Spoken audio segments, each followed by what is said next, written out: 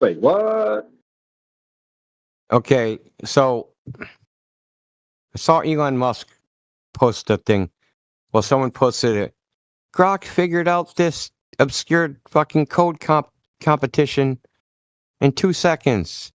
And Elon Musk said, Grok is great at reasoning. So I'm like, okay, let's test that. Hey, Grok, give me a logical syllogism that proves the Earth is a globe. So major premise was celestial bodies form things into spheres. Earth is a celestial body, so it must be a sphere. So that's Ipsy Dixit. It said, okay, let me correct that. And then I said, I'll just read it, man. It's freaking. See, it's pretty funny, actually. Grok. Let's see the history. So here's its syllogism. Minor premise is Ipsy Dixit. You're correct. The question the minor premise for potential Ipsy Dixit bare assertion that it lacks evidential support. Let's revise the syllogism. Major premise. All celestial bodies of sufficient mass observed to exhibit characteristics like curved horizon, photos from space showing a spherical shape, and gravitational effects consistent with a sphere are globes. Minor premise. The Earth is a celestial body of sufficient mass that exhibits a curved horizon from high altitudes, photos from space showing a spherical shape from NASA missions, and gravitational effects, e.g., the Coriolis effect. The Coriolis.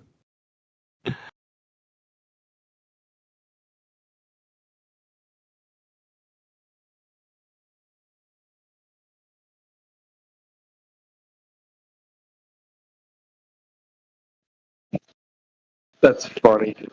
But it so it just gave you a bunch. Sorry. Gave me It just did a bunch of it just did a bunch of claim stacking as its revised syllogism.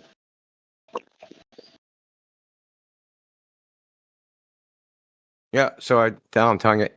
The first two items in the minor premise, even if true, are subjective, and the Coriolis is not caused by gravity. Let's see what he says.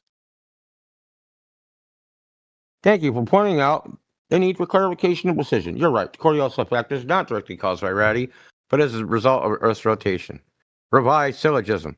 All celestial bodies of sufficient mass, which exhibit objective physical characteristics such as consistent gravitational field strength, a shadow pattern during lunar eclipses consistent with a sphere, and photographic evidence from space showing spherical shape, are globes. There's a celestial body of sufficient mass that exhibits a consistent gravitational field strength, 9.8 meters per second squared, which is little g, which is wrong. Adjusted for altitude and latitude, whatever that means. Shadow pattern during lunar eclipses, which is consistent with a circular observed historical modern eclipse records. And photographic evidence from the space showing a spherical shape. Apollo missions, weather satellites, modern spacecraft. Therefore, the Earth is a globe. A shadow pattern during lunar eclipses that is consistent with circular. Who saw the shadow of the moon on the Earth? Okay, it's fucking funny. Oh, the ISS. Yeah. Yeah, that must be it, yeah. But was it circular? Good question.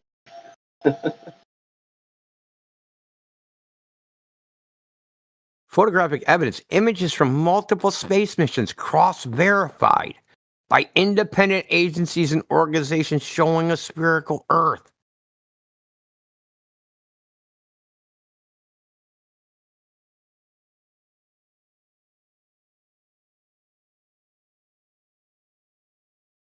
I'm going to ask it. Oh, yeah, because Can you give me the evidence of cross-verification? This should be fucking hilarious. I'm going to break the goddamn thing, watch.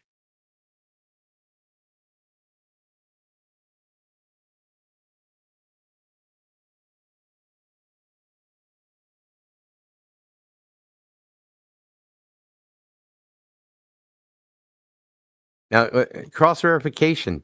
Independent tracking of Apollo missions by non-NASA entities confirm their authenticity.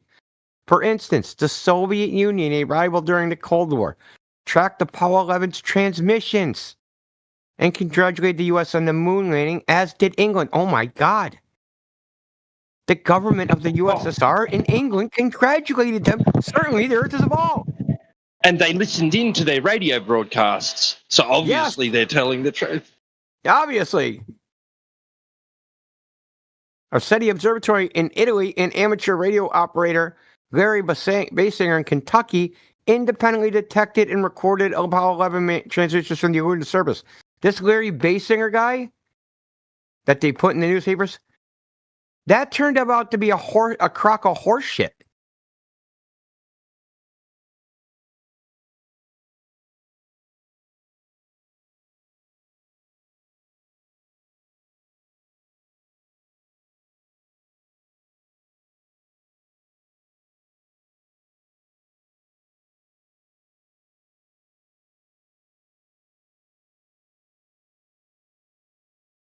Let's see.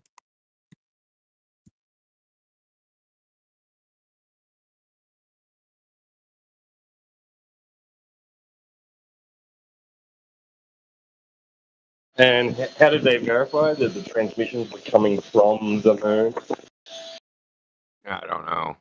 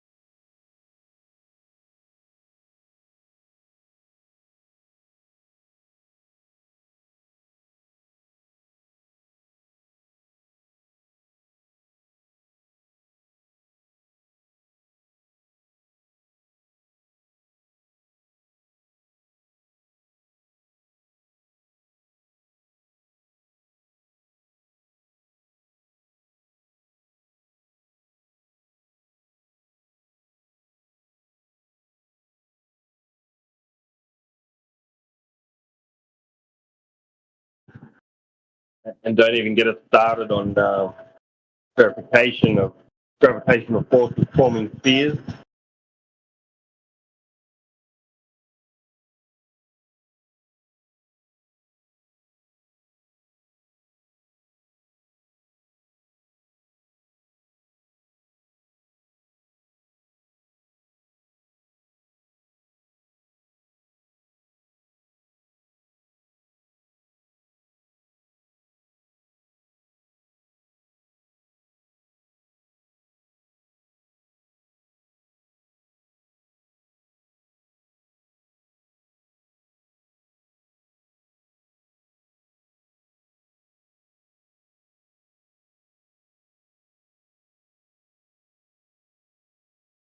So here is the funny thing. Okay, Basinger. The Nautical Almanac says the moon set at Louisville, Kentucky at 12:19 a.m. The beginning of his recording is at 11:52 a.m., 17 minutes before moonset. He's pointed parallel to the ground.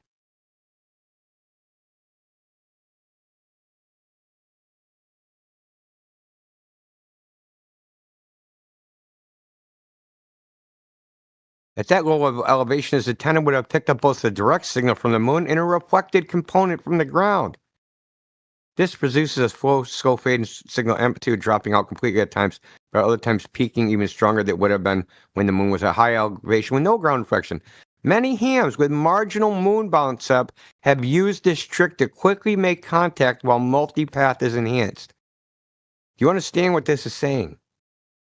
It's saying that if they do an EME moon bounce, or in this case, listening to frickin' NASA radio, they get a signal when pointed parallel to the horizon across the plane.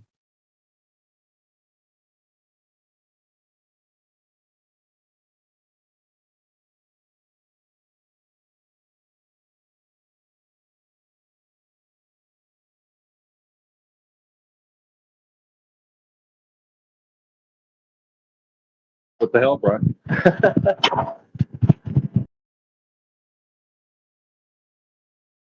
Yeah, it's almost like there ain't a ball in the way. Right. But that's after moonset? So it's like during 18 minutes before moonset, but you have to remember the moon, doesn't it travel faster than the sun in the sky?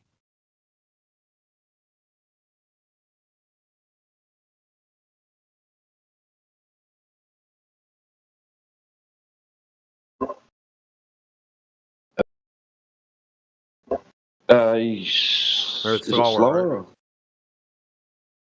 The moon appears to move with sky faster than the sun from our perspective on Earth. So at 18 minutes before moonset, okay, the sun appears to move across the sky at 15 degrees per hour. The moon is 14.5 per hour.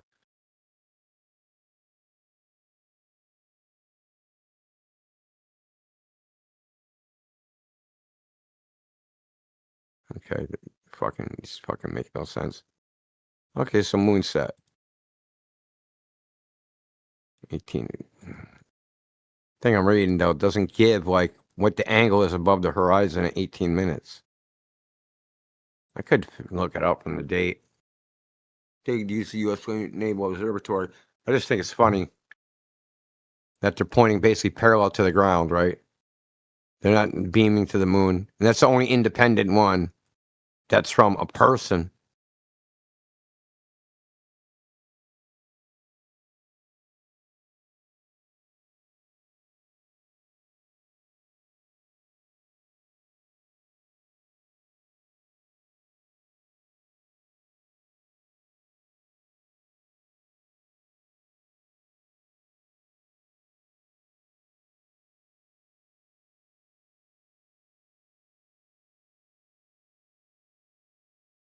And was it recorded, or was it just hearsay? Yeah, apparently they dude at the recorded bar. it. Yeah, apparently it's a recorded signal.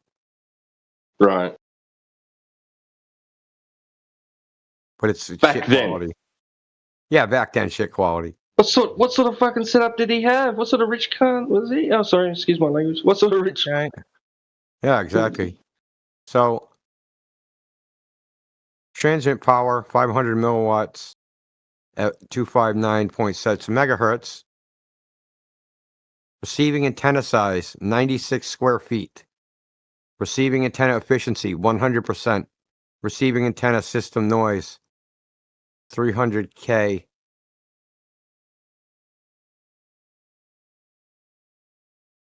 So this is like a radio forum. I suppose they had tape recorders back then, did they? Yeah, they would have had tape. Yeah, reel to reel, man. Yeah.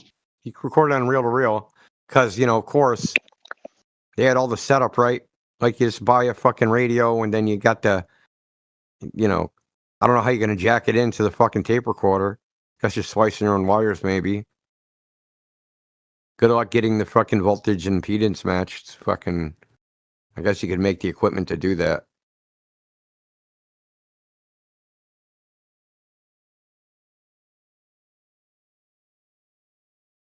But apparently it was in VHF, so 300,000 mile VHF signal and 500 milliwatts. Like, I don't fucking think so.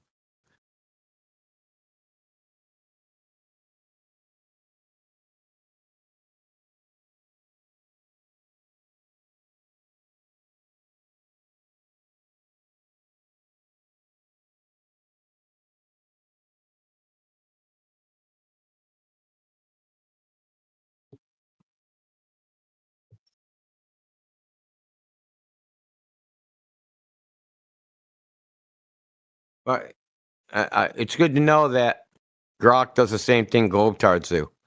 But my space picks, man, they're cross-validated. The governments approve the governments, man.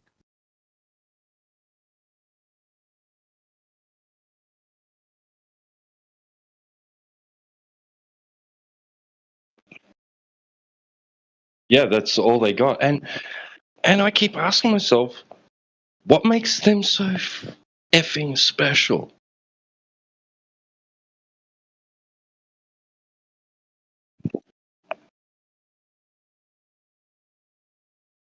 Why is it that they are immune, right? Like you're saying, yeah, right. So the government trusts government. Like, what's so special about that? Why does that make it any more, vindicated, or I don't know. Grok is trash, dude. The evidence avoids subjective interpretation by relying on measurable data, e.g., lunar eclipse shadow. Lunar eclipse shadow is measurable data. Photographic consistency. I guess that could be measurable data if you have a huge sample. And then how you're going to evaluate one picture photograph versus the other, that's subjective. Independent corroboration. Soviet tracking. They didn't track the spacecraft. They picked up a radio signal. JAXA imagery. Oh boy. They're really fucking digging a hole there. The involvement of rival nations, Soviet Union, private companies, SpaceX, and independent observatories, Akatri and Parker, makes a coordinated deception implausible, as it would require global collusion across decades. This is what Grok wrote. That's subjective. Fucking horseshit. It's utter Failed it. horseshit, bro. Like, come on, man. Yeah, that's illogical. As it would require global collusion across decades. Because, as you know, the Soviet Union, SpaceX, and two independent observatories, that's the globe, dude. That's everybody. And obviously, all those people, they're the global, factor, and they have to collude across decades.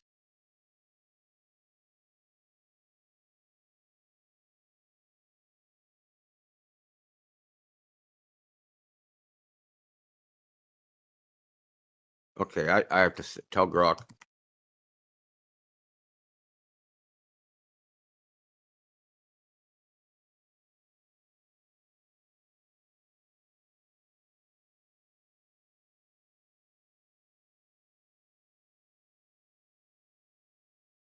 I'm going to ask Grok. You do realize that everything you just said is horseshit, right?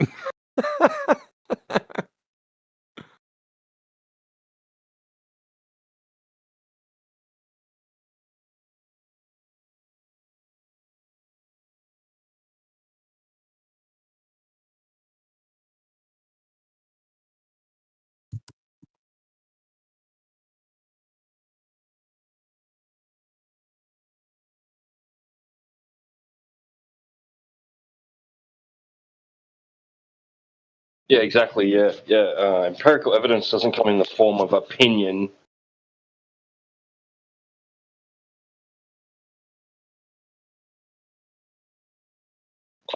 Or likelihood. Like, bro, come on.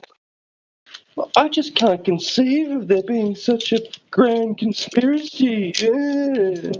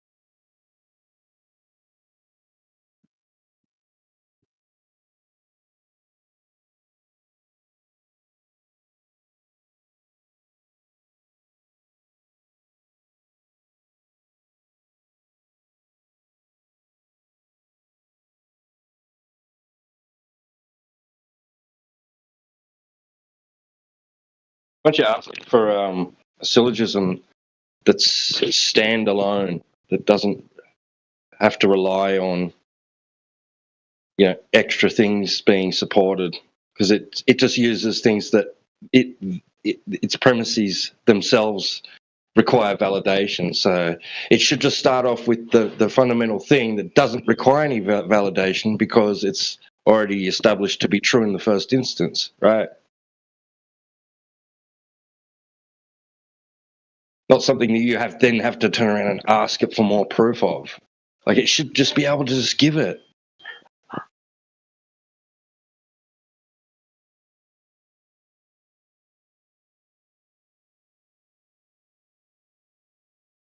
Dude, Grok is full of shit, dude. I just said, hey, Grok. This is what I said to Grok. I personally made this observation of ships over the horizon from 14 feet above sea level. Watch the ship sail out to sea over a period of 3.5 hours, and I could still see the entire ship 30 miles away. Does a calculation, says it should be hidden by 600 feet of curvature. Then it says, if the ship was exceptionally tall, with a superstructure 200 to 300 feet high, parts of the ship could remain visible at 30 miles. Motherfucker, you just said 600 feet's hidden. Like, what the fuck? If 600 feet's hidden, how can I see a 300-foot ship? Right. Oh, Are we'll you just trolling? add in a bit of refraction. Sorry? Well, it didn't say that. It just said a bunch of shit, right? It just said, it's a superior mirage, a Fata Morgana, a freaking looming. It literally just threw all the shit against the wall like a Glober does.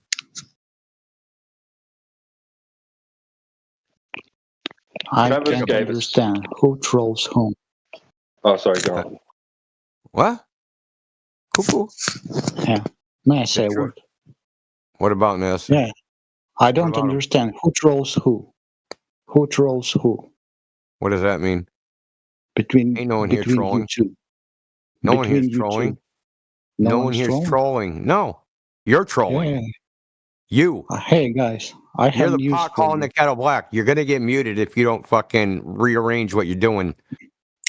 I have news for You're going to you. be muted not only in this channel, but every other channel. So you might want to think before you keep speaking. I have news, okay? News. Do you understand what is news?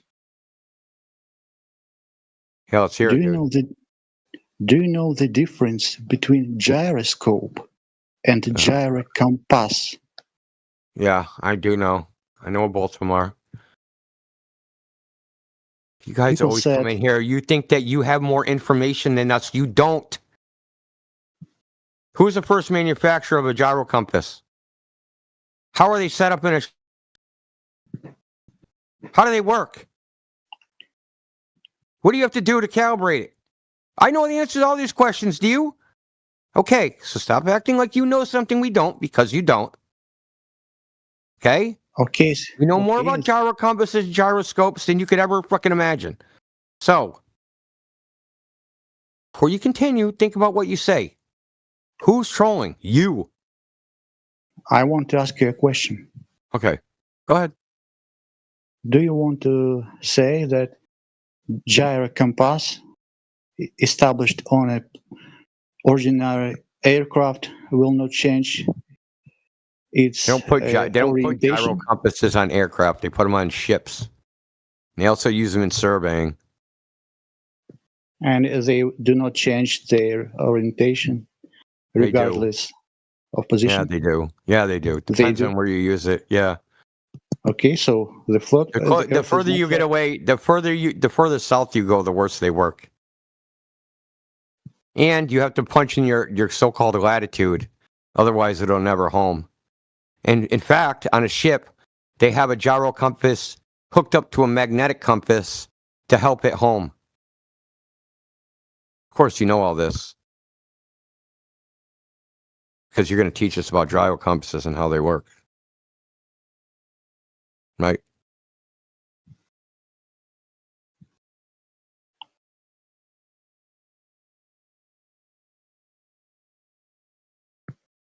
Is there?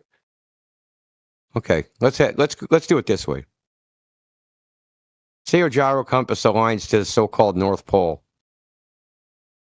Do you know what causes that?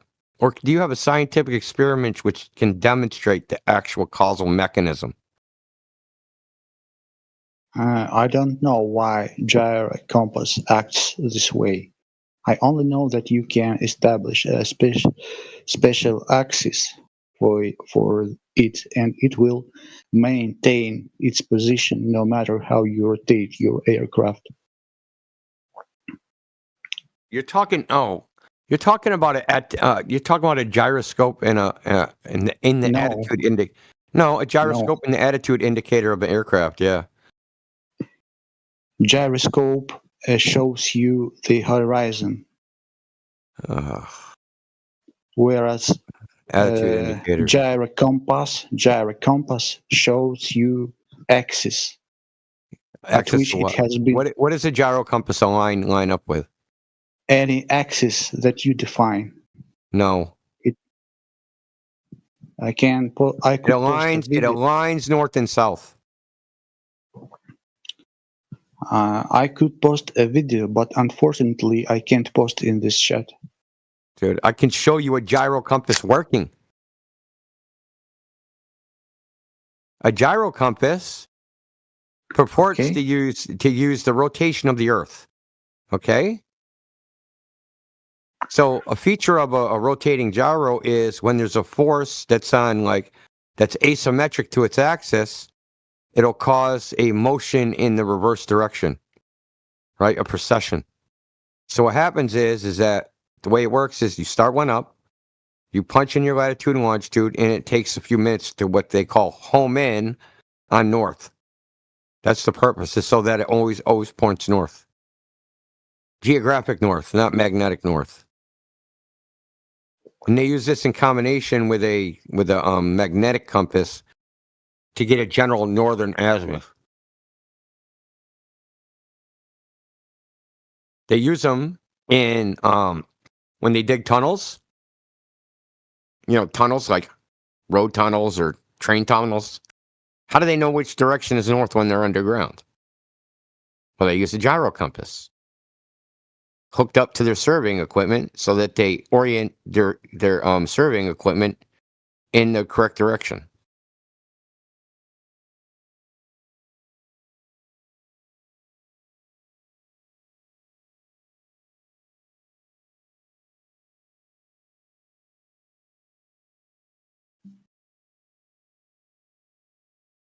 Oh, that'd be for performing Euclidean geometry, right?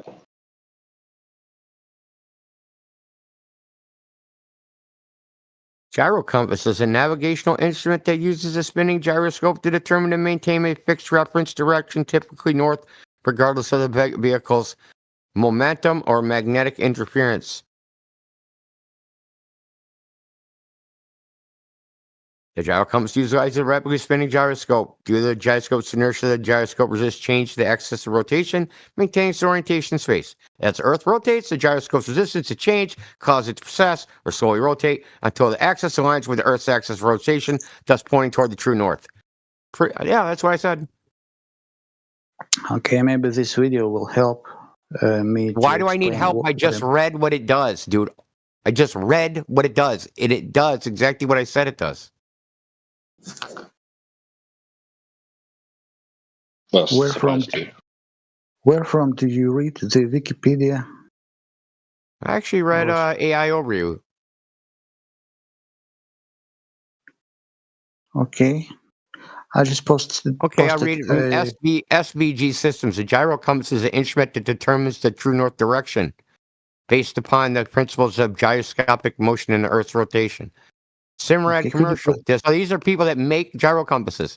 A gyro compass is a form of gyroscope used widely on ships, an electrically powered, fast-spinning gyroscope wheel. Hold on, let me read the rest. Okay, could you please post me a link to the chat so I could read it? Yeah. These guys make gyro compasses.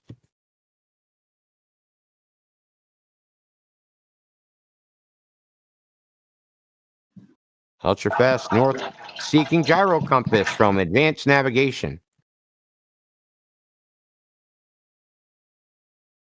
Isn't the whole thing kind of like contradictory to itself because then it'll say that they need to add these extra components in it to make it do what it does because an ordinary gyroscope Here, this is from the U.S. isn't Navy. right. It isn't capable of detecting the rotation of the Earth, right? So why wouldn't you just use a normal gyroscope since that's the case? Yeah, I Because it wonder. wouldn't process. I don't get it.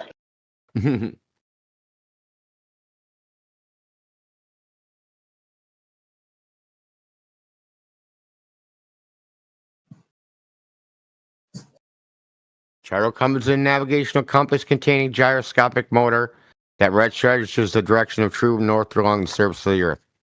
I mean, I can go on and on and on and on, dude. Like every single fucking, I'm like, look, this is the way it looks, dude. They say it works because the Earth is spinning and the inertial forces, that the gyroscope resists change in its orientation. And because the Earth is rotating and that has an inertial force, pushes it back in the other direction, keeping everything aligned with north-south. As I understand from the description, it is a combined device. It's a combination of gyroscope and gyrocompass. The gyro compass is a gyroscope. Yeah, it's no the extra extra components are dampeners and pendulous vanes or something like that, isn't it? No, that's the attitude indicator on a plane. Oh, okay. No, because I'm sure I read something about the gyro compass having like a pendulous vane type system which helps it stay aligned, stay calibrated. The pendulous vanes keep it oriented to down. Because if you make like a sudden maneuver, right? Because the gyroscope is keeping its orientation in space, it'll be tilted relative to level. But when the pendulous vane opens up, the air squirts out, and then that force pushes it back in the other direction so that it aligns itself vertically. Right, because they could be suffering really hostile storms at sea and shit. Yeah. The gyro is basically a damper that's all it's for. Right? So imagine like you want to know which way down is, right? So you hang a weight. But like it'll swing and flip all over the place, right? If you just had like some hanging plumb line. So you damp the motion with a gyroscope. Right? Because the gyroscope resists its orientation changing. Let's read a little bit more about this device. When the gyrocompass starts moving, the gyroscope resists any changes to its axis of rotation and maintains its orientation relative to the stars. Relative to the stars. So you're geocentrist?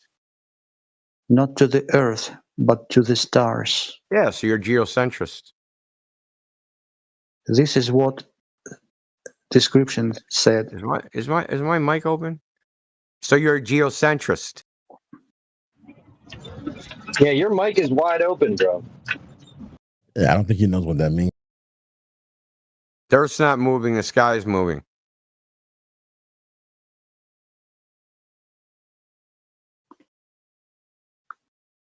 Do you read my post in the chat? Well, there goes the rotation of the Earth came out the window. Yeah, did you just hear what he just asked you? Because that completely just destroys your point. You said relative to the stars, correct? Yes. Right. So, and Indio said, so you're a geocentrist then? No. I just read the description of your page. Right. So, are the stars moving, or are the stars moving, or is the Earth moving? I don't understand your question. How is it related to the topic? I read. Are you understanding what you're reading, man? Yes, I'm reading. Okay, what does it SBG say? system. What It did it says say? the basic principles: gyroscopic inertia and Earth rotation, and then it gives me the same quote that I posted in the chat. The gyro compass uses the Earth rotation to align itself. As the Earth How do you rotates, know? How do you know that? because it is a description. No, but how do you Of, know that that's what's causing it to do what it's doing? That's what I'm asking you. I don't know what causes it Okay, to then don't behave say this it's way, but don't say it's due to the Earth's rotation because you don't know that. I'm just reading the description. Okay, fine, fantastic. And it says Read. that gyro compass, uh, give me a second, Yeah, take your time. ultimately pointing towards excuse me, rotating, maintains its orientation relative to the stars. Okay. For example, if Which you stars? direct the For example, if you direct a gyro compass to some specific star, it will maintain its orientation no matter of the rotation of your aircraft or any other vehicle. This is what description says. Okay, just read the description. Does that make it true? I think yes. Which one you want to read in the description? You in the description of what am I reading the description of? The video? No, ASBG systems. The gyro compass SBG That's the one systems. I posted. Yes, exactly. The basic principles. The second paragraph. Gyroscopic inertia. Oh, Gyroscope yeah, maintain a I'm sorry. constant orientation. Oh, I'm reading Yes. it. Hold on. Yeah. Gyroscopes maintain a constant orientation due to their rotational inertia. When the gyroscope starts moving, the gyroscope resists any change to the axis rotation and maintains its orientation relative to the stars. I don't Yeah. think that that's actually true. That You can't be don't think? possibly be true. Yeah. Like orientation in what sense? Like the angle? Like if I pointed at a star, like if I align the gyroscope at a star, gonna keep pointing at that star? And not gyroscope, but gyro compass. Yeah, I know. I'm reading the thing. Like if I take a gyro compass and I point it at a star so that the wheel is aligned with any particular star, let's say it's a star in Orion's belt. I align the gyro compass to say the star all the way to the left. Boom. Yes, this It's is gonna how it stay. should behave. It's gonna keep pointing at that star. Yes. I thought that was what's the name of that shit? It's like The mounts, whatever Yeah. it is. celestial mount. Yeah. No, But equatorial mount. Equatorial mount. Equatorial mount. That's it. Yeah. Good job. Fucking going see now, so, brother. so basically, if Earth rotates, this gyro compass should maintain its orientation. So, from the perspective of, for example, me watching that gyro compass, it will rotate slowly, maintaining its orientation to the star. Because from my perspective, sky is moving. It's like rotating, but actually, it is not the stars. It is Earth rotating. Yeah. No, How it's do you know the that? ship. It's the ship I moving. keep asking you, how do you know it's the Earth moving, and you just keep like, whatever. Because of that device behavior. Oh, okay. So let's say we have a bucket. It's filled to the top with water, and we spin the bucket. The top of the water makes a concave surface. What's the spinning relative to? Wait a second. Let's say we take away all the scars of Earth. There's nothing. All we got is just the bucket, and we spin it. Why does the surface go concave? This is a famous thought experiment that's never been solved, and it has something to do with yours. There's no such thing as absolute space in the globe paradigm. So there is no orientation relative to the stars.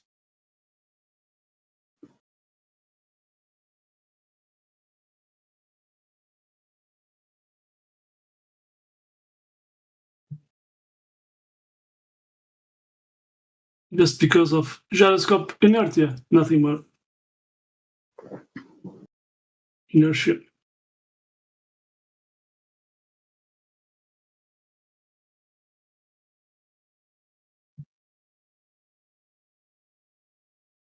I think Ernest the Mach, problem. like Mach speed, dude. You heard of like Mach speed. Ernest Mach and Newton came up with this experiment. So I'll show you a diagram. If you rotate the bucket, it'll become convex on the surface. What's the bucket spinning relative to? The Earth? The stars? What? So just sitting there saying, well, I know the rotation of the Earth causes it. No, you don't know that. You can't even do the experiment required that would know that. So we know how to conduct a scientific experiment to determine the cause of some effect we Okay. observe. So hold on. So you observe an effect. The fucking gyro compass appears to rotate relative to your perspective. Okay, how do you figure out what causes that? I Do an really don't experiment. know. I Yeah. don't know what causes that. Yeah, nobody knows. Okay, it's okay. Nobody knows because that experiment can't be done.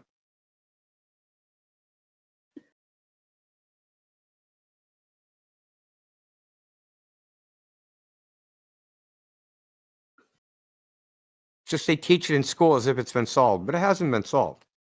This is a freaking May- 400-year-old problem that hasn't been solved. They don't know because they don't know what causes inertia in the first place. Maybe you would like to watch the video from my Dude, watch link. the video, From dude. I could show you videos too. Or freaking Eric Leithwaite yes, picking up a I fucking watched. spinning fucking weight with one hand. Maybe you'll be interested in watching Have you ever my seen any video. of Eric Leithwaite's videos? You know who that is? What? Eric Leithwaite. He was physicist scientist. Oh, I would like to watch it too. If you will Yeah, let me give show me it a to you. link. It's super interesting. Yeah, post me your link. I will post you mine. Okay, I looked at yours. So what did you see? Does it work? Somebody playing with gyroscope. It talks about gyro compass, not gyroscope. What they show is not a gyro compass. It's a gyroscope.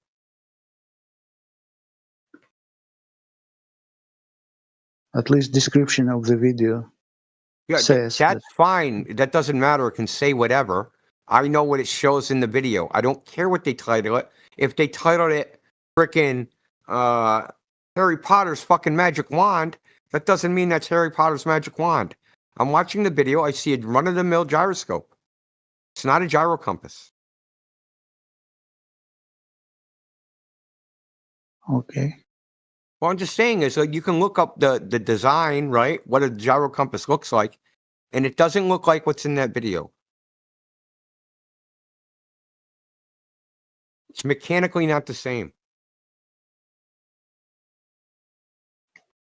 Okay, I'm watching video and I will disconnect for a while. Oh man, I was going to show you the gyro compass. Man, bummer.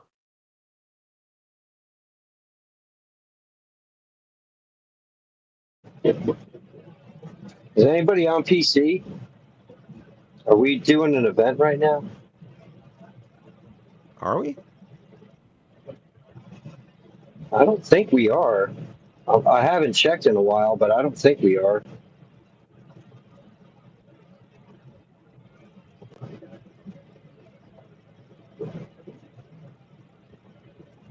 No, we're not. So if you wanted to start one, there doesn't seem to be anything going on. We'll definitely get a bunch of Globers in here if you're on.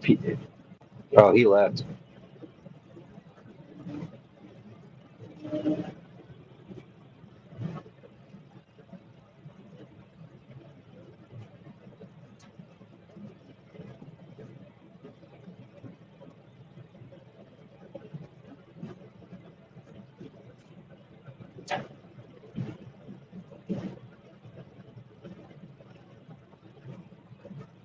The I think he Globers misunderstood what I was saying.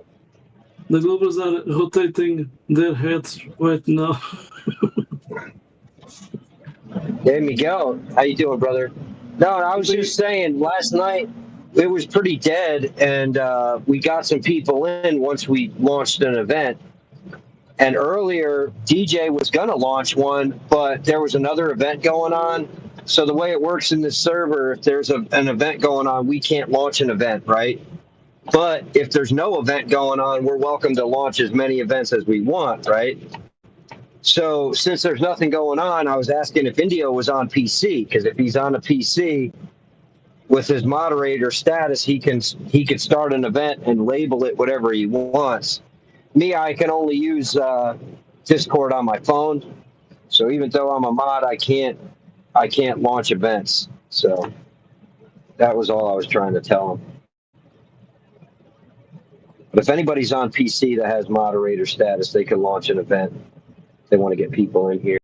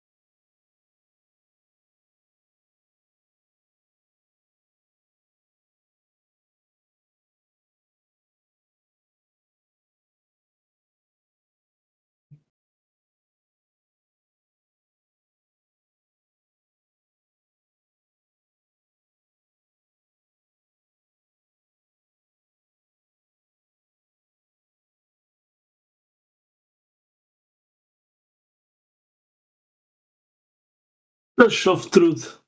True. So you believe the Earth is moving, right? Hello? It doesn't matter what I believe.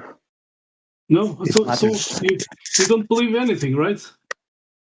It matters Is what the, can be proved. it's just a simple question to you. Is the Earth moving, yes or no? Do you know it? Because it's pointless, talking about gyros. If you are talking about our planet Earth, so yes, of course, I believe that it is spinning and It's moving. spinning. Okay. So And- how are you gonna and prove moving. that? How are you gonna prove that? If I go vertical, will see at the back? I'm doing a vertical flight. So at my back, do I will see Earth changing direction? I will not be building here models that can prove I'm not talking about rotation. models. I'm talking about reality. I'm doing a flight, a vertical flight. Do I will see Earth moving at my back? Yes or no? What do you mean? The rotation of the Earth? Yes. You claim that Earth is moving. So I'm doing a vertical flight. Do I will see Earth moving sideways? Yes or no? You will not see it. So welcome to Flat Earth, because you are just contradicting yourself, You are just saying that there's no Coriolis. So yeah, what's the point talking about gyros? Because you are moving together with Earth Oh and yeah, with yeah. So I am moving with the Earth. of course that called Of course. inertia. So explain to me why I see clouds moving north, clouds moving south, clouds moving east or west. Why those clouds are moving? Because you are claiming that they are moving at the same speed as Earth. So it's a contradiction. Yeah, and the same thing, it goes with gas too. Like gas doesn't seem to have any gravity, doesn't seem to have any effect on any of the gases. They just go wherever they want, just like a gentle breeze just goes whichever way it wants. I mean, it's insane to me how people just rationalize all this stuff. It's just running away. I mean, it's all a moot point because there's no curvature, and it's like the one thing that nobody wants to stay on. It's always like we show them long distance observations that are impossible on a sphere, right? I mean, at this point, with the distances that we have, the observations that we have, there's like the globe would have to be over 250,000 mile radius. It's crazy that people are still like going with this. You want to talk about everything but the lack of curvature. Sorry about that. No, you are all right. You know what? The guy is just debunking focal pendles, because beneath that focal pendle, the Earth should be moving, But the guy is contradicting. He's claiming that the pendulum is moving with the Earth at the same rate. It's it's nonsense. But the guy is contradicting. Coriolis effect. So he's just running away. I was presenting a practical thing that you can do to check if the Earth is moving, but the guy is just running away. It's cognitive dissonance. Yeah, trust me, if the Coriolis effect was a thing, like I said, professional golfers would be taking it into account while they're trying to hit fairways. I mean, sharpshooters would be taking it into account all the time. It's just not happening. But you got Neil deGrasse Tyson saying that, it's affecting field goals. I have this guy. He did jump from 25,000 feet. Let me see. Just a second. Without a parachute. And he target, right? And he hit his target. Yes. How can the guy can do that? And it's when he jumps, he cannot see that web, that net. But he has. So if the Earth was moving, he couldn't reach. Miguel, what else is funny is these people tell you that the Earth is so big you wouldn't see any curvature from 110,000 feet. Meanwhile, right, which is like 20 something miles, right? So, but meanwhile, if they say like a 110 mile bridge, right? That thing should have over a mile curvature from one end to the other. If the Earth's radius is 3,958.8 miles, right? So you have these things where it's like they're telling you it's too big to see any curvature from way high up, but at the same time, you would see a freaking mile of curvature from in 100 miles. You know what I'm saying? Like you would see the curve from one point to another. Not to mention it would be factored in the design of the thing, right? That bridge in China, the Huangkushan Bridge in China, that's 110 miles from one end to the other. So yeah, there's just way too many. There's just way too many holes in the argument at this point. That things like Swiss cheese, and it makes no sense at this point for people to keep trying to switch the topic of the conversation. Like, well, explain everything else. It's like we don't have to explain everything else. We have zero curvature. And it's like as soon as we present this data to people that proves that there's no curvature, they always want to talk about something else. All right, well, explain this. It's like, what else do we have to explain if the topic is the fact that the Earth is not curving? Why do we have to go into all this other crap? It's like, just accept it, man. How this guy is going to We're prove not- that the Earth is moving? How this guy is going to prove that the air is moving at the same rate with the Earth? How is he going to prove that? He's talking something that he cannot prove it. But I can post clouds moving in multiple directions, and that debunks this already. What are you defending? We are talking to source of truth. Church of Truth. What is the truth that you telling the people? Why are you interrupting? I don't think that you want Why to know the interrupt truth. I'm sorry if I interrupt your super important topic, but I didn't know I was interrupting it. Yeah, so we I are don't talking think- to search. Let's see, search. So what's going on? How are you going to prove that the Earth is moving? Man, we just talked about that. The gyro compass. Did you show any proof? Because you can talk. You just declared that it shows that the Earth is rotating. You didn't prove it. Yeah, Have you seen the Josh, video? the Yeah, videos, bro, you know, listen. Video. the Bro, video of it a guy doesn't talking matter. about it doesn't prove anything. Yeah, it doesn't. What? It's like he's just going to say what you're saying. Well, because it says so in this text here that I read out. I'm just reading out the text. You're just saying, well, it's doing this and that because the Earth's rotating. All right? Demonstrate the Earth to be rotating so that we can confirm that. Well, this gyro compass shows that it can maintain axis established before the rotation starts. That is what it shows. On that video, it doesn't prove that Earth is rotating. Okay? Right. Awesome. Thanks. Let's move to another thing that it can prove that Earth is moving, please.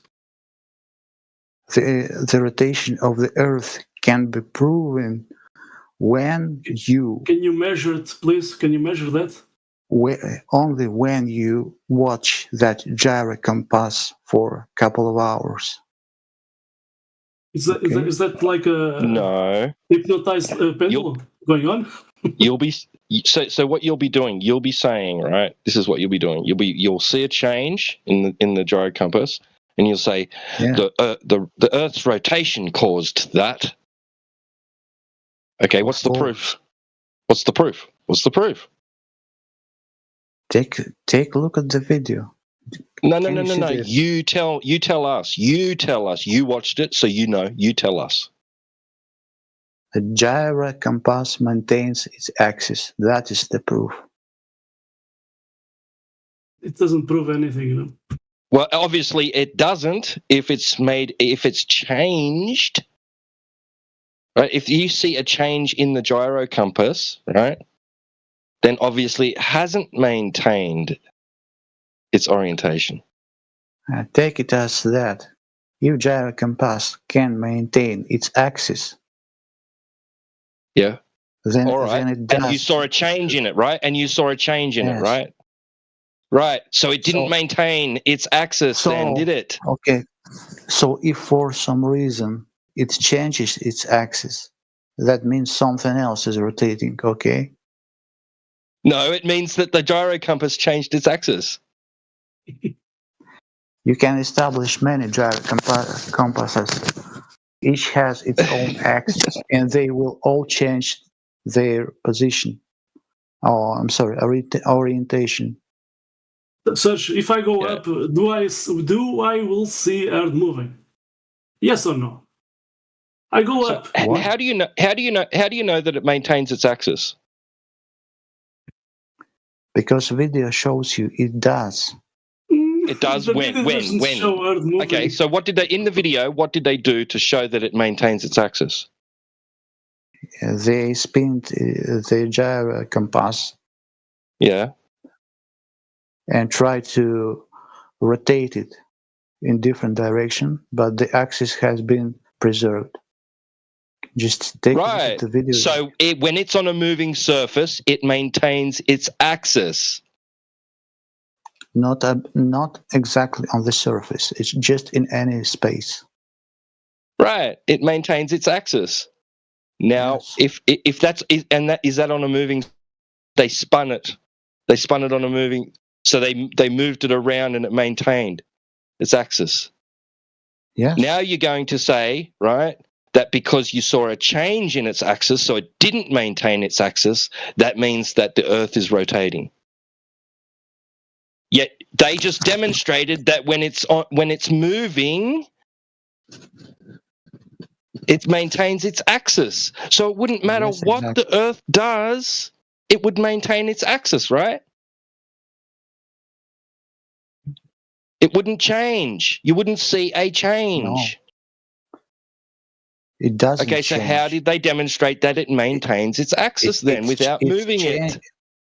It changes only from your perspective. Actually, it just continues to maintain its axis. It changes from your perspective because you are rotating together with Earth. That's the claim, Show me bro. that. Show me that. So, Oh my so I go God. up. I go up. So I'm moving at the same rate as Earth. How planes go? Fly west, please, or west. Do they have to fly? So if the Earth is moving east, do they have to fly?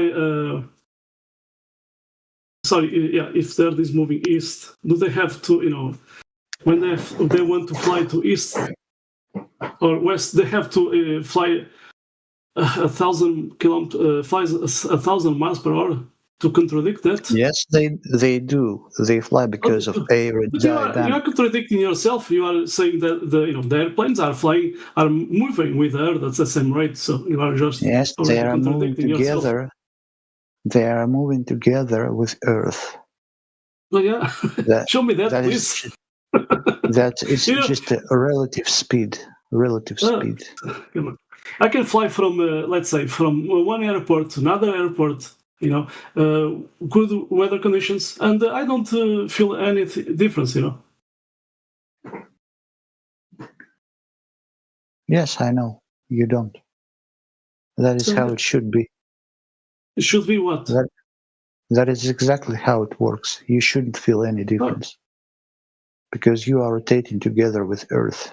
So if I'm rotating together with Earth, so let's say in that ball Earth, I'm rotating to going to east, right? Yes or no? In your ball Earth. So if I'm moving with Earth going to east, right? Exactly? Yes or no? At the same rate, right? Yes. So you are saying that you don't understand. You are saying that I am moving with Earth. So if I am in an airplane or a hot air balloon, so you are saying that I'm moving at east at the same rate as Earth is moving, right? Yes or no? Exactly. Oh yeah. So now tell me, how can I go travel west, please? Do I have to travel against 1,000 miles per hour? You will travel to any direction you want. How can I travel to west? How can I travel to west? If I am moving with Earth 1,000 miles per hour, how can I travel to west? That's I cannot stupid travel to question. west. Oh, really? Yeah. So you are claiming that when I'm flying an airplane and I'm going to east, it's the same rate as has. Then you have a has- problem, man. How can If you I? can travel. You have a problem. Now you have a problem. How can I travel to west, please? Because you are claiming that the plane is moving to east at the same Okay. speed as Earth. How can I travel to west, please? Do I have to Here's the- go against Okay. 1,000 miles per hour, Okay, please? Okay, here's the simple instruction.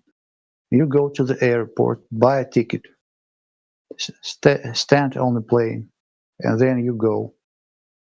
Okay? That is how you travel. Thank you. That doesn't explain you're claiming that I'm moving with the Earth at the same speed.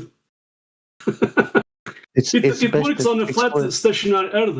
Going, I buying think- a ticket, going to an airplane, and going to from I think- from one airport to another airport. I don't have to, they don't have to account any Coriolis going on. So yeah, it works very well on a flat stationary Earth. It doesn't work on your ball Earth moving.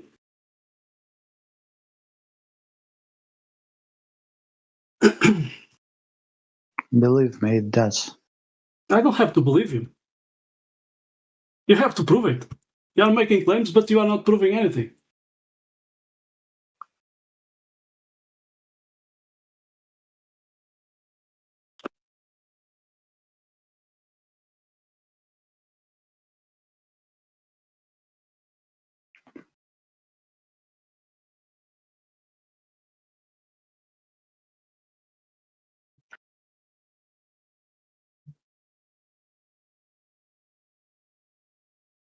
So bring your measurement of Earth moving, please. Man, do you know I'm where waiting for you, Earth. I want a measurement of Earth moving, please. do you know where you are? Yes, on flat stationary Earth, and it works very well. I can fly to any airport and get me back. Man, you are in the chat. The shit. No. In I'm the on chat. flat In the Earth. chat. In the voice chat. Yeah, You are in Discord. the voice chat. Yes, realize, man. yeah. That's just on internet, but I am living at the flat stationary Earth. The same home that you are living, but you are believing that Earth is moving, but you are not proving Man, it. I you want a don't measurement. understand. I want a measurement. You- A number. You have a measurement You of that Earth moving, please. You don't understand where you are. Maybe you don't understand it. If you want measurement, go and do measurement. Yeah, I did. I did measure 0.0. Earth is not moving. You have one measurement to show to me? Do you have it? That's a big difference, You are here talking, but you have nothing. You have a number, a measurement that you did. That's the big difference. You can believe it. That's your problem. You can talk about Narnia. I don't have to believe it, You have to prove it. We're still talking to church, bro. Yeah. The guy is making claims, but he cannot prove anything. He did said you have to believe it, you can believe it.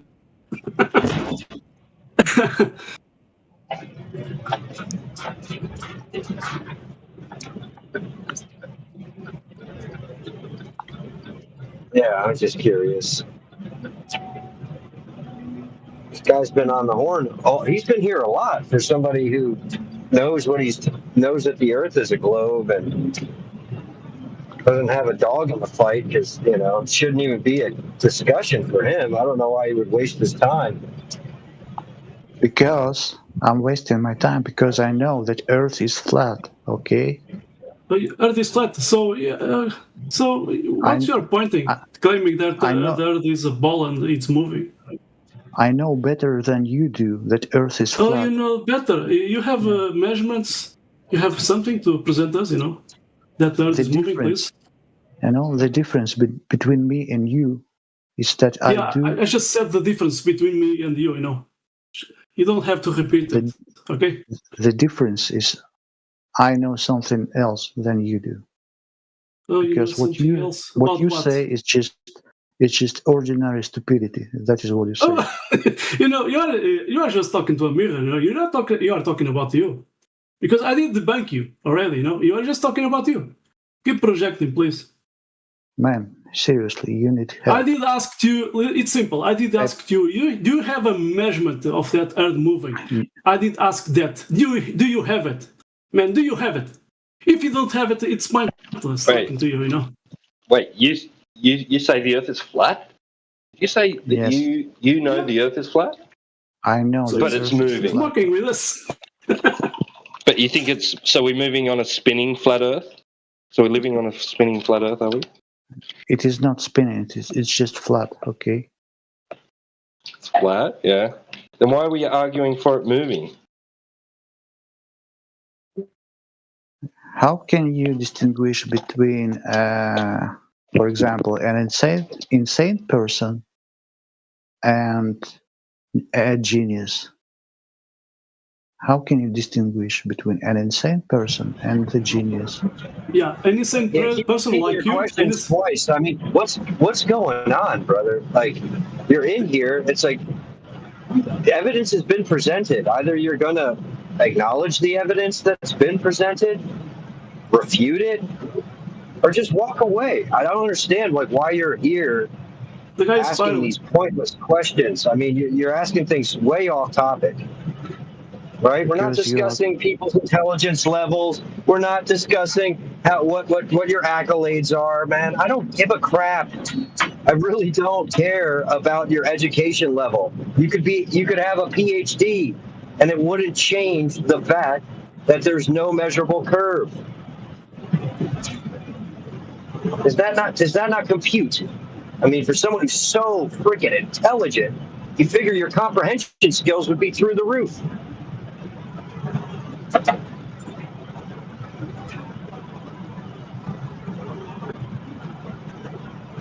And if you're trying to dazzle people with your intelligence by calling them stupid, I mean, dude, just kick rocks, bro.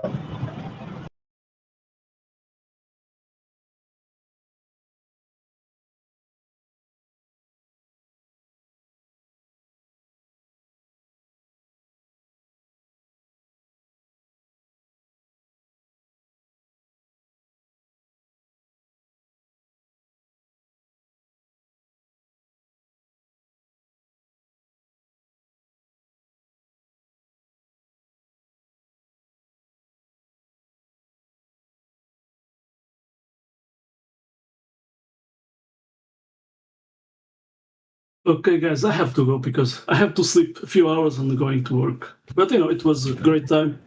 See you guys later. Cheers. Yeah, good seeing you, man. Cheers.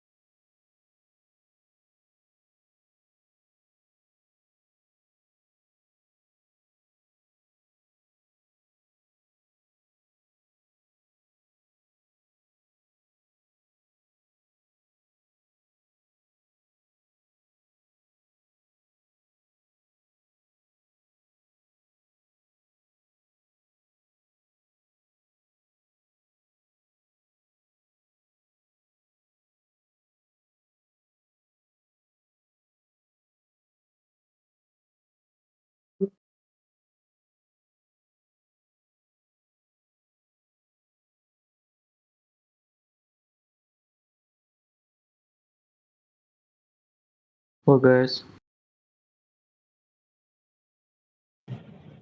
Hey, welcome to the room.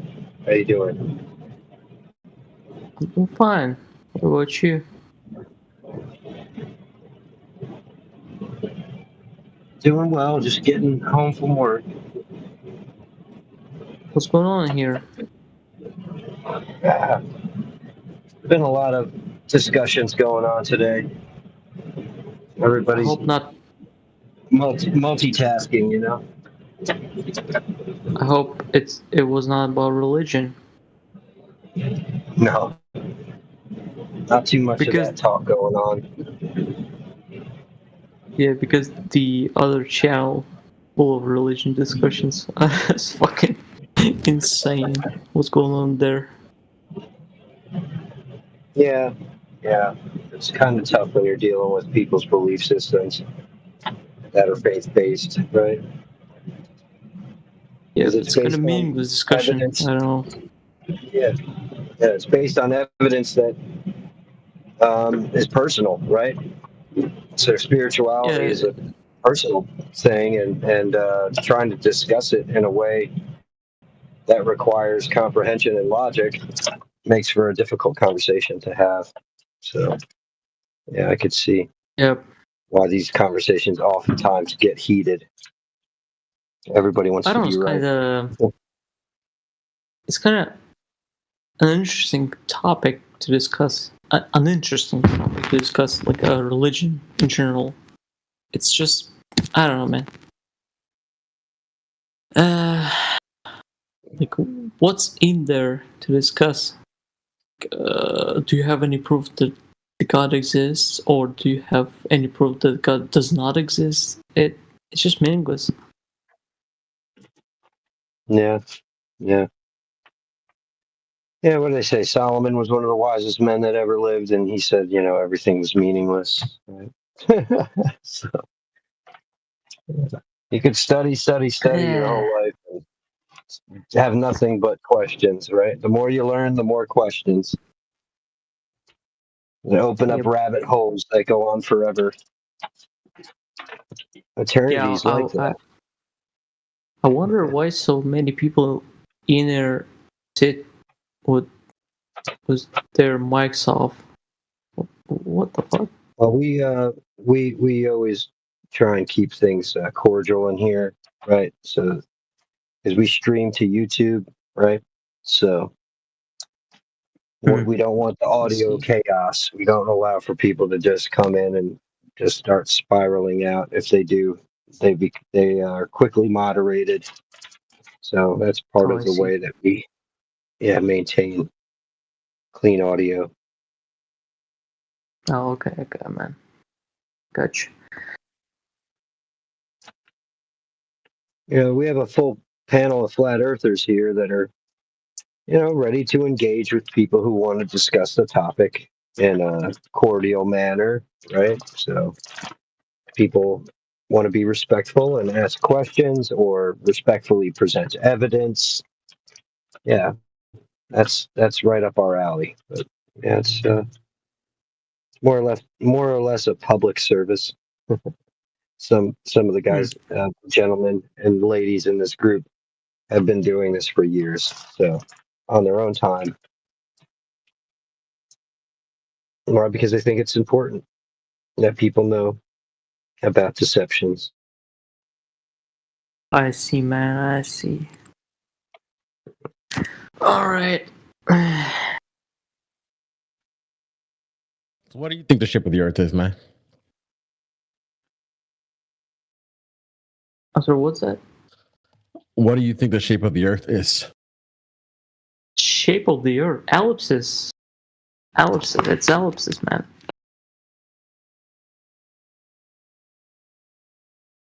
You? What's your opinion on that?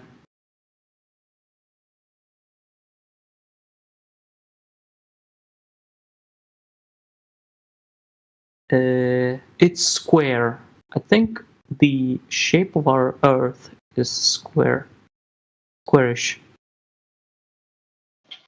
No, go with the first one. Ellipsis, ellipsoid, right?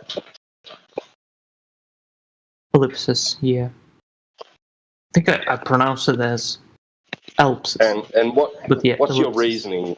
What's your reasoning for that? I believe in science. I'm a believer. I believe in science. So like a religion. Yeah. I'm a religious person. Atheism is a religion. Oh, I'm sorry. I don't know why I brought up the atheism. But yeah, I believe in So you science. I'm a believer. You don't know of any evidence for it. You just believe it because someone said. Yeah, certainly. Because, for example, if we take atheism, it's a belief. It's a belief. It's certainly a belief. Because I don't fucking know how it's like, how it is exactly. But I just believe what some. So how do you know? like How do you random know that dudes. there's? Well, then how do you know there's science behind it? I think there is a consensus. And I believe in it. Amongst scientists? Yeah, of course. Well, how do you know? How do you know that? Because many popular scientists that I trust to think that our Earth is ellipsoid. Like who? So Can you name any? no, I cannot name it. I just read Then it how do in you know? Wikipedia. Then how do you know? Then how do you know that? I just read it in Wikipedia, and I think Yeah, Wikipedia is pretty consensus based. What if it's not true? What if it's not true? If it's not true, I was blind. If it's not true, I was blind. If it's not true, I was psyched. Are you familiar with fallacious logic or logical fallacies? Yeah, I'm familiar with that. I'm familiar of some of them. Yeah. Okay, so you know about appeal to consensus. No, I'm not familiar with that, but I believe that that if many of scientists have consensus on something, it's true. It is true. You know what I'm talking about? So I'm a believer, as you. No, God that's believers. actually anti-science. No, It's it's science. anti-scientific to say just because a lot of people believe something is true, then it must be true. No matter if they're scientists, no matter if what they are, they could be clowns. No, I'm sorry. I might be mistaken. I'm relying on the opinion of scientists. I think they know better. Better. You don't. No, you don't. You don't know that. Yeah, I know. I believe they know better. If many of most of the scientists, based on what? Based on what? No, I'm sorry. What are you basing that on? On their opinions. If most of the scientists say that circular reasoning. No, wait. If many of our scientists, popular scientists, think that Earth is ellipsoid, then it is, in fact, ellipsoid. Oh, so, yeah, that's I believe in fallacious reasoning. I mean, maybe. Who fucking cares? Yeah, most absolutely, definitely is. Okay, man. I don't fucking care, man. It's like the last thing I could care of. Religion. Yeah, I have my atheistic religion. Yeah. Oh no, that's the globe Earth religion, and your scientists are your priests. I think that matter was first. What if I was to tell you that it's actually pseudoscience? Sorry to cut you off. I don't know, man. I don't know. Maybe. It's not on my interests. I don't fucking care. Maybe it is, maybe it's not. I just believe what, modern science follows. So, if it follows that... You couldn't give us a reason? So you couldn't give us, a reason that you've heard? Of course no. Imagine... Why they say it? Dude. Why they say it? Dude, a globe? Imagine me studying all that crap, all that bullshit, whether Earth is ellipsoid or squarish or roundish. I just follow what modern science thinks. That's it. And I think they know best. I'm a religious person. My good sir, can I ask you a question? Yeah, of course, man. What about modern science deals with geometry? Or rather, what part of modern science deals with primarily with geometric questions? I don't know, maths. I don't like. What type of question is that? What I mean by that is because this discussion, right? Sorry for the noise. This discussion is about is a geometric one, right? We're talking about the shape of something, right? Yeah. So what scientist deals with trying to figure out the shape of something? I actually don't remember that type of math. I know there is planimetry and what explores 3G stuff. Well, I mean, I 'cause remember. if you think about it, right, a mathematician may deal in geometry, right? Not a scientist per se, Okay. right? Or am I wrong? Because like some people might say, "Oh, math is science," or "Math is a type of science," but not everyone would concur with that. Math. Right? Math is science. It has its method, and each science it has its method. So mathematics is a form of science. Is that what you're saying? Yeah, of course, man. What makes you say that? I don't know. Just some random dude I listened up on YouTube. Okay. Because Hey, Mike, he made his statements very clear when he came into the room. He's a believer. So okay. Yes, I'm a believer. Be easy on him. It's literally what I am. He's not I believe. Believer.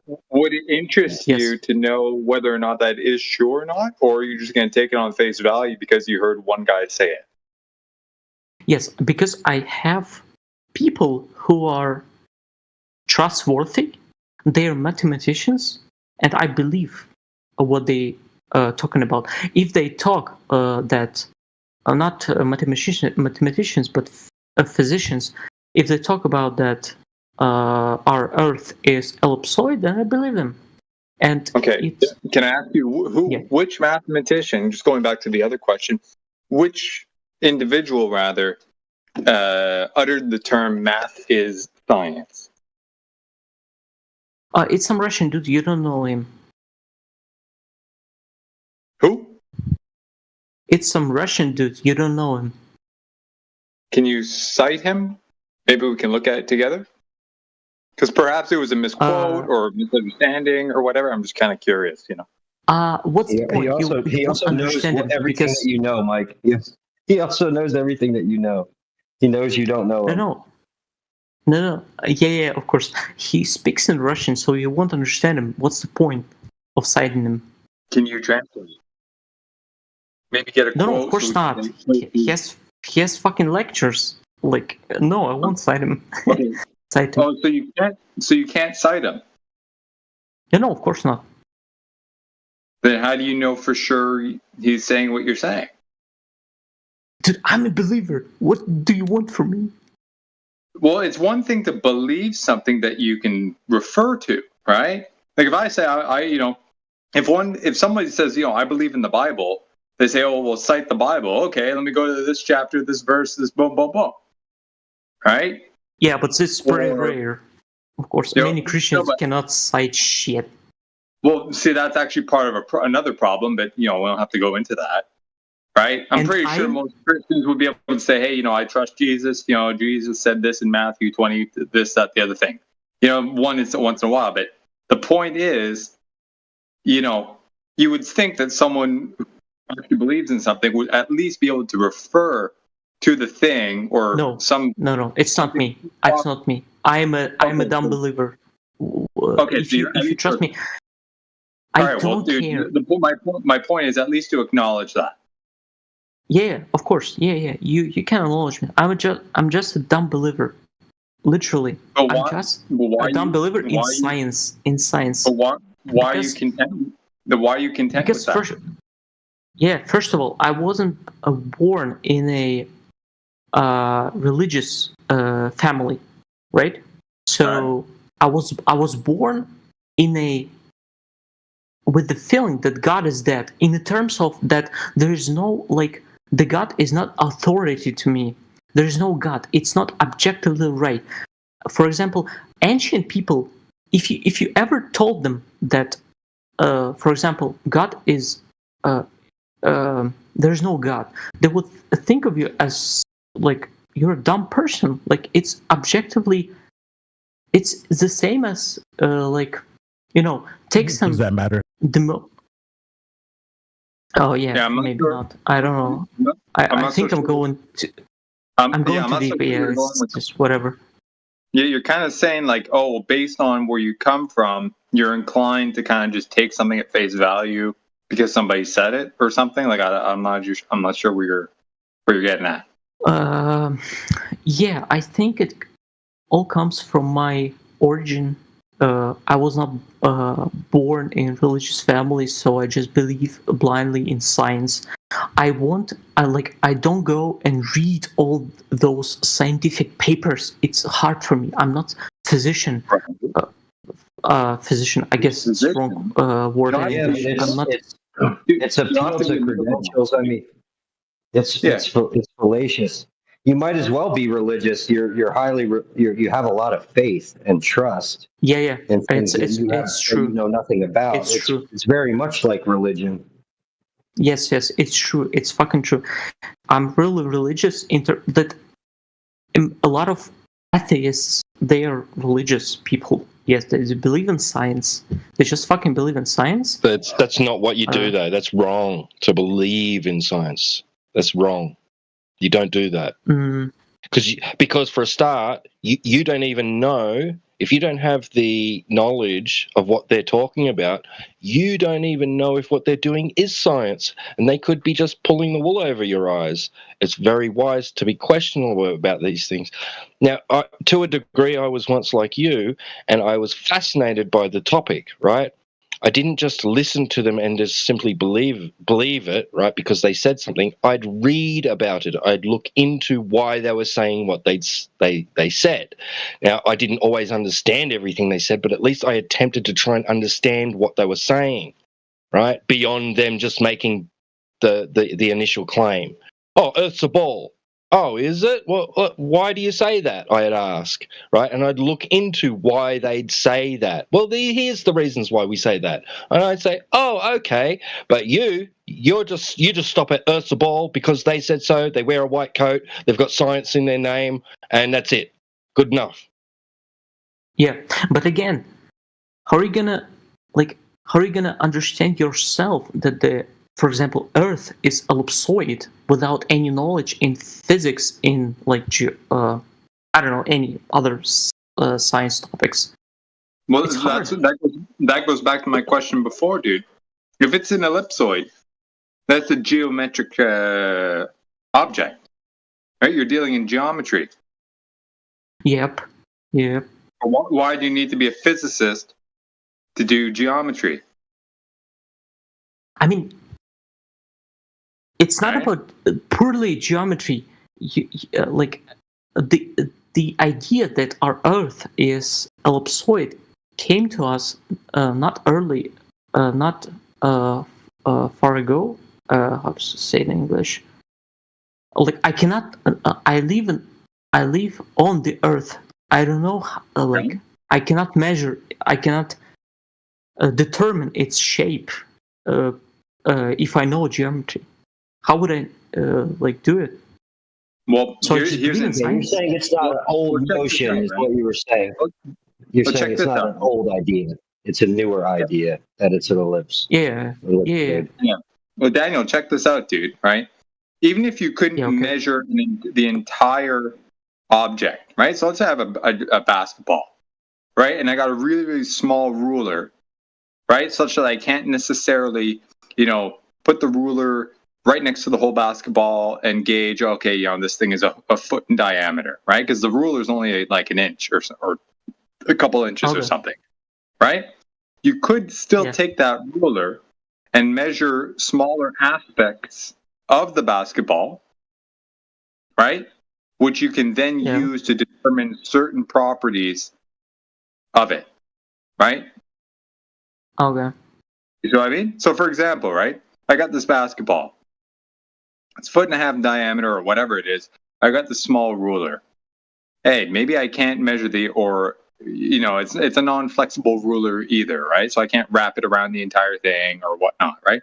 But oh shit, maybe I can measure incremental steps of the basketball, and see how much curvature the basketball has over a certain distance, right? Because I have a proper tool for that.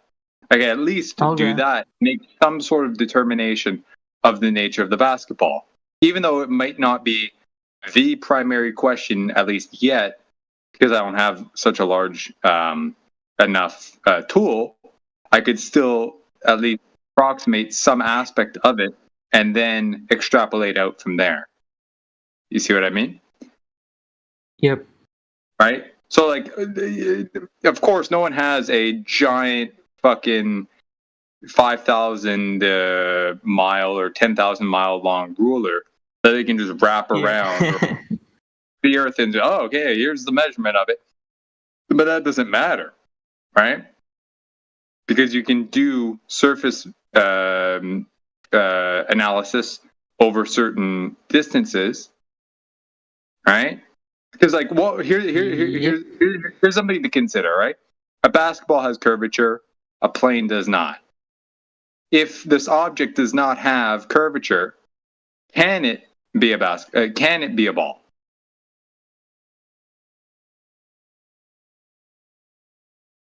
You're asking me, right? Yeah. Here's an object. Okay. It has no curvature, but we know all balls or spheres or ellipsoids or whatever do have curvature. This thing does not have curvature. Can it be a curving object like a sphere or an ellipsoid? No, it's not gonna. It cannot be because all the ellipsoids have curvature. Right. So, yeah. Right. There you go. So that's one idea of what we're talking about is people have gone out and tried to measure this aspect of the supposed ball that we stand on, and they find no curvature. Thus, it can't actually be a ball or ellipsoid or whatnot because it doesn't satisfy that basic property. But what about, what I mean? Like? So overall, it is a geometry. So just my point being, sorry to interrupt, but it is a geometric question. Is all I'm trying to get at.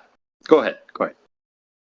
I mean, what if it's just an illusion of your mind, or your your perception, how you see this world, like, and of course we see all this, like, for example, videos from astronauts from the outside the Earth, and we see like an approximate shape of our Earth. Via what? Via their videos?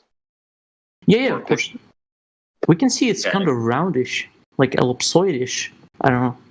Have you validated those videos or images? No, I just believe them. Oh, okay. Well, they're different. But again, why would they lie to us? Why would they? That's a whole other Photoshop question. Them? That's an entirely different question. But here's the thing: if you don't know why they check this out, right? If by fact you don't know why somebody is either misrepresenting something either deliberately or by mistake, right? The fact that you don't know why that would be happening, does that mean that the information is true just because you don't know why they're saying something that's wrong? I mean, it's not. But again, there's no any point in faking it. Like, what? Just to prove that. Here's a good question for yourself. How did you make that determination that there is no point for somebody to, quote, fake something? I'm not saying they're faking anything.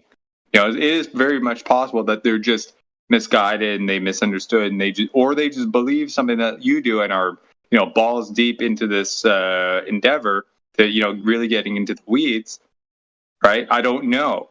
But my point is, what is my point? Yeah. I don't know, just common sense. Just common sense. It just comes from my common sense. It is common sense because we're taught this from a young age. So of course, I mean, it's just a given that it must I don't be know, true. man. I know. It's a difficult question, dude. But that's what these channels are, or these rooms are trying to, not enforce, but encourage you guys to consider, right? These thought process, that things that we just taken for granted because we just heard it when we were a kid, and it's been reinforced in our culture throughout our upbringing. Taking a step back and assessing, hey, hang on, is this thing actually true? It's a great exercise overall, and applied to this question, the topic of the room. It's a very big question, very important in many people's view.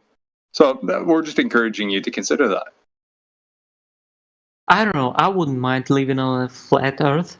Fucking who cares? I mean, nothing. Practically speaking, arguably, nothing would change for you, except you would just have one extra factoid that's actually accurate. Bro, carrying I'm sorry. around this idea. And instead of carrying around this idea, you live on a ball, it's like, oh shit, I live on a planar surface. Yay! It's just like, okay.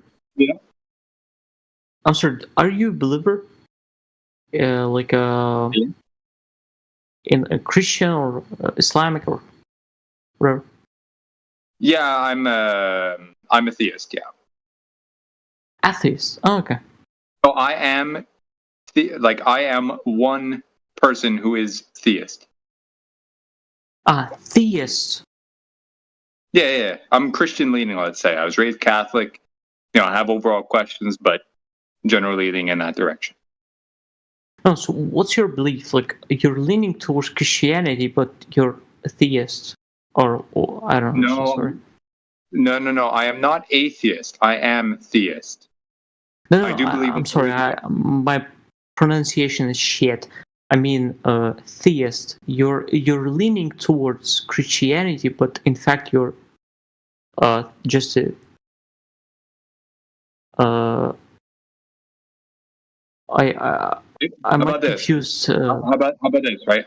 I believe that there is a higher power, that there is a God, and the document known as the Bible, right, has many things in it that I think are accurate. Some I don't know for sure. That's all. Okay, gotcha, man. But that doesn't matter, man. That's me personally. It's secondary to the issue here. So, what's your belief on the shape of the Earth? Do you believe that it's ellipsoid or what? I used to believe that it was a giant ball. I don't think that to be the case anymore because of the material. Hello? Huh? Okay. Yeah, hello. You believe the Earth is flat? Disha, do you mind maybe stepping back a little bit? We're finishing up a conversation. Oh, okay. Okay. Finish the conversation. Just briefly. That's all. Let's finish it, man. Go ahead, Daniel. I don't know.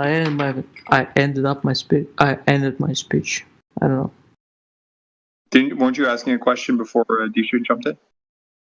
No, I don't have any questions, man. Oh, okay. It's all clear. Oh shit. Oh, okay.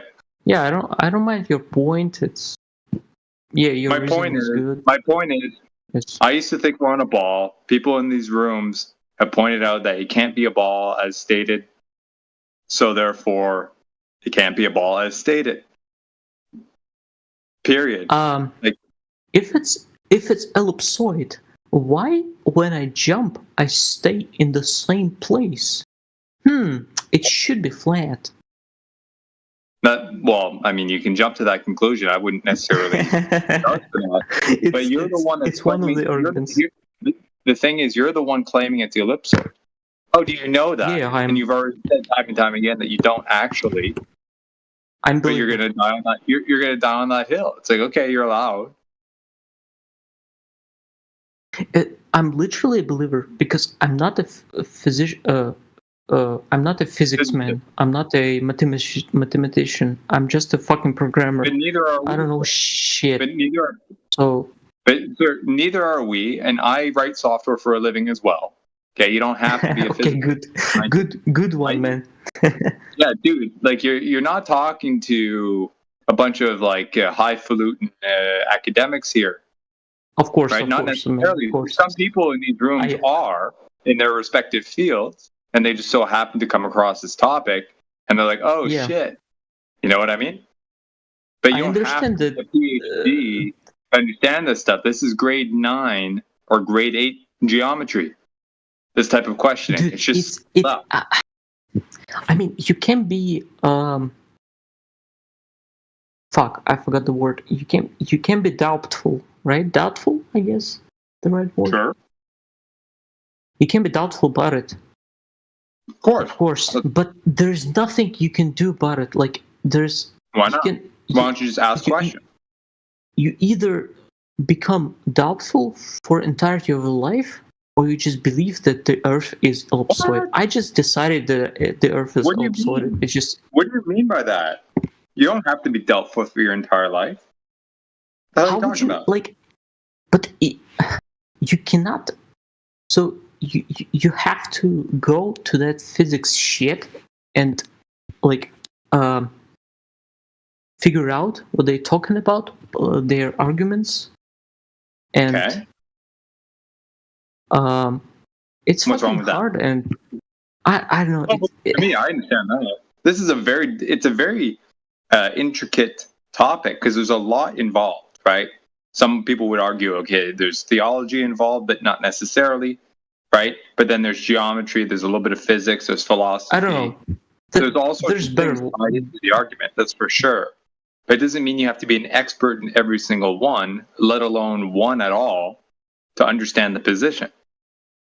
Yeah, you don't need to, but you need to spend a lot of time in it. There's just better things to do in life. So now, I think I understand. So, yeah, okay, it makes sense, right? You're just lazy, dude. Yeah, I'm lazy. I'm fucking lazy. Okay, like, well it's then, not, dude. Wait. I'm sorry. It's not. Like, it's never not, mind. Take it away, not somebody. The laziness. It's not the laziness. It's just a lack of ambition, a lack of desire. Like, why do I need to do that? Like, there's better things in life to consider. This is fucking some arbitrary shit. This is your choice. You have every right to choose what you want to do about this information. We don't care necessarily if you say, "Oh, I'm a flat earther now." That's your job to choose that or not. The point is, here's the information. Or leave it. If we're wrong, we want to know. Believe you me, if I'm incorrect on this, and I'm pretty sure most people in here concur with this, if we are incorrect, we want to know.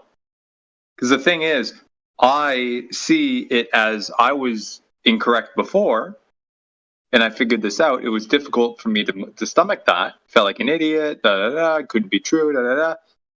But it's like, okay, there's something to it. So I've been wrong before. I'm happy to be wrong again if it means I'll be right on track. Dude. All right? If you happen to know for sure what is going on, please tell us. Yeah, I have a solution. Why not earning enough money and go to space and see yourself what the shape of Earth is? I'm sorry. Do you really think that's a viable solution, sir? Yeah, of course it is. I don't know. Okay, well, let's go through the logistics, right?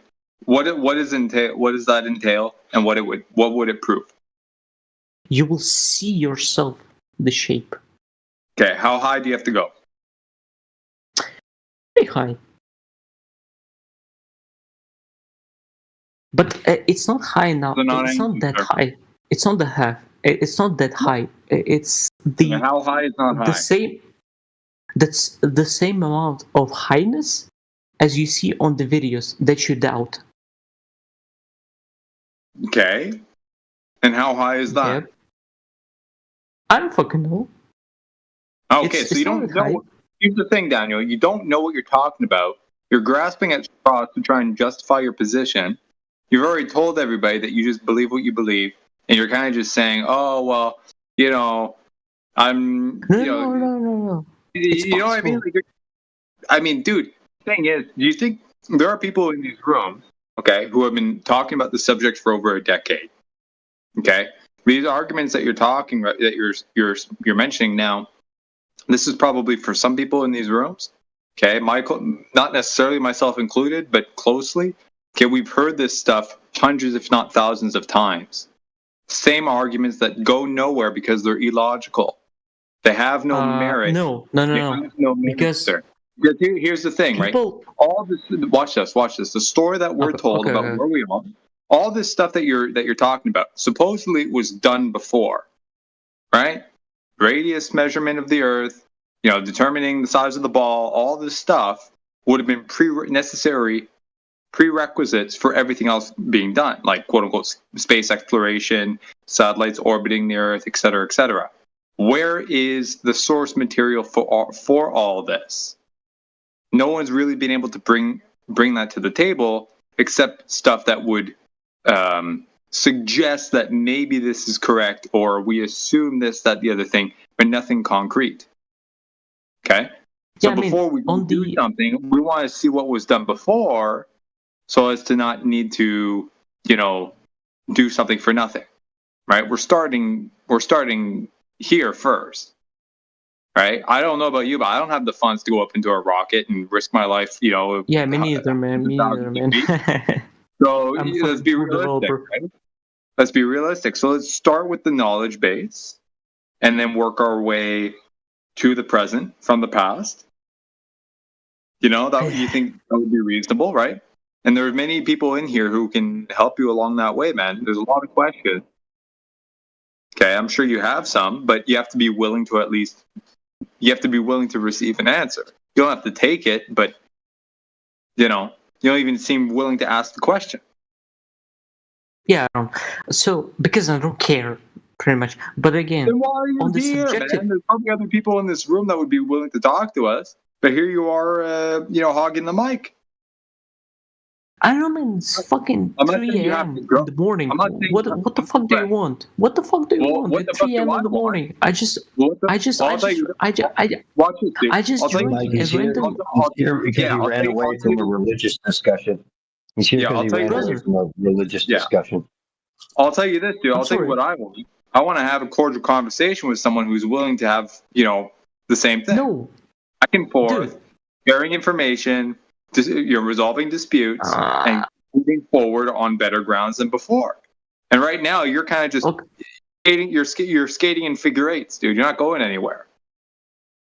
Okay, on this subjective level, you can figure it out whether Earth is ellipsoid or not by going into the space.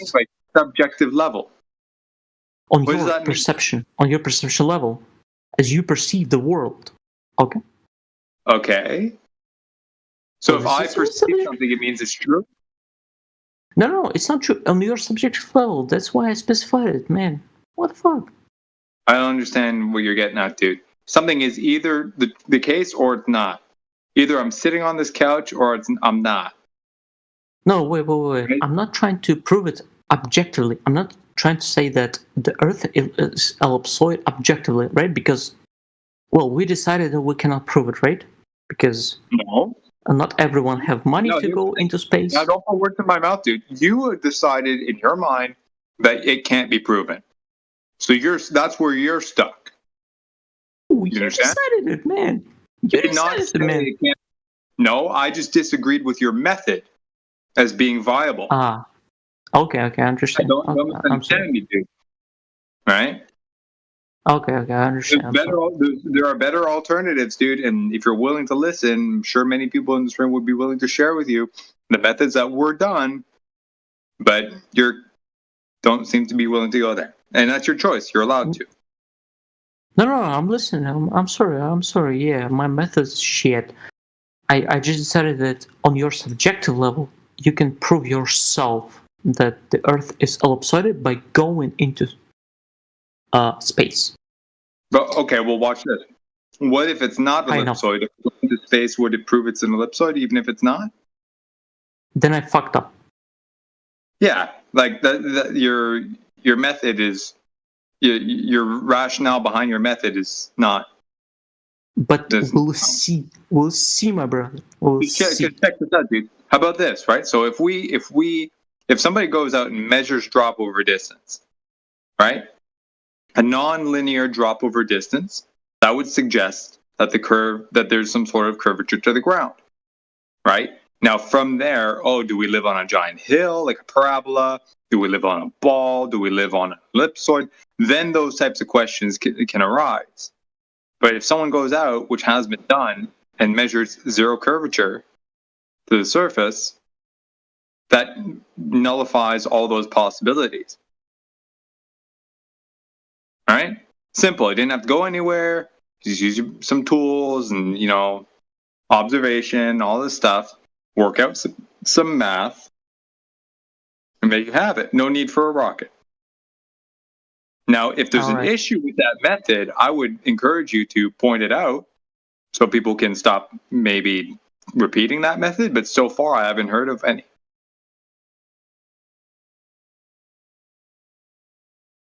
You follow?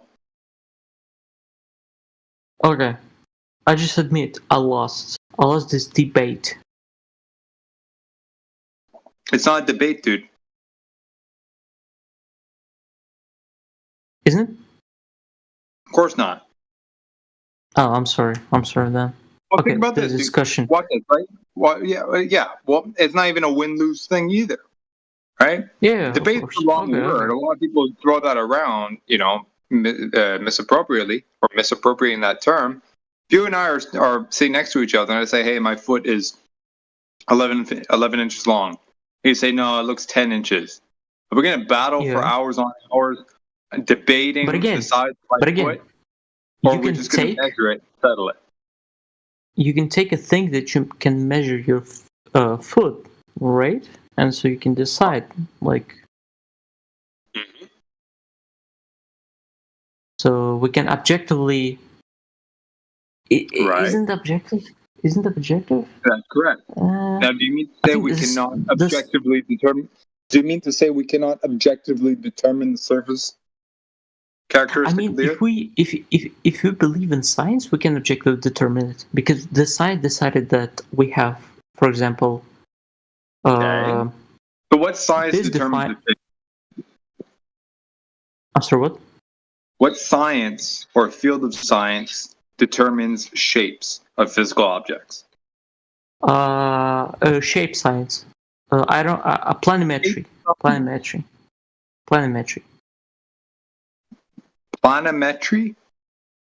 Yeah, I'm sorry. I'm bad in English. I don't know how it's called in English. I've never heard that word.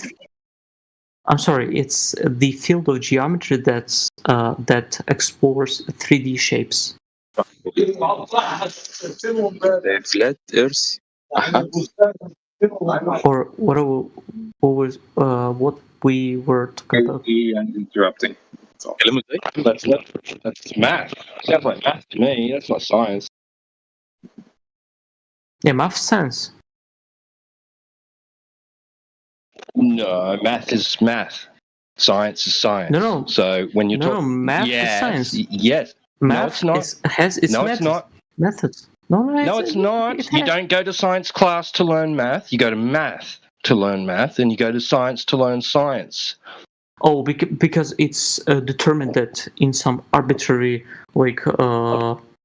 It's not arbitrary. They have distinct differences, dude. Distinct differences. No. Many mathematicians would disagree with you. No. Yes. Okay, what's a hypothesis in mathematics? Give me a mathematical hypothesis. I don't fucking know. I just follow what because it's not science. It's math. It is science, man. Math is math. Science is science. No, math is a king of all science. Okay, then why are there two different words for them then? No, see? is a set Science is that not math. includes Math is not science. Okay, science No, is science? not mathematics. Mathematics No, is no, no, not no. science. They are two different No. branches of study. You go to university to become a mathematician, or you go to university to become a scientist. You don't go to university to become a mathematicianist. Where do you live?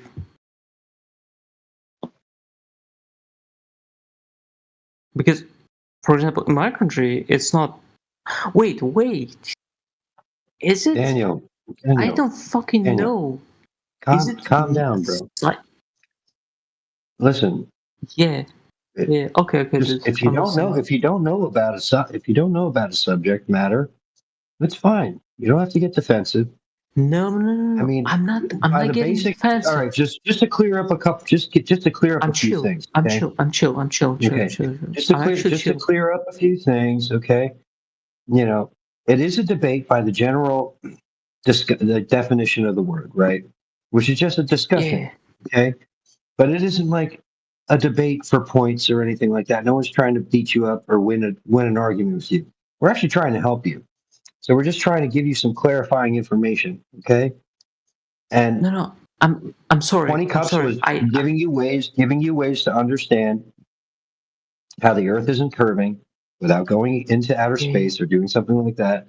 And what T-Dub is explaining to you is that math is not a form of science. Why? Because you don't use the scientific method to do math, okay?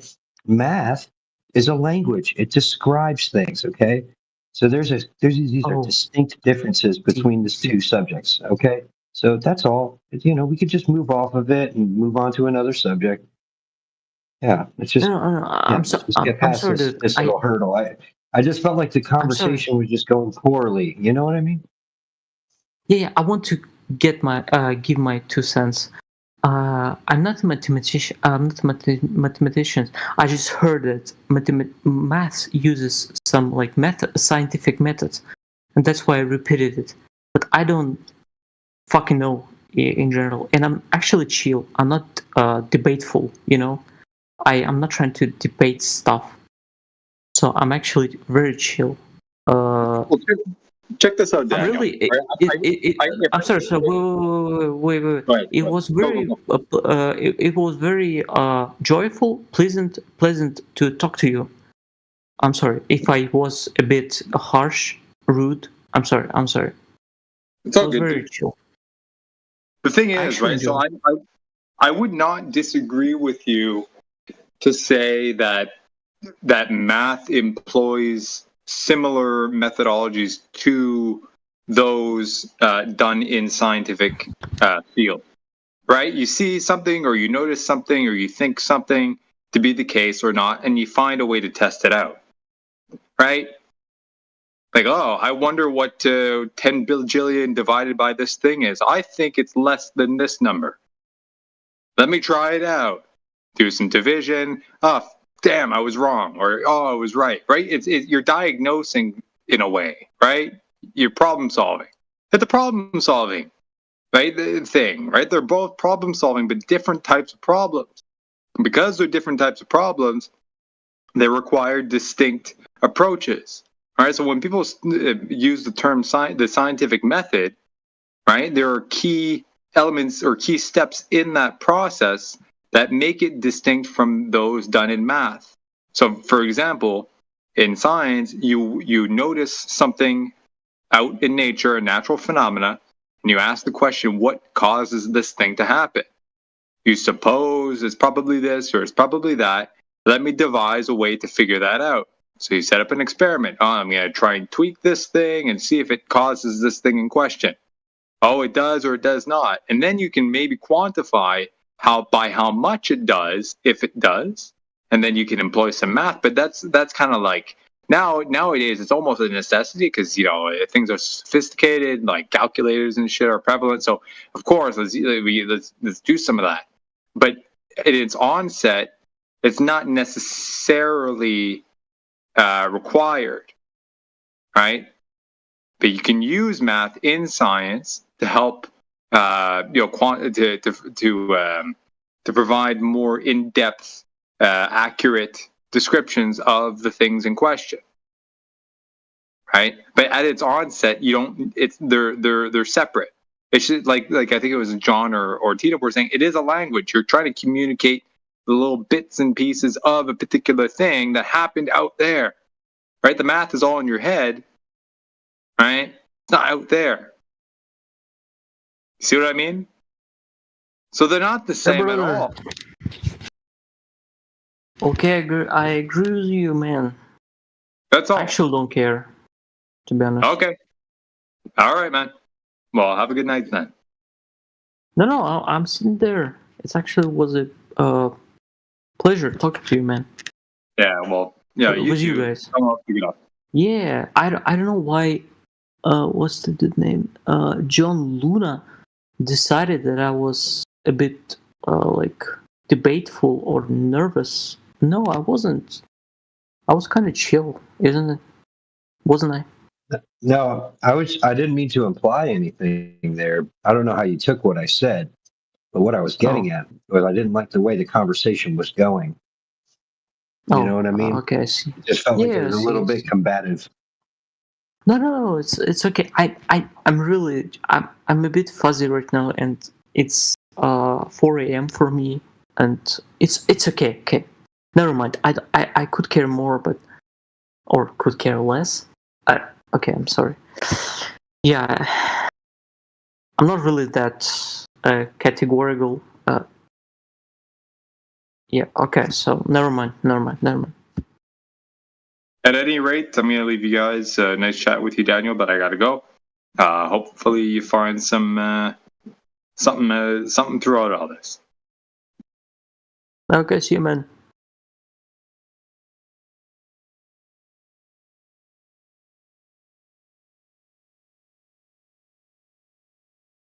No active debaters right now.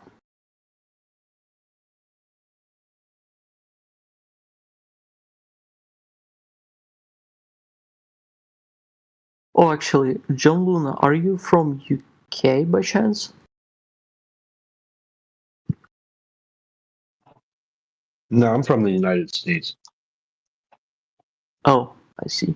Because your look is like you're from Wales or somewhere from there.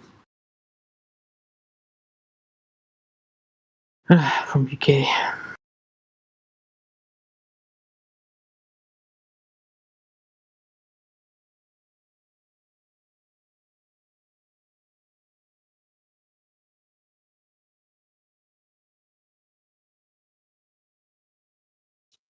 Yeah, mixed heritage, man.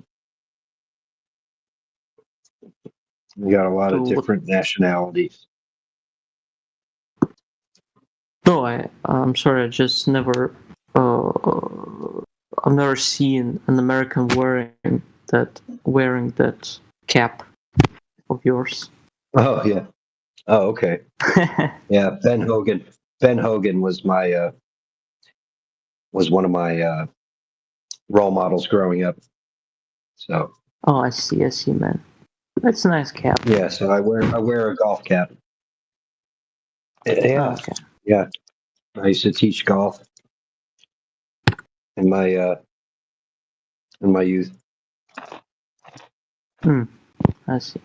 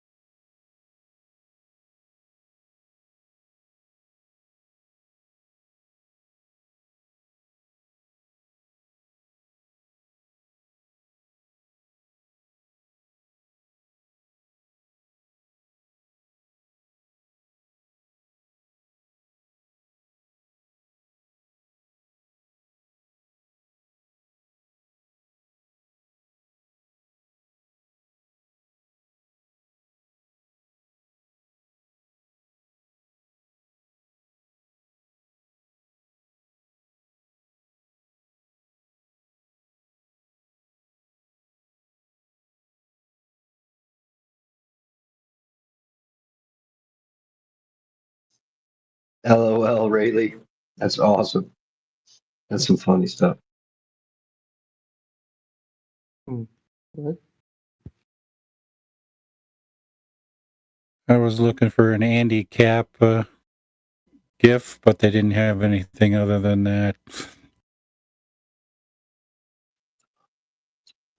I was thinking purple belt. Got my purple belt, man. Throwing people in omoplatas, Americanas, leg locks, heel hooks. Oh, what kind of golf instructor were you?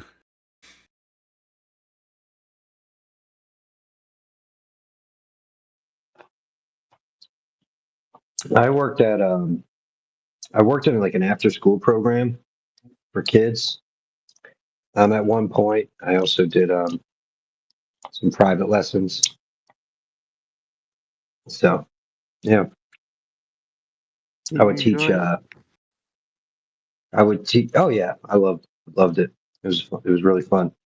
But yeah, I mean, we did beginner lessons for the kids, and then I would help because I had the background in personal training. I did help seniors, people with like low mobility, swing the club based on their specific body type and limitations and stuff. So yeah, I just kind of would simplify the game for people who were like based on their like mobility and stuff. Try and give them some enjoyment out of the game. But I started off as like a long drive guy, and then what's your longest drive? Like over 400. Wow.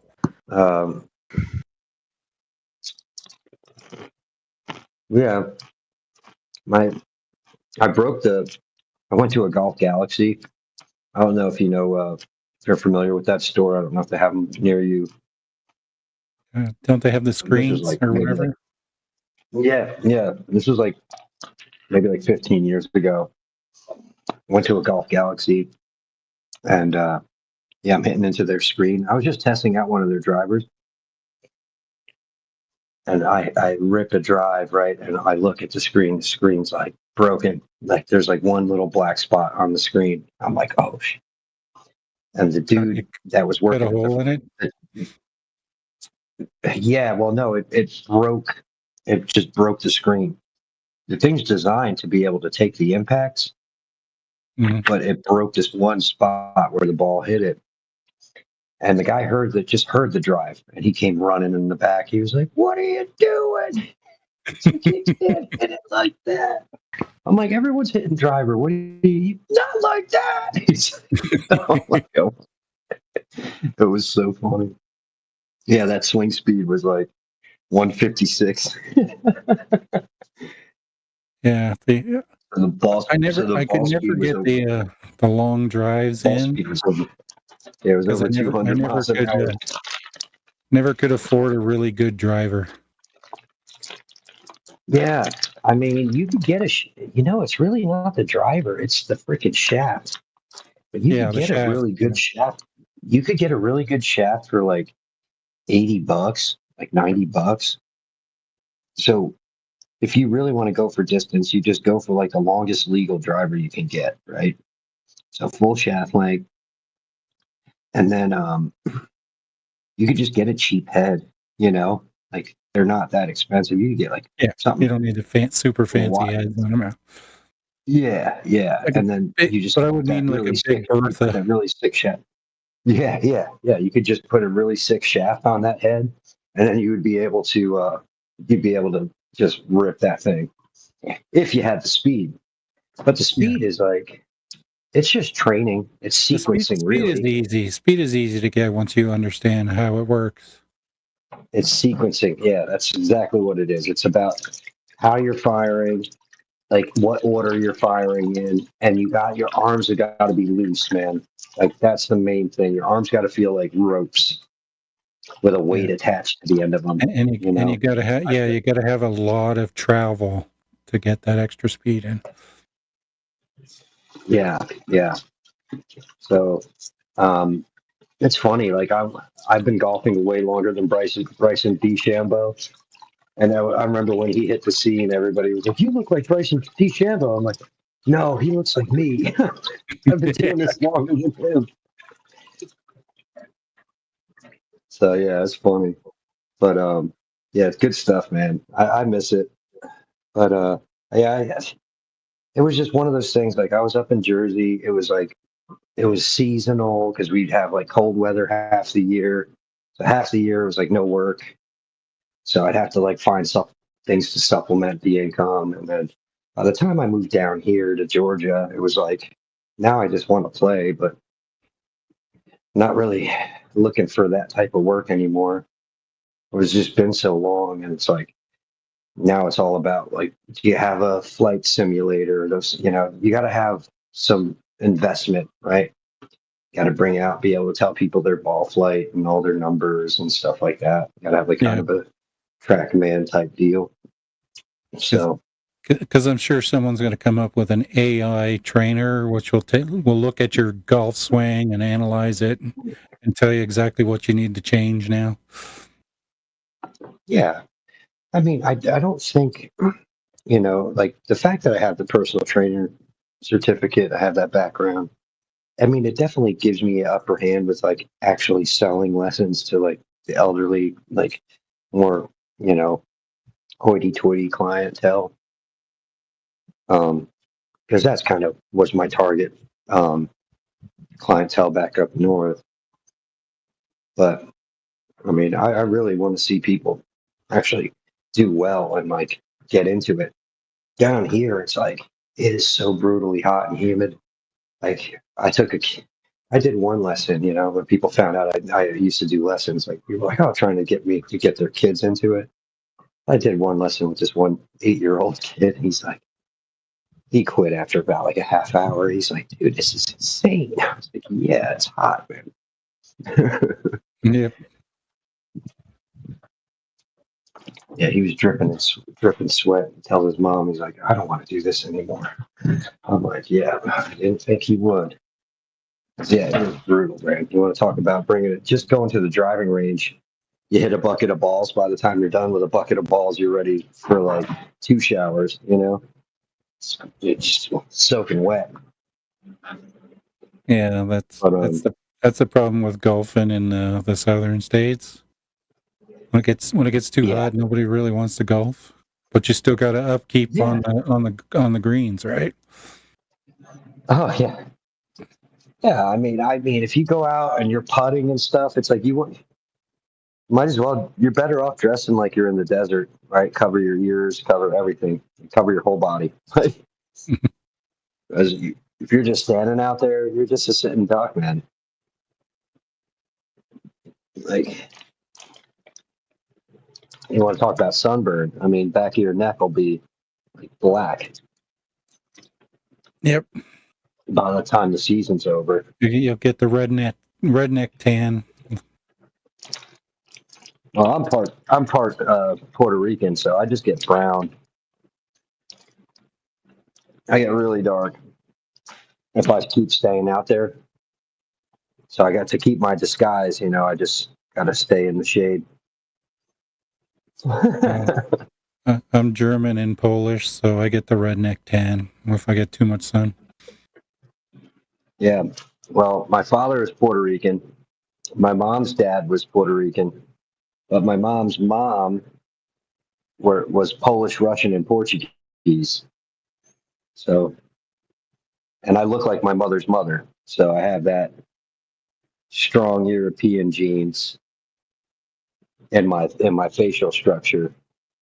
If I rock any type of facial hair, I'll look more Latino. But if I just clean shaven, I look more European. So I could pass for a white guy. Well, Spanish people are Europeans too, right? Well, not Puerto Ricans, no. They're mixed, with the indigenous, with the indigenous people from the island, and they have like a bunch of mixtures. Yeah, they have the European, they have the Ethiopian, African, They also have the Taino. What else? Well, my family was up front, like the high mountains in a place called Abuelito. So that's where our bloodline is. They've been up there for a long time. Yeah, my parents are from Macau. Well, my father's from Macau. My mother's from Dominican Republic. Oh, cool, man. You know what the Mexicans always say? Mi boricua, way. I live in Texas. I know a bunch of them. Oh, so you got that joke good there. Sometimes I tell jokes and people, they go right over people's heads, but you got that one landed home. I like that. Yeah, New Jersey's big sanctuary. It got big sanctuary cities all over the place. So they were flooding in that my whole life. So get here down, come down south to a state like Georgia, barely see any. I was like, holy crap, white people cut grass? Yeah, that tripped me out when I went in a trip, and I was like, I seen some white person cut grass in front of McDonald's. I'm like, what? Oh man, yeah, I was blown away. I was like, wow. I called my brother. I was like, dude, white people cut grass down here. I had to tell him. He was like, no effing way. He couldn't believe it.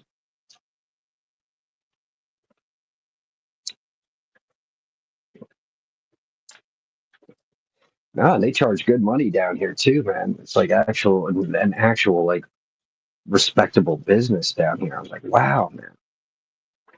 I couldn't believe what they were getting for a lawn. I'm like, it's like pizzerias in New Jersey. It's like they all just put each other out of business trying to compete with each other's pricing.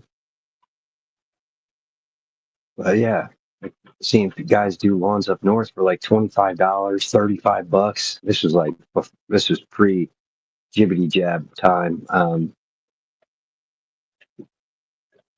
They were paying like cheap price. I get down here, it's like $80 a cut, 120 a cut. I was like, wow, man, that's impressive.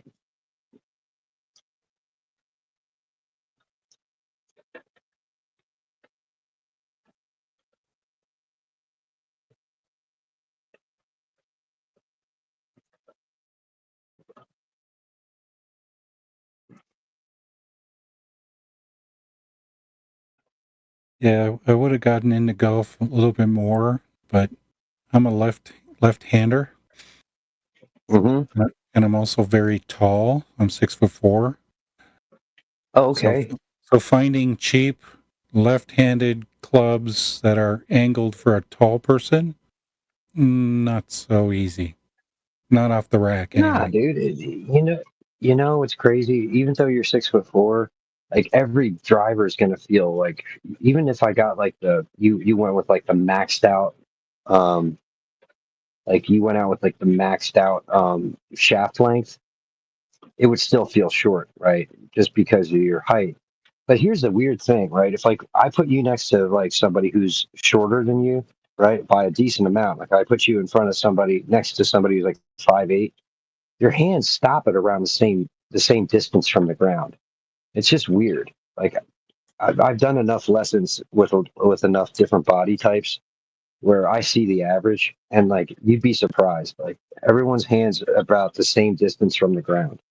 It's pretty weird. So anyway, I understand what you're saying. Like you're saying like the angle of the club, but no, it's like my nephew. He's 6'4". I gave him lessons, and I mean, usually I could get somebody like somebody who's athletic and flexible. I could get them striping the ball within one lesson for about like one like longer lesson, right? So let's say we just go through some stretches for about an hour while I'm explaining the swing. Usually by the second hour, you're hitting some good shots. You know what I mean?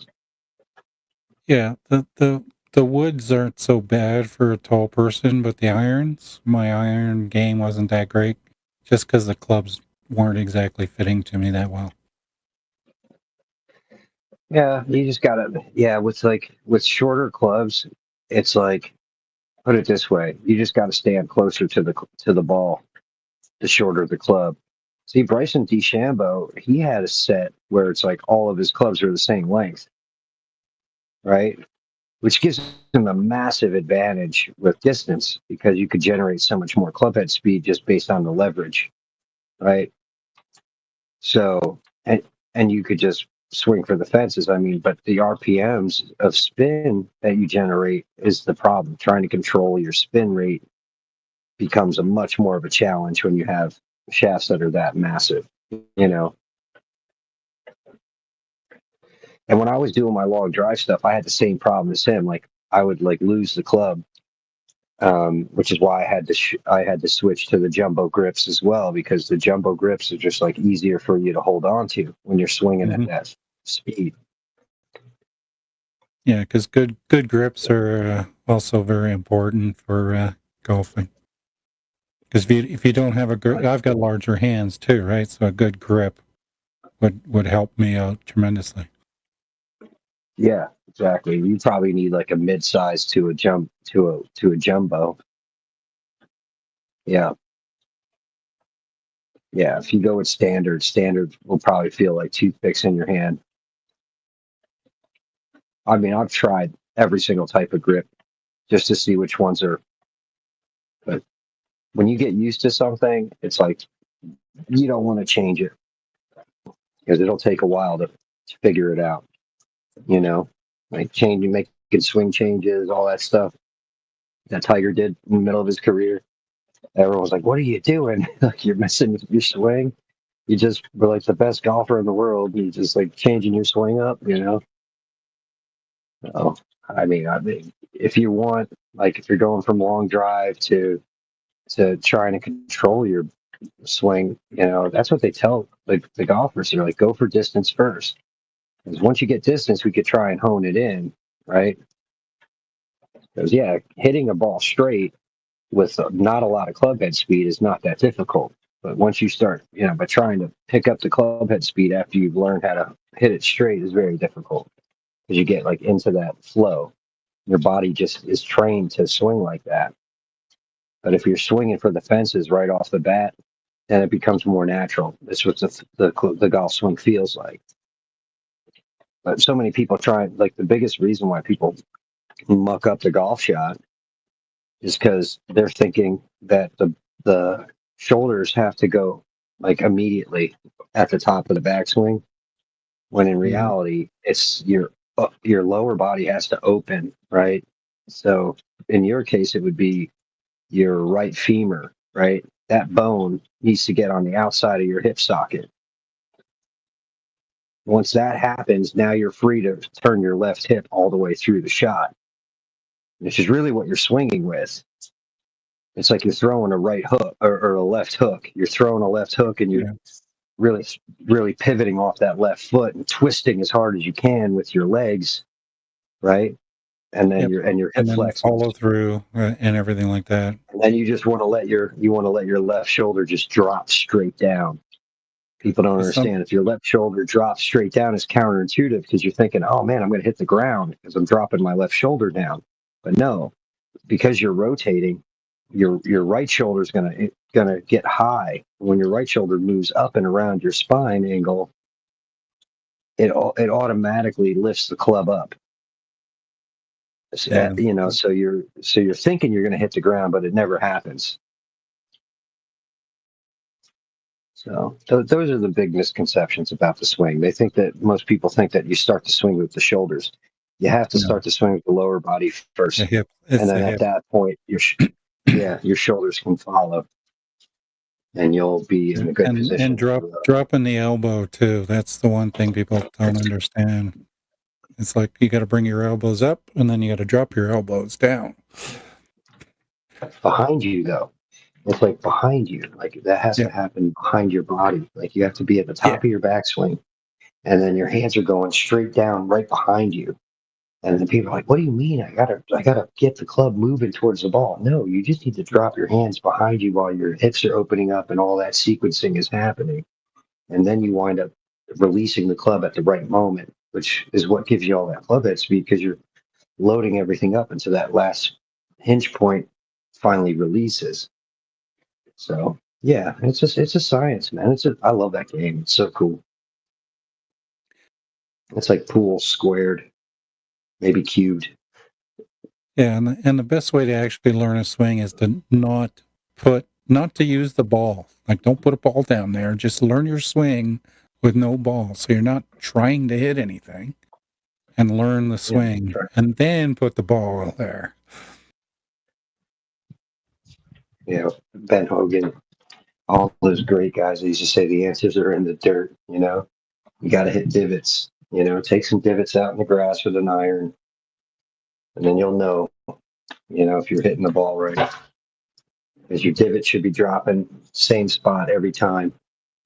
It should be after where the ball's positioned, right? You set your club up where the ball behind where the ball is. Your divot should be taken in front of where the ball's supposed to be.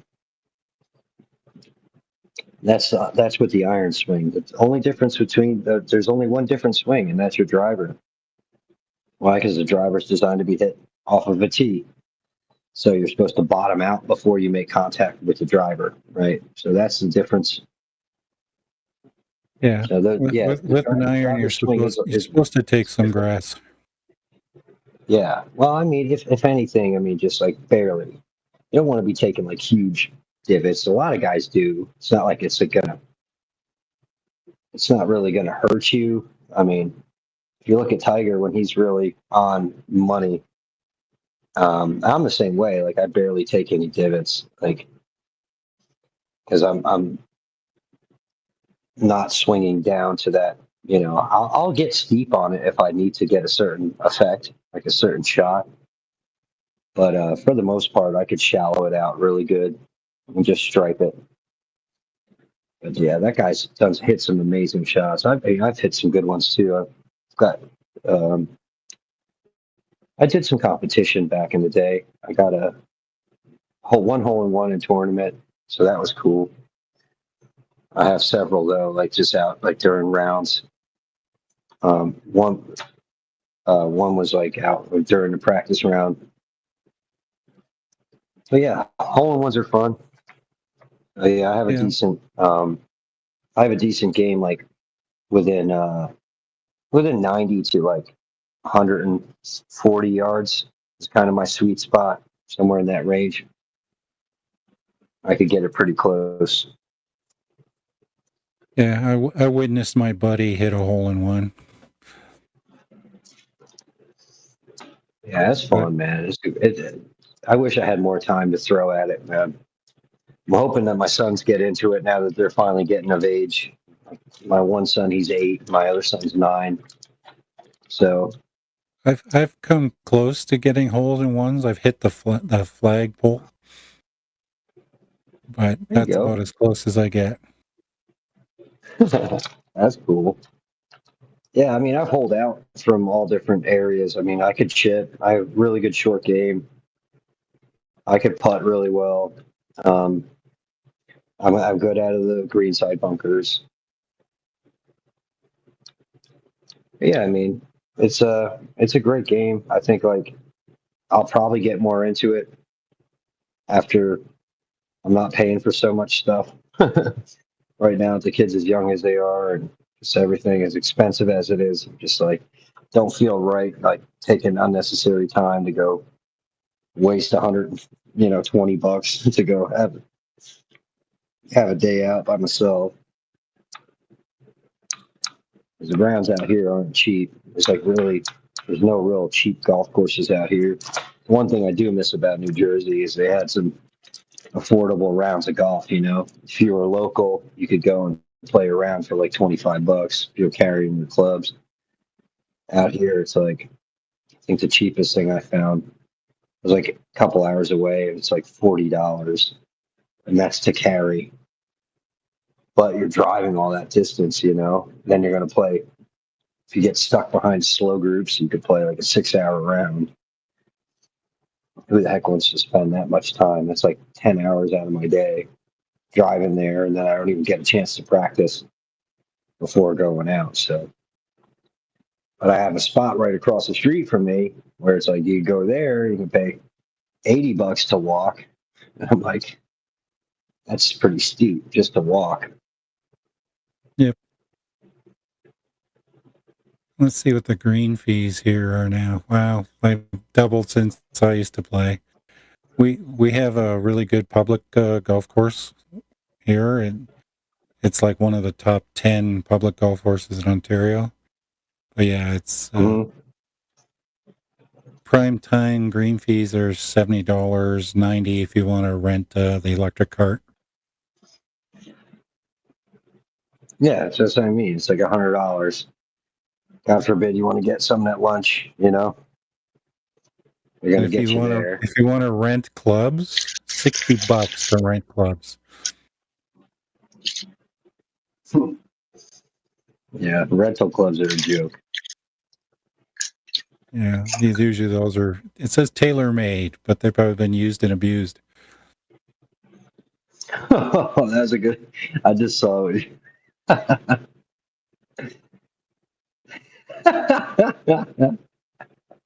I can't stop watching it.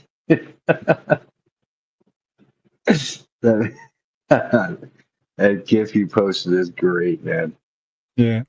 I saw that and went like, yeah, that's probably correct. I'm sure that wasn't a mistake. I'm sure people have done that a lot. Oh, I think he did that on purpose, just to get a good shot.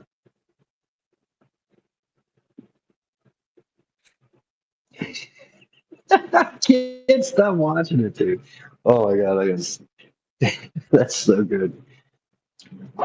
Yeah, also those what are those called? Those little bars that have the golf themes as well. I can't remember what the hell they're called. Top Golf. Top Golf, yeah, in Florida. I was at one in Florida, and I remember seeing some of the videos there. The lady takes a swing and falls off the platform and gets caught in the netting. It's like, oh really? I didn't see that. Oh my god. Yep, that's hilarious. Yeah, when we went to Top Golf, most of the people that I was there with, they were not golfers at all. I said, okay, you guys go for the short holes, I'll go for the long ones. Yeah, I mean, yeah, I got in trouble there too for hitting it too far.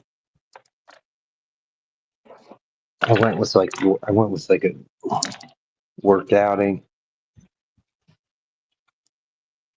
That was like maybe 8 or 9 years ago, or something like that.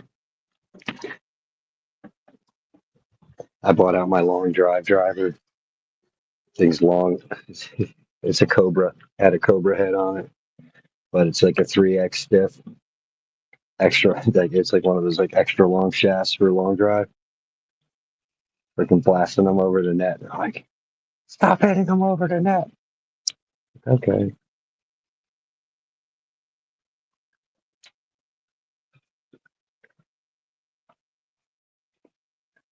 It is fun though. I do enjoy the long ball.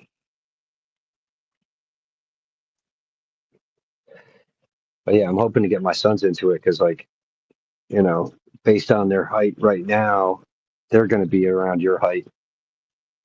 Because their mom's side of the family is like really tall, and I have some height on my mom's side too. So my daughter, she's in like the 90. She was in like the 94th percentile. She's going to be massive too. Yeah, that's not hard to get into the. I think 5'9" is all you need to be for a woman to be in the top 5%.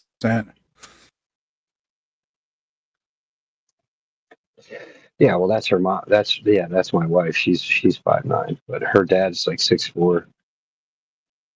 And my boys, you could just tell they got long legs. They got long legs, long torsos. I'm just like, yeah, they're going to be tall. Yeah, my nephew is 8 years old, and he towers over all the other 8-year-olds. Yeah, that's what I'm saying. Like, just based my children, like next to other children, they just look way bigger. That's a little for the same age, you know, same age group. which is going to be cool, man. I hope they get into golf because I think they'll be able to maybe do something in school, with it.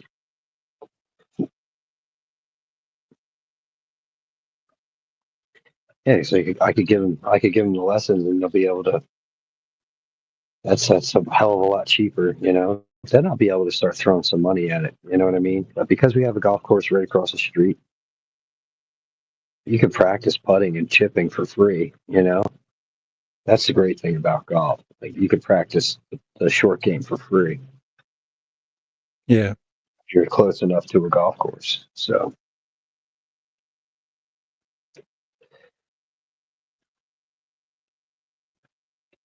Yeah, I can't even imagine being being 6'4", trying to hit wedges. That is kind of interesting.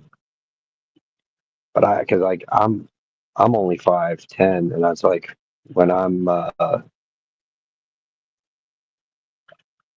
hitting my sand wedge or like a tack wedge or any of those like shorter wedges, 60-degree.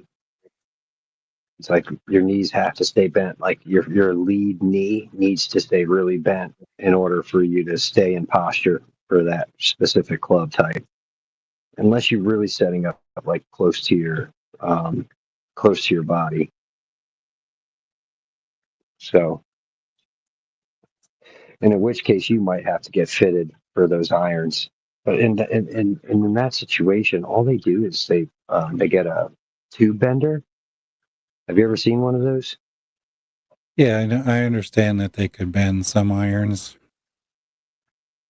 Yeah, so if you have like steel shaft, right, you just get a tube bender like you would get for like bending brake lines or something, and you could bend your own shafts like down to a certain angle. You can kind of like play with it because that's all they're going to do at the pro shop.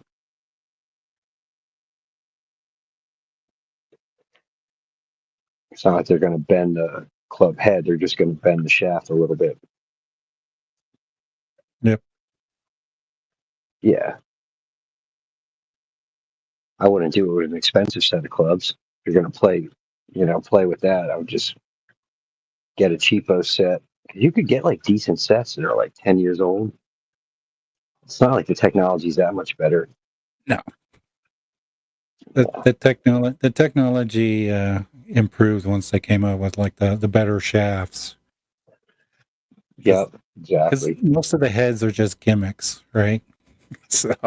Well, not the dude. The new what was it like? 4 years ago? No, it's been a while now. Maybe like 7 or 8 years ago. Callaway came out with the Rogue. That driver is insane. I don't know what they did. That thing is just nuts. Good. I hit that thing. I was like, geez, man. Definitely get some extra distance with that head. I don't know what they did, man, but that head is pretty insane. Just like couldn't believe it because I was in that because like the most of the technology is the ball, the ball and the shaft. But that specific head, man. That's what she said. I couldn't believe it. Yeah, that's what she said. That's perfect for her. That's what she said joke. What are you talking about? No, seriously. Yeah, there was an improvement in the ball technology, so yeah. Yeah. Get better backspin on the balls and stuff like that. That always helps. Mm-hmm. For sure. Well, you want lower spin with driver. You want to keep your spin rate low so that it rolls out. And you got to keep you want to keep your flight within like a certain height. You don't want to go too high. Then you get too much of an angle coming down. So you want to have that You want to have that driving flight. So when it lands, it's still moving forward. Yeah, but when I use my wedges and stuff like that, I used to like a good backspin on it because I could always overshoot the pin, right? So I wanted that backspin on it so it would grab the green and then roll back. Yeah, for sure. I always played more of a dead-handed. Who's that? Sorry, but get kicked out. I got kicked out from the channel named Vegans Are Better because I disagreed that killing factory animals is bad. What the fuck? Yeah, the vegans will kick you for anything not vegan related. I just disagreed. This straightly, this just fucking kicked me out. Kicked me out. Yeah, I just told you. Jesus Christ, man. You cannot Yes, debate they them. will. That's for sure. Like, John, I have bunch of, respect for you because bleeding you couldn't hearts. kick me out. Yeah. My Yeah. British guy, you like, you was respectful towards me, but those guys weren't. What the fuck? It's the vegans, man. Jesus Christ. Like I said, every They time have I think of just- them, I think of that movie, Dodgeball, with Ben Stiller and Vince Vaughn.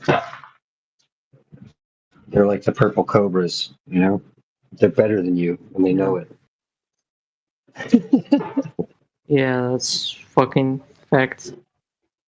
Uh,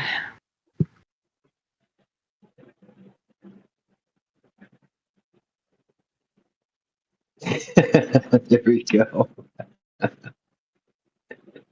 Yeah.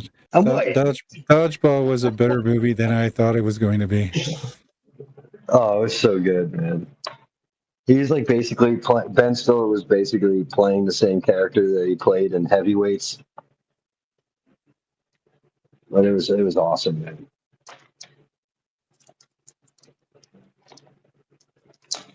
do Americans watch WHIT. Go ahead. Sorry, buddy. Yeah, I'm sorry. Do Americans watch baseball in general? Like, is it like a popular sport? Used to be. I don't know about right now. I haven't watched it since I was a kid. But yeah, I had a brother-in-law who was like a father figure, and he was very much into baseball. My father was very into baseball. So yeah, I watched a lot of it growing up. Yeah, it's like in some stereotypes, you know, when you have a father that teaches you baseball. Like, it became a stereotype, kind of American stereotype. Yeah, we used to play catch, you know, we used to practice fielding, and I was in Little League, and yeah, I played third base. I was a pitcher too. I see, man. But yeah, the thing that sucks about baseball is it's a team sport. It's why I liked golf, because it's all on you. You know, Oh. Mm-hmm. you can't get stuck on a shitty team. It's either you're good or you're not.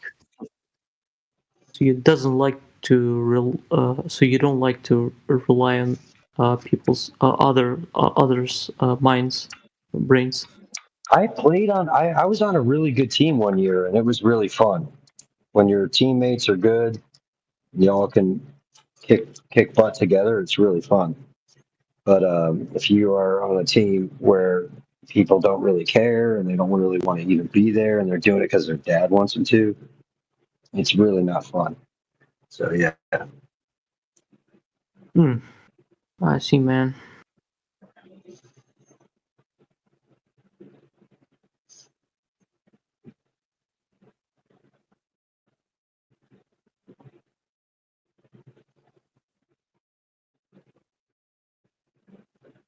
Good old purple cobras, man. That's for sure the vegans right there. That's Axel. So what is he? That's like he's like the main moderator for the Vegans Are Better channel. The VC, the guest VC that you just got booted out of. Yeah, he started off coming into politics and religion. I think it was a politics server. And yeah, he was just I remember like the first couple conversations he had with members of our group in there, and it was just like he'd start off the conversation like totally normal, and then he'd just spiral out and start cursing, MF and everything, and just crazy stuff. So yeah, Yeah. he wound up. Hopefully. Yeah, he wound up calming down, having a couple conversations with me. He learned how to kind of curb his enthusiasm a little bit. Fortunately, I didn't get banned.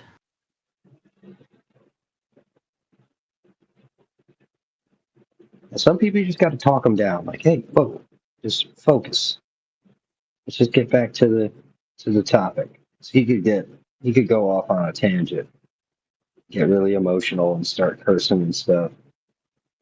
Which we try and keep the language down just to give you a reminder. Try and keep to not using the F-bomb if we can help it, because there are young children in this server. So just in case any of them are around, it's a good practice. Try and keep things a little bit more PG-13. Yeah, kind of hard for some of us. I mean, I tried to be as polite as I was with you guys, but they fucking kicked me out. The hell, man! There you go. Yeah, you gotta ease up on that F word, man. I understand. I'm sorry. Man. They'll kick you out for anything. Yeah, they'll kick you out for anything over there. That's the main thing. All you have to do is disagree with them. It's like you're over it. Yeah, the F word, you got to watch that on this server. Yeah, it's actually against the TOS, Terms of Service, for this server. They have their own rules. I thought this server was about the freedom of speech. First Amendment, man. No, it's about learning English. And because there's children on here, they want to keep it family friendly. That's why they ask people to try and keep conversations PG-13. Oh, you know, yeah, don't talk about any graphic sexual stuff, or don't talk about any graphic topics. Period. And then make sure, because the server is geared towards learning English. You're going to get young students and stuff in here, so I try and respect that. I ask the people that are in our group try and do the same. This way, we don't get strikes against us. Okay, I'm gonna ease up on the F word then. Yeah, I appreciate it, man. Not a big problem. Yeah.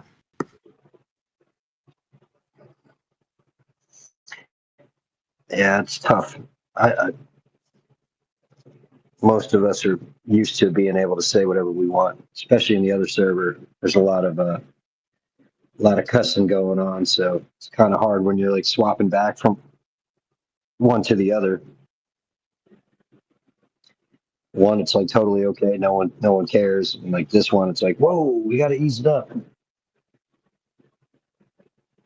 I see.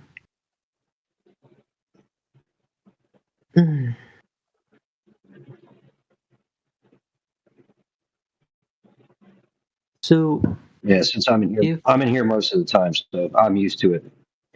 People who aren't in here, they get, they forget where they're at sometimes. So you could always tell which members of our group spend more time in the other server than who spend time here, because they're the ones who just like cursing up the storm. So it is what it is. Okay, man.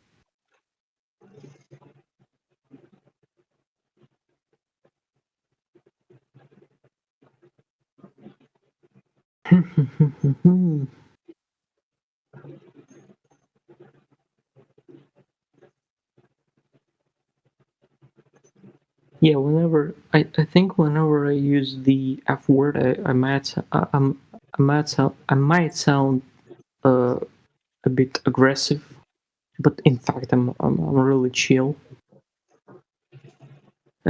So I really need to ease up on this. You're all right, man. Just watch your language. It's not a big deal. Ephemeral, welcome to the room. You too, Jennifer. Thanks for hanging out with us. Hi. Hope your day is going well.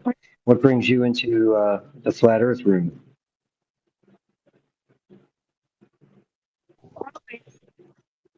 Just I don't actually, I'm new to Discord, so I just started using it. Okay.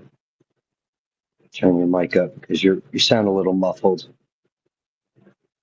Couldn't really make out what you said. I just turned your volume up. See, you said you're new to Discord.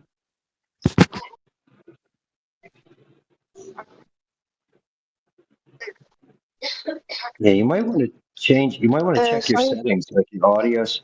Might want to check your audio settings. They have something called noise cancellation, sensitivity or whatever. You might want to turn that down because I think it's cutting your voice out. Oh, she left.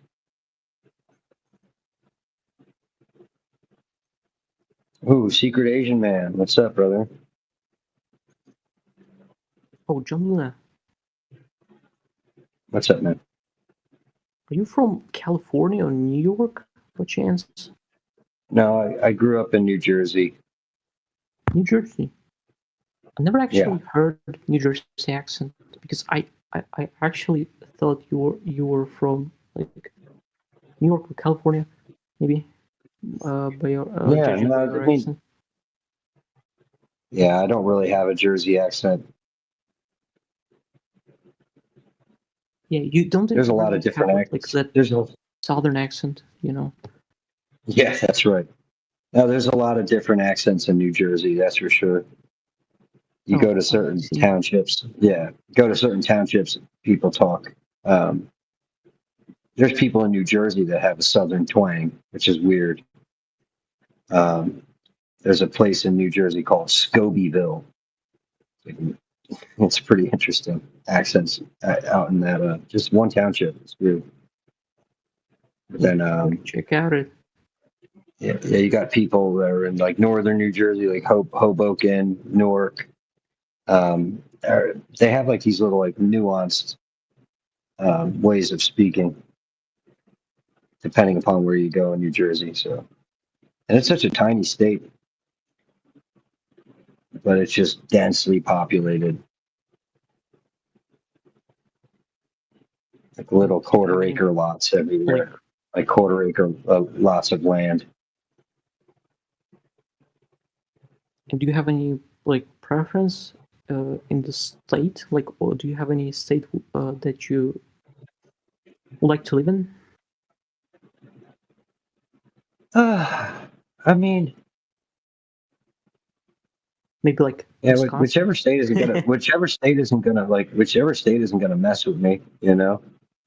I mean, I kind of just go where it's affordable at this point, but I haven't even scratched the surface of exploring, not even 10%. I mean, I haven't even been 10% of the country.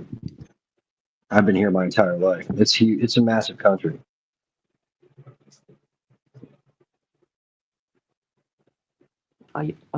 Just the state of Georgia. Just the state of Georgia. I have a friend who lives in the state. Right, we grew up in New Jersey together. He moved down to Georgia about like 6 years before I did. I moved down here. He's like 4.5 hours away. You know what I mean? So it's like that's just one state. And then in the opposite direction, I got my brother-in-law. He's 2.5 hours away in the opposite direction. So if I was at my brother-in-law's house and I wanted to go visit my other friend in Georgia, I'd have to drive almost 8 hours. It's crazy. Just one state. And you're talking about driving at like 70 plus miles an hour. It's a big state, man. It's really big. And this is just one of them. So fucking this. Oh, I'm sorry. Yeah, what were you gonna say? Minus the cursing. Version, like you need like a couple days just to get to some part of the country. It's insane. Yeah, but how is Russia divided up anyway? It's it's kind of it's kind of the same as in US. Like we have federalization. Like we have some sort of states, but they are not independent as much as the US. But they have their own names and they have their own borders. Yes, but they like they can produce their own laws. They can create their own laws, but in general, they we have centric system. Like everything goes from Moscow, and everything goes to Moscow. Like for example, every resource goes to Moscow, like gas or how do you call this in English? Like black liquid. Oil. Oil, right? Fuck. Oh, I'm sorry. Shit. Oil.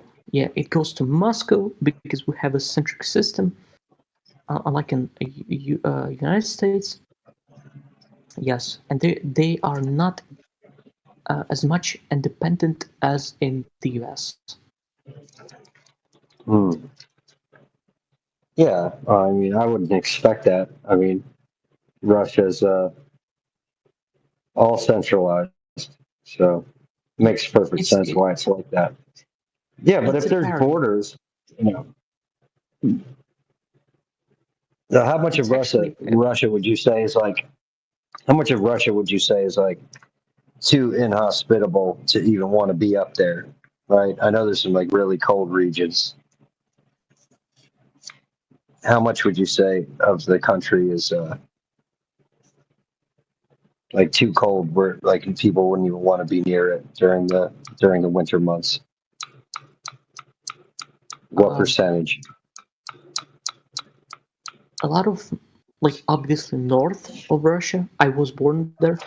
I was born in the north of Russia, where in winter we have like minus 50 degrees. Oh shit! Insane. Yeah, insane. But it's actually I sometimes reminisce about those times. It was actually cool. Yeah. Yeah. But that's about it. Like the lowest percentage, like you can encounter the lowest percentage in the north of Russia. I mean, it's kind of obvious. It's north. Yeah. Yeah. Okay. And I know the same applies to United States. You have, like, for example, we take a look at Wisconsin. The average temperature there in winter is like you have snow in Wisconsin, unlike in Arkansas, where I don't think they have snow in Arkansas. Yeah. No, I mean, where I'm at in Georgia, we got like flurries one time, and last winter, and yeah, and snow never sticks down here really. And when it does, people drive like they don't know how to drive in it. Like growing up in New Jersey, we would get snow every winter. We get both, get all 4 seasons. But when I was young, we used to get real snowstorms and stuff. How much of that was natural, I don't know. I'd like to think it was more natural back then. So, as a decent American citizen, do you have a gun? Do you own a gun? I could if I wanted to. I don't.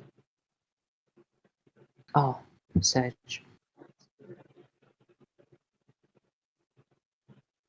Okay, I see. I wish we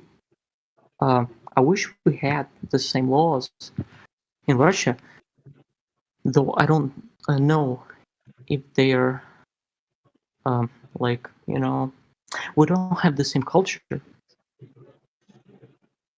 like gun culture. I don't know if it's a good idea to make guns as much available in Russia as you have in the United States? Well, everybody down here has guns, really, and I never really hear any shots going off. You don't really see a lot of stuff on the news of people getting after it. You know what I mean? So I don't know, man. I don't think it's that big a deal. A lot of the people I know, they have them like they're holstered right in the vehicle, right next to them. You know what I mean?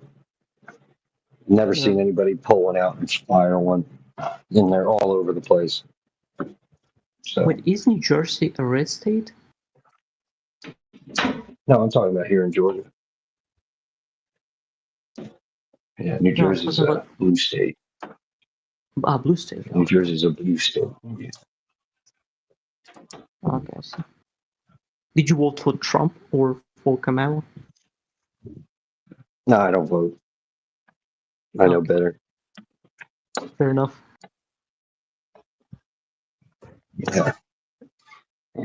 They pretend like you have a choice. I mean, that's my theory anyway. I've had that same theory since I was a little kid. Yeah, I've always known. They just select. They tell you, oh no, everybody has a choice and this and that. There really is not. I mean, unless you're dealing with paper ballots and everybody's transparent about everything, there ain't no way to tell. There is no way to figure out if everything's like 100% accurate. So I don't believe that these three-letter agencies allow people to choose what's going on. I think the government got bigger than the people a long time ago. Do you believe in democracy? Again, that's my personal opinion. Personally, no, I don't. No, I really don't. I think there's a group of really powerful people that control things, and yeah, obviously they can't control people, but they can control the education system. They can control the media, so they can control people's perspective on life. And that's all they need to control people. They studied psychology. They've done it in a way that was inhumane and, probably illegal. So yeah, they understand what people will do in different situations. And they studied all different types of personality types, and they studied they have all of the data, and they have supercomputers to feed them, scenarios. And they have like amazing think tanks, like some of the most intelligent people. And this was, developing plans a long time ago. So, yeah, I don't sleep on what you can do with an unlimited budget. But again, I mean, sometimes you have to decide, like, even if you believe in some conspiracy theory or like you don't believe in democracy at all, sometimes you have to decide because you have, like, even if you have two shits, right? You still need to make a decision. What shit is better, like Trump or Kamala? What's gonna bring more benefit for your country? And that's why I think many people voted for Trump. Like I said, on paper, like if somebody tells you all the right things and they know what you want to hear and they tell you exactly what you want to hear, I mean, yeah, you could be great. You should be, dude, this guy's saying everything I want to hear. Awesome. I love this guy, It's like they're going to give you a hero and they're going to give you a villain. It's just the way it works, man. These are experts. They spared no expense. They have no reason to. Like the forces at play are highly organized and highly intelligent, and they have all the resources you could possibly need. So that's what I mean. It's like, man, the illusion of choice for Kamala, so it's good. Yeah, I didn't vote for anybody. Doesn't really matter. Yeah, like it's good that you're not leftist, you know. No, I have values. But do you Yeah, think I mean, if I believe that, if I believe good that anybody was actually going to, if I believe that anybody that we put into office was actually going to be able to do something, I might give a shit. Put it that way. I mean, But this Trump way, is not good. even if somebody got in there with the best intentions, right, and really wanted to make a change, they would just kill him. And they could make it look like an accident. They can make it look like natural causes. Like it wouldn't even be a thing. That's the point, right? Is like if you don't play ball, they can make it easy or they can make it real easy. You know, they can make you rich. They can make your life easy. They can take care of your family, or they could kill you and kill your family. You know, it's like, what other choice do you have? You're better off not even getting involved if you don't want to get messed with. You know. But for me, if I was an American citizen, like even if I didn't believe Trump or I thought that he's trash or something, I would still vote for him because on the other hand, on the other side, we have Kamala, we have leftist party, and this is even worse than voting Yeah, for but the choice was so obvious. The choice was so obvious. Like, you know, it wasn't even like it was a no-brainer. I mean, Yep. The whole thing. I mean, like it's just a narrative, dude. It's like a movie script, like a movie script for the public. You know, and that's all it's been, man. It's been like this. It's been like this my whole life. I've been watching the news my entire life, seeing through the BS my whole life. I said, I've never believed in the illusion of choice. I've never believed in that. It's either this guy or that guy. You know, it starts off with a group of people, you know, and then like the donors, all that crap. So I mean, the more you dig into politics, the more you realize it's just a big show. It's a dog and pony show. Sometimes when you have only two options, you have to decide. Just my opinion, man. Just my opinion. I'm but one man.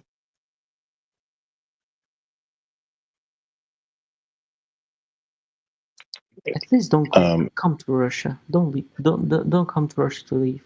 At least don't do that. I have a couple. I know a couple of Americans who did that. They're fucking crazy, man. What the fuck are they doing? There you go again with the F-bomb. Yeah, but yeah, no, I had a friend, Alexei, from Russia, so I'm well aware. He came to the States with his mother. Good kid. Long time ago. I mean, many Americans are bought into thinking that Russia is some sort of a conservative state, you know, but in fact, it's not true. Like, it has a lot of like problems in the government itself is failing. It's falling apart. It's not how Americans. Yeah, it's all about optics. It's all about optics, man. What this whole thing's about. What is true and what people believe. Two different things. I mean, just keep pooping in your America. That's better.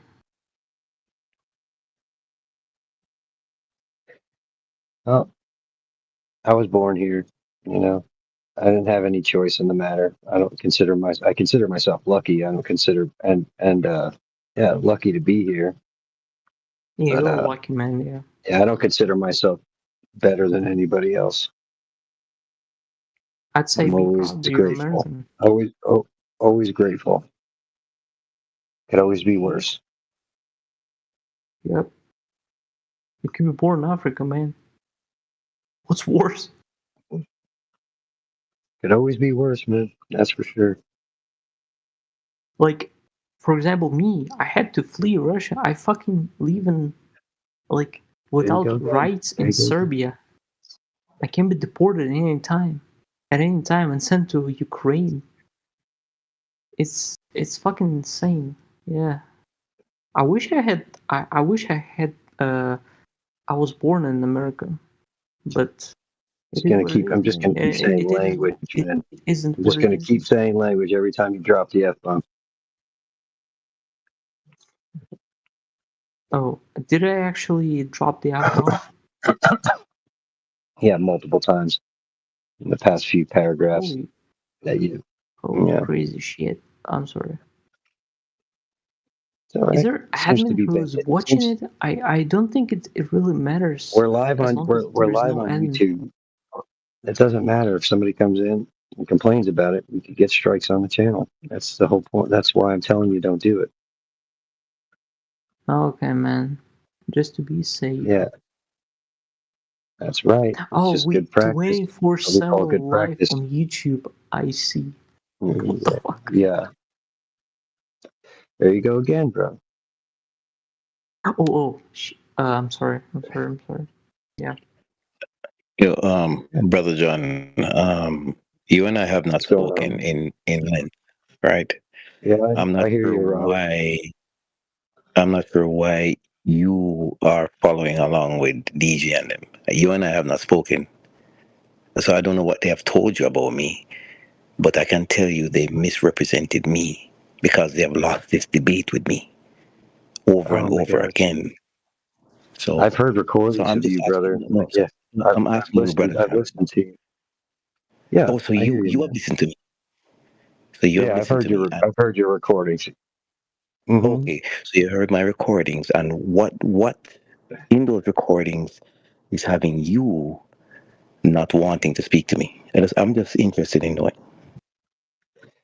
I never said I didn't want to speak to you.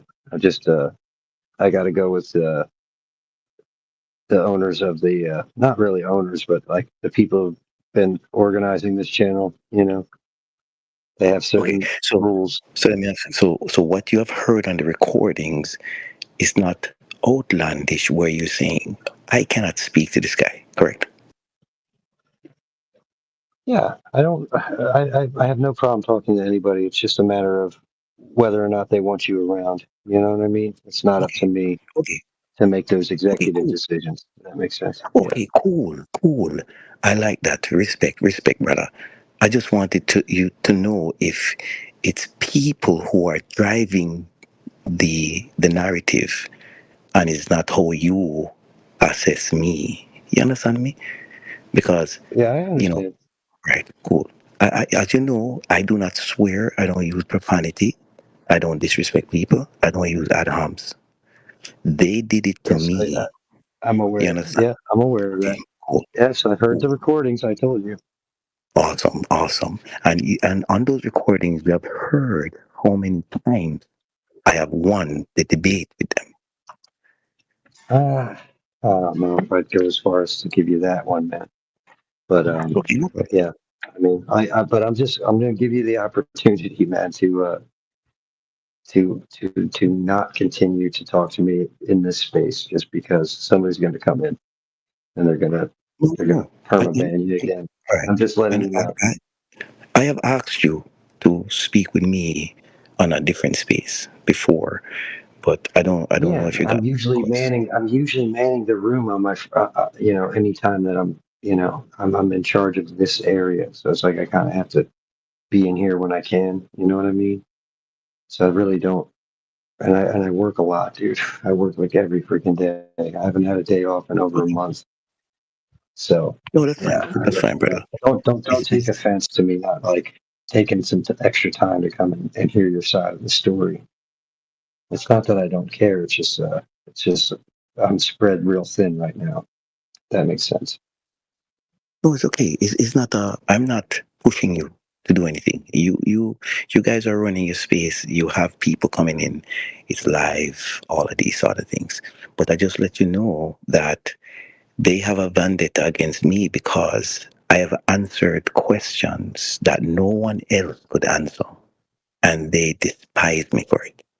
You know, they've asked me for a syllogistic 24/7 all. But let's not continue. Let's not continue what I've just told you that I've been requested to not have you in here, right? So it's like I really would just respect you more if you didn't continue to come in and try and plead your case with me.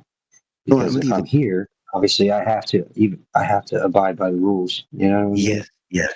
Respect, brother. Thank you. Yeah. I just wanted to know that. And see, that is what I wanted to ask you. And you didn't want to unmute me to let me ask you this. And the way you answered it is perfect. And thank you very much, brother. So I'll be back some other time when people want to speak with me. But please let them know you spoke with me and things good.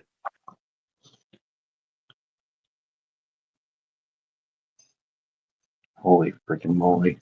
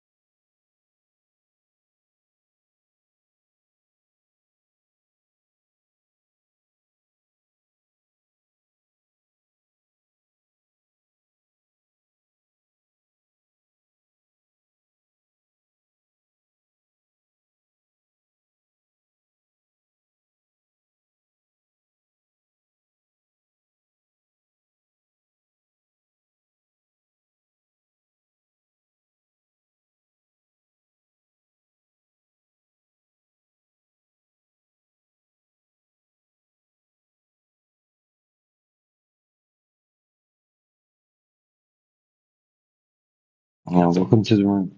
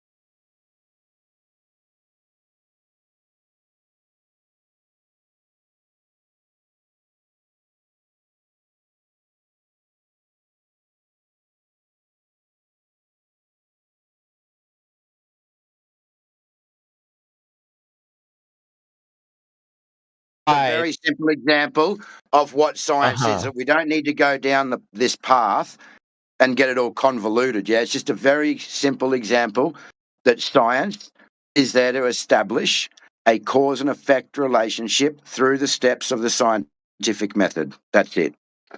So you're telling me, does this include like the majority of the flat earthers that believe that science is just a cause and effect process? No, it's not about us believing that. That is what science is, and I'm happy to provide you with citations in the side chat. Just let me go back inside and jump on my laptop.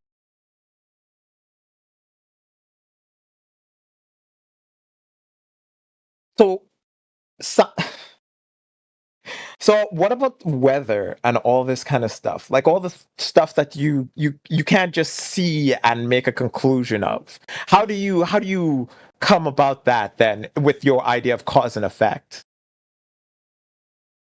I know you. If someone else would like to answer, one of you. Hang on, dude. Someone can answer. I'm just trying to get my laptop down. My whole shit's frozen. Hang on.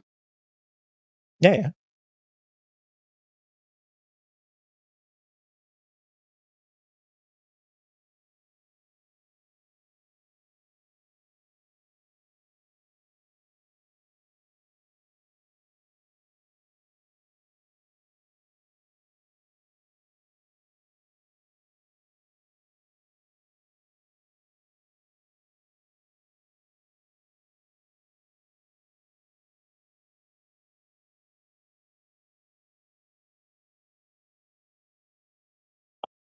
Sorry, dude. My shit is frozen. I can't even switch it off. What the hell is going on here?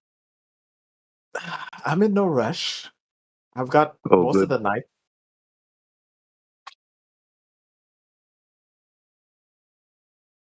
All right, give me a sec.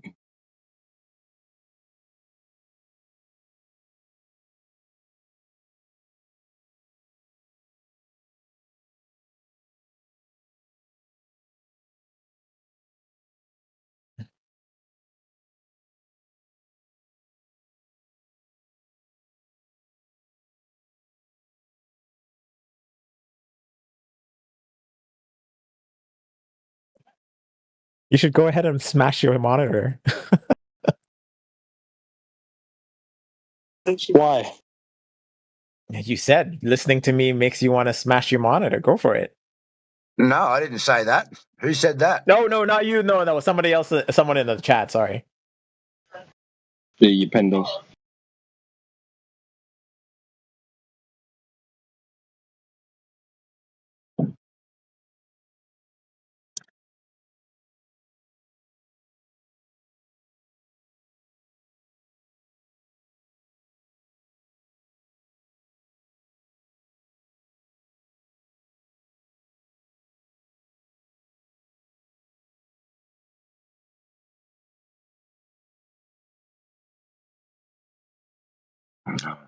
Fuck's sake.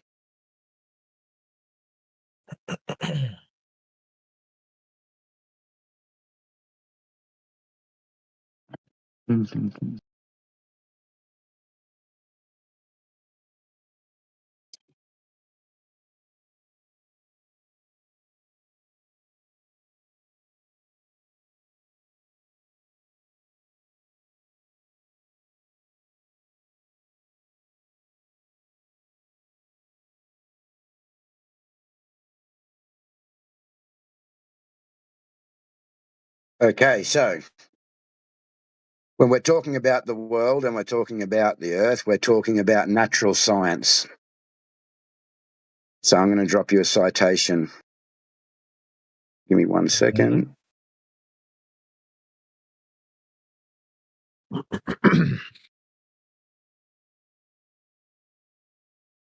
I don't remember. Did you say you don't believe in gravity? Is that something you may have said? No, that's not the case, and that's a misunderstanding. Yeah, that people seem to take. We all witness the same effects. Yeah, we see that some things fall down to the ground. Not all things, but some things. So we're not denying that fact. What we're doing is questioning the causation, because the causation is not based in science, it's based in metaphysics, and that causation that we're told is the bending and warping of a concept. So at 21 minutes past the hour, natural science, the intellectual and practical activity encompassing the systematic study of the structure and behavior of the physical and natural world through observation, right? Just there in that definition, the physical world rules out the causation of gravity being anything to do with science.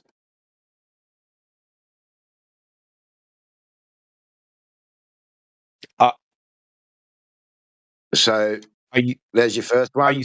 Now we're going to have a look at, hold on, let me step this out for you. All right. So the scientific method has 4 steps, yeah? Mm-hmm.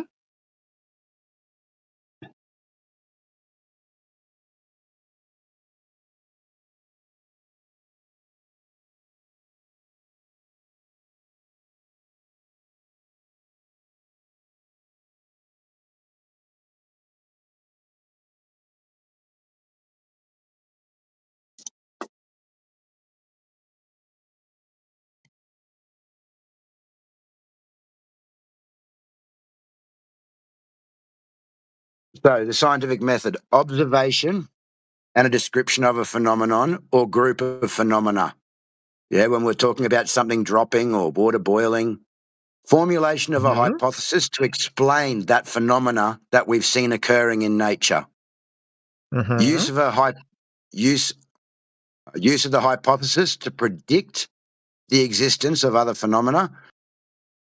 Performance of experimental tests of the predictions by several independent experiments and properly performed experiments. Yeah. So the difference between what science does and the scientific method, it distinguishes science from other forms of explanation because of its requirement of systematic experimentation. Which is what I just explained to you very, very basically earlier.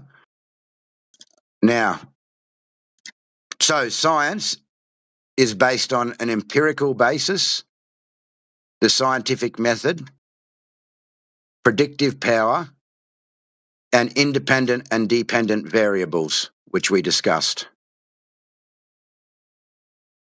Your dependent is your witnessed phenomenon. Your independent is your proclaimed cause, your belief.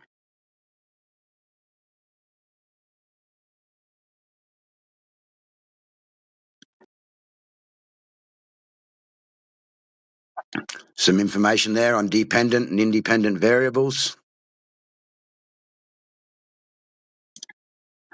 Okay, so again, I was asking, like, you guys have these theories, and you guys have tested it for the flatness of your local space, okay? But for anything else, you guys have.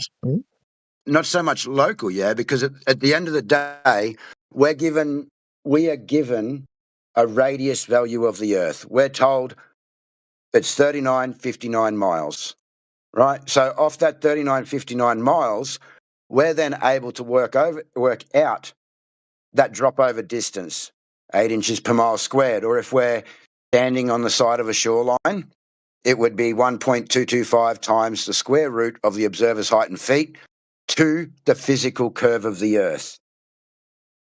So I myself have gone out and done long distance observations over 20 kilometres would be the furthest I've done, yeah? So a good example is one where I used to live. There was an island 10 kilometres off. I could see the people swimming and the waves breaking on that shoreline. According to the globe math, that should have been 7 metres below my eye line. Now, if we want to go further than that, we've also got long distance laser tests that have also been completed over much, much greater distances where there's many, many, many metres of missing curvature where the target is being hit. So the problem is that we're claimed to live on a globe, yeah, on a oblate spheroid. So if we can debunk this radius value, it then debunks everything, because everything they do is based off this claimed radius value. Okay, and I asked the previous guy, let's say you do that. What then? Well, from there, we obviously know that we're being lied to. Yeah, we're not living where we're told that we are. That this globe is based on beliefs. It's based in metaphysics. So one, I know that I've been lied to. Yeah, I know the truth that I don't live where I'm told I'm living. Yeah. Now, beyond that, how that affects you personally and your everyday life, well, I can't answer that for you. But for me, truth is very important. Okay, that's fine. And that's acceptable. Now, the thing that I was asking the other dude also is, if that's the case, you guys have a fairly, I'm assuming, decent community. Why is it you guys haven't gone into the fields of science, like, I don't know, being astronauts or being nuclear physicists or explorers or something of the sort, go into the military and, expose this lie? Like, why haven't you, pardon? Okay, so yes, some people are okay. We like, are in the military. I came to flat Earth in my. How old would I have been? I would have been in my 30s. Yeah. I already had a job. I already had a career. I already had a family. So for me, I'm not going to go out and join the military to go and tell them that the Earth is flat. Yeah. But what I can do is I can look at their documents, look at how their weapon systems work, look at how they fire long distance, rail guns, lasers, etc. And I can see that the curvature and the Coriolis is never accounted for in that case.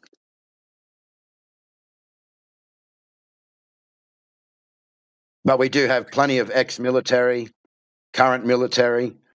We've got flat earthers who design satellites and satellite telemetry. But what we find is that all of these things are compartmentalized, yeah, when it comes to the government and these. But at the end of the day, for me, these other questions that you have, yeah, we don't need to give an explanation on those other topics, yeah. We're falsifying the globe. We don't need to have an answer as to what it could be doing to falsify what the claim is. And these things are all secondary to the most important fact that any long distance measurements, any long distance lasers, it's measured as flat. We navigate as flat. We build as flat. That's it. We measure, build, navigate, utilize, view the Earth as flat and stationary. So what the sun's doing, what the moon's doing, what's underneath, all of these things are secondary questions to the fact that we measure Earth as flat. Okay. It may be interesting, but it's not going to change. It's not going to change anything. Okay. You did mention something, and I want some clarification on this. You say you look into how their weapons fire and stuff like that, right? Yeah. Okay. How does a long-range ballistic missile work? I don't have that information off the top of my head right now to give it to you. Well, I'm assuming you have But they all fire in a straight line. Yeah, they're not taking into account any curvature. So, for example, a big claim. I think I've got a citation here for this one. Give me a second, because I'd rather provide you with a citation than me just rattling shit off.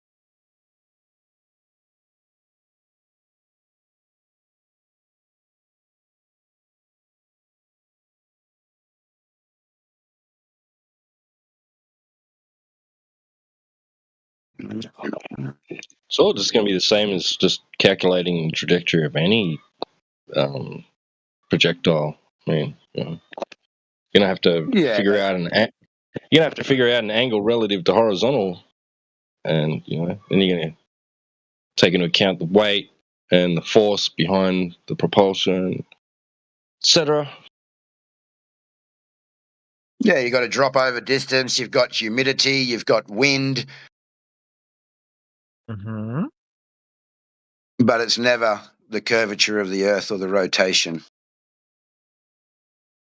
I'm just trying to find this citation for you.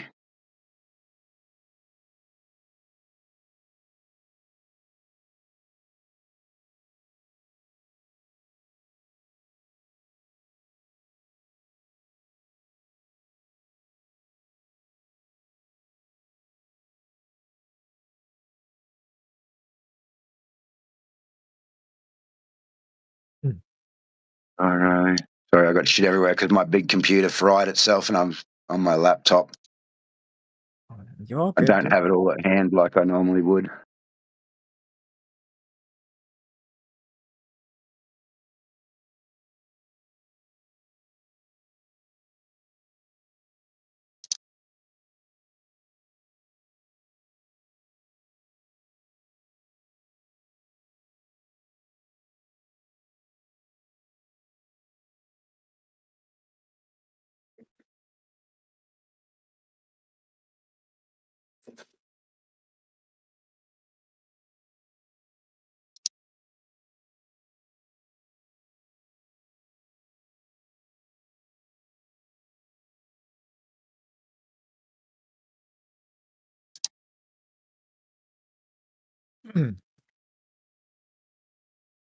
Sorry, I can't find it right now, but it was in regards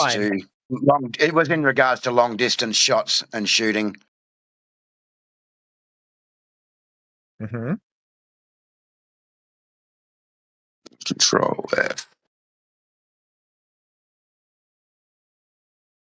Who's the individual who keeps popping in with like a word or two every couple of seconds? What the hell? I don't know. Might be just T-Dub. Okay. No, I'm not hot micing. No, I think he was talking about you when you were just talking about how it needs to be established off a horizontal. When you just gave you a bit of extra information. Yeah, that's going to be essential. You need an elevation angle. Yeah.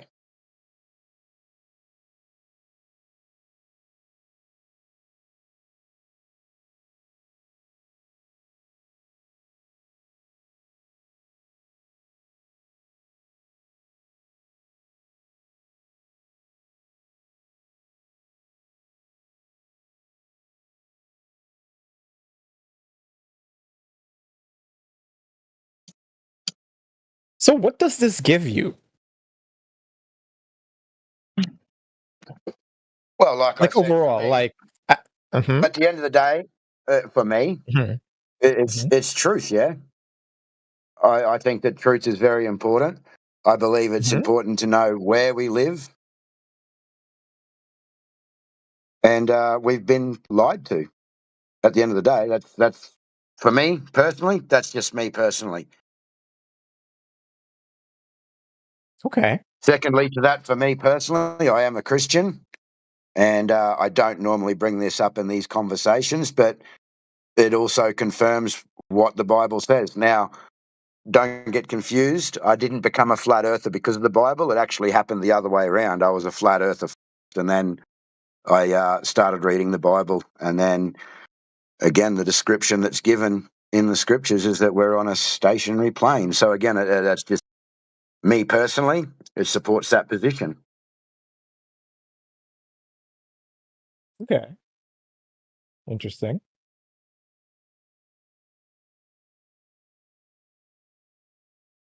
But if you truly are interested and you have an open mind and you'd like to investigate further, then that's, like I said, go and investigate the globe claims first. Go and investigate how they came to this position. From there, you can go and have a look at the claims. You know, we should have a horizon at 1.225 miles of the square root of the observer's height in feet that's blocking boats and buildings. It's something that we don't see in reality. We can go out and we can test these things for ourselves in reality. Again, we can look at the physics of water. We can look at how we navigate, how we measure angles to stars, how we survey the Earth using planar surveying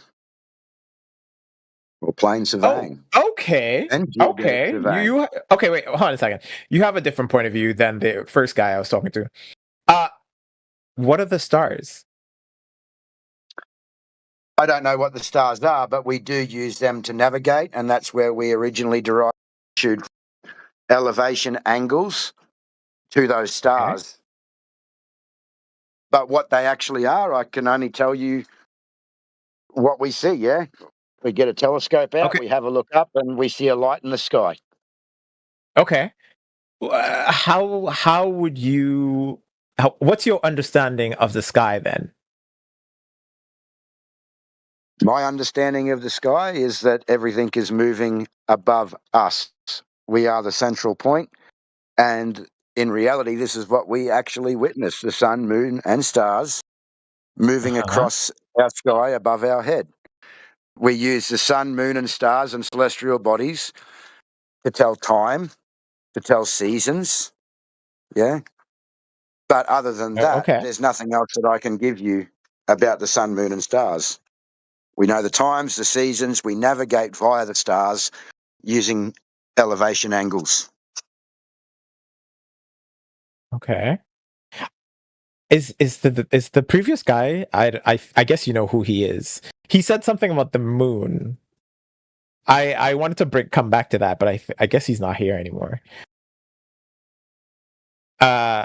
He said like the moon was something different or something of the sort. I'm not too sure exactly what, and I wanted to bring that back up, but I guess he's gone. Do you have an understanding what the moon is? Yeah. No, I don't actually. I don't have an understanding of what the moon is. Obviously, we've got a claim that it's dirt, it's rock, it's physical. However, there's times that I believe that I can see through that and I can see stars beyond the moon.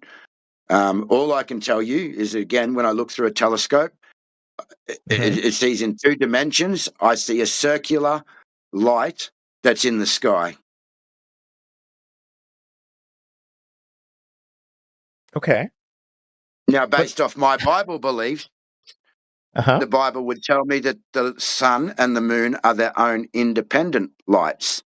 Now, again, that's just my speculation here. That's not something that I can prove. If you want to talk about the moon, that's all I can say. Yeah, it's a light in the sky, and my belief is that it's its own light and not reflecting sunlight. It's its own light and it's not reflecting sunlight. Okay. Correct. So why does it go through phases? Don't know. Not something that I'd be able to explain to you. Okay. Again, there's speculation on what that may be. I mean, we're told that there's waters above. We can show demonstrations of a light being blocked by water. There's all different explanations, but it's not something that I'm going to be able to give you any concreteness on. I mean, we're just going to be going back and beliefs again, yeah?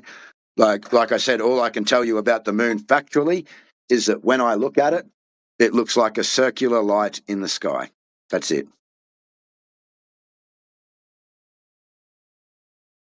And how does that work exactly? Usually light radiates. Don't know. But I can tell you that, we've got the sunlight, and when we're in the sunlight, it's usually warmer. It's cooler when we're in the shade. When we're in the moonlight, it's actually colder in the moonlight and warmer in the shade.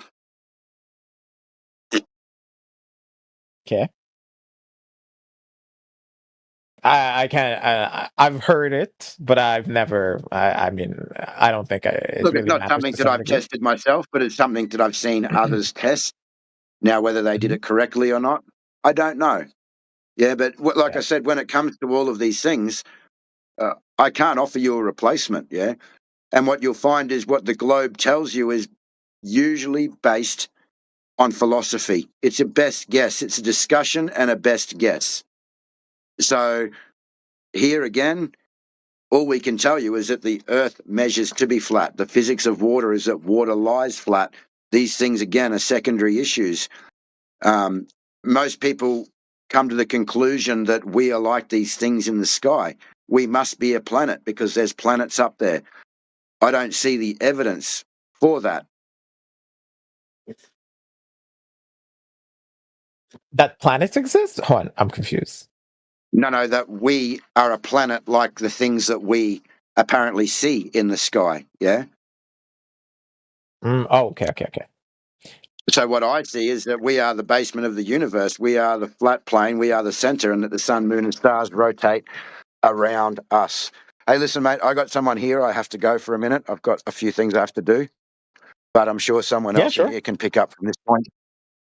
But yeah, I just Sure, wanted if to add to anyone that. wants Like, to. yeah, no worries, AJ. Because we're told that the planets are like balls of rock or gas, right? Like some of them are balls of dirt and rock that like you could go and land on. That they're a world. You like here, right? Yeah. There's no evidence for that. That's not what you see when you look up into the sky. You don't see that. You don't see a world. You just see light. Wait, have you never been to like a high-powered telescope or an observatory or anything? You don't see like Mars, right? You don't see Mars. Nobody ever sees Mars as a ball of dirt and rock that somebody could go and walk on. I think you need to clarify. How do you mean that they don't see it as a planet? So when you look at it with your eyes, when you look at it with your eyes, right, through a telescope, even through a telescope, you don't see dirt. You don't see rocks. You don't see mountains. You don't see hills and valleys. You don't see any of that. You see color. What? That's it. Wait, what? When you look at the moon, all those craters and stuff like that, do you think that's just an image, or do you think it's just it's not like you? Looks like a texture. It looks like texture. I'll give you that. Yeah, looks like it has texture. I couldn't guarantee you. I can only tell you what it looks like. Yeah, it looks like it's just big caverns in it, like craters. But there's such thing as the crater illusion, right? Where they could be bulges. You don't know. I don't even know if it is something that's like physically tangible, right? And it's just giving that illusion. I don't know what there is in between me and that thing that could be affecting the way I see it and view it either. Like, just don't know. But I'll give you that it does look like it has texture. Yeah. Oh, okay. AJ said that sometimes he's thought he's seen through it. Like, you'd have to get him to elaborate on that. But yeah, I don't know what it is that we're looking at. I used to think I knew because of stories that we're told. We're all told. See, that's the thing. Like, so you get these pre-inserted narrative, right? This pre-inserted narrative. So, like, because when you're a kid, right, and you haven't heard the narrative, you'd look up there and go, "What the hell's that thing? What is it?" Like, you'd only be able to describe what you see. Beyond that, you'd have no idea, right? And in a way, we're going back to that state of wonder, right? Because when you analyze the so-claimed evidence for the story that you're given for those things in the sky, it falls short. It's not evidence. It's not proof. It's not evidence. It's just a story that some strangers are telling you about those things in the sky, and it's not what you see. I believe that's where curiosity comes in. That's where innovation comes from. I think I think this is what this explains the technology that we do, the spacecraft that we constructed. We don't do spacecrafts. I've told you all this.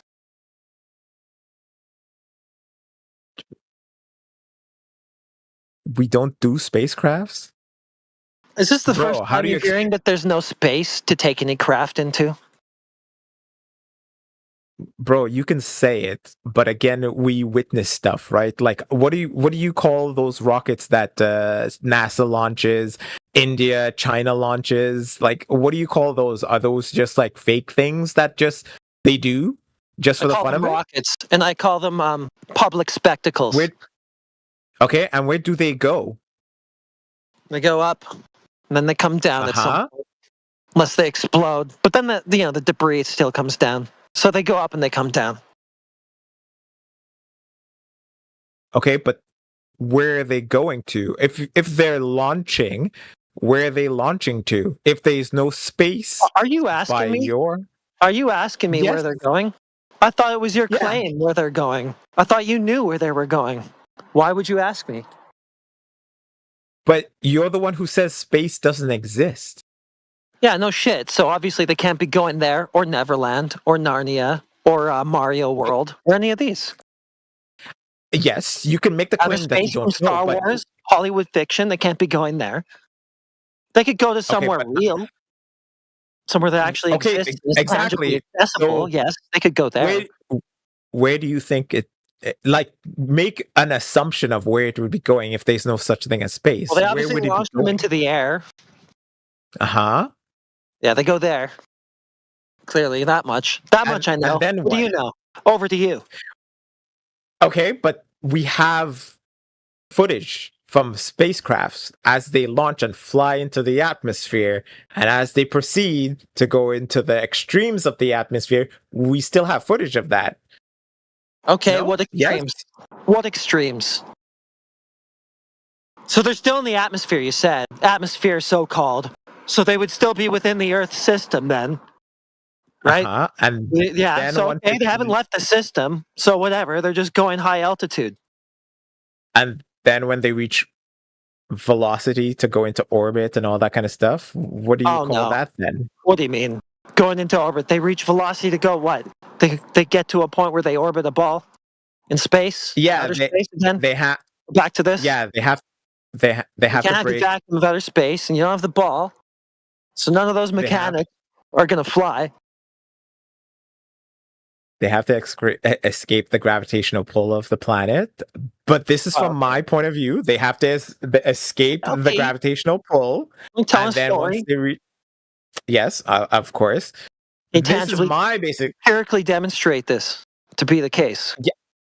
Yeah, but you don't have anything else to give me, though. That's what I've been Yeah, I trying do. to ask you. They went high altitude. They went to places that are tangibly accessible, and that's all they did because that's all they could possibly do. That's what I have. What's wrong with that? Okay, but again, you want to explain then why is it we can see them docking with a space station? We can see them. Oh, you saw that, huh? I don't necessarily have to see that.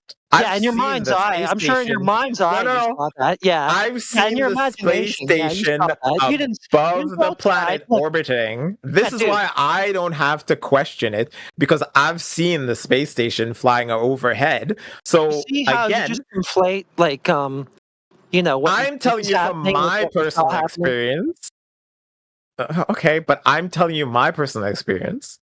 And I'm saying if I can accept that there is a space station flying above my head, and I can track it in the sky as it's flying, then why would I automatically disbelieve that a spacecraft flying up there is impossible or it doesn't exist?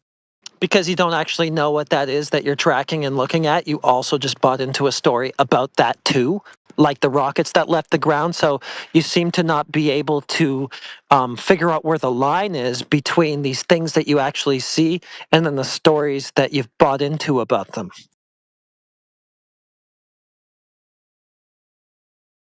But if I could witness it with my own eyes, what story am I buying into? You don't, dude. You don't see a rocket fly up there and then dock. I didn't say the rocket. I'm saying the ISS light in the station. sky. You got your story about what you saw and what you saw all mixed together in the same bag, and you can't figure out the fucking difference. So you're all confused. Are you telling me what I've witnessed in my reality compared I'm telling to you me what you've telling you that witnessed your and what reality? you've imagined, and I'm telling you that you threw it all into the same bag and you can't tell which is which. Okay. If you want to say that, sure. But I No, mean, you're asking me a question I think about you're something trying to that tell you got the me. claim for. I'm just saying I witnessed it. I saw the space station. I saw it overhead. I tracked it, and I was like, "Oh, cool." Yeah, so what? Didn't You have to. tracked it on your Didn't cell have to phone question. with an astronomy Uh-huh. app or whatever. I probably have the same one. Not even. I didn't even Big deal. expect to see the damn thing, and it just flew across the sky, and I was like, "Oh, cool. Let me track Who it." cares? And Yeah, boom. it's a thing in the sky that you've bought into a story about. Don't really know what it is or how it got there. You know the story you've been told, and you think that the story that you have in your head and the thing in the sky itself are one and the same. You're committing a reification fallacy. And anyway, how do you know the Earth is a globe in the first place for this setting of a globe Earth in space to even exist for any of these things to happen within? Okay, so then how Jesus. How do you explain what I saw man-made in the sky on your non-existent planet You're not going to theory? substantiate your position here. You're just going to put it over to me to argue some sort of counter to your No. yeah, Okay. yeah. I'm making That's the what's happening, statement right? that bro, listen. I'm making the statement. I saw it, tracked it. This is what I witnessed, right? But you say that it does not exist. It does not happen. No way for people to go into space and all this kind of stuff. Well, Then space would have to exist. what is the? Huh? Yeah, outer space would have to Space doesn't exist first. Yeah. Okay, so then what in your mind you can come to a conclusion? You have enough information on your worldview and your experience. What is it then was in the sky? Yeah, you keep doing this. See, this is the thing. You keep making a claim about the stuff we see in the sky. You can't seem to support it with any evidence, and then you put it over to us to make some sort of counterclaim, as if that by default makes the claim that you made without any evidence supporting it true. Right. No. You tell us exactly what it was you saw. Like, describe what you saw. Yeah, like the space station, the literal space station flying across the sky. What is so different? What did it look like when you saw it? What did it look like? Bro, it was a bunch of tubes with massive fucking solar sails. What are you trying to say? That's a lie. You saw that? What, did you see that with your eyes? That's what. Did you see that? Did I say it was with my eyes? What'd you use? Where did you see it on TV? A telescope. What the hell? What telescope? Where? What? Where? Holy crap. Where'd you take this I live in observation? Canada. Yeah, okay. Were you at home? Were you in your backyard? Were you at an observatory? Where?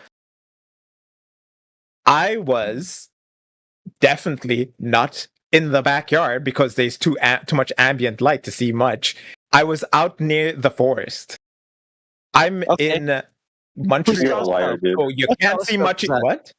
Yeah, see how he needed a minute to figure out his story. Yeah, Yeah, what it sounded like a liar. What Oh, telescope? Jesus. Okay. What telescope did you use? I Let me have no guess, you idea. don't It know. wasn't my telescope. Oh, whose Of course telescope not. was it? It's my friends. We were out just fucking around. What is this Casually went out, stupidity? just rolling around with some like dirt bikes and quads and stuff like that with a telescope in your backpack. In a forest surrounded by tall trees. They never know. That's the thing. They never know what they use to take these observations with. What? Again, if we decide to go you gotta out be and kind of an chill, enthusiast, watch dude. the stars. Yeah, these I don't guys know are anybody who amazing. decides to go out and chill with a telescope, dude. It just doesn't happen. So I think you got to be a pretty big, like, Yeah, it does. You have astronomy parents who nut. take their children. Yeah, I think you got to be a go pretty big and see astronomy nut to even do that. And at that point, you'd know what you fucking bought off I'm not. Amazon for a What if telescope. my friend was? You guys are ridiculous. Yeah, but I mean, you're the one in here because coping for this you for guys 5 are hours, so not your ready friend, to and yet you're disbelieve- just like, oh, I just casually went out there with a telescope one day by accident with a dude that was. Really I into say it. I said I It's observed always it. the same Didn't thing, even know dude. it was going to be there, Yeah, you and did I not. just tracked it. Why? Oh my god, Okay. you guys are All right. So unbelievable. How did you aim it at the ISS? Did I say I aimed it at the ISS? Well, you would Did have I say you would that? have seen it. I You said would I have was to. observing the sky, and then it popped, and I was like, "Oh shit!" And I tracked it. Yeah, I know you're lying because you're just looking through a telescope, and then the ISS just happened to show up exactly where you had the telescope pointed. Is that what you're telling me? Oh my god! Are you? Wow. Do you think Is that what I you're was telling just me? looking? Do you think I was just looking in a spot? It's called with my eye. You see it fly over, and I decided to track it. Again, my How'd you words track it? weren't How'd you describing. track it? How'd you set it up so you had the telescope angled at it? What are you saying? Hello? Well, you would understand Hello? what I'm It's saying if called- you've actually used a telescope, dude. You must have had pretty Oh. good hand, like, because that shit's moving fast. We know Yeah, you didn't of do course it. it's We moving. know you didn't do Oh, that, dude. okay. It'd actually be Wow. pretty hard to use a telescope to track the fucking You ISS. know what I and you're saying experienced. You you're know on what some I kind of did. you're on some sort of Listen. drunken expedition in the wilderness with a telescope. Your friend just randomly happened to pack along, and you just happened to grab it and be like, "I'm just gonna casually track this thing that's just ripping through the sky." It has like a half a degree field of view or something like that. That would actually take a lot of work and knowledge and know-how to be able to operate the thing to even do what you're claiming you just did on a drunken whim, and it's bullshit. Drunken whim. Oh, I didn't realize I was drunk. I never said I was drunk. That's so amazing. You know my experience better than me. Holy shit. That's amazing. Listen, I know you didn't do that. that's fine. You believe whatever you want. I told you my experience, and I just asked you, explain it's a to me lie. then, what did I see? You didn't see it with guys are the panels. ones- We're just taking this apart because you said you saw it in full detail with the panels. That's a stacked image that Do you goes think I around saw the it like internet. in like crisp focus and everything? No. That's No. amazing. No, I don't. I see Yeah, it with yeah, my naked apparently eye. that's what you What they think. say is the ISS. It's just a blob of light, dude. I don't see any of the detail that you claimed. I know you didn't see it because you don't just casually grab a telescope. Oh, hey, I'm tracking the ISS. Look at those panels. Look at that astronaut hanging off the side. Yeah, doesn't happen. Wow. Okay. Well, this was interesting and fun. I think I'm gonna go because this is getting kind of boring. You've lied too many times. Nobody's buying it. Yeah, sure. It's getting I've boring. lied too many times. I think the fact that you just refuse to believe anything that anyone brings up as their own personal truth is hilarious. That's just it. So yeah. Believe. That's all you're asking us to do is believe. Just accept without evidence what you say. Yeah, I know. It's getting boring just hitting your head against a wall. Just expecting people to just buy into these beliefs that you're throwing out there. When they're not going to do that, we're gonna meet them with skepticism. We're gonna criticize what you're telling us. And you're expecting us that's to fine. suspend our disbelief and just go along with you. And it's not happening. So it's getting boring. Okay. All right, that's fine. Well, you believe whatever you want. I think I will be calling it a night. Thanks for enlightening Bust with me your to telescope nothing. lie, and I think it's a good place to just call it a day. Just quit while you're All not right, ahead. sure, Just whatever, quit man. before you get further behind. Yeah, sure. Good night. Okay. Finally got rid of him after 6 hours. I don't think Dude, that guy was so fucking annoying. It's hard to actually, like he wrote in the side chat, it's hard to track a moving object, especially the ISS, which goes pretty fast through the sky. That's not, you can't just do that on a whim. You got to know what you're doing. Yeah, even trying to look at a jet that's moving slower, or even angularly slower, it's hard to zoom in on a jet. Yeah, especially with the level of detail he was talking about. I saw the solar panels, and he's tracking it. This dude's a phenom. I knew he lied, and like even with a cell phone, just pointing it at the beach at something that's like 200 feet away from you or something like that, with a cell phone that's 20 times zoom or something like that, it's hard to lock onto that, and that's a stationary target, not even that far away.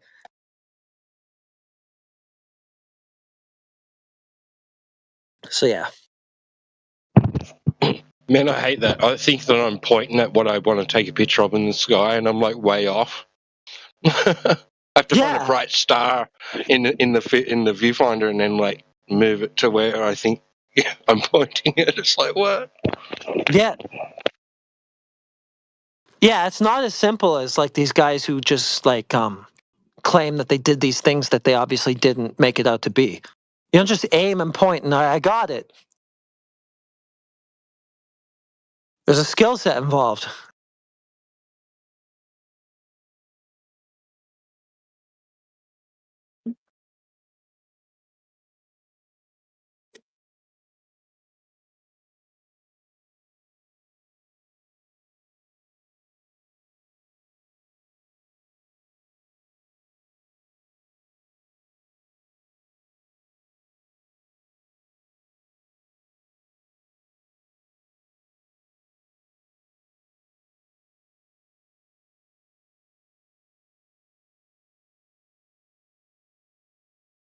Ah, god damn it. That's why I was treating him with kid gloves for like 4 hours. Because our entertainment ran away. Who's the entertainment? The guy that you didn't like listening to. Oh, Our Glober candidate. I was going easy on him for a long time. Dude, I wanted to smash my monitor listening to that guy. Well, you bring it down to brass tacks with him and he just runs.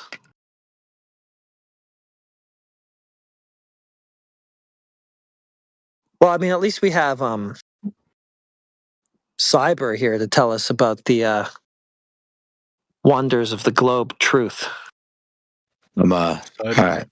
I can't debate tonight, guys. I got my wisdom teeth taken out. Fair enough. But I will say, after listening to you guys talk, I'm not a Glober anymore. I just don't know what the hell it is. I don't know if it's flat. I don't know if it's a globe. I don't fucking know. So That's cool, man. Yeah, just keep hanging out and listening in and draw whatever conclusions you need to and whatever. We're not trying to convince anybody or force them to think anything. We just want them to hear the discussion and the information and to walk away with their own thoughts about it.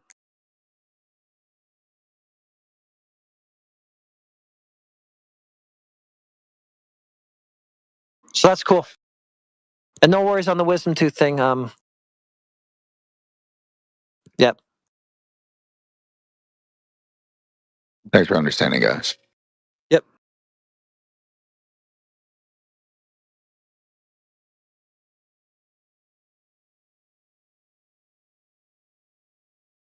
I mean, maybe we could ask. I feel like the room is packed just to listen to him because he was here forever. I think like the audience kind of just grew around him, and now it's just a bunch of listeners, not people who want to speak. Oh no. That's I mean, I'm not in the mood to monologue, so I don't know. Kosho. That's not Kosho, is it? Where's Kosho? It's nicknamed Coach O, but it's Kosho Choco. Oh.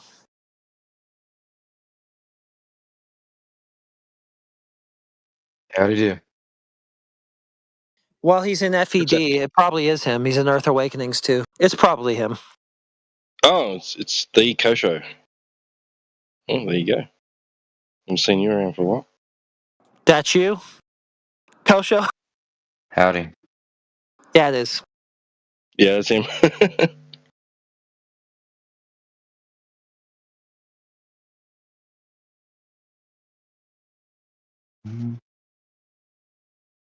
What brings you back around these parts? I'm just listening. It's entertaining. I think it's funny that guy used the same. He fell into the same trap the guy last night fell into. Which one? Well, they both were talking about seeing the ISS through a telescope. Yeah. Oh yeah, They yeah. must be friends. They must have talked. Yeah. That's the thing. Yeah, that's been happening.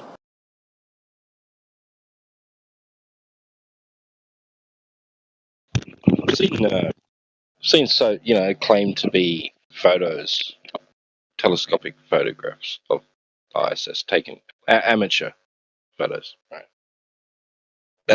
And I think I read one article and they said like how like tedious it is to set up and try and actually achieve. Yeah, it is. Like I said, like just try to aim your 20 times zoom cell phone at something that you're looking at. Just a stationary target, and even that's kind of hard. Then you'll understand what they have to go through, somewhat at least, to actually track something like the ISS with a telescope. It's not going to be that easy. It's going to take a skill set.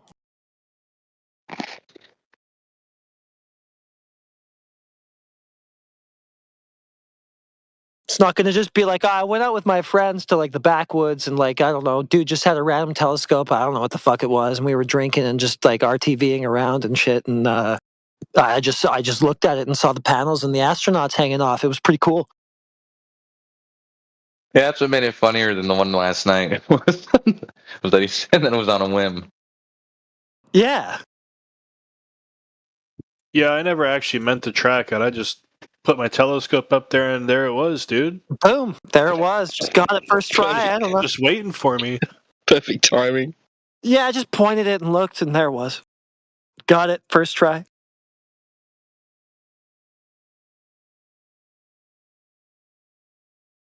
Yeah, I don't know. I don't believe him.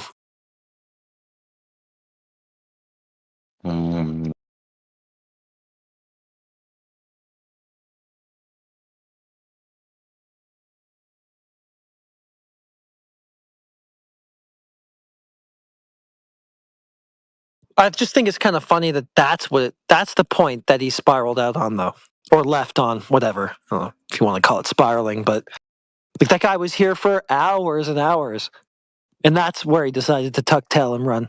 Or maybe he was just here for long enough that he was like, fuck this.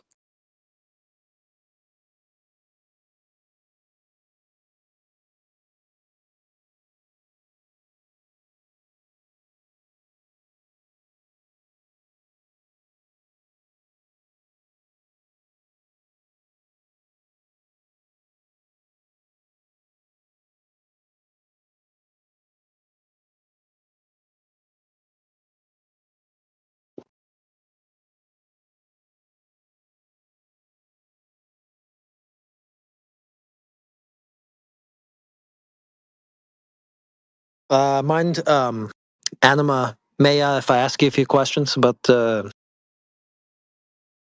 topic?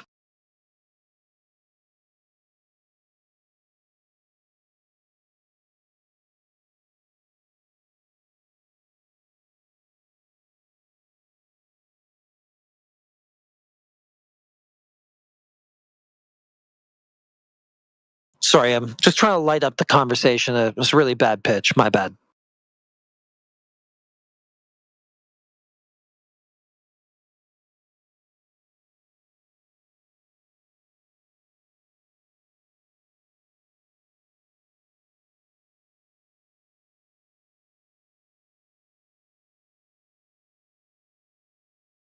All right, fuck it. Well, Mushkane, what are you thinking these days? Yeah, I'm still thinking globe. Because you seem to have low tolerance for a lot of the globers we speak to, so I'm just curious if anything's changed or what.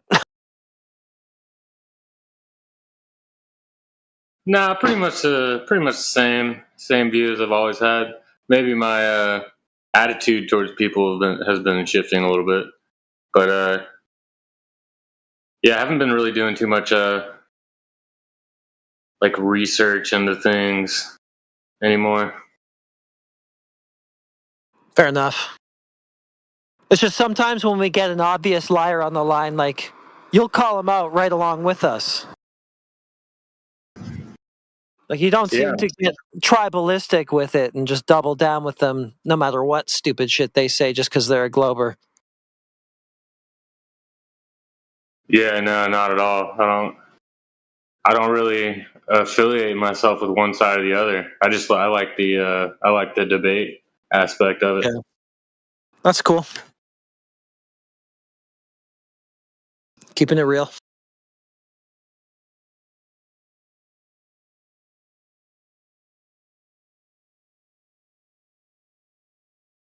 It's surprising how much you don't know about the world. You don't really figure that out until you talk about it.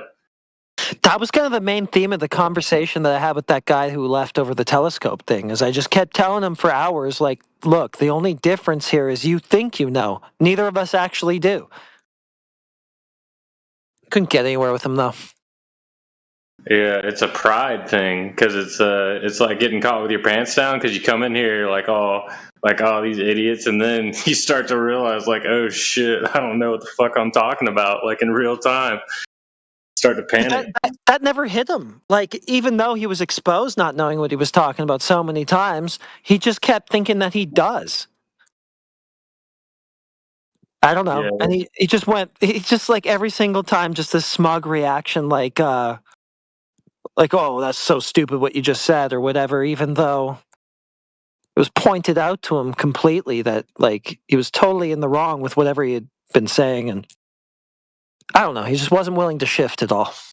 Yeah, well, that's the human nature of it. It's kind of like, bullfrog, pufferfish. It's kind of like you're doubling down. You're making your cell a little harder. But when you go away, the reason you did that is because you're insecure. So, Yeah. they realize that. I've realized over time that it's like a bit of a skill, even being able to know when you're wrong, to like accept it and admit it to yourself. Yeah, it's crucial. It doesn't matter. Excuse me, hello? Yeah, go ahead, Goat Luke. We're happy to hear from you. Can I talk to a fellow flat earther, please? A fellow flat earther, so right away here we got a troll. I'm not trolling. Can I talk to a fellow troll, please? Sure. Yeah, I have a question. How can't you just fall off the end of the earth if it's flat? I'm genuinely curious. If it's flat, how can you just fall off the end of it? Is that what you why said? can't you? Like, I think the earth is round, so why can't I just jump off if it's flat? Okay, what if it's contained? Okay, where's the edge then? What do you mean if it's contained? Why can't I just get on the airplane and just fly off? Well, why are you scattergunning? Why are you running away to like a separate point immediately? I'm just asking. Do you have no confidence in the first one that you brought up? You just got a list of these that you're just going to run through like toilet paper? You're just going to one after the other, drop them, one after the next? Why can't you just jump off the end of the earth? What do you mean contained? There's a wall? There's a mountain? Okay, And now we're setting back to the end of the earth. How do we know it's not contained? What do you mean by contained? Like, you mean they put a wall? How do we know that there's an area that you can just jump off of into whatever? There's not. imagining? That's why the earth is round, dumb fuck. No, it's not. Okay, can you prove that? Don't give me that. Yeah, I can prove that. Walk straight for a million miles. You're going to get to the same spot you were just in. Okay, please post your documentation of you having done that. I'm not going to do that. Okay, you're not going to do what you just said we can do to prove what Post your documentation of a satellite showing the earth is flat. Okay, well, satellites aren't my claim. Well, I'm a pilot. I've gone around the earth and I've seen how it's curved. So explain to me how it's flat. What airline do you fly for? What airline do you fly for? Spirit. Spirit? Yes. Okay, how long was pilot school? 3 years. Yeah. How old are you? 29. Okay, I totally believe you now. So what was your course? What was my course? The fuck you mean what was my course? Are you a pilot? Because if you were a pilot, you would know it's round, dumb fuck. Okay, all right, so that's where he got stuck. All right. Good. We got him, ladies and gentlemen. So can you tell us why you think it's flat? Because it is. Yeah, because it is. Okay. Yeah, and pitch data is a relevant example, actually. Yeah. I mean, no, I actually want to know why I think it's flat. Because it is. Okay. Great logic. Well, I mean, if it is, then I'm, it would follow that I would think so if I've. I have another question too. Bothered to have a look. Yeah. Okay. All right. I'll try to answer your question in a little bit more detail. How about? Okay. Why do I think that? Does your dad let other guys fuck your mom too? Yeah. See, this is why I wasn't bothering, because you're a troll. Do you want a serious answer, or do you want to fuck around? Okay, you left. All right. Whatever. Good riddance. Guy's an idiot. Yeah, I know. Well, I mean, he's not going to take a serious answer, so I'd be making a fool of myself giving him one.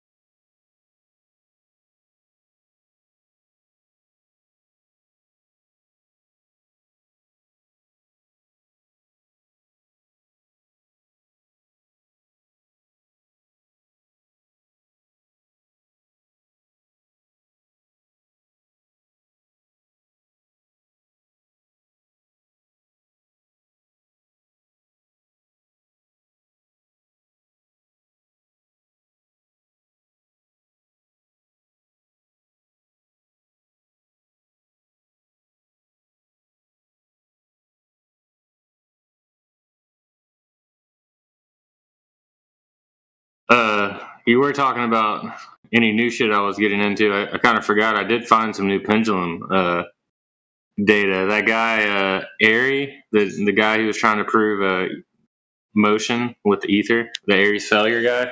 He also did a pendulum experiment. He went down like 1,200 feet in a coal mine and put up this like huge 20-foot, 30-foot pendulum down there, and then had one at the surface. So it was like the first claimed measurement of a difference in gravity. Oh, yeah? What happened? What do you mean, what happened? Well, what was the observation? Like, what did the pendulum do? Okay, so the pendulum that was 1,200 feet down in the mine shaft, the period of oscillation was like, I don't know, I don't remember how many seconds off, but it was a measurable change. It like oscillated two times less, something like that. And so from that calculation, I don't know how they got the density of Earth, but somehow they calculated the density of it. I guess because if you can calculate the gravity of it, then you can calculate the mass of it. 2 times seems like it would be way too much. Because, I mean, there's no way... I mean, they can hardly go into any depth of the Earth at all with, well, I mean, the claimed dimensions that they have. Like, basically 4,000 miles to the core. Yeah. I mean, any depth that anybody can go to is just a little fraction of that. I said the same fucking thing when I brought this up last night. Somebody was like, only 2 fucking times? And I didn't argue with them because I didn't want to get into it. But I was thinking the same thing as you. I was like, that's a big fucking difference. But it was a huge pendulum, and I think the oscillations lasted like, I don't know how many thousands of oscillations, but it was a lot. Because, I mean, you're just basically breaking the peel of an apple, going into the, the depths of the Earth with what we can actually do. I mean, compared to the scale of it that they give us. So, like the shedding of a snake skin, like see through, is tiny. Yeah, 1,200 yeah. feet. And then the difference is like double or something. I mean, I don't know. I haven't seen any of the data, but that's an interesting claim.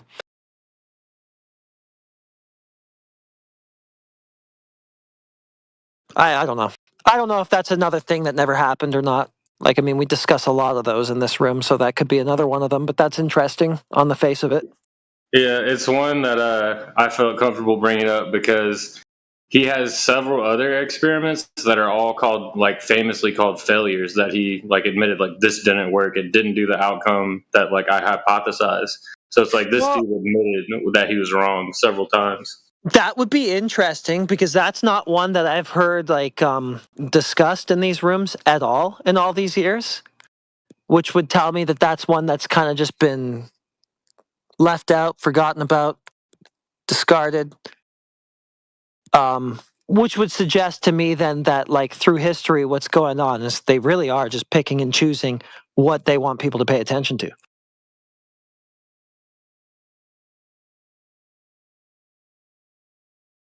Right, if something comes along that goes against the idea, let's just forget about that, right? And we're just going to grab the results that do comport with the idea and we'll run along with those. Kind of. Yeah, it could be because he had some failures too. Because I Like never the heard of Omicron that. If that's true, I mean, whatever. Just granting that's true for a second. Like I never heard of that. Yeah, I'll grab the link, see if I can find it again.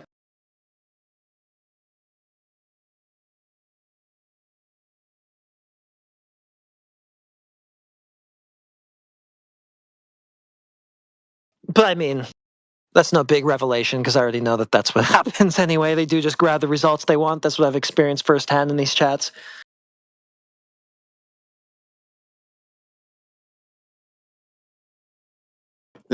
I mean, I know I'm stereotyping and generalizing. Sorry about that. But I mean, I do generally find that that's what's happening.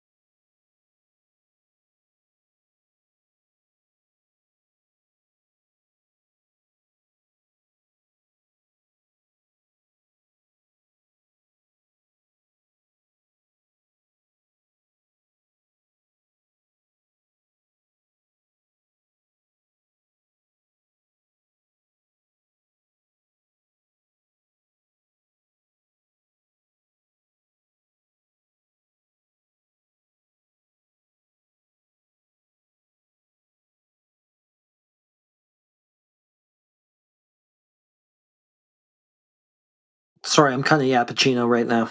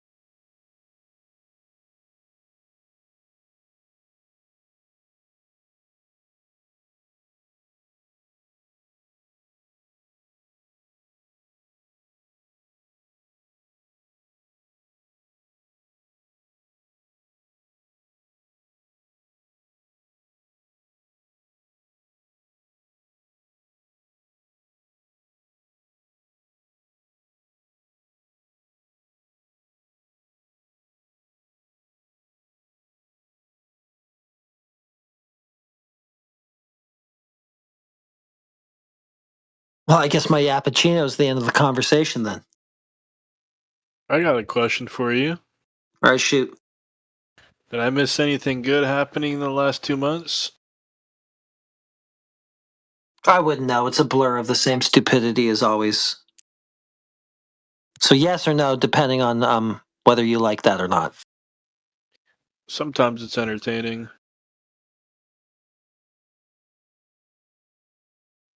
Not that last guy, though. It's a little too much for me.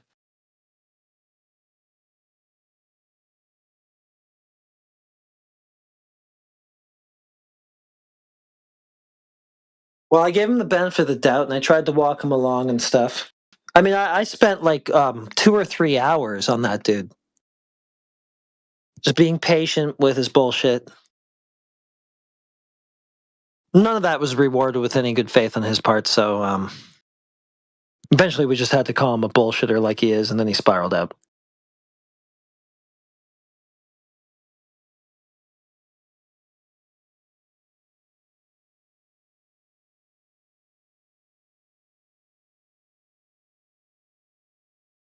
They kind of come in with the whole conversation already predetermined in their minds. Like they already know how it's going to go before they've even tried it. And if it doesn't go like that, they just ignore that fact, and then they just tell themselves that it is like they already decided it would be.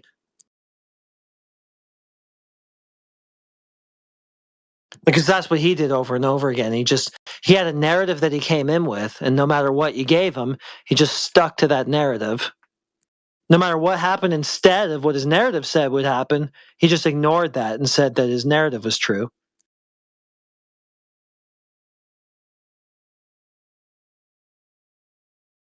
I don't know.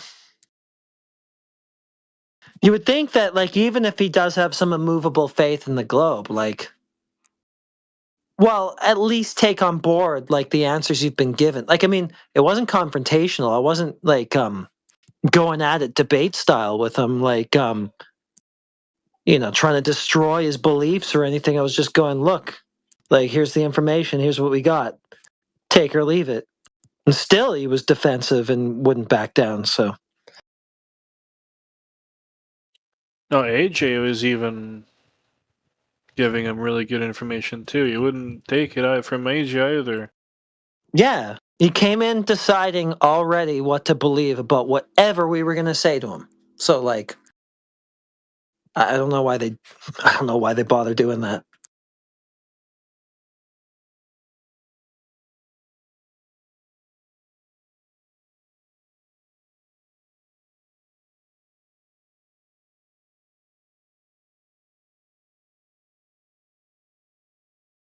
Well, it's plain old cognitive dissonance, I guess.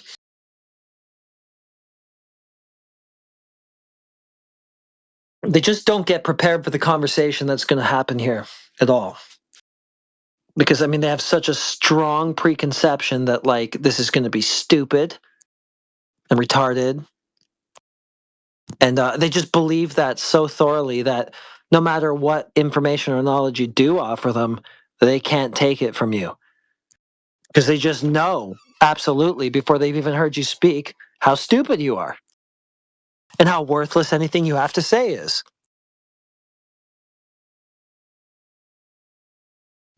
You know,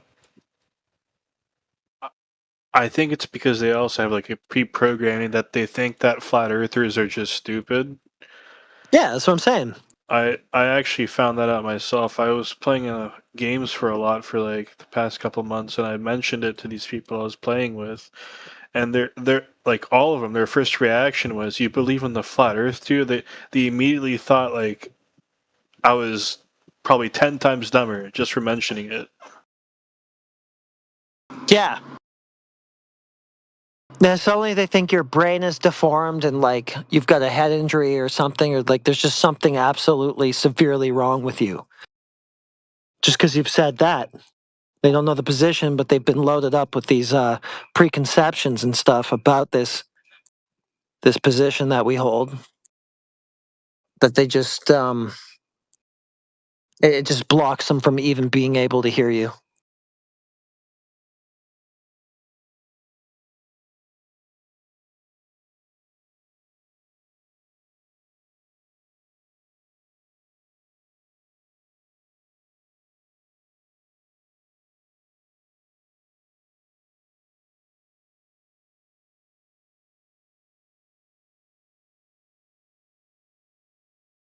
Resolve. He looks like a Glober. Go ahead, Resolve.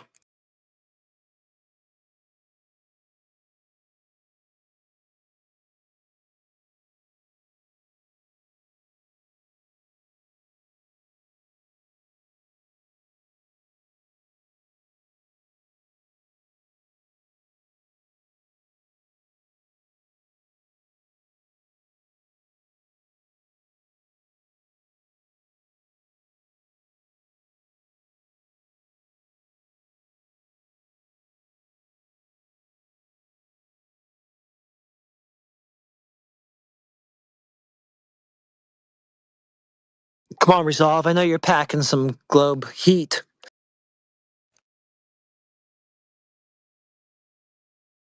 Some globe smoke. What's going on here? I'm just calling out Resolve. Anyone actually realize they're not a Jedi? What's this? What's Trinity on about? What's Any that? real boys? Just Trinity in the side chat, just reading what he's typing. He says, anyone actually realize they're not a Jedi? Any real boys? They trying to win argument, not actually seek truth. Yeah. I don't know who he's talking about. You might just be chiming in on what I was saying. I was just commenting on the last conversations that happened. The one that we had for Right, hours. yeah. The only active Glober. I mean, I kind of liked the conversation with him for hours. I mean, even though like nothing was taking hold with him, I don't know. Like he didn't spiral out that badly. It took a long time. He kind of went back and forth, and you could actually speak to him. Like he didn't trigger to the point where he's just gonna run all over everything you say, and then like a discussion just becomes absolutely impossible. So. Yeah, no, I came in like probably half an hour or maybe an hour, and it like and AJ was just like blasting him. I was like, wow, this is not like AJ. Like he must have said something bad. Well, I mean, maybe it's something different about my mindset today because he pissed a lot of them the hell off, and I was just kind of like whatever for hours. Right. Well, at least we have Bone Daddy here to clear it all up for us. At least we got that. Right. Thank goodness for Bone Daddy. And you've always got the audience too. So like, even if like you don't think he got anything out of it, the audience may have got something out of it. You know. Yeah. Yeah, it's never really about convincing the person that you're talking to. It's about just the exposition of it and having the back and forth, and you know, maybe that can be fruitful for anybody listening in to decide what they want to think about this.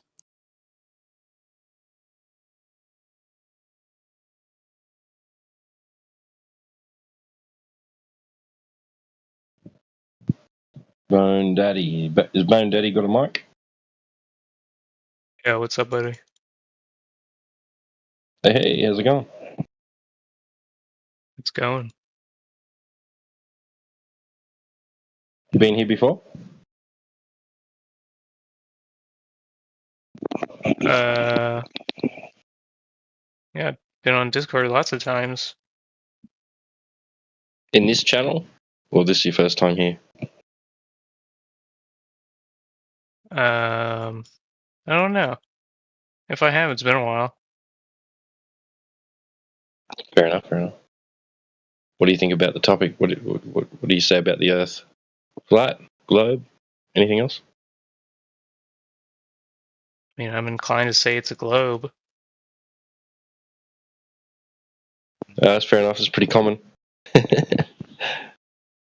What makes you say Sways you that way? Yeah. Yeah. I really liked Interstellar. I thought that was a pretty good movie. Sounds right. Had a great musical score too. So fiction, Really okay. fantastic. Yeah. Checks out. Fiction, emotions. Yeah.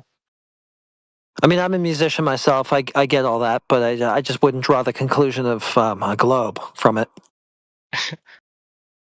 And The Martian with Matt Damon. That was a really good movie too. All right, so Hollywood fiction, that's what we got. I don't really feel the need to argue with that. I'm pretty sure that that offering pretty much speaks for itself, but anybody else got anything?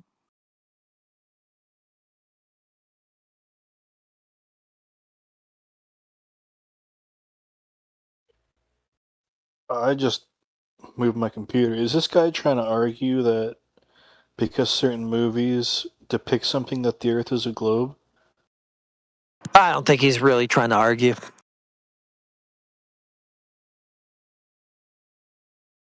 I don't know. That's actually a pretty good argument in my mind because it is a narrative, and the best narratives are movies. I mean, I think more people are convinced by the globe than movies than anything else. Yeah, he's really onto something there.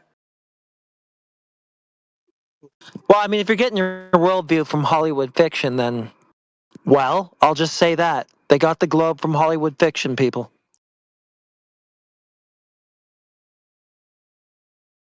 The Universal logo.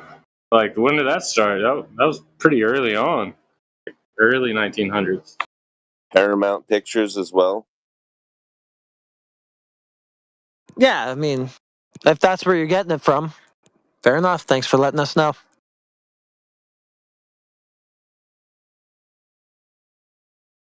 So it's like romanticism.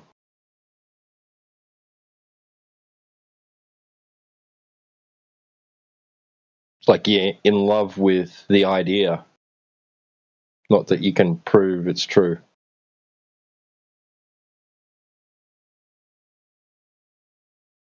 Because it's been sensationalized in front of you on a screen in the form of drama and action and suspense. Yeah, really good drama or action. It's kind of like a normalized setting amongst all science fiction, is that there's this preconceived notion of the globe dynamic. Am I wrong? It's just becomes standardized. Yeah, it's the standard. We know it's a globe, okay? So everything's going to go from there. Well, I guess unless it's some like old, folklore, I don't know, Lord of the Rings mythology type stuff. Go ahead. No, I was just going to make a pun as everything revolves around that. Even that word choice shows that we've been indoctrinated for generations into speaking it into existence. Revolves around? True, words have power. You said it all revolves around? Yeah, we're chanting the globe lore to ourselves all the time with globally and stuff like that. People say that things are happening globally. Universal. Planet is a huge one. Yeah.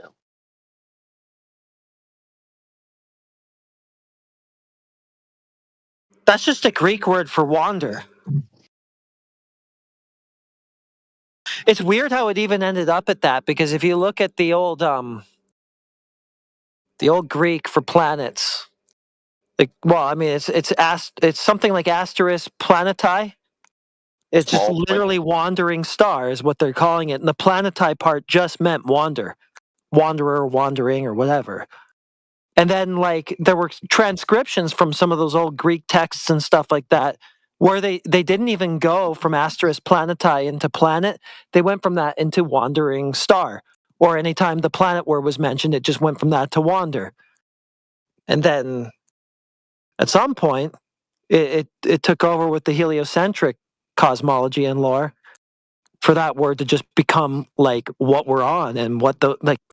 It took a whole other direction. Like, I think in the Enlightenment in France in the 1800s, it took on a new definition, meaning small planet, a small plane, planète, because they were speaking French a lot at that time period, and it has a different connotation in French than it does in Greek. Small planet, like small plane? Yeah, a planète. Yeah. In French, that would mean a smaller plane. Oh, like Smurfette. Right.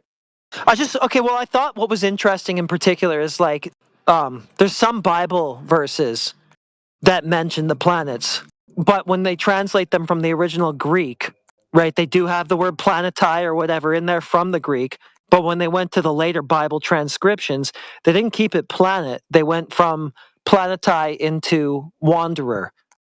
And that's the way it went. Yeah. So, I mean, yeah, I thought it was interesting. So they invented the star portion, the wandering star. It just meant the wanderers. Yes. Yeah, that's all it meant. Yeah. So it seems So to the be Earth is a wanderer? It's a relatively modern term that we give it now, right? So that's taken on a whole new definition and meaning. Yeah, that's what I've been trying to say. Yep. It's worth a think. Yeah, I just like how when they were translating those old scriptures, that they didn't even think to go from what they were saying to the English planet. It just didn't even occur. They didn't even do that, so it doesn't even appear in the English transcriptions that way. Even though they are talking about those same things. Like you said, worth a think. Don't want to go too off board here, but I think you might be ascribing too much of a good guy mentality to the people who were translating it. It didn't need to be translated until somebody wanted to change it. No, I mean, I don't know if I'm even going with a good guy mentality. I'm just saying that they didn't even think to go in that direction of translating the Greek into that word planet. Like whatever their motivations were, that wasn't even an occurrence to them. We're talking about slightly different things, but I see what you're saying. Yeah. Well, but at least we have Vixie Witch here to clear it all up for us. I'm sorry, what? She's a theology expert. You know. I think you got the wrong Vixie Witch. I'm not a theology expert. Astrophysicist, expert in general and special relativity. Yeah, go ahead, Vixie Witch. What the fuck did I just walk into? A flat Earth chat. You sound like my mom. Yeah, I'm listening. Well, that's boring. Tell us why you're listening. Really, it's actually quite entertaining and informative. Yeah, for you. Yeah. Cool. You might be more of an astrologer. Yeah. Just because I have witch in the name doesn't mean I'm an astrologer. I mean, seriously? Well, sorry to put you on the spot there, Witch. I just was hoping to spark up some new conversation. That's cool if you just want to fall back or whatever, but, that's what we do is kind of try to talk to people who haven't been here before. Well, I've been in and out of this channel for the last few months, but I like to listen to other people's opinions on different topics and listen to how other people either agree or disagree depending on their views and opinions and experiences throughout life. So yeah, you want to hear the back and forth and the whole thing, and yeah, why this person said this and why they said that, and that's cool. Yeah, it's interesting, and it's something that I learn from, and it's something that I enjoy doing, being able to hear other people's opinions and views. Is the etymology of astrologer a star recorder?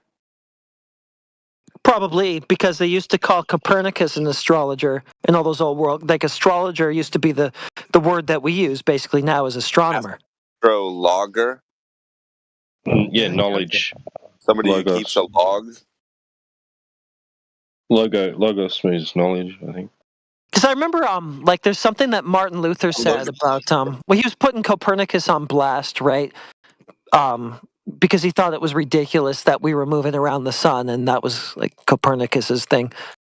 But he called him an astrologer. He said there's a new astrologer who seeks to prove that the Earth moves around.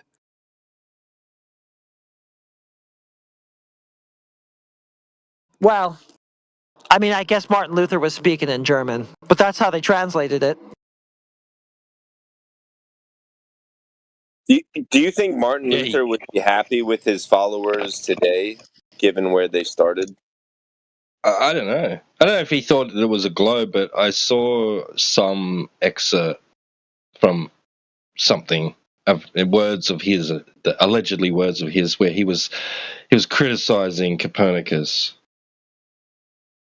on his idea that the Earth. I don't know if he was a glober, Martin Luther, but he didn't like the idea that the Earth moves around. Right? Yeah, he was knocking Copernicus. Yeah, and he said there's a new astrologer, Copernicus. He's a fool, basically, who sets out to prove that the Earth wanders and stuff. Yeah, said something like that. Well, there is a really difference between astronomers and astrologers. I just mean, in the old world, there was no difference. They just called the guys who study the stars, the astrologers, apparently. True. But in modern times, astrology is the woo-woo one, right? Yep. So, the pseudoscience. So they had charts that they would check. Yeah, both of them. Say, then this like rising, so blah blah blah. They actually had charts that they could reference to make these claims. So compared I to think the alternative of the day, which didn't. with astronomy, maybe what you have is a sect off of astrology that kind of seeks to like establish itself as credible. You know, they want to set themselves apart from. Yeah, go ahead, man. My bad. Well, it's funny because I think the market is set on like from astrology, quote unquote. Yeah. Many Like cultures. based on charts and when shit happens in the sky. Right. Yeah. So astronomy is different because that's trying to name all the stars. Astronomenclature. Well, they're still telling you a whole like fantastical story just based on like sky gazing, pretty much, and it like I mean, ultimately isn't really that much different than astrology. Well, except their version is none of it means anything and don't bother paying attention to it, but it's our careers to pay attention to it. So it's kind of contradictory. And it's almost like a birth date, right? Like, because so instead of a calendar date given to you, it's like you were born when the sun was in Capricorn and the moon was in Virgo or whatever, and and Mars right ascension was such and such, right? So it's like a date. But deriving all that meaning, yeah, from the position of the luminaries and stuff like that. From a flat Earth, mind you. Deriving all this stuff about space time. My bad. Keep talking over you. Yeah, go for it. No, I'm just saying with the horizontal baseline, they're able to do their astrology thing and their astronomy thing. One tries to name it, one tries to understand it. And I don't side with either one of them. But well, they both try to understand it, but can't provide any proper justification. So I would lump them in kind of the same way with each other. Well, you're gonna try to derive from it that you're on a ball and all this stuff, and then they put up this pretense like this is empirical, this is scientific. We've gone beyond what the ancients used to do, which is just sky gaze and make up stories. No, that's what you're doing now. You're just trying to recharacterize it. I'll give this to the astrology crowd. They at least are trying to understand it. Can you repeat that one more time for my girlfriend? Say that again, heretic. It's the same that the astrologers of the old world were doing when people now think that they were just sky gazing and just formulating beliefs and stories and things just on a lack of knowledge. No, it's the same thing that's happening right now, except they've recharacterized it as if it's empirical and sound and scientific and knowledgeable. That wasn't as good as I said it the first time, but they're still telling the same stories about the sky. They're like, oh, back in the day, they used to look at the sky and tell crazy stories. They're still doing the same shit. Like, can we talk about what a lunatic is? Yeah, that. What is a lunatic? Anybody? Something to do with the moon probably is what you're trying to get me to go to. Well, that's obvious. So a lunatic is somebody, historically speaking, looks at the moon and has questions that they want to ask other people about. Like, hey, how come it's like this? How come it's like that? And they're like, shut up about the moon, guy. We're over to the moon. Shut up. But he still wants to bring up the moon. That's a lunatic. If the sun went down an hour ago, how can we still see the moon at 13 degrees per every 12 minutes? It should have been gone by now. Shut up, guy. It happens all the time throughout history, and they're known as lunatics. We're not the first ones. And we won't be the last.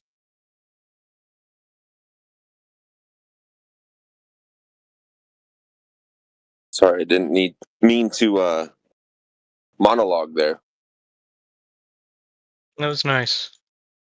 No, you didn't. You're good. It wasn't a monologue. Well, we have henchmen at least.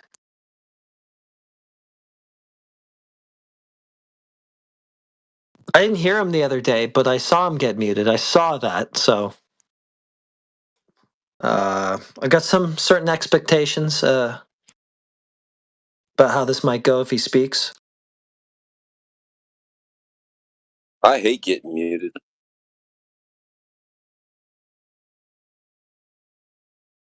It happens to the best of us.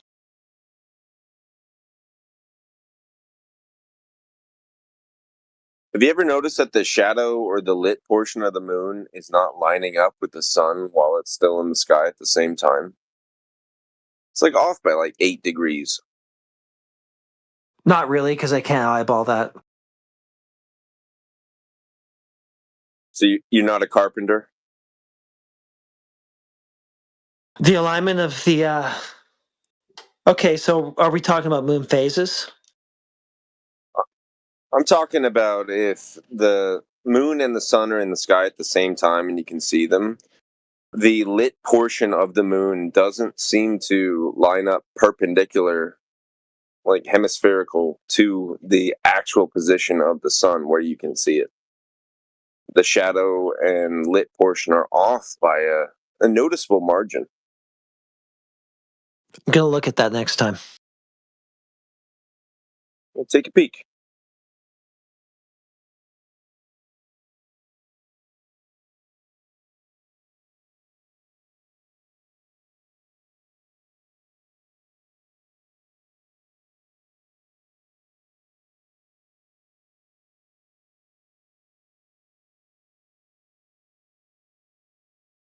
All right, we can't get henchmen speaking in here, I guess.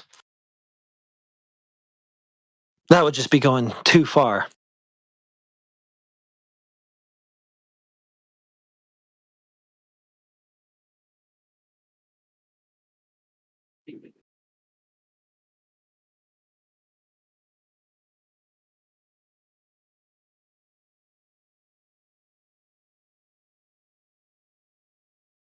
Globe Earth henchman 21.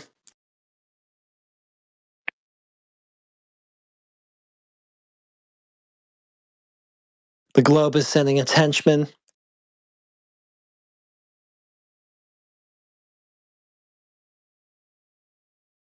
It's like Spider-Man when you have a bunch of villains coming at you. A bunch of dumb villains just spawning over and over.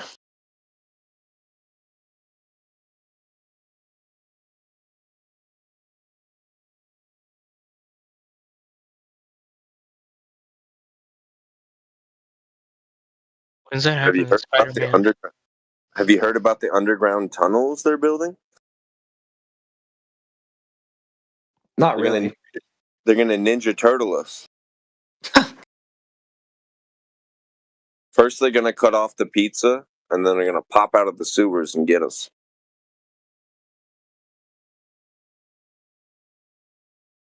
I'm just playing.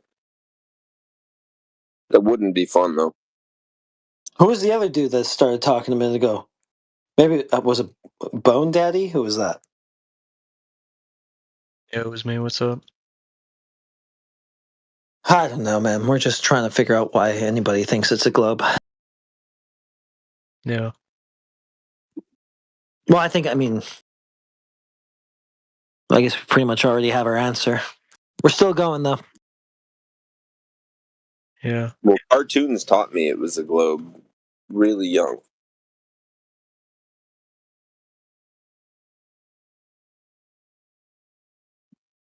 Even Roadrunner and Acme Rockets. I think they showed the firmament in one episode. The rocket went so high it bonked off the ceiling and came back down and blew up the Roadrunner. And the coyote was just like, whoops. What's going on, Midnight? Hey. How's it going? It's all right, I guess. You've been listening to Bill lately. Yeah. What do you think of this conversation? All of them, or what's happening right now? No, I just mean in general, like what goes on in here. Oh, it's interesting. It's one of the more interesting channels in here. I don't really hang out in the server very much, but I do come in here. Like the rest of the server, I mean. Yeah, I hear you.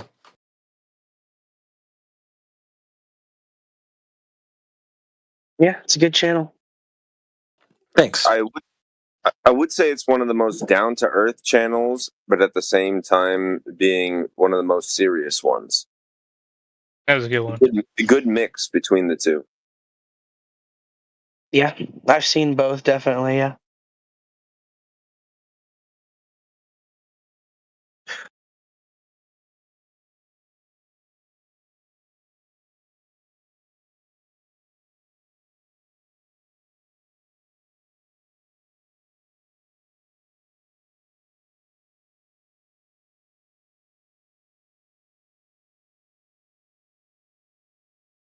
How come those astronauts don't go deaf sitting on top of that big rocket that's like 200 decibels?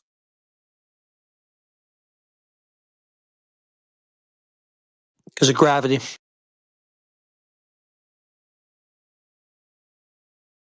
Maybe they got AirPod Pros or something.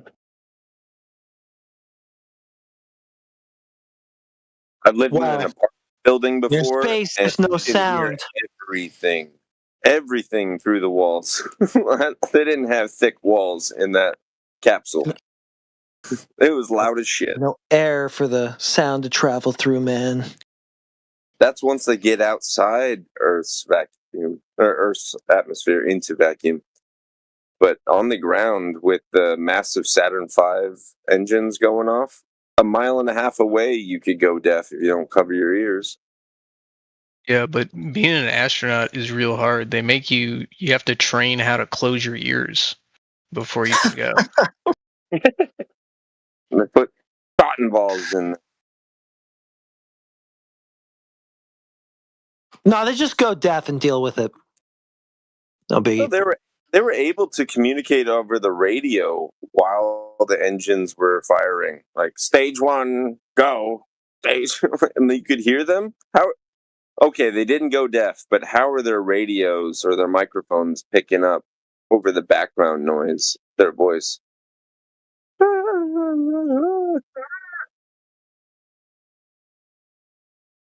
don't know, Crazy man. loud. And then they powered the whole thing on 6 golf cart batteries for 11 days. So there's that too.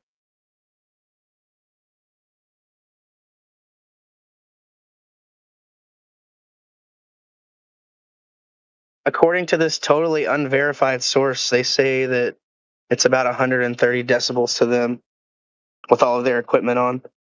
Right. With their helmet and the walls and insulation. Yeah. Did you ask Grok? Be honest. No, I didn't ask Grok. I just looked it up on Google.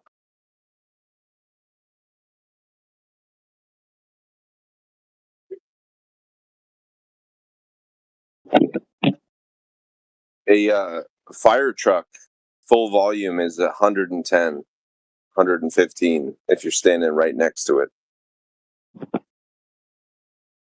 That'll fuck up your ears.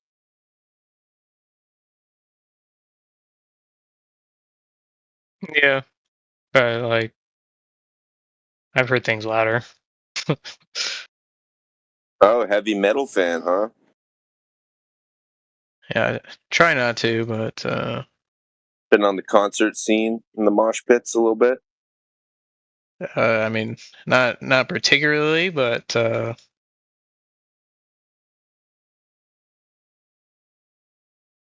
know, I'm sure a lot of people subject themselves to levels that high more often than not.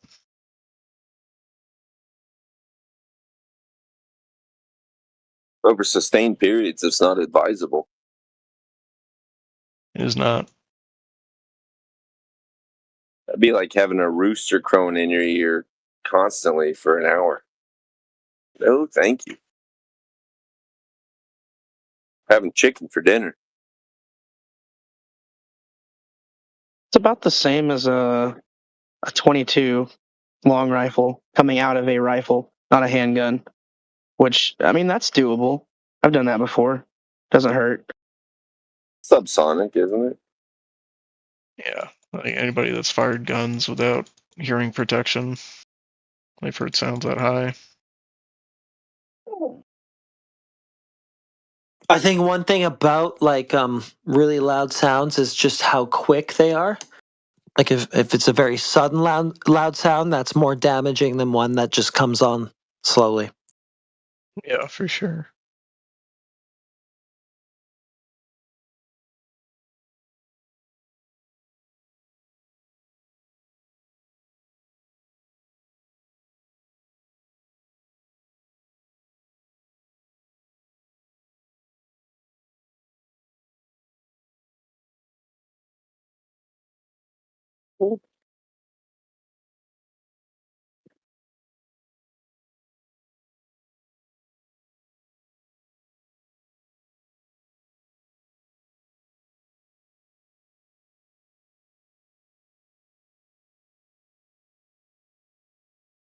So where did we land on people living underground? They doing it? Above ground. That's where we landed. Go ahead, Carlock. Let's hear it. What? Whatever you got for us. Oh, I don't want to be the center of attention, bro. I was just joining in here, honestly. Well, it's too late. Don't put me center stage. I'm not that important. I appreciate it, though. Thank You you. already are, though. I don't know. I'm just a ant, like flying through a space rock or something, right? Why do you think that? Oh, I don't know. I don't think much about anything, honestly. All right. Well, I guess that's why he's a globe earther, ladies and gentlemen.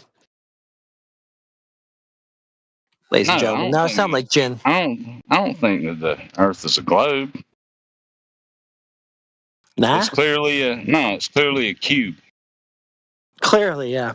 Dude, Yeah, the Minecraft movie. Yes. What can't? Well, no, it can't be flat because if it was flat, then if you dug, then you'd fall through. So it has to be a cube. Look, he doesn't want to be the center of attention, okay? Just ignore his trolling. Not trolling. I'm just saying, if it was flat and you dug, you'd fall right down. Why does flat indicate a depth? Oh, well, that was my understanding of it. So it is cube. Yeah, no, You know, because we're you're in thinking of agreement. like a thin cracker or something, you know, like a Yeah, I am.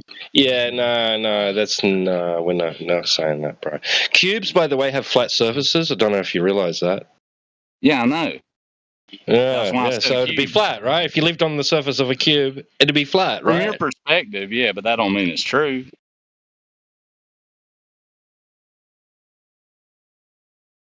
I'm confused.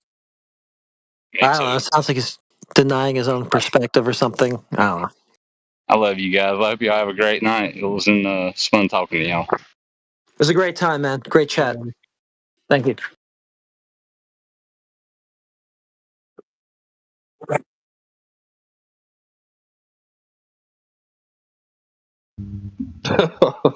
One of the real ones.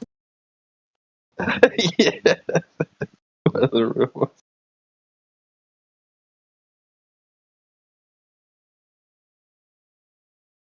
Well, I mean, he handled the spotlight you didn't want kind of well.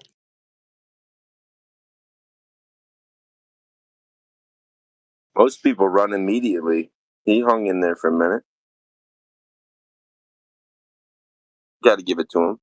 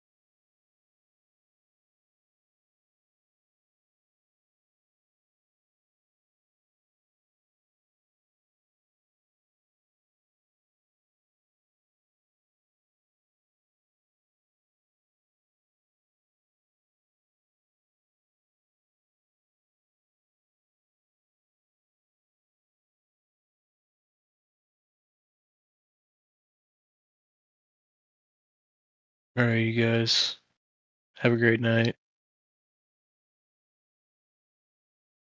You too, bud.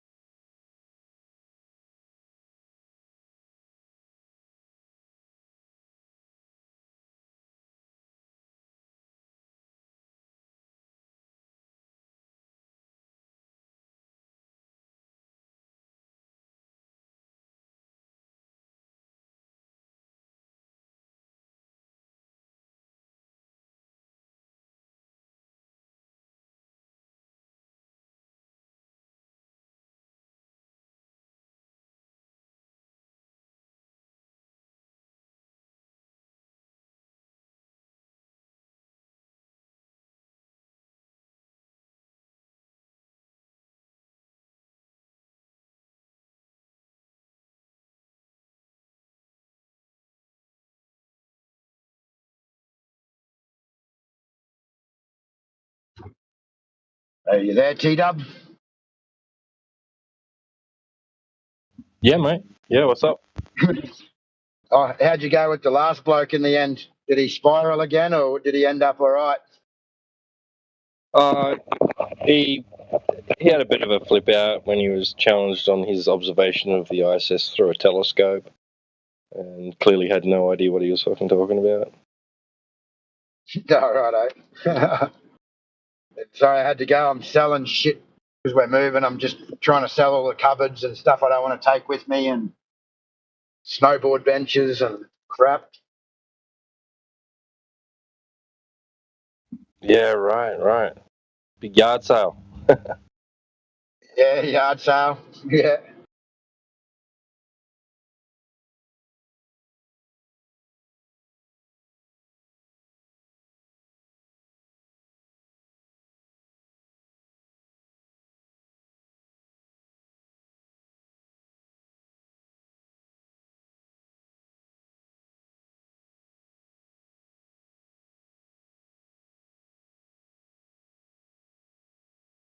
Yeah, you wouldn't have much use for, the skiing and snowboarding stuff up there.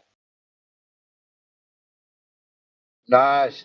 But, every time you ride, you got to wax the bases. So you got to have like your waxing iron, and then you got all these different scrapers and brushes, and you got to brush it all out. And I got a big bench that I built with a big tray in it to catch all the wax you scrape off. And I'm definitely not going to use any of that up there if I ever go snowboarding again. You're not going to carry it all with you. So I just sold all that. I just sold like $2.5 grand worth of shit for $300. I'm so dirty. But anyway, doesn't matter.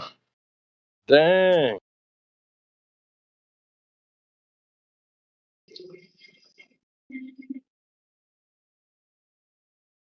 So someone scored a bargain, huh? Yeah, the guy that bought my property, actually, it's funny because, when we came here, it was with the kids because they were competing. And I was up the hill every day. I was waxing boards every day, doing all this shit. And now this guy that's bought my property, he's come here with his kids doing the same thing. It's almost like we've switched positions, yeah? So I gave it all to him cheap. But, I'm getting out and he's coming in and we've just switched out what we were doing. Dang. It's a wonder he's not selling you like a speedboat or a jet ski or something. Yeah. Yeah, he's from Sydney, so I don't know what he's got there, but the snow stuff, he's doing exactly what I did now. Yeah, right. Huh. So I just taught him how to wax skis. Had a little waxing lesson. A little lesson on edging. A little bit of Karate Kid going on. Yeah, wax on, wax off.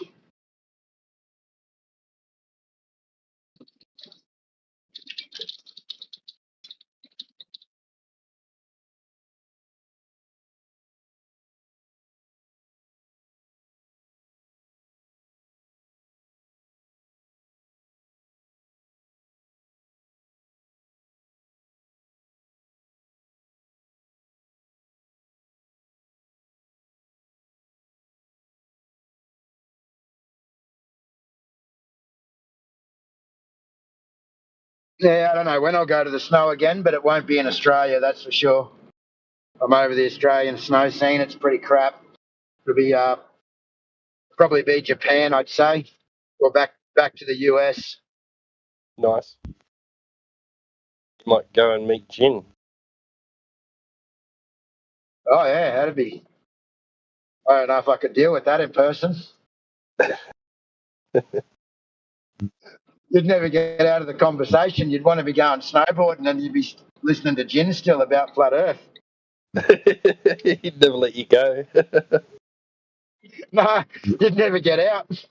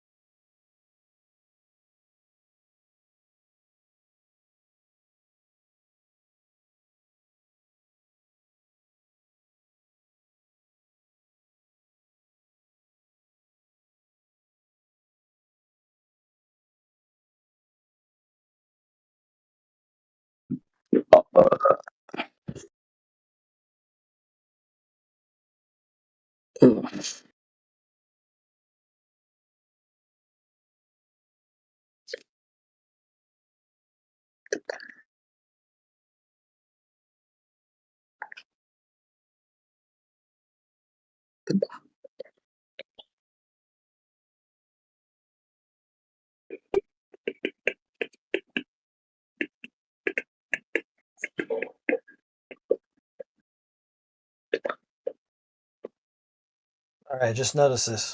There's Tree Man in here making a fool of himself for the first time in I don't know how long.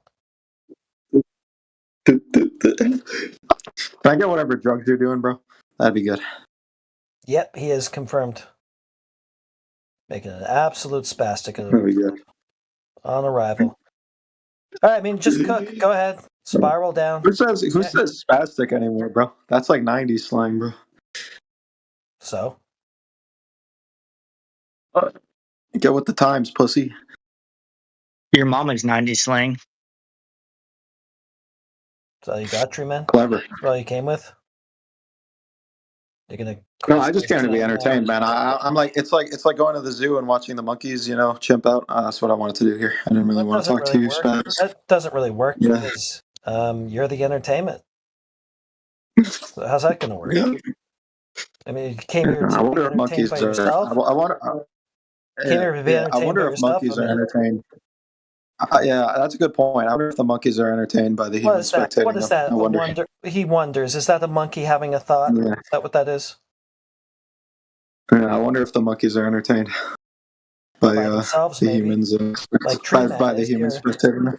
Tree Man, the man who swings around from. Dude, you're literally too stupid to insult. It's like funny. You're one of those rare people that you're too stupid to insult. You know You what's just don't funny even about get what I'm that? saying. You know what's funny about that is that you're triggered enough now to insult. Yeah, see, he left. Run, Forrest, run.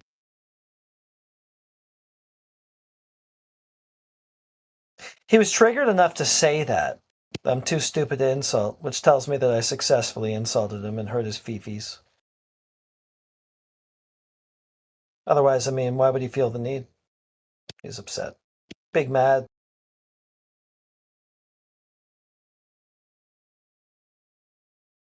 Did he get kicked or did he just run? And he just ran.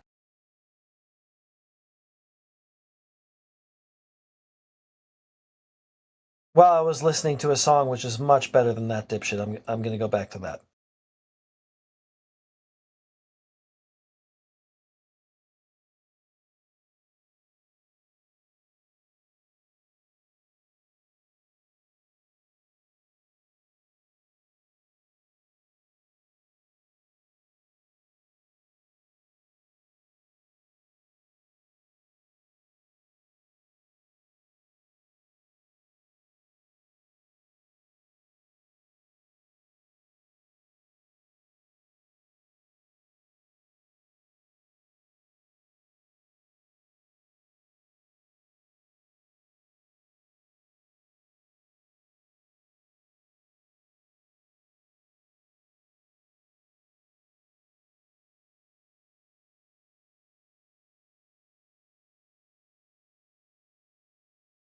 Yo, where's all my Flintberry Beaners? How we doing, man?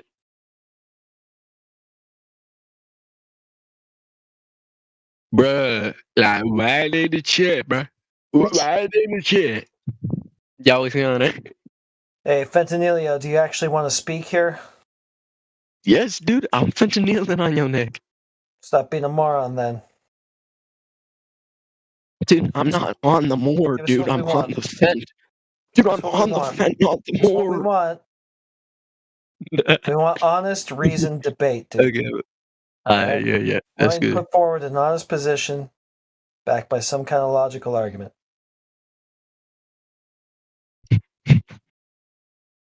Yeah. So what are we arguing? Well, I mean, the Earth is flat, so you for or against? No, I'd say okay, but don't make fun of me just because I'm Fentanesian and I have to say something. Okay? That's not a serious reason position. No, I'm saying that I think the Earth is fan shaped, dude. And Okay. Good night.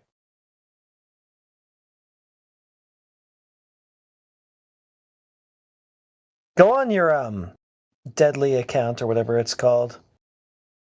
You got a bunch of them, Joe or whatever. Go on that account because you can't snap out of the shtick when you're on this one. I mean, you can't snap out of any of the shticks that you use your accounts for, but this is the dumbest, most pointless one, so.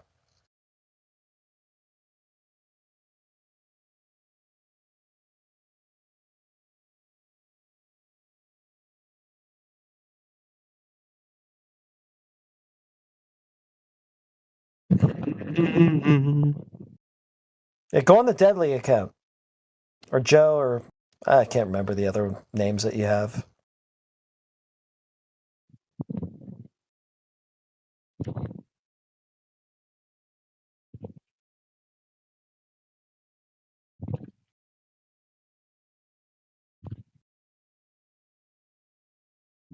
yo, so yo, who you talking about? You. I don't have. Those aren't my extra accounts. All my other accounts are the Fenty Floyd, bro. Because I'm the Fenty Flower, dude. And you dare disrespect my family. Okay. Well, maybe it's just an accent thing. It's just a common inflection that a bunch of people have, I guess. I don't know.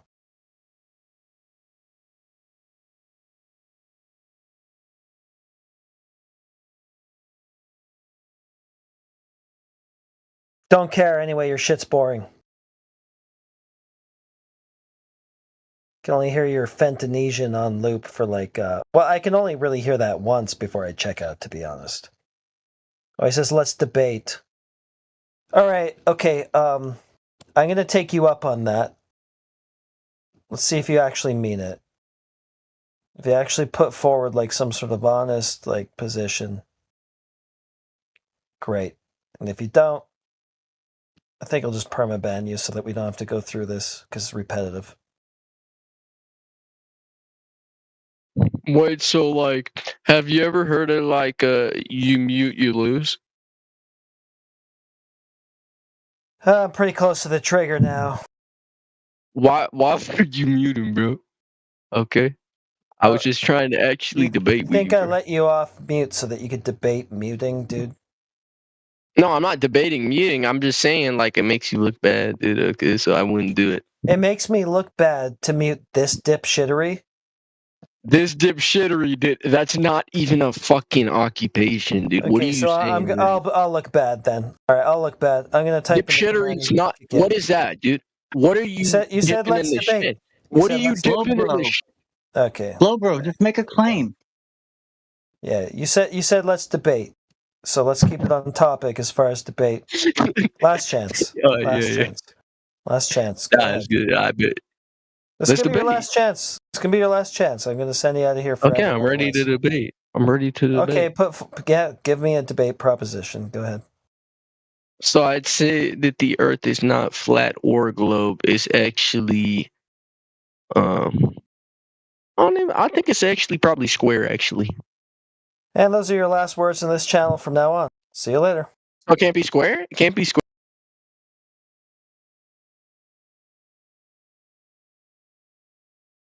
Nice. Yeah, I'm not listening to that ever again. I've had enough. Yeah. The problem is they don't realise we have to mute them so that they don't make a fool of themselves. We're actually helping them in this scenario. Yeah, he's right. We do kind of lose. Well, he wins when we mute him because he's no longer making an absolute fool of himself on the mic. So that's a win for him.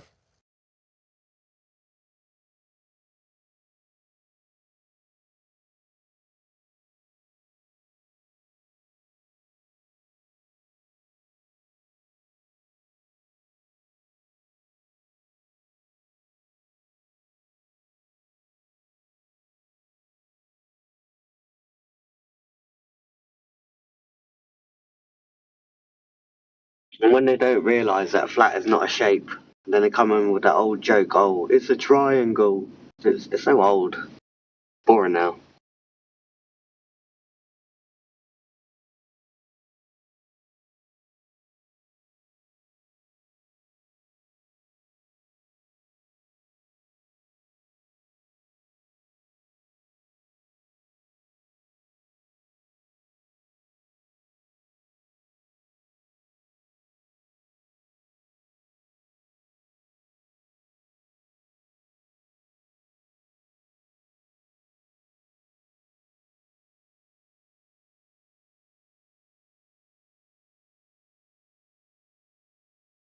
Hello.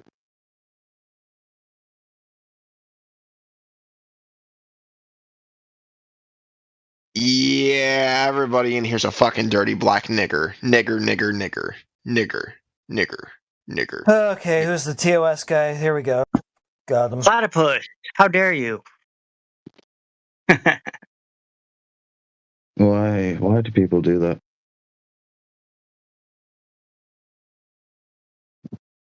Because they're immature and they think that they're funny.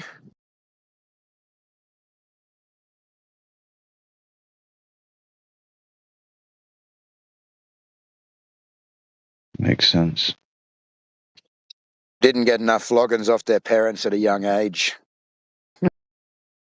Yeah, I think I had too many.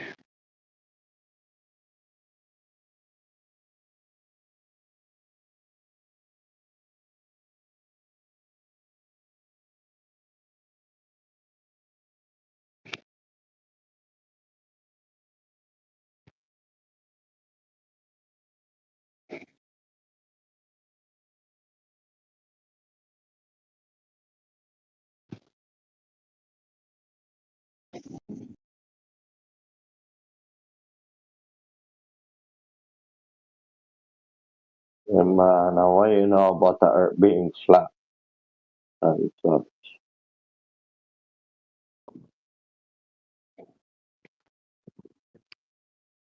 Can you repeat that? I want you to know about the earth being flat and such.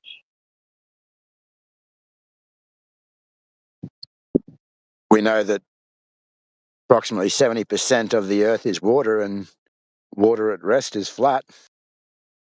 And me out here thinking that it's 80%.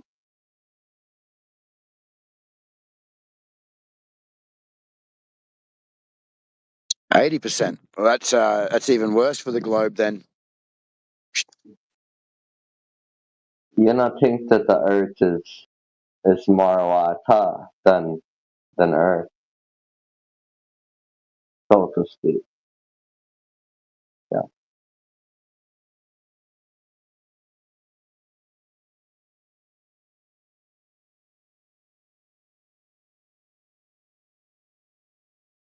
So now your mind confused. Now you don't know what I think.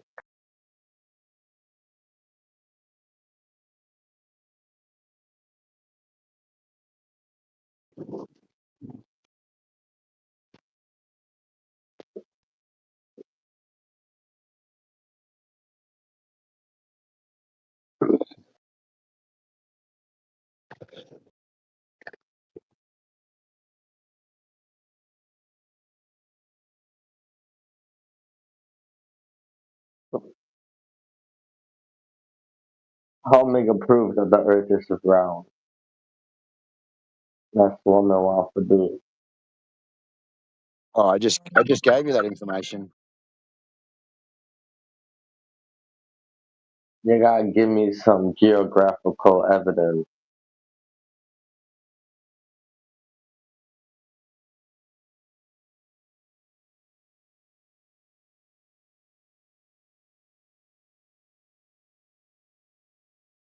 Than this white people.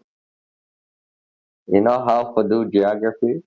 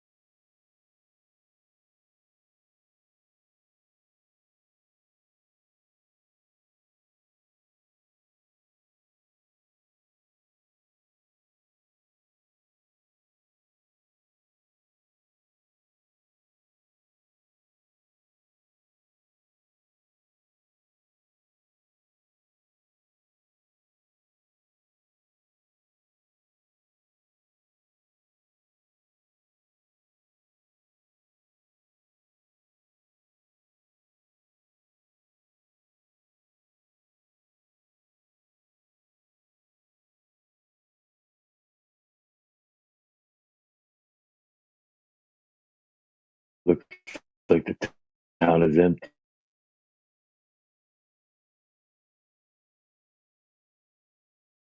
Let's have a look around.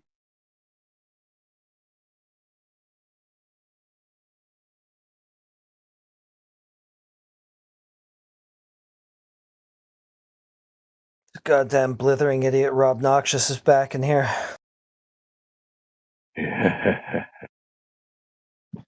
He's our new resident Glober, man. We got to be good to Rob, the resident Glober. He's competing with Matthew Learn. Trying to trigger a reaction out of him. It's like zombies here. As soon as you make a noise, the zombies awake. Are you competing with Matthew Learns for the globe position of the room? I won't let you guys bite me. Don't worry, I can't become infected. It's too late. I've already become infected. It's no I just want to know which one of you big dogs in here is going to take up Will Duffy and go to his final debate and talk to him. He doesn't debate. He just Who's going to represent? Whatever. Excuses are like assholes, buddy. He has an open invitation to any flat earther who wishes to challenge him in the final debate. Who's going to represent 24/7 politics? We're going to debate sociology. I don't know. Whatever you want. It's your choice. It's an open invitation. You bring the argument. You want to tell him you fucking hate him? Well, fuck off and tell him that. He doesn't give a fuck what you got to say as long as you got to come out and say something. Because this is the final debate. After this, flat earth is over. Guys are all gonna have to go. All go back to Walmart and gas stations and get jobs again. That's a bummer. So Will Duffy must be the authority on the Earth shape then, yeah. See if he's made a final. Final. He's globe. Yeah. It's like Globe Jesus. What do you say about the sun? Will Duffy? I think he said, "Here comes the sun." No. No, I know the only thing I know he said for sure was that there's an open invitation to a debate, final debate, called the final. But what do you say about the sun, though? Specifically, I don't know. That's a perfect example. Go on the show and ask him. That would be great if you could do that. All right, I'm gonna go dig up what he said about the sun, and I'll post it. Because I'm not Will Duffy, you know what I'm saying? But Will Duffy's willing to answer the question himself in person, live.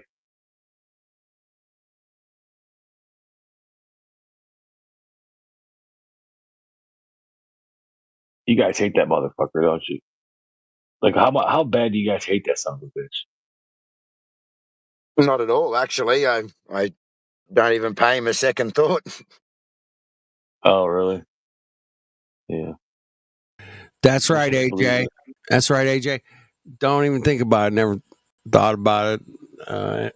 Moving on, bro. Moving on. I wish I could believe that, but I know better. Well, I'm pretty sure, man, that fire's hot. I checked it out, 100%. And Will Duffy destroyed Flat Earth. That's the truth. He took Jaron. Yeah. He made Wicks in a basket case. Shut Oakley down. Nobody's coming out of their court. Bro Sanchez is MIA. He don't even talk about Flat Earth no more. Mark Sargent's off of La La Land. Dave Weiss is a car salesman. That's a weird thing to say. Weird thing to say about the sun when when you're going down to Antarctica to base your entire claim on the sun, right? Sure, man. Whatever you got to come up with. That's like right. I said, I'm not Will Duffy. You can ask him.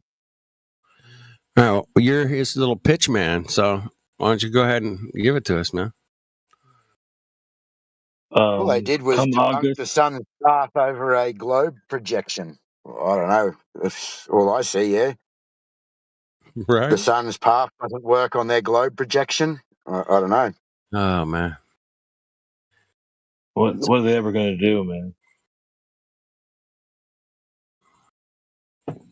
Everything works on a globe. It's silly. What's the silly guys? 823. Well, I don't know. They used a globe projection to see whether the sun circles 24 hours in Antarctica. I mean, it didn't work. The globe projection didn't work with the sun's path. Yeah, crazy. Sure. August 23rd at 3 p.m. Eastern Standard Time. Anybody can participate. All right. We'll check it out, man. Moving on. What else is going on in the world? What's happening? I think Thor's fighting a squadron down on Fifth Street. Did NASA do something great today? Did they discover some new billion mile away thing or something? Anybody? Well, actually, it's funny you say that. I was going to say Australia did try, but their rocket only made it about 14 feet off the ground, and then I shed a tear for you.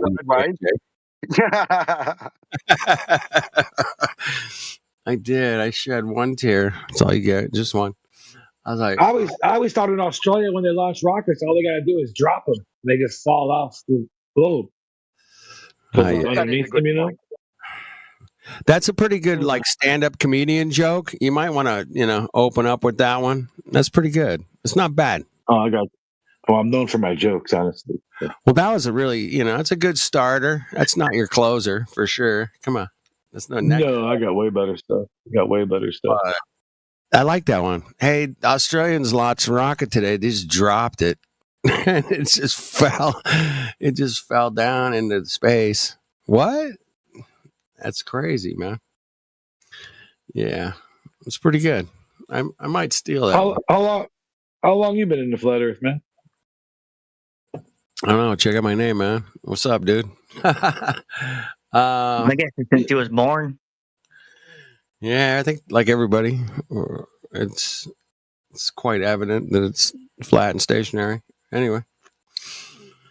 No, but I've been out here 10 years, man. Yeah. 10 years, all right, cool. 10 years, bro. Yeah, I've been out here. So just like Dubé and all those guys, 10 years? I don't debate. I like to hang out with people and talk, but that's cool. You want to debate, go for it. But yeah, man, I'm just checking. No, Eric Dubé. Oh, Dubé. I've heard of him. He's been around for 10 years. I've heard of him. How did you get into flat Earth? I was flat Earth before Dubé, actually. I seen Dubé after. Okay, well, how did you get into flat Earth? I went. I was doing a sound for a live band, and the guy in charge, his name is William. After we did a sound check, set everything, we had 10, 15 minutes, kick back, have some coffee, whatever. And he goes, "Hey, man, check it out. There's no pictures of satellites in space from space." I'm like, "What? What are you talking about, bro?" He goes, "No, man. I looked at all these photos on Google, and they're all CGI. The ones in space look all CGI." And he was pointing that out. And I was like, "Okay, dude. When I get home, I'm just gonna Google it. I'll send you a link, man. Have a nice day, bro." Good working with you, man. Great guy. Super smart. Anyway, I went home and I Googled up pictures of satellites in space from space. And they're all fucking CGI. All of them. I went on for hours. And I'm like, okay, what's up? And then in that search, man, I ran across, some other information people were doing about where we live. And I was like, oh, that's interesting. Yeah, I watched a bunch of NASA, videos. They're kind of like faking it. They're getting busted, green screens to cables, all kind of. I'm like, what the hell? Why are they faking space, man? Can I hop in? At any time after that, like when you started looking up, you said you looked up for a couple hours, like, holy shit. Did you try to find anything that could solidify that we did? You know what I'm saying? Like, did you look the other way at all? Like, try to find sure, man. Well, I went to school just like you, man. I looked all the other way for decades. Like, yeah, man, look, NASA's doing this, NASA's doing that. Oh no, I'm not saying that. I'm saying like as you're looking at the pictures of the fake whatever CGI pictures, did you look for anything to prove that they weren't CGI? Yeah, man, I went and looked at the metadata. I would pull pictures right from NASA and look at it, and it's like an image. I'm like, damn. The moon landing stuff, I looked at a million pictures of that, I was always, on the fence about the moon landing, but I still, if they did go, man, fuck yeah. Would have been the coolest thing ever, man. But it turns out maybe they kind of faked it. I'm pretty sure, but anyway. But yeah, I was all in, 100%, man. I was a NASA fanboy. I didn't never own a NASA shirt or hat or anything, but I went to Kennedy Center, their Space Center. Checked out those big Saturn rockets and space shuttle. All of it, man. I'm in. Looks good, man. They spent a lot of money making all this shit look really good, man. Hollywood's good too, man. They make shit look real. Actually, hey, man, Hollywood's so good at making shit look real. Damn. I had a chance to sit inside one of the capsules or whatever they are, those things that fall back into the ocean. They had one at a museum in Detroit here. And I was able to sit in that when I was a kid. That's pretty cool. That's super cool. Yeah, there you go. Yeah, I've seen those. I've seen Gemini, Apollo capsules. Got up, touched one of them. I'm like, oh man, that's so cool. You ever been on any YouTube live streams? Any flat earthers that do YouTube live streams? You ever go on those panels? Oh, dude, I'm 10 years in, so yeah, of course I've been on Discord. We used to do panels with Google Hangouts. Oh yeah, Google Hangouts was legendary. Yeah, it's just legendary. Did you like Jaron before he turned? Did you like him? Jaron never really, I mean, he would make a good video on a like some kind of NASA blunder. I never watched any of Jaron. When I first found Jaron, I did ring once on one of his call-up shows or something. You had to download some fucking app and whatever. Right. So I went through and did it, and man, he was just so rude. And I was like, you know what? Fuck you. Never watch you again. I met him twice in person at some Flat Earth meetups I went to here in LA. And he seemed a bit off, just a bit off, man. I was not like, So who do you guys like on YouTube then? Like, who's your favorite YouTube Flat Earther? I don't have a favorite. I do like ODD. I think he was pretty interesting guy. He made some good videos. I didn't like Oakley and Quantum Eraser and guys. You know, like those guys? I've talked to QE a few times in here. I followed him back when he was hanging out with this guy named Robert Bassano on a YouTube channel called Plantis Veritas. And he would come on and him and Robert would go through scientific papers, man, for hours about NASA or about the rail gun. Yeah, he spent a whole day on the rail gun, which was, that's 100-mile straight shot, man, and it has no propellant. It's just a friggin' projectile, and it goes totally flat for 100 miles. Yeah, they went through that. They would go through different,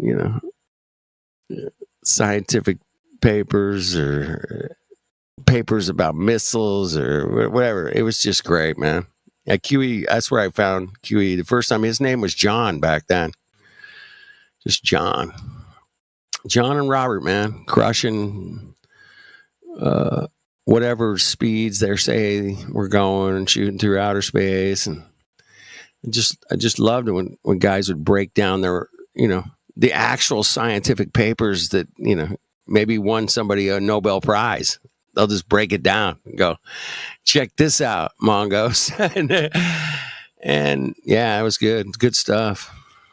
Anyway, Robert Bassano, big shout out.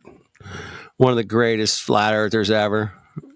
He got to get on the phone with like the head of Hubble and the head of a platform using a 747 with a much more powerful telescope than Hubble, actually. And interesting. Yeah, he got on the phone with that guy for like 30 minutes. And the guy was in charge of Hubble for 25 years, man. 25 years. Got a hold of him. Anyway, it was Wild Wild West back then, man. Damn, it was good. Yeah, we're much more censored now. But yeah, him and John, man, we're just crushing. Love it. Nice. Hell yeah, man. I got into this shit by Bro Sanchez. You know who that is? I know, bro. Yeah. Shout out to Bro. You think he's not talking about flat Earth anymore? Or he gave that up? Or what happened?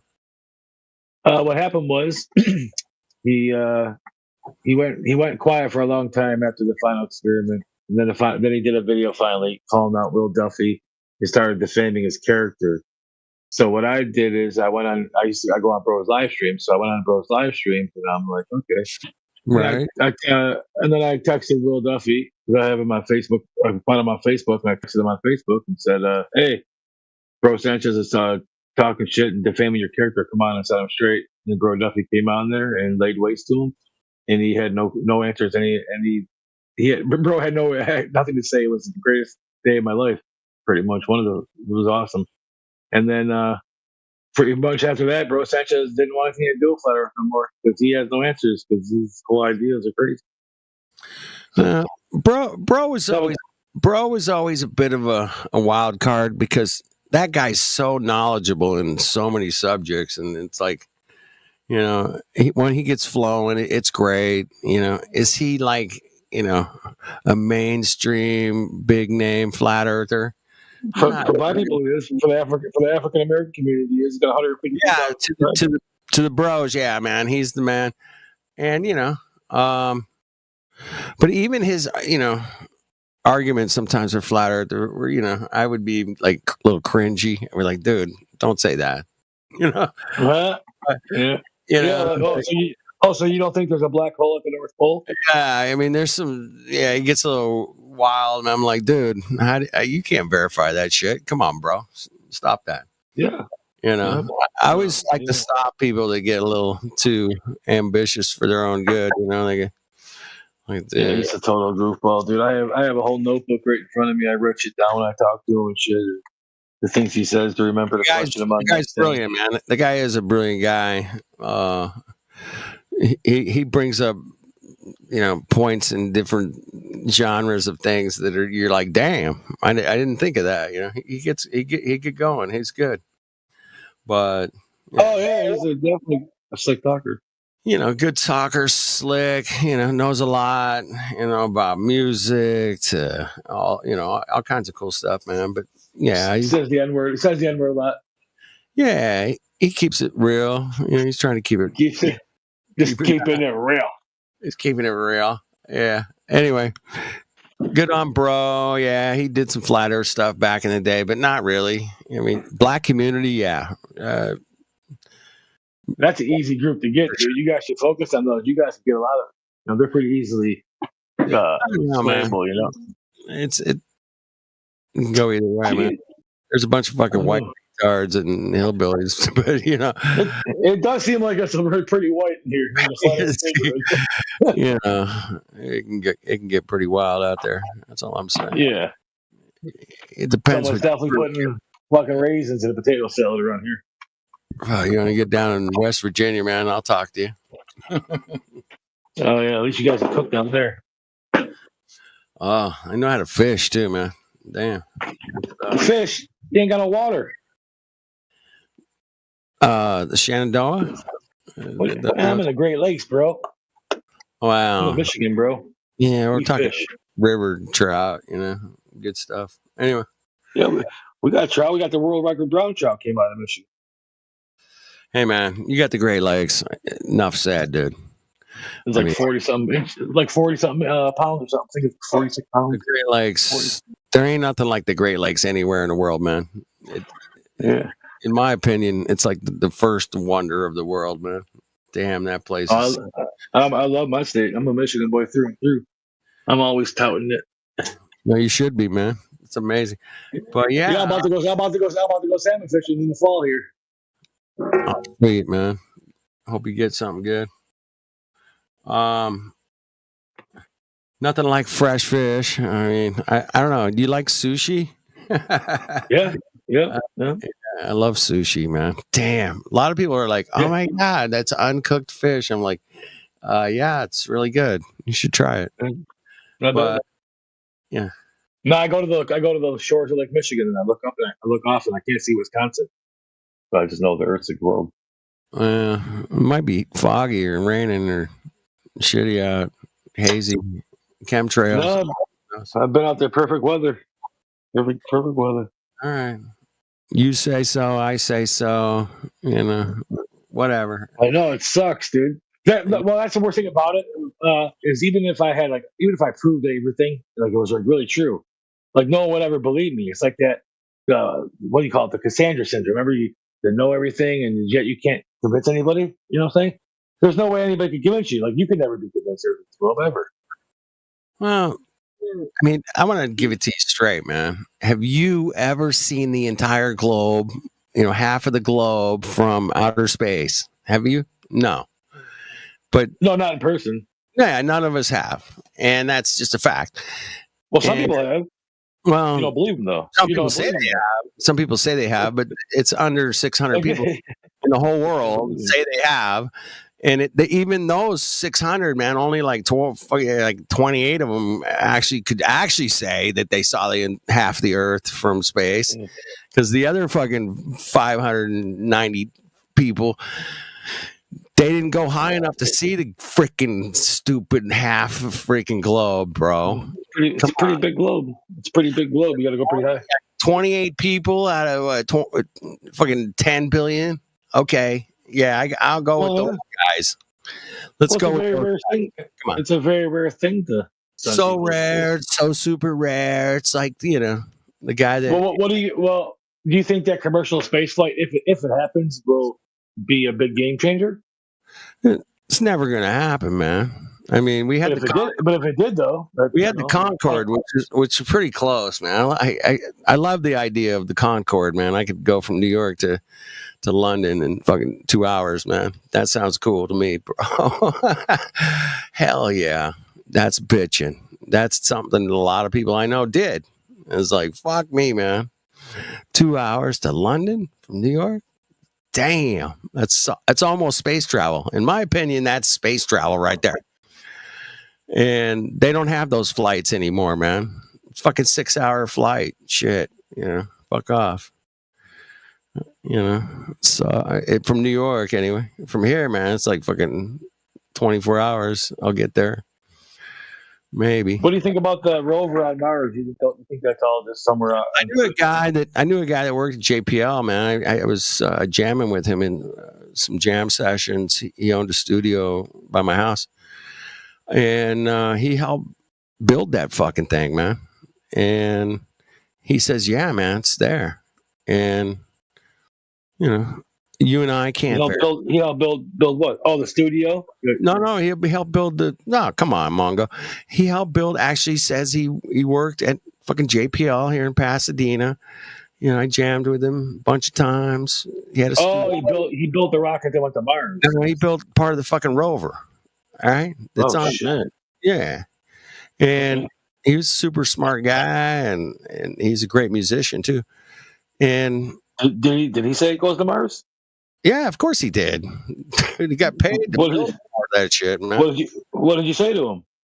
Well, I haven't talked to him since then. I mean, I haven't talked to him about, like, you know, what's going on with that. But yeah, I've seen some other evidence that might maybe suggest it might not be on Mars. In fact, Jeranism was the guy that kind of pointed that out one day on some live stream. I remember years ago. Are you a no space guy? Was it Devlin Island or something like that, man. Up in Never heard of it, Devlin. Oh, that does sound familiar. it's some Devlin island that looks like Mars if you turn the landscape orange. But anyway, NASA was up there. I don't know. They had some like rovers with air in their tires and shit. I don't know. It's a long time ago, man. You're bringing it back, man. Pretty crazy. Anyway, so yeah, the Mars lander. I don't know, man. I mean, I got you. Dude, we can't verify that it's fucking there or not, man. It could be in some studio in Hollywood, shit. For all we know. Yeah, I'm not 100%. I'm not 100% convinced of that. So Wait. Let me ask you this: are you 100% convinced that Hollywood couldn't fucking do that? Come on. Oh no, I'm not convinced. Of course they could fucking do that. They can make fucking anything, anywhere, anytime now, dude. You know that, right? Probably, yeah. So don't,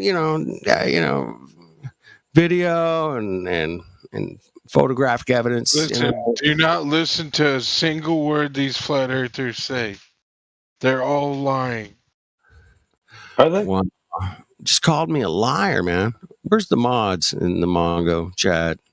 Dude. Oh, come on. Don't mod him for that, dude. That was cock.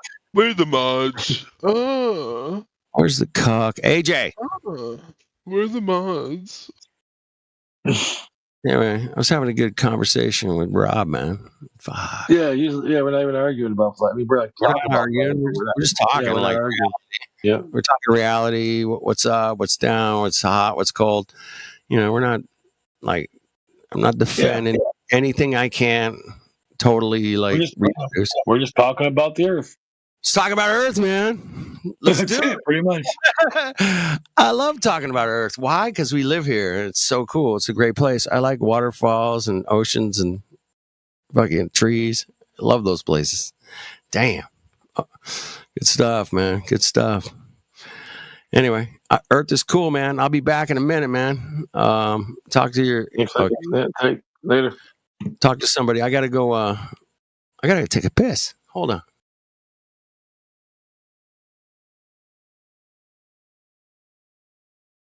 He sounds like a radio host.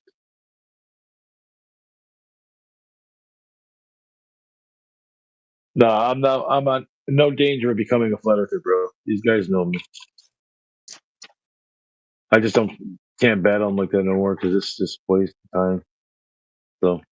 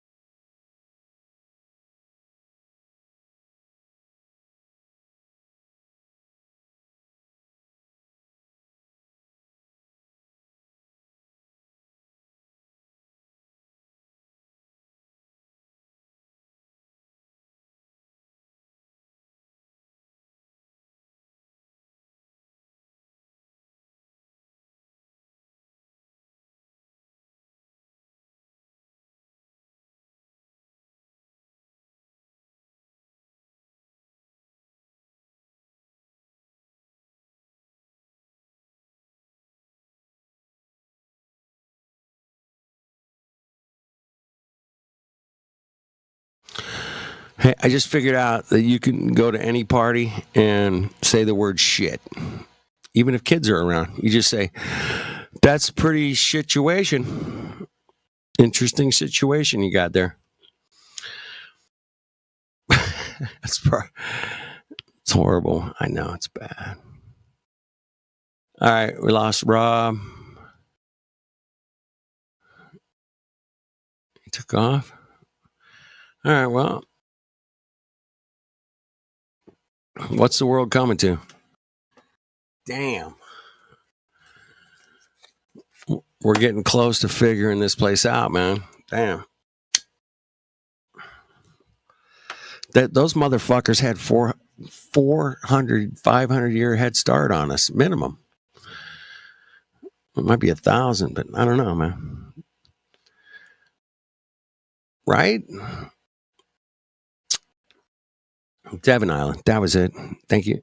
Resolve. Thank you. That's it, brother. Thank you.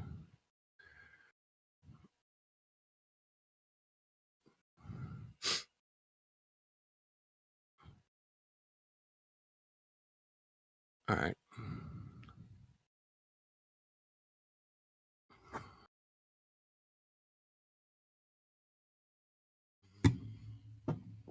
Anyway, I haven't been listening too much to the conversations in here, but a lot of the similar arguments I've heard for years come up day to day. Different styles, different approaches. Let's look at this. Let's look at that. I mean, if there's one subject that was been talked about more in here than any, it's got to be refraction, or is it gravity?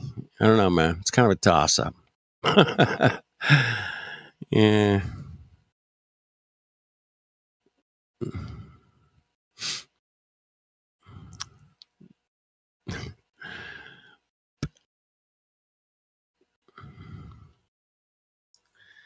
Anyway, we can see too far.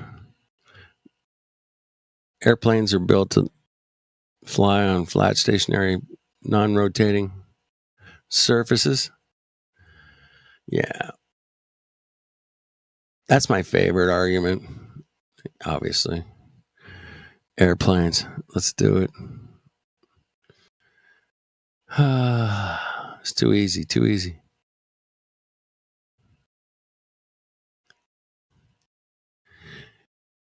Yeah, even the top physicists get distracted by the airplane one, man. They don't have an answer for it. I've even heard some of the physicists say, well, they just treat the Earth as flat. Of course they do. And I was like, oh, thank you. Thank you. Yes, of course pilots treat the Earth as flat. Otherwise, their planes would crash. What, are you crazy? You must be crazy.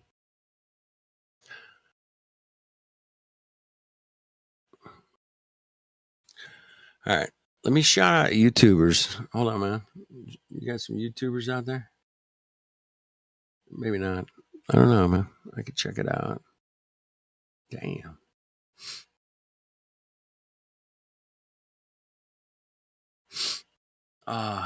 Too many good shit.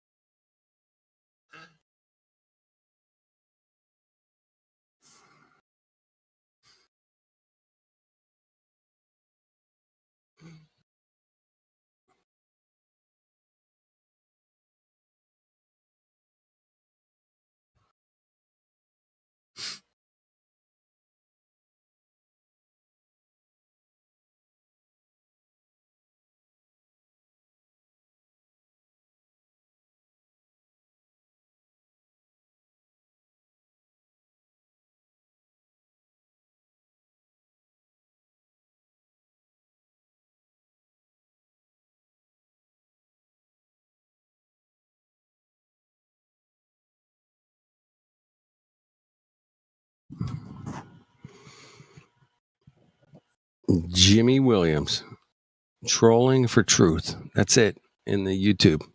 All I can see. That's it. Logical observations.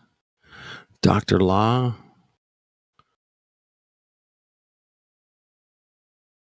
Donato. Greg T. I've seen that guy around before. Greg T. That's it. Well, kind of shy in the YouTube chat there. Kind of shy. All right.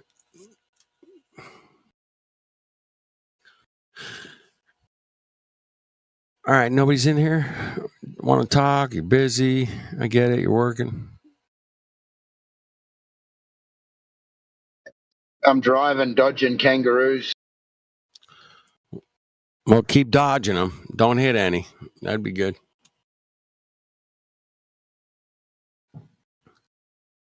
They're crazy fuckers. They got no brains at all. Right? They're kind of retarded. Yeah, I get it. Yeah, man. They don't even just jump in front of you. They'll just jump in.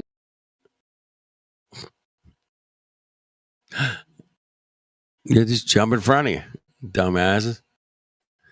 No, not even in front, man. You'll be past them and you'll hear a big bang and they've jumped into the back of the car as you're driving.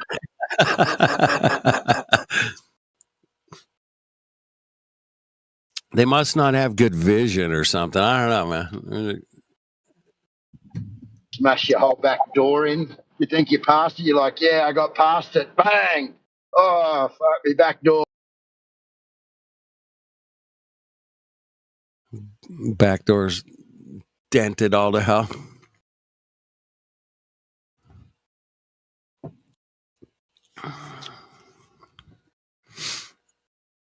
Yeah, they're pretty solid, man. They do some damage, yeah. Yeah. Oh, yeah. They're big. And wombats, man. Wombats are probably worse, I reckon, actually.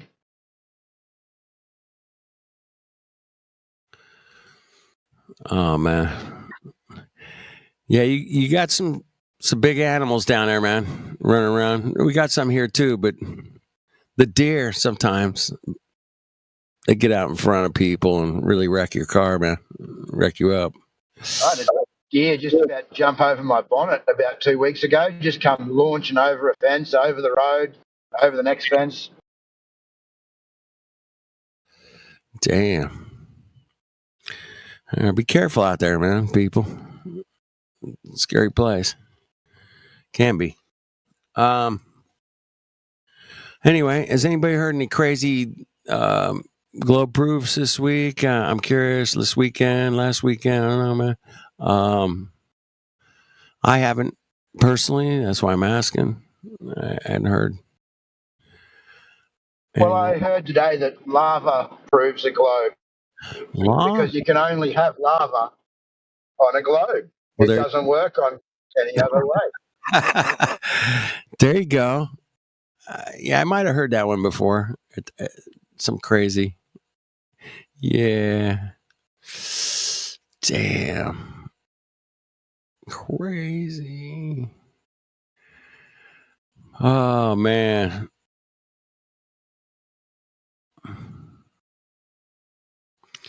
Lava. Yeah, I had a guy that lived on the Big Island. No, he lived in Maui, actually. And he was a flat earther. And he went up.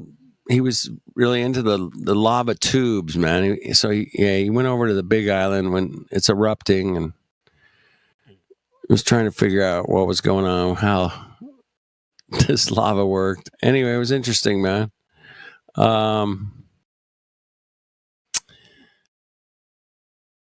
Yeah. Can it only happen on a globe? Get out of here. That's crazy. I don't like that argument, man. It can only happen on a globe, man. You're kind of setting yourself up for failure, bro, when you say that. Yeah, you're going to be in trouble. It's an argument from ignorance, really. Yeah. You're gonna get destroyed bringing that one up. I'm sorry.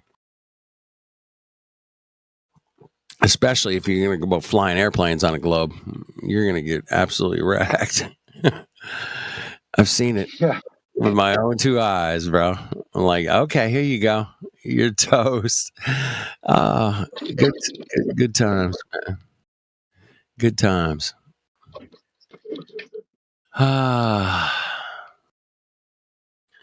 Well, appreciate you, AJ, hanging in there. For quite a few years, man. Putting in some time, putting in some real time in here. Damn. Appreciate it. Yeah, get in as much as I can.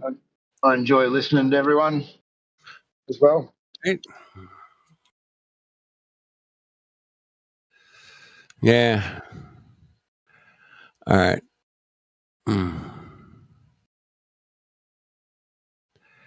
Yeah. Here's one of those documents, or at least part of it, that says, hey, man, it's flat, non-rotating. Boom. I love that, man. Anyway, I put that in the chat. Yeah, aerodynamic models, they all work on a rigid body.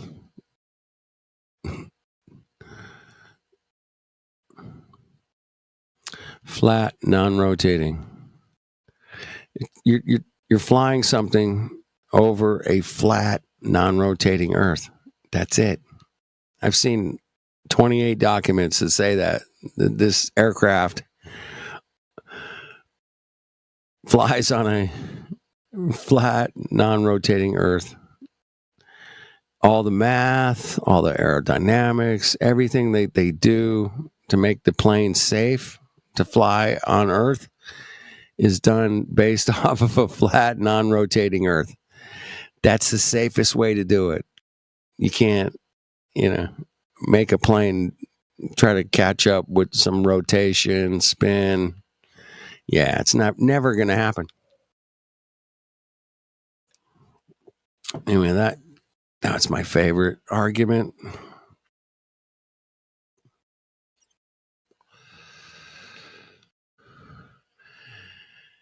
And the documents, kind of back it up. And then my experiences back it up even more because I went out there and I flew on airplanes and they took off and they landed perfect. They didn't have to adjust for any curvature, spin, or nothing. They just go, okay, we're taking off here, hang a left here, land over here.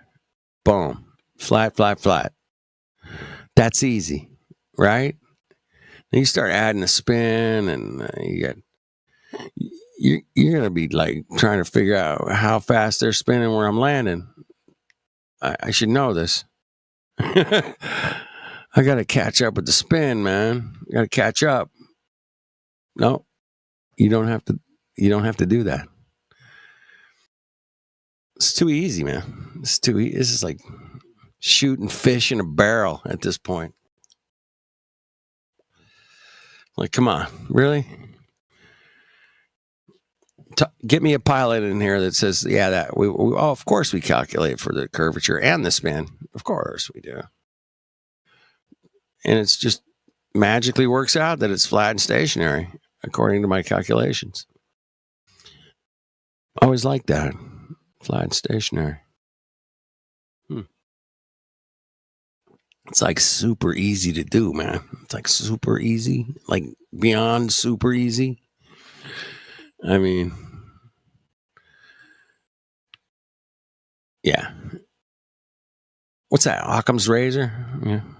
The simplest answers, sometimes the right one, mostly right. Keep it simple. Planes take off, they land. Flat, flat. Boom. Non-rotating. Boom. Go. Oh, no. Spinning and bending. Spinning and bending? Wait, we're spinning and bending.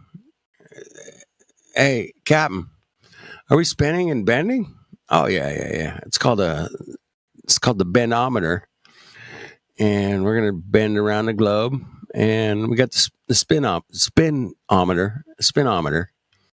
Not the speedometer, the spinometer. And we got to adjust the spinometer. And both those are right there in the cockpit.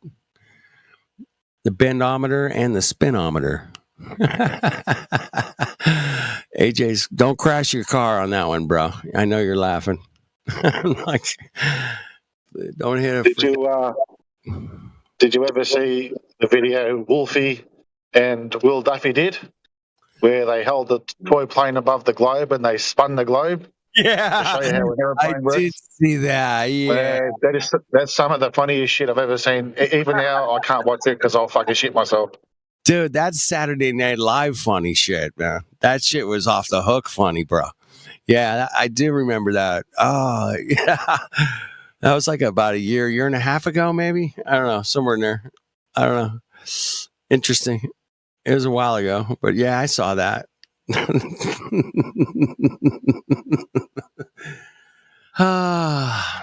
You guys make me laugh, man. Damn. So. No. I appreciate you guys letting me hang out a little bit here and there. Kind of get it off my chest, I guess. Say, hey, man, this place is interesting, man. This Earth place, man, is pretty cool. Hey, Chad, is this guy bothering you?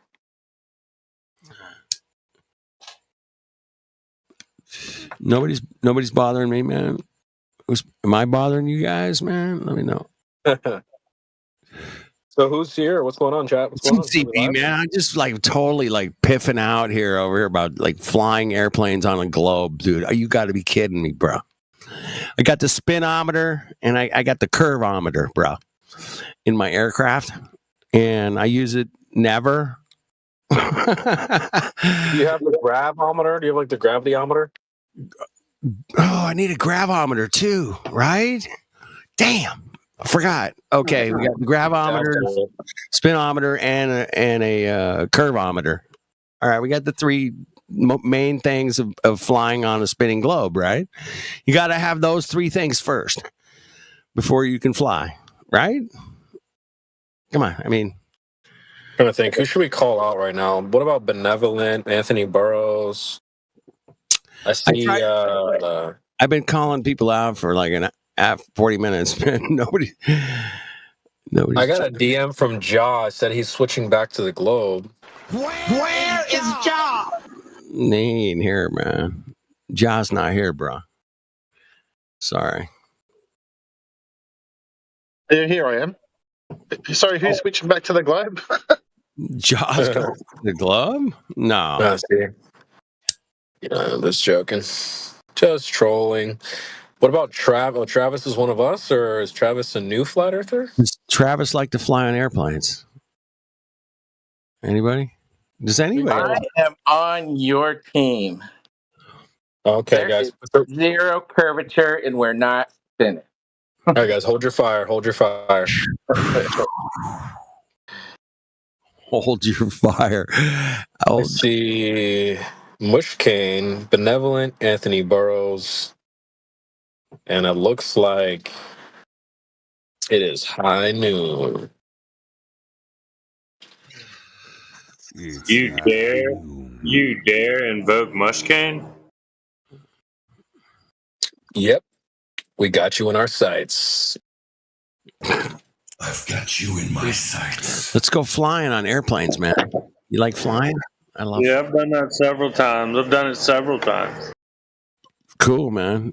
Did you check your gravometer? I mean, I always get a window seat.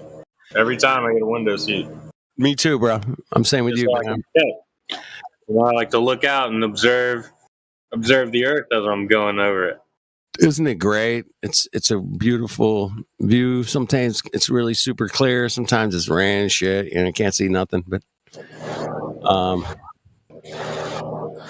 get above the clouds, looking down on the clouds. Oh, I love that. We have triple Fibonacci backup. Triple Fibonacci. It's over. You got a little bit of background noise there. I think we're hearing the spin of the earth back there or something. I think it's the airplane trying to taxi on a, yeah. Fibonacci, what's up? What do you got?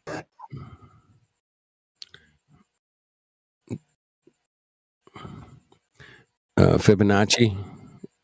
Hey guys, what are you talking about? We're talking. Oh, that's a bad guy. What's going on, bad guy? What's up, bad dude? We're talking about Earth. You're not gonna mute me if I'm too angry with you, am I? No, you wouldn't do that. It's a fair conversation. You wouldn't mute me. Wow, you come Yeah, I in. mean, Wow, you come in assuming we're just going to mute you. That's kind of weird. And I then mean, Yeah. you should just say what you It's want to say, bro. crazy. That's crazy. It's say it's what like you you wanna- muted. It's like you muted me before, but that wouldn't happen. It's Is it crazy. still bothering you? It's still CD, bothering you? come on, man. Hold on, let me. Fuck off. Wow, it's like That's a evidence troll, doesn't. dude. Come on, It's CD. like evidence doesn't like register for you guys. Wait. Why don't we just start over, okay? Let's just start over, all right? Bring Sure. it home. Bring it home. Let's just start over from scratch. Pixie dust. Nothing even happened. No one got muted. What's the evidence you're talking about? Go ahead. What evidence do you want? Whatever evidence you said we don't like, or whatever. You don't like any evidence. Oh, Well, just give us one. give us one, please. Just one. That's all. Mute this guy. Can you give me an example of an evidence that you would accept? Apart from me, I got you. or I got you. yourself going up in I got you. space. Yeah, sure thing. Maybe you could give us an example of gas pressure without a container. I would like to see that. That would be good evidence. That's a good one. You want to start with that? Gas pressure without a container. What does that mean? Okay, so I can give you some examples where gas pressure is or requires a container. So you have a car with tires, which has gas pressure that's being contained by You the mean tire. air pressure? Yes. Which is gas. Yes. Which is gas. Same thing. Whatever. If you Air have, like, isn't preferred gas, pronouns. but it's fine. Air is gas, dude. Mongo. Yeah, air is gas. Stop Like- that. Come on. Don't let him slide on that shit. No way.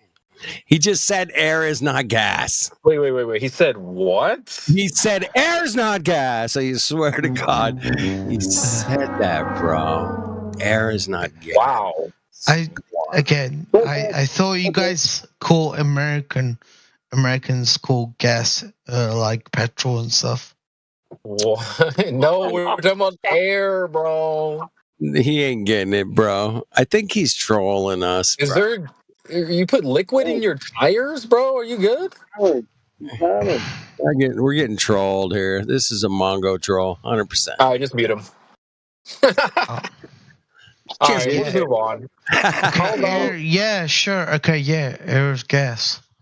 Yeah. So then you also have, like, say, a propane tank, where you have some sort of gas inside of a tank. It's being contained. So when it comes to the globe Earth, they're claiming that there's air or gas that exists without a container. And I don't think that's possible. So unless you can provide us an example where it's happening in reality so that we could maybe extrapolate out to the Earth, That's insane. then maybe That's I what you believe were it. getting at? Sorry? It's insane that's what you were getting at. I thought you were getting at something else. Something better. Gas pressure without something better, he said. Okay. Something better than gas pressure without a container. So I got a propane tank. I'm lighting my barbecue, and I don't have a tank sitting next to it. It's just magically sitting there. No, Sure. You can't show that in reality. But we are. Let's say you have a balloon. What's keeping the air? Oh my God, a balloon. The balloon, the container. Container, dumbass. Yeah. Come on, Sure, bro. sure. You're hurting yourself here. Just stop it. Stop hurting yourself, man. Be realistic. Think about this for a second. You just brought up a balloon. Is that not a container or is that a container? Damn. Yeah. Come on. It's insane that you guys don't know the difference between like a container and like a non-container. Oh, yeah, man. My What? contains you guys. Wait, Dude. is the outside okay? Is the outside of a balloon a container? I don't know. You keep interrupting me and guessing. Okay, well the outside of a ball is not a container for gases. So Yeah. So. So so you need a container Oh, with listen. the gas on the inside to contain Sure. gas pressure. Yeah, sure. It's called the atmosphere. No, that's the air that's on the outside of a ball. Atmo. No, it's not the air. It's called the atmosphere. Wait. Atmo's a gas, and sphere's a shape. Mongo. Yeah. So it needs to be contained still, bro. Like just saying the atmosphere, that's the thing that needs to be contained. That's the air. That's it, bro. That's it. Guys, have you told him already that water is always level? And it The is. air doesn't contain the air. Yeah, air doesn't contain itself, correct. Have you also told him that the Earth was measured flat, guys? Hold on, Anon. We're gonna cook this guy a little bit further, and then you can cook him. Okay. Sure. The atmosphere is a gravitational pull around the Earth, or whatever it is. It's probably it's maybe not that, but the air is on Earth, and everything on Earth is getting like a gravitational pull. So air is. That's why. So that's why when you go, I have a clarifying let's say question. that's Hang on, shut bad the guy. fuck up. I'm speaking. No. I need to He's not gonna clarify shut the something fuck up. about gravity. I need to clarify. Yeah. Okay. Can you Interrupt please me. tell me? Can you please tell me how a bending and warping concept contains gas? What bending? Your bending and warping concept. How does that contain gas? Yeah. What is bending and what is warping? Well, the concept of space-time for you to have gravity. Well, you don't know this. You're saying space and time is bending? No. That's your claim. That's your claim, bro. He doesn't even know what gravity is, Chad. Not really. He said spending, and I said what's bending? He said time. Yeah, your concept of space-time is apparently bending to contain gases. How does that work? It's not containing gases. It's containing. Yeah, we know. Matter and space. Fucking hell, You we're just going said gravity. All right. Way over this guy. We rewind. Wait. So, gravity is containing space? Is that what you're saying? Yeah. Okay. Expand on that a little bit. Explain that a little bit more. Yeah, sure. Like, what's his name? Einstein said? No, not Einstein. Einstein said. Gravity is containing Whichever science bitch said. Basically, science bitch. Space bends around gravity. So the closer you get to a gravitational pull, far out, Bro, you're just making shit up, dude. Yeah. not really. It's a fact. Like if you have a black hole It's a fact. pulls you in. Yeah, black holes are facts now? Oh, fuck me, man. All right. Damn. It's crazy how you just go, that's unreal. That's unreal. I've definitely been attracted to some black holes. You're over wrong. The years. Wait. You said you were going to present evidence, sir. So we need an example where gas is being contained by gravity. No. You explained. You asked me to explain how it works. No, that was another person. Can you explain how I'm wrong? No. Yeah, I asked Yes, you yes, you how can. your bending and warping concept contains gas, because your claim is that gravity is containing the gas. So my question is, how is the bending and warping of a concept containing gas? What is the bending and warping? I don't. Well, it's the bending of space-time that is the causation of gravity. Yeah, according to there's no Einstein. air in space. Do you know that? Well, it's not a perfect vacuum. There's Do not you know- nothing. Do you not know that there's not air in space? Laughing. Fucker's laughing, man, when he asked the question, man. He's laughing. Because he said, how does air work in the space? No, I didn't say how does air work in space. You're Laughing. not listening. He's not listening. He's here He's to not listening. go. He's like room Oh, temperature IQ. yeah. I guess I'm trolling. I guess because I'm. Yeah, you I are. guess you guys. Mongo troll. All right. Here's what I really want to do. I'm gonna give you 2 minutes. I'm gonna start the timer, guys. Just let him cook. Let him I'm gonna cook. start timer. You got 2 minutes, bro.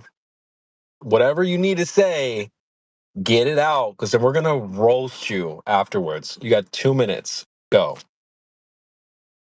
Yeah. I have nothing to say. I'm just waiting for you guys. It's been 9 seconds. I don't know what you think this is.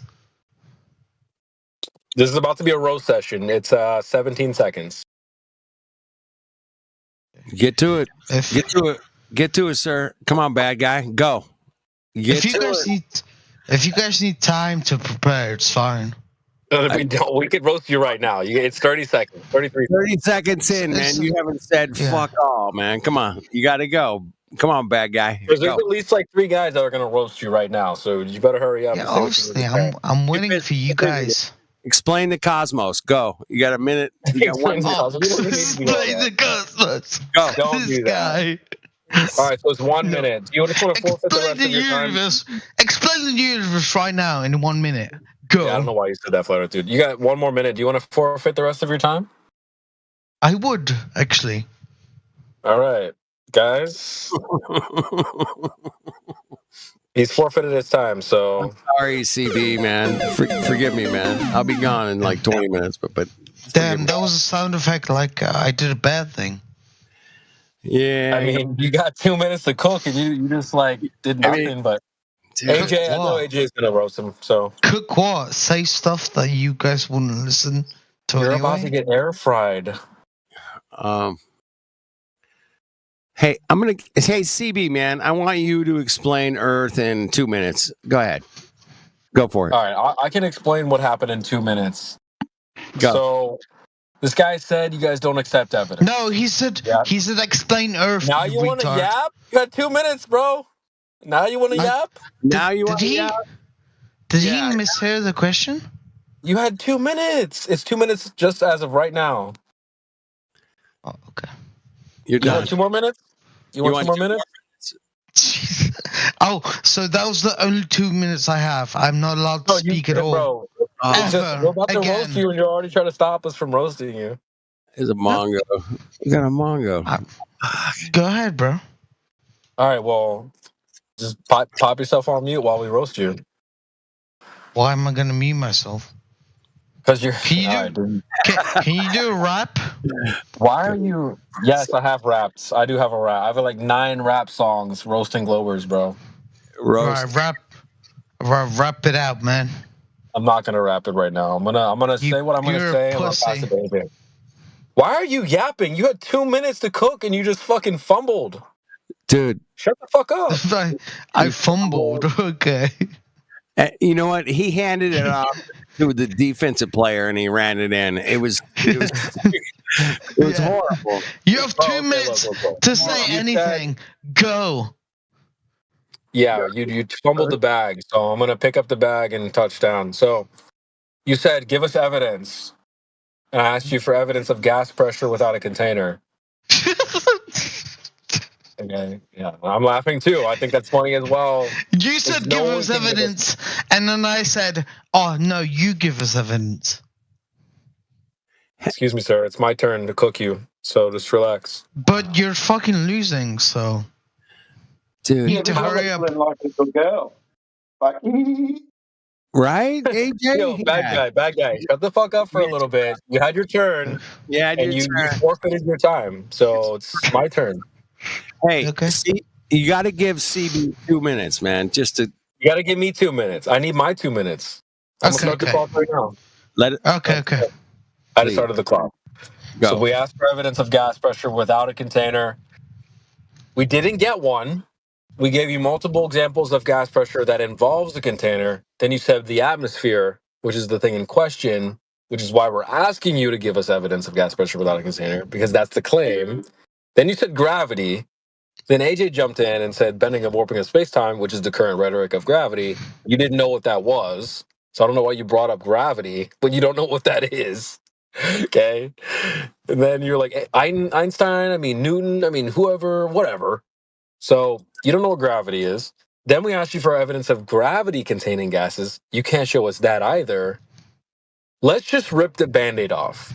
To have gas pressure, aka the atmosphere, you require a container, just like the air in your tire, just like a bottle of sparkling water, just like a propane tank, or any other example where you have gas pressure. It's going to involve a container every single time. It's been 1 minute. I'm going to take one more minute.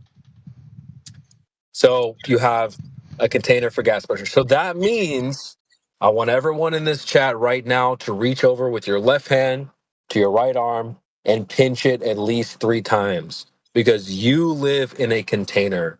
When you go outside, you're inside of a container. We do not live on the outside of some object in outer space. You're inside of a contained system. What that container looks like, no one cares. Doesn't matter. You're inside of a container, point blank, period.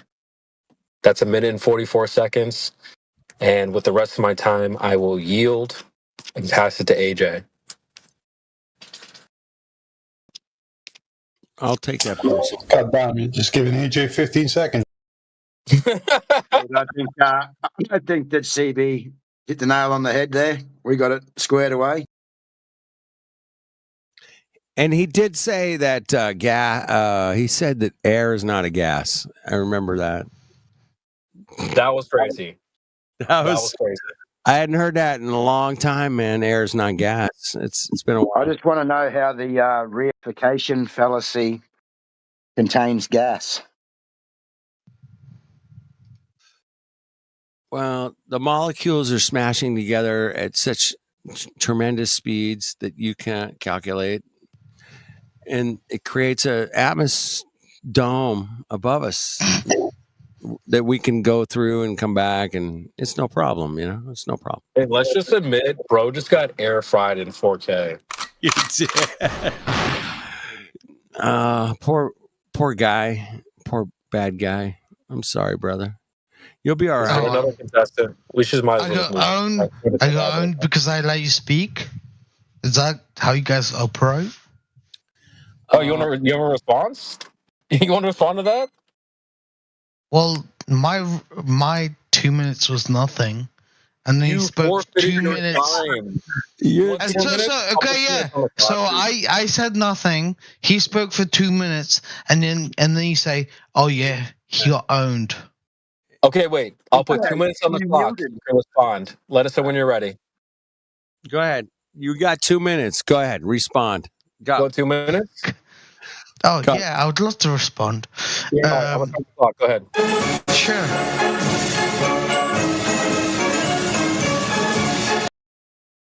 Thank you. Don't worry about that, guy. I'll restart the clock. Go ahead. No, keep going. That was a good intro. Basically, you said, I don't understand how time bends. But I feel like you don't understand how time bends with gravity. Because you don't believe in gravity.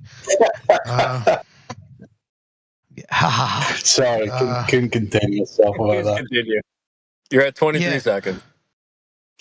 23 seconds. I thought I had 2 minutes. That's fine.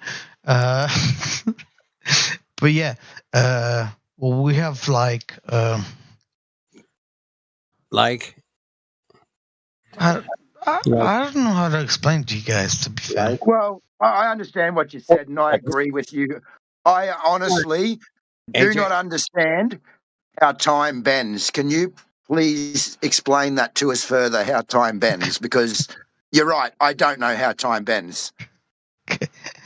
Okay, so just because you don't understand it doesn't mean it's not true. No, I'm asking you to explain to me how time bends. So if I don't know, that means it's not true then.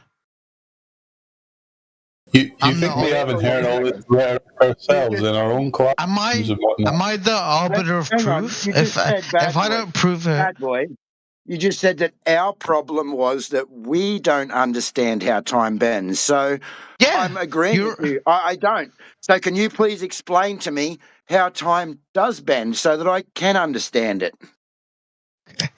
I'm not sure I could explain it in a way that you would understand it. Well, of course don't not. worry about what I would understand. Maybe just explain it, and I could ask some clarifying questions and see if I can understand it, because we don't know till you try, yeah? Exactly, AJ.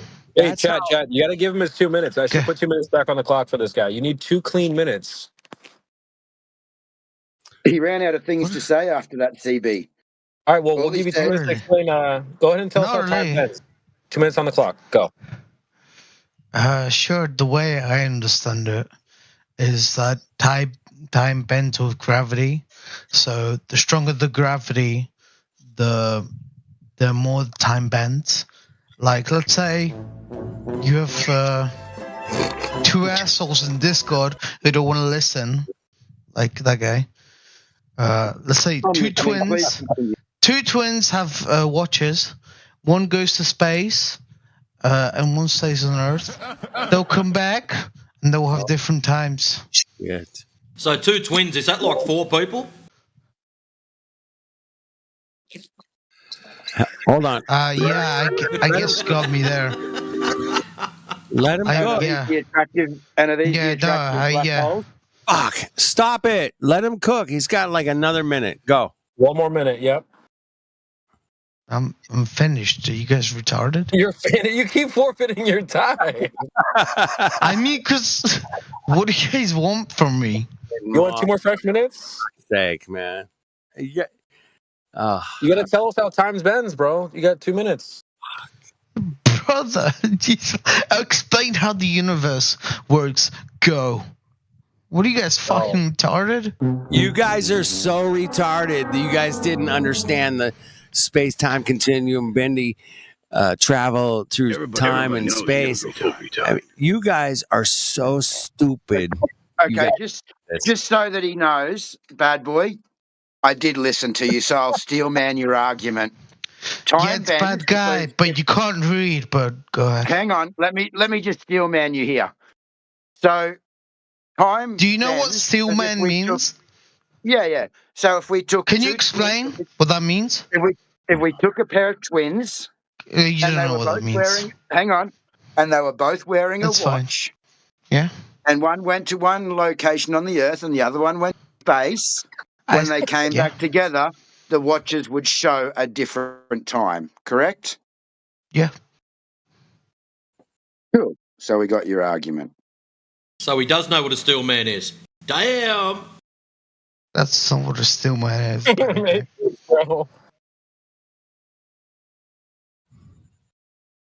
So is that bending time, or is that time dilation? Can you explain the difference between those two? Well, it's a time difference. Well, it's different. You can't. So how can you say they are different? I said, is it the difference in the time measured by the 2 clocks, or is it bending time? What the fuck are you talking about?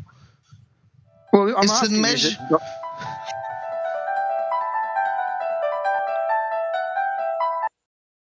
Is it time dilation or is it bending time? What the fuck are we talking about, dude? It's both, I guess. It's both. All right. Okay, Spaceman, tell me something. How do you bend something that's non-physical? Seriously, this is starting to annoy me. Sorry, guys, I just smoked the joint. I'm enjoying. I wasn't calling you, Spaceman. Mary Jane. Hey, someone's enjoying it. I'm like, dude, we need to move on, bro. This guy's fucking cooked. We got a bunch of other people that's joined. Let's just move on. Bag by. Yeah. Sorry, bro. We're popping on mute for a second. Sorry. Yeah, this guy's not cooked. He's fucking burnt. He's beyond burnt. We have the Zuck. We have Uni. Left We have, way too. let's move on, dude. This guy's freaking roasted. The Zuck. What's up, dude? How are you doing?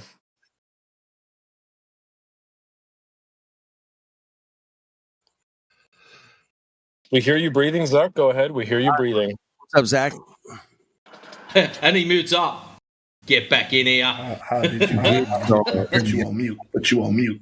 Did you think a mute button was going to stop me from hearing you? Yes. No, of course not. You got a mic. That would be crazy. That would be crazy. Zuck, this is a no listening panel. Go ahead and tell us. Have you talked to flat earthers before, Zuck? Yeah, why do you try to ban us off Facebook, the Zuck? We have a wait. We have a Facebook. What? No, old Zuckerberg here. He's the one that tries to ban Flat Earth on Facebook. Oh, that. Yeah. Well, only if it's not moderated by flat earthers. Only if it is, moderated by flat earthers. If it's moderated by anti-flat earthers, you can have as many FE channels as you like. That's right. Exactly. Come on, Zuck. That's not fair. That's not fair. It's not a fair playing field. I feel like we're getting the shaft. We're getting kind of marginalized. It kind of sucks, man. When you get marginalized, damn. What about me? It isn't fair. I've got no code for the boys to share. Can't you see? It's fucking flat. Deal with it. Come on, Zuck, step up. You're wasting our time. Come on, Zuck. We got you in our sights, bro. It's too easy, man. It's like shooting fish in a barrel at this point, man. Cock the shotgun, man. Here we go. Boom. There we go. Fish in a barrel. That's what we're dealing with at this point. Yeah, it's like, okay, come on in. Yeah. Bro, you're a physicist from CERN. You're a math professor from a Christian college, and yeah, come on in, man. You're all welcome. Yo, you got an AC 130 above you, bro.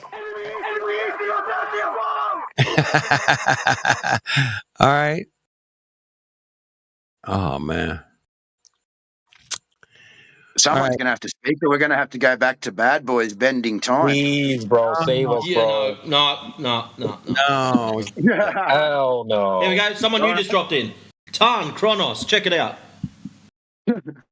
What's going on, man? What's up, Tom? You in my sights. I've been here for 5 seconds. How's it going? That's what we're saying today. Welcome Making to sure Earth. you're actually not AI. Hello? I was here to listen. Now, this is a no listening panel. Well, what is the best part about this? Not only can you listen, but if you ask the right questions, you can listen to the answers. Oh, I love How that. awesome's that? That's pretty sweet. Now, we'll be asking the questions here, right, Matrix? Ooh. No. He'll ask, does he have a question? Let's ask him if he has a question, man. Come on. No, we got the questions time. Oh, Now, let him get one question out. Come on, don't be mean, guys. We got all kinds. Boy for that. I love. Well, we could ask Kronos. We could ask Kronos a question. Kronos, what do you believe about the Earth? Do you think that you live on a big spinning water ball hurtling through an infinite vacuum of space?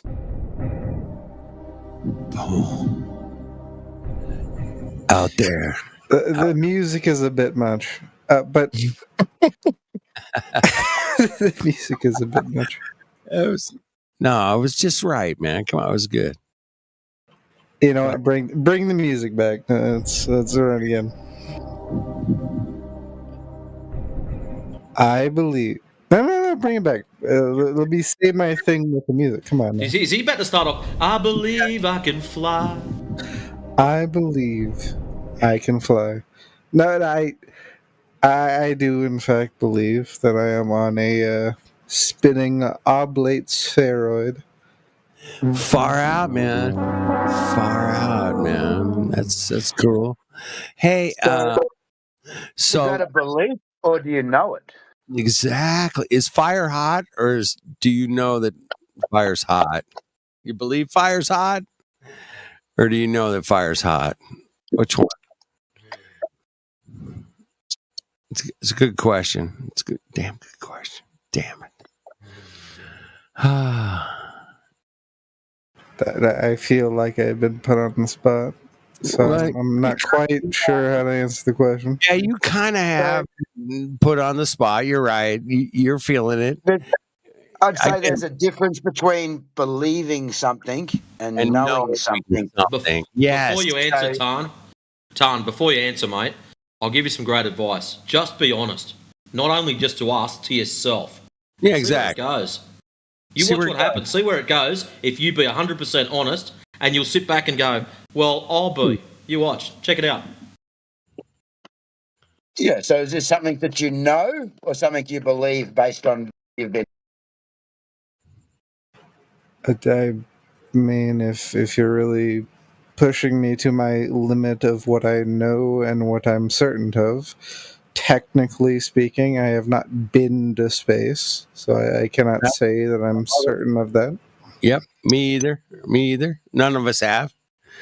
I mean, I've seen the United. I've seen the USS. You can look up there and see it. USS? You're talking about the ISS. I am not sober, but yes. So would you believe that the only way would be to have a trip to space, or would be there some other way that we could actually tell whether the Earth is curving like we're told? Exactly. No, there's many ways. I mean, you could. Many ways. Please expand.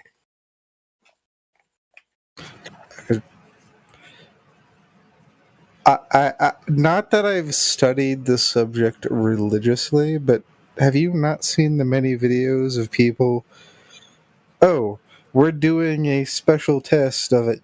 Everything's level, and we should see the thing through the hole, and then we don't see the thing through the hole. So there's a few issues with that.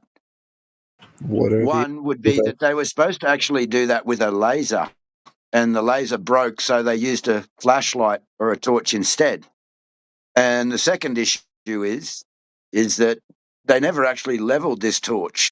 They were just holding it up in the air. So realistically, it doesn't prove anything, yeah? It failed from the beginning, and they were silly for continuing on with what they did. I mean, I'm obviously not an expert in the subject, but that does sound like fair criticism. They should probably do that test again in a much more objective way. Yeah, well, we've actually got many of those laser observations over much longer distances where they still hit the target, and there's hundreds of meters of missing curvature. As an obvious random, I don't have meaningful data on that, but since you seem to be putting forth the idea that the world is in fact flat, would you like to present data that would be against? Yeah, absolutely. Well, I'm quite willing to hear it out. I think everyone is. First of all, go ahead. Give me a few minutes If you give me a few minutes, I will put a citation in the chat for you for those long-distance laser observations, so you can read them yourself. But we can start at the very, very basics, yeah? At the beginning, we know that approximately 70% of the Earth is apparently water, and we know that large bodies of water at rest will always lie flat. Water will be used as a level, always has been, always will be. This is why we've got sea level and we have horizontal heights above sea level. Water's flat. Water's level. Checked it out. It's very simple observation. Yep.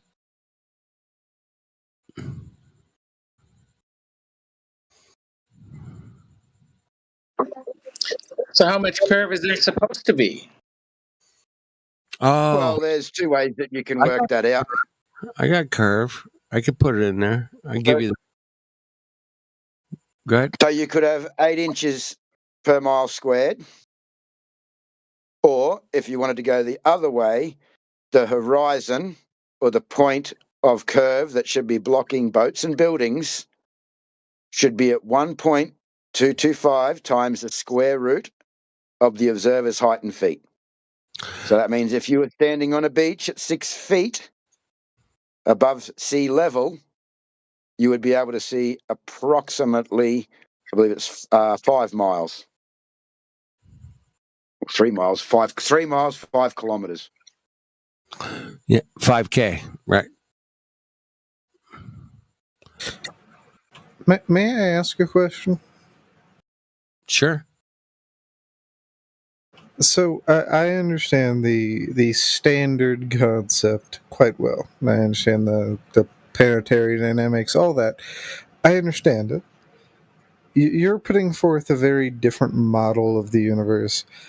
I'm not saying you're wrong. I'm just saying my model of the universe matches everything I've seen thus far, and I might be very wrong. What model of the universe do you use that includes the sun and the moon and Mars and the ISS, all of which I have seen? What is your model of the universe? Wait. You said you saw the ISS? Where? Where? Wait a second, AJ. You want to? It's the USS.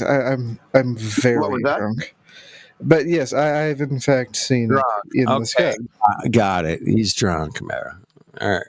Okay. My apologies. I have in fact seen that, and as well Mars with my bare eye. I was gonna say you're drinking. You're not drunk. You're drinking. I'm on the way. He's having a good time. I'm having a good time. He's drinking, not drunk. I get it. I am not discounting your perspective. I'm not. Hey, man, I'm not discounting yours either. And we're just. Of course, I'm just asking. I'm asking a fair question. What is your model of the universe that accounts for all the things I have demonstrably seen? Electromagnetism can explain a lot of it, but that's a whole fucking 6 months of talking about. We don't need to go. I think he's talking more about the model as in the path of the sun, moon, stars, the Earth orbiting. Exactly. I have seen the sun, moon, and stars mostly. How does your universe model that? Like how do you explain all of the things? Okay, well, we're working on all the answers for that. It's going to take some time, man. These guys had 400 years to come up with their, Copernicus system. And we're just trying on the back end. We're like 10, 15 years in here. We got a ways to go, man. But we're going to get there. And I promise you, we're going to get there. I have no doubt. What have we got to do? Explain why you see Mars and the sun and the moon. You see the moon. You see he's like a sunrises. He's like a replacement cosmology for the globe on flat Earth. No, sorry, we don't do that. We just debunk shit. We just debunk a reality that says, "Hey, man, at the end of the day, you've been told a story about what these things are, the distance to these objects, right, and what they're doing. You've never actually seen the Earth orbit the sun. What you witness is the sun passing over your head, yeah? But you're told that that's because you're falling over backwards at 1,000 miles an hour. There is no evidence for that, right? Correct. You're given a distance to an apparent location. A star is only an apparent location, depending on the observer's position. The sun is an apparent location. Even in the globe model, the sun is refracted above the horizon. You're not actually looking at the sun. So there's no actual way to measure a distance to an apparent location. So these are all just stories that you've been told. You look up, you see the star, and you say, well, that must be that star, and that must be doing this thing. Oh, there's the sun. Oh, we must be orbiting around that sun. Oh, there's the moon. It must be orbiting around us. These are not things that you've been able to witness. These are not things you've been able to verify. So we don't propose any model other than what we can see, yeah, which is that the sun, the stars, the moon, the celestial bodies move across our sky. May I We quickly don't have a interject, AJ? distance.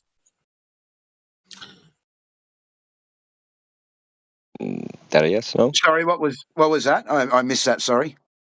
I just wanted to add something really quick because I get his wish to know of what the cosmology is, right? But just because we don't have a cosmology, right, doesn't negate the fact what we do observe and see.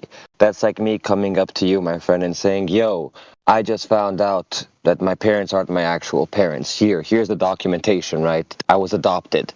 And you tell me, "Okay, but who are your real parents?" And I don't believe this until I actually know who your real parents are.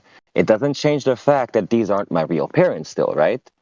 Even though the wish that you have for the cosmology to be replaced is valid, and I truly do understand you. I have that wish and urge more than most people do, right?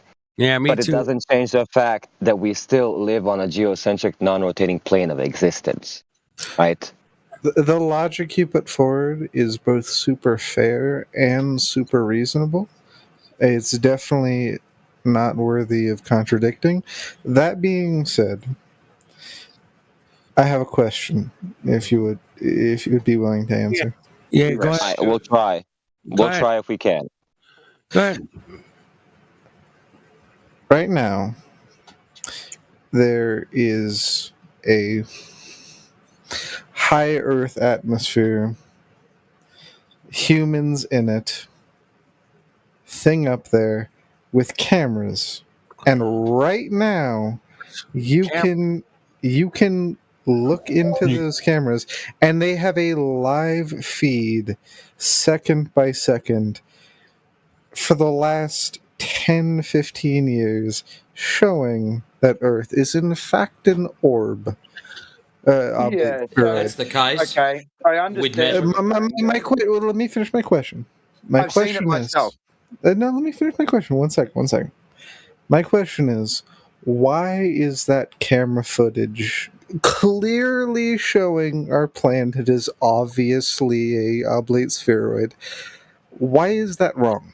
Because it is endless How do you validate that footage? How do you validate it? How do you verify it? How do you even know it's live? That Well, there's is many ways. not There's an many questions, unfair like question, but continue. There's many things like Matrix said. To begin with, you would need to investigate what type of camera they're using, what type of lens they're using. Now, the fact is mathematically, the ISS should not be seeing what they claim to be seeing, as in the size, the percentage, and the curvature of the Earth, yeah? It is not high enough to be seeing that. That actually you can look that up for yourself. It's Neil deGrasse Tyson actually says this, yeah? So that's the first point. Do you understand that? You're not mathematically high enough to be seeing what they're showing? I'm hearing what you're saying, and for the record, I'd love to hear more. I really want to hear more about what you're saying. Hey, guess what? There's many conflicting images. There's many conflicting images. So we've got images from the Chinese space station showing a perfectly flat Earth and horizon. I'm sorry to interrupt, but do you have any like images or anything you could share about that? Because I haven't seen that. I think most people haven't seen that. If you'd like to share, that'd be very helpful. Look inside chat. I just dropped it for your time. That would be very helpful. Thank you. That's very kind. That's the Chinese. Yep. There it is, man. Looks pretty flat, bro. Just saying. Kind of weird. Now, my third question would be, is the ISS doing what it's claimed to do, orbit the Earth? You've never witnessed it perform an orbit.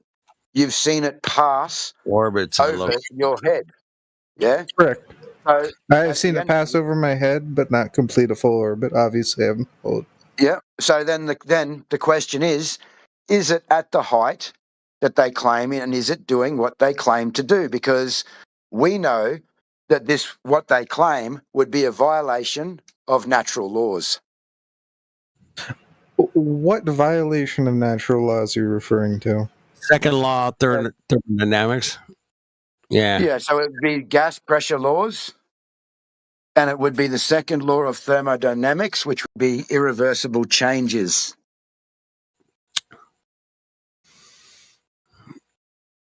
Yeah, smoke that one for a minute, bro. The free expansion of gas into a vacuum is the most widely cited irreversible change in entropy. It's impossible to reverse the change, bro. It's done. I think we would obviously agree that entropy is very constant, and it requires massive effort to disagree with it. Yeah. Yes, it does. Absolutely. A free expansion of gas into the available space. So this means that we must be in an enclosed system to obtain gas pressure to breathe. Well, that doesn't include the concept of gravity. Well, you would obviously disagree with my worldview on how planetary formation is. But go ahead. First of all, My we need to ask apologies. some clarifying questions. So what? Well, actually, I won't even ask what. I'm changing how I do this. Can you tell me how a reification fallacy or a concept contains gas? No. I don't understand the question. Could you please rephrase the other way. Where in gas laws does it mention gravity? Well, yes, this is another point.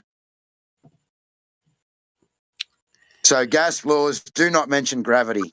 PV equals nRT. Booyah. No gravity. We need the walls of a container to obtain pressure. We need something for the gas to press upon. And without that, the gas would expand freely into the available space. Where the ISS is apparently, you wouldn't be breathing right now. But, I agree with you that if I was in the general area of the ISS, I would not be able to breathe. But no, you wouldn't be breathing on Earth because the gases that you're breathing would be freely venting into the available space. It's like having the rim around your car with no tire, bro. Just gas. And you can't have just gas around your rim. You got to have some tire there to hold the gas, right? That's what we're talking about here. You have to have a physical container to even have gas pressure at all. And then if you puncture that tire, the high pressure vents into the atmosphere, the low pressure, until the pressures equalize because the container has blown. Yeah. Now, going to gravity, again, gas laws don't mention gravity. However, my question, gravity, the causation, is the bending and warping of space-time. Space and time are just a concept. It's not something that you can bend or warp. So my first question was, how does a concept contain gases? Secondly, it's just a reification fallacy because the causation and this bending and warping of space-time is all based off mathematical equations that are then reified into reality. Yeah, it's just a model that's then reified into reality, but it can't be shown in reality because a concept, space-time, is not something physical that can be shown. So how does this concept contain gas? AJ, I just got to say, I've taken some shit that's warped my space and time, man, over the years.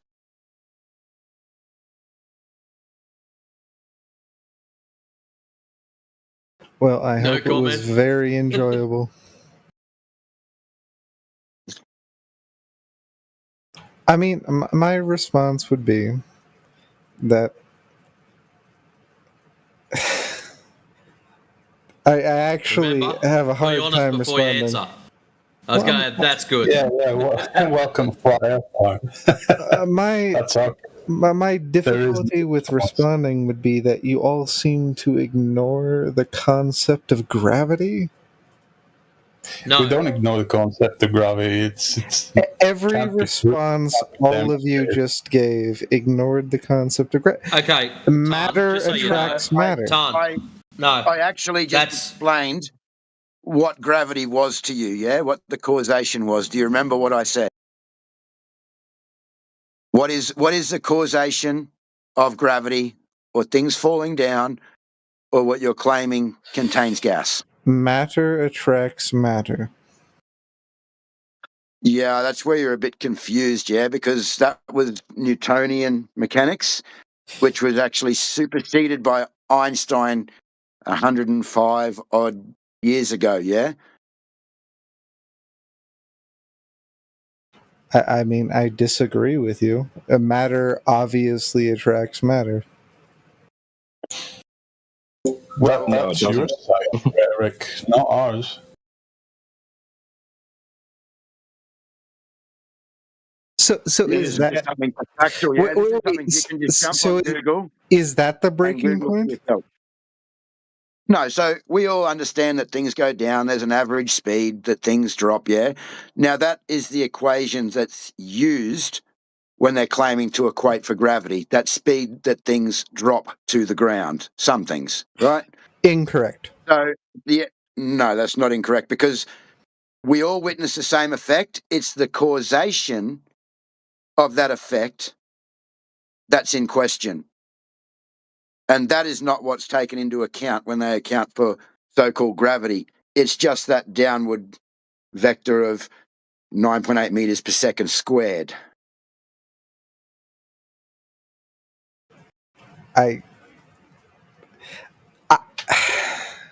No, if mass attracts mass, like you said, Kronos, how come when I go swimming, I don't get pulled down to the bottom of the lake? In a very technical sense, you do, obviously. Why are you swimming instead of floating? You have to paddle to... Oh, my God. But what happens if I breathe in and fill my air with lungs? I float.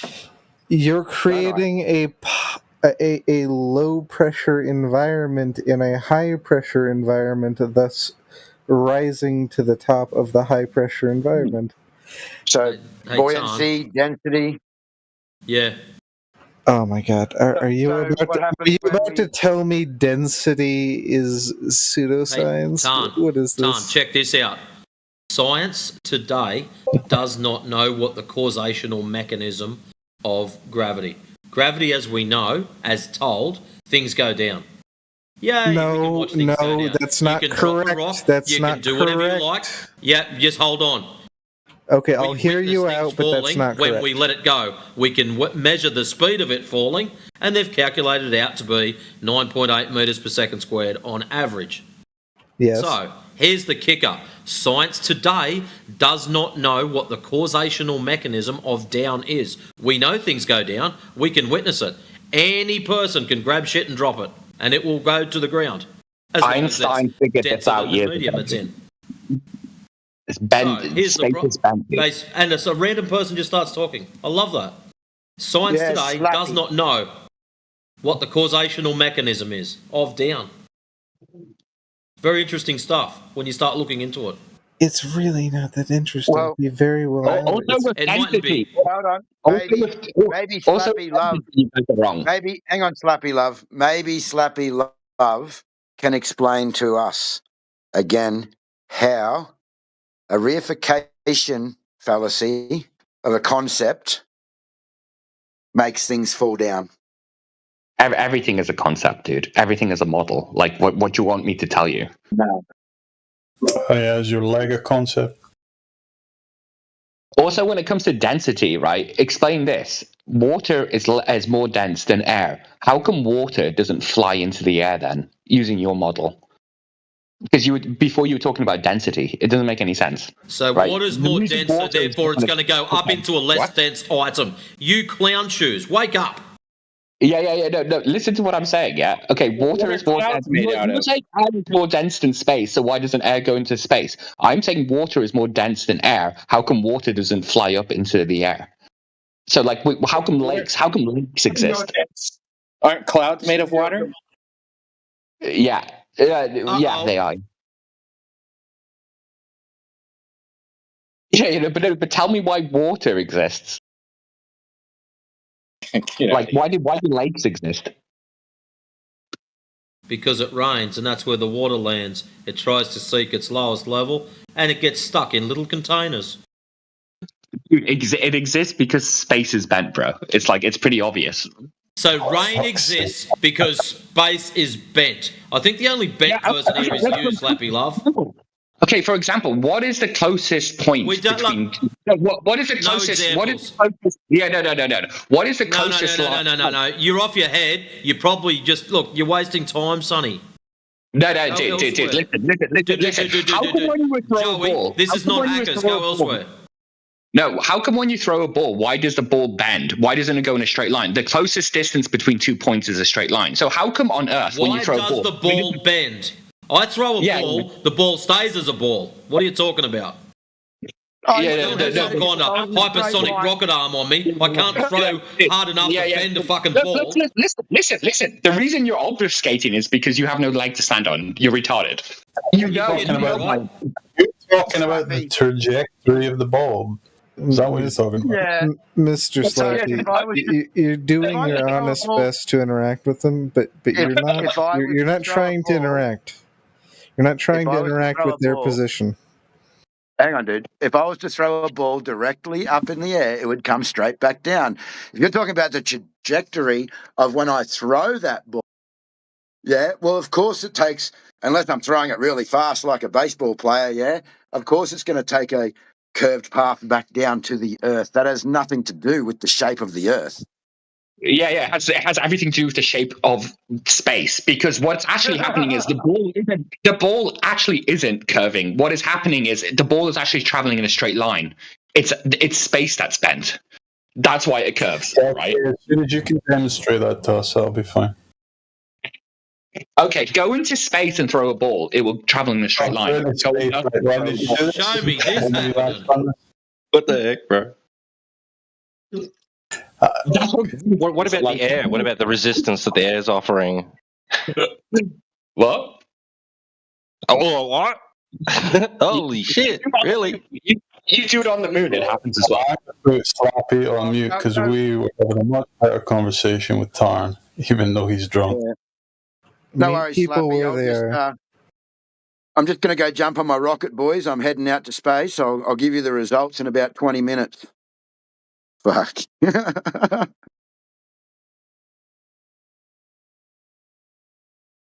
Yeah, we'll get back to you, Slappy, if you want to stick around, but you seem to be way in your feelsies right now. Tarn is much more chill, and we were originally speaking with him anyway. I mean, we obviously disagree, but I'm just chilling and talking. Can I ask you a quick question, Tarn? Go ahead, man. Let's say you're a little drunk. Let's say you're drinking that beer at the beach. All right, like a 10-mile, and you're sitting on the beach of a 10-mile wide lake, and you're looking across that body of water. On one condition, I got What? 4 lines in the water, and I'm having a good time. I like it. Now you're looking across that 10-mile wide body of water. How many feet of downward curve do you think the globe requires across that lake? Take a guess. It's in a gotcha. You can say 2 feet, 20 feet, 200 feet. I would say barely an inch. You're already on the team. Welcome to Flat Earth, my friend. You're one of us already. No, let me finish. I'm saying the globe is so large that barely an inch would eventually become. So biggie, it's flatty. I love it. Welcome to Flat Earth. I agree with you. I think there is 1 inch of curve across, maybe 1 inch of curve across a 10-mile wide lake. But we've been given curvature calculators we can check, and what they say is that there should be 66 feet of downward curve across a 10-mile wide lake. It's about a 7-story building is what the globe requires for the radius value to be accurate. Well, I'm not confident. I don't know what sort of globe you think you live on, but it's. I don't know what sort of globe you think you live on, but it's not the same one as what the physicists think. Well, I think the theoretical physicists. I think we would agree. Actually, this is a question. My apologies. May I ask? Well, really think about what you just said. 1 inch of curve across a 10-mile wide lake. Think about that. May I ask a question? Absolutely. What the fuck is the moon? In your worldview, because there's obviously a moon up there. There's the moon. What the fuck is that? I don't know. Maybe cheese. It looks like it. Light. Well, it's obviously not made of cheese. It's made of rocks and dust. What is it? What is it? It is a light. It is a light. It's not a light. Are you telling me there's no such thing as moonlight? A reflection of the sun, maybe. Have you ever seen rocks and dirt on the moon? Why did you have to tag a maybe on the end of that? I admit I have not been to the moon, and I have not seen moonlight personally from a moon perspective.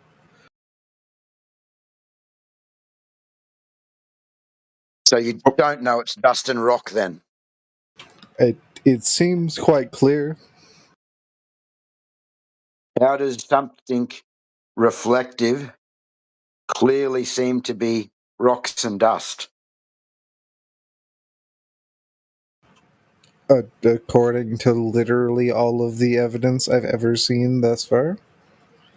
I must ask. That's what I'm trying to establish. Let me ask a question. Do you believe no human have ever landed on the moon? Do you believe that's not a thing we've done? No one's been on the moon. It's all bullshit. Because even in a flat Earth world, the moon. Remember back a little bit. Give me 1 second. Give me 1 second. Give me 1 second. Give me 1 second. Clarifying question. Even if the world is in fact flat, the moon is quite fucking clearly still rotating around us in some way, shape, or form. It's still a thing that is rotating around us. It's not something you can land on. We see it also. What is it? Yeah, but hang on. I think you're confusing yourself here a little bit because, again, we just see the moon move across the sky. You said you never witnessed an orbit. You're told there's an orbit. But we all see the same thing. Well, it's never gone from right to left. It's only gone from left to right. So, I don't know. And do we then come to a hasty generalization? Since you've been alive, yeah, sure. It's not an absolute that the moon is an inaccessible location. But as far as we can tangibly demonstrate in actual reality, it's not. Hold on a minute. That's just what. Rewind. Did he just say the moon goes from left to right? Well, it depends, doesn't it? Which way you're facing and then which side it's on. I'm kind of curious why the moon turns red. I've seen it go from right to left. Yeah, that's what I was thinking. I've seen it come from front to back. It's almost like it depends on the position you are on the planet. Yeah. On the planet. Amazing. Are you using planet to assume that the Earth is a globe? Like, are you trying to say the Earth is a globe? I mean, obviously, yes. I am the antithesis to your opinion. I am the wall that you bounce your opinions off of, and I am also super reasonable, and I will hear you out. All right, but like, how about you try to explain how a solar eclipse works without a flat Earth?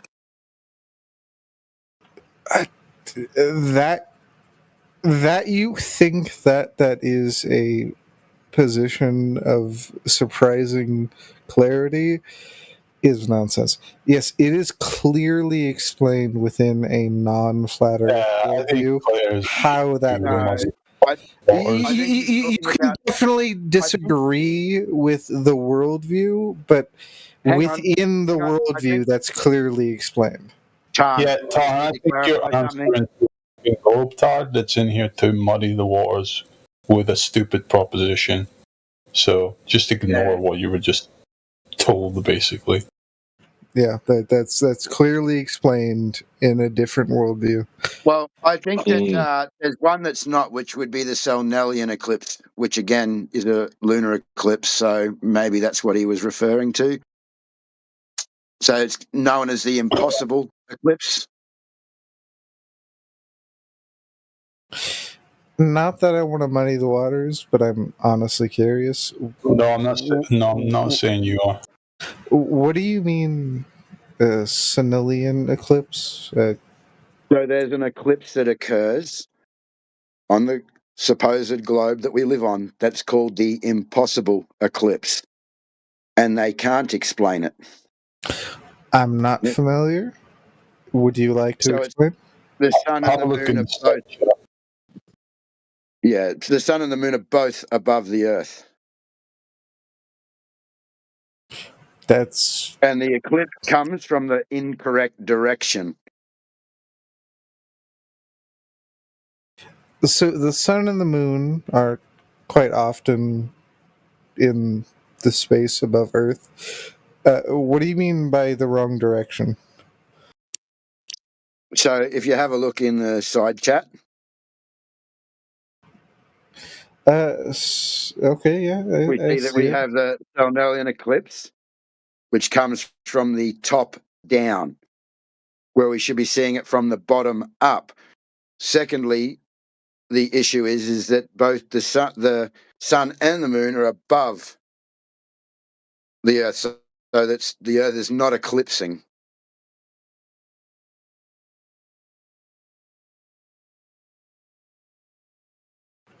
I'm definitely no expert of the planetary mechanics of the subject, but to my current limited knowledge, I would presume that that's just people being fucking butt mad about nonsense. But anyways, you don't have to be an expert about this. You believe in the explanation for eclipses within your model, right? Which is just it's geometry. So the Selnelian eclipse is the same phenomenon happening, but the geometry is entirely broken, essentially, proving kind of outright that what you think is the primary influencing cause of what you would label a shadow is not the case. That is definitely a fair and reasonable complaint if those models definitely contradict standard understanding of things. If they were, they'd probably be a little bit more present in discussions, but Anyways, no. Fair enough. The Stellanellian eclipse is not present in discussions for exactly the reason that it breaks the model. They like to pretty much ignore everything that, doesn't support them. It's kind of a good way to keep your position true when you just ignore all evidence that falsifies it. That's completely fair and also reasonable. That being said, I haven't looked into that, so I can't really refute it, and I can't respond to it in this moment. Isn't there also... You should take a look into it when you can. There's one fact that we need to cover, Tan. I know that, these questions are great to ask, and we try and we all want to replace that model that we know, yeah? We want to know, well, if that's the case, how does this work? But at the end of the day, we know that water is level, seeks its level, and has been used as a level for thousands of 70% of the water, 70% of the earth is water, apparently. Yeah? Secondly, what we witness every day is a stationary plane. This is how we view the world. This is how we utilize when we build, when we survey, when we navigate. The fact of the matter is that the surface measures to be flat. And all of these other questions are just secondary things that can be discussed. But it does not change the fact that the earth measures to be flat. There is no instance where there's a direct measurement of any curvature or any drop over distance from horizontal. This is why we have a mean sea level. You know what? Can I ask you a question about that? Yeah.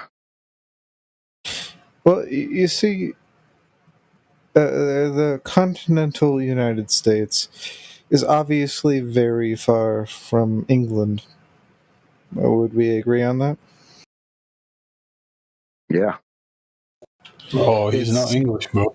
Don't go there. I think we would agree that there are thousands of miles away from each other.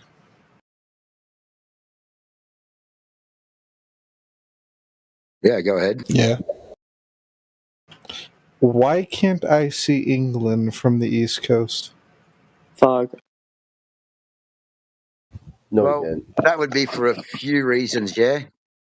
I mean, I would agree. Can you not think? Can he not think of any? There's weather. Can he not think of any? There's a few issues that could, but according to your worldview, there would be rare exceptions to the rule. Obviously, weather and all sorts of things would get in the way, but on a rare occasion, I should be able to see England from the East Coast. Is that what would it look like? What would it look like? Obviously quite fuzzy through the many... And you'd be able to recognise it. You'd be able to say, oh, yeah, that fuzzy thing must be England. Fucking idiot.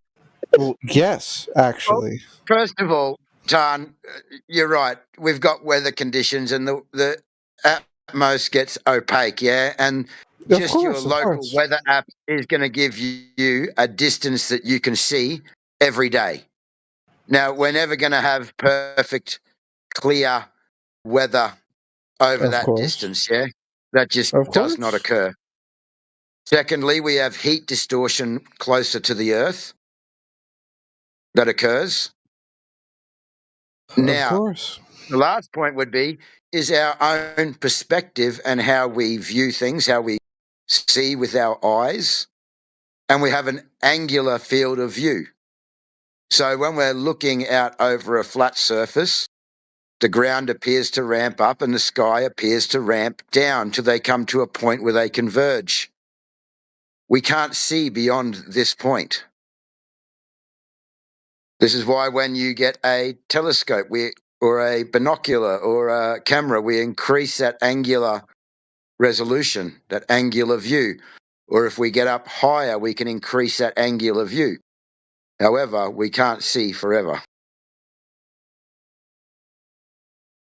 To add to that, at 1,000 miles, a 100-story building would be 0.78 arc minutes in angular size.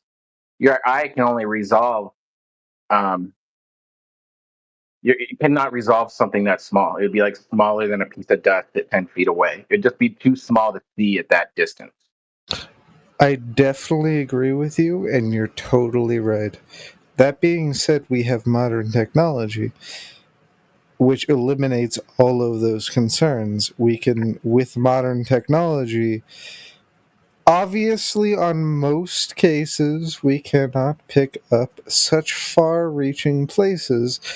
But if the world is truly flat, from America, we should be able to see England. Yeah, cool, bro.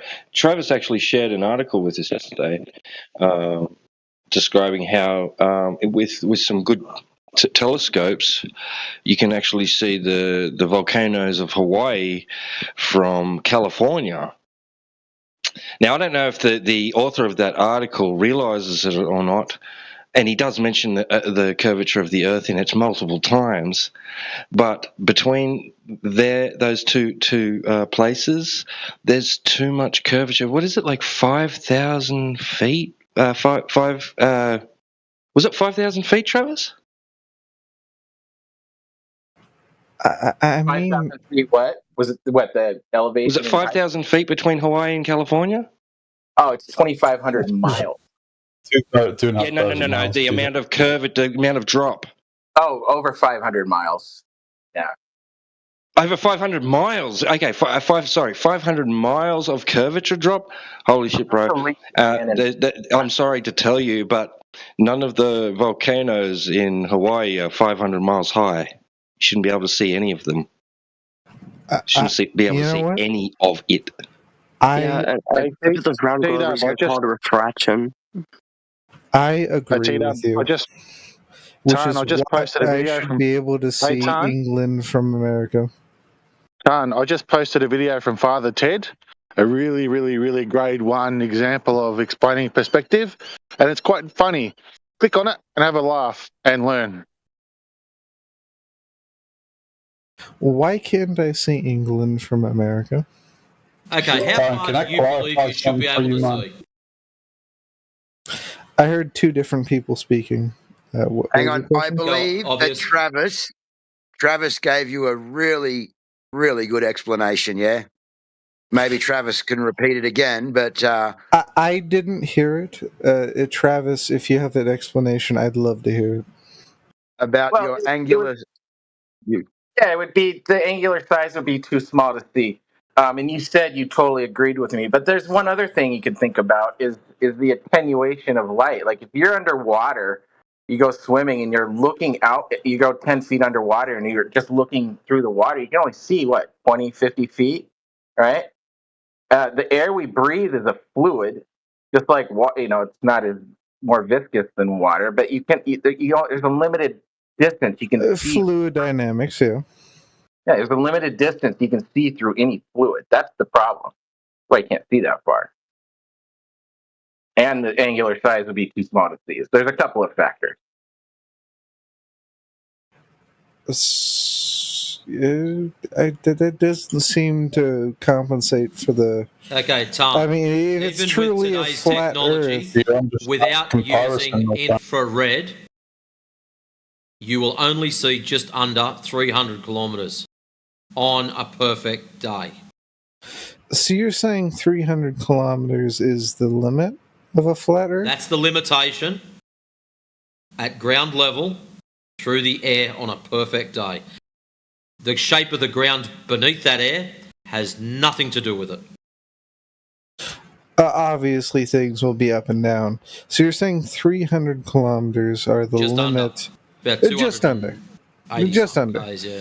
Is the general human capability with current technology to recognize that's without infrared. Distance. That's just straight up lens. Just a straight level. Distance. Yep, about 300 k's. That's it. You remember, Carl? We were just saying with a lens, so with some apparatus. That's with a lens. So that's not using infrared. So camera, binoculars, telescope, you'll see about 300 Ks on a perfect conditions. That's it. After that, the air basically becomes a white wall. It's like looking through fog. That's the best way. May I ask you a question? You can ask as many questions as you like. Just quickly, I've just put inside that a picture of 210 miles. Would you like to explain that? 201 miles at 60 foot. So that's something to look at, Tom. I'm sorry, let's hear that man out. Could you phrase your question one more time? Yeah, if you look inside chat, there's a picture I took of 201 miles away at 60 foot. So that shouldn't be there.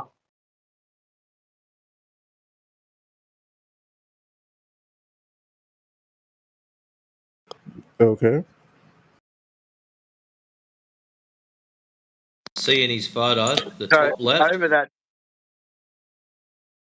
that 300 kilometres.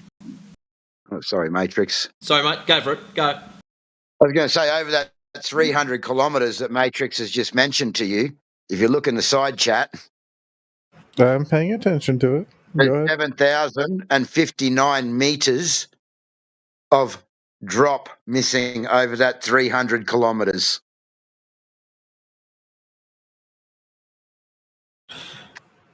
Okay. So that means that anything across that 300 kilometres, by the end of that 300 kilometres, should be 7,000 metres below your eye line, behind a curve.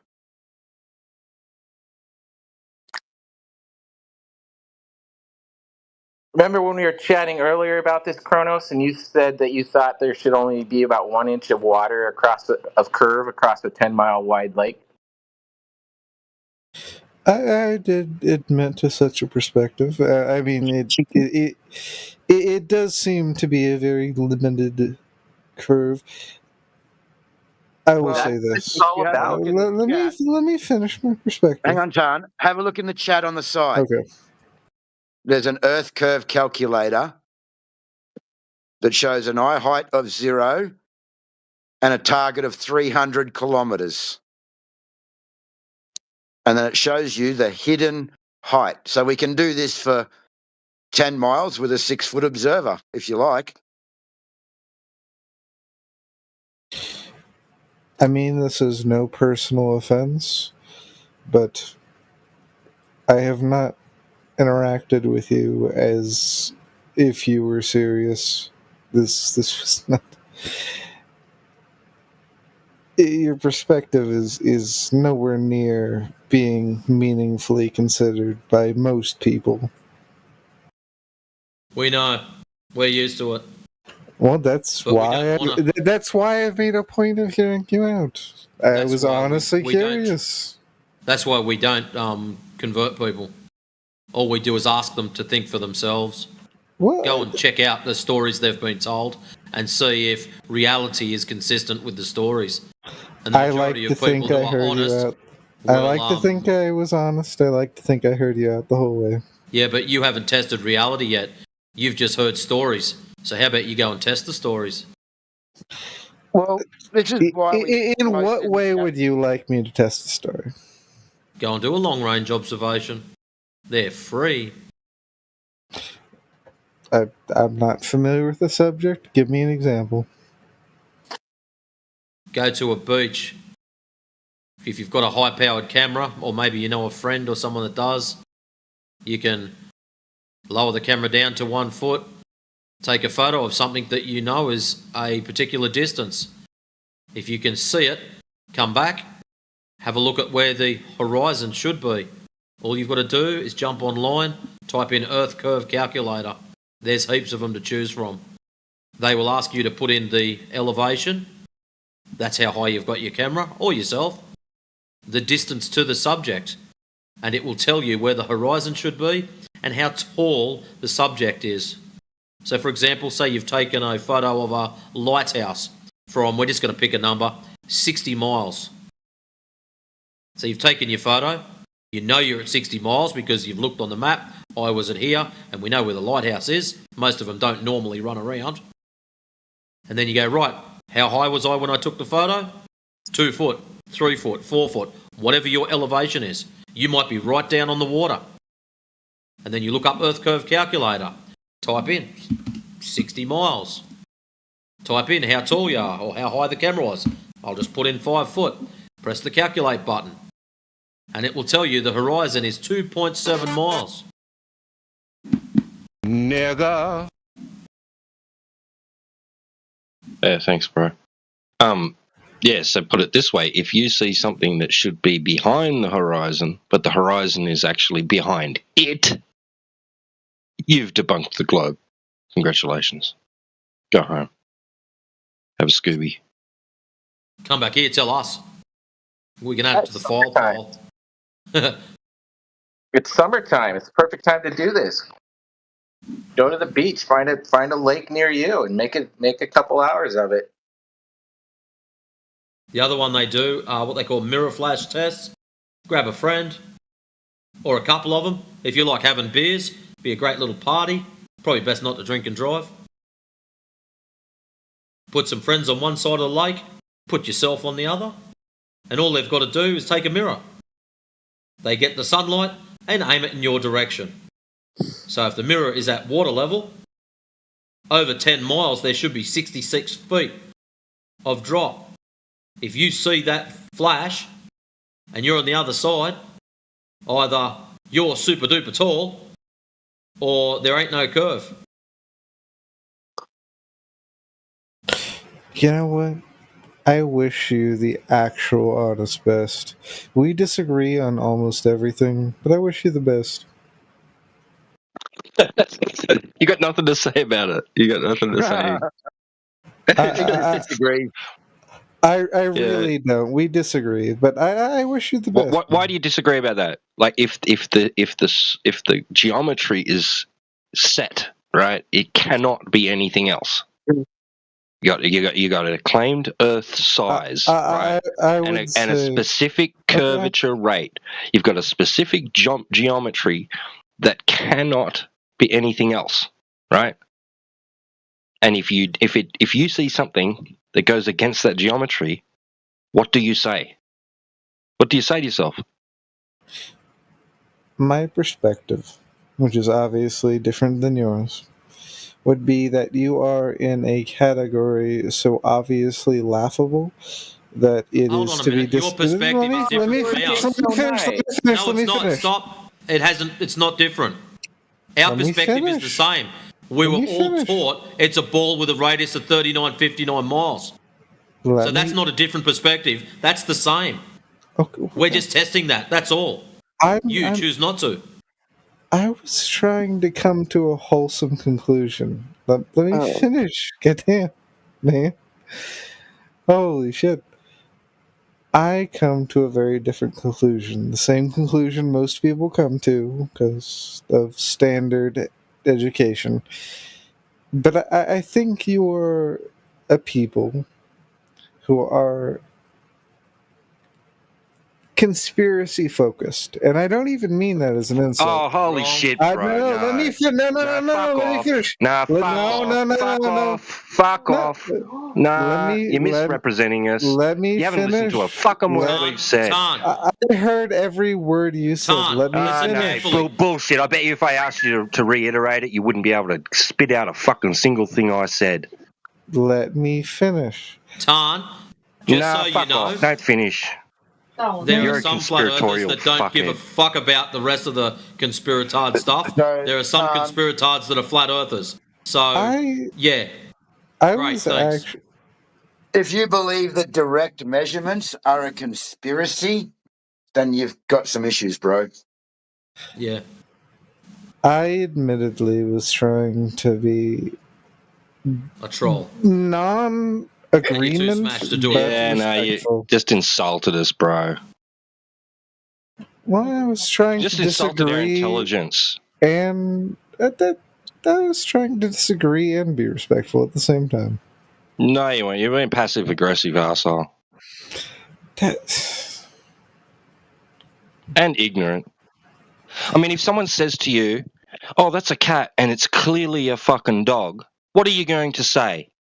No. What are you going to say to that person? Well, you know what?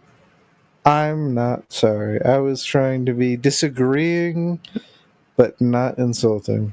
Yeah, I wanted something that was actually relates to the things that we've presented to you, like the long distance observations, the horizon distance not being where it should be. Has anybody presented your laser tests? No. Like, you couldn't respond with anything that related to what we said. You just went off on this spiel about what you've got in your own head about us as people. A social commentary. You're a fuckhead. You're a fuckhead, bro. No, you're just clearly a fuckhead. You're just an ignorant, self-absorbed fuckhead. Man, I've talked to you as reasonably as I could. No, I agree, Tita. Halfway through his fucking spiel, you could pick up on it. He's obviously joined here thinking that this is a big fucking joke, and he's got a big, massive steaming dump on him, and he's trying to back out of it. He should just fuck off right now before we kick him.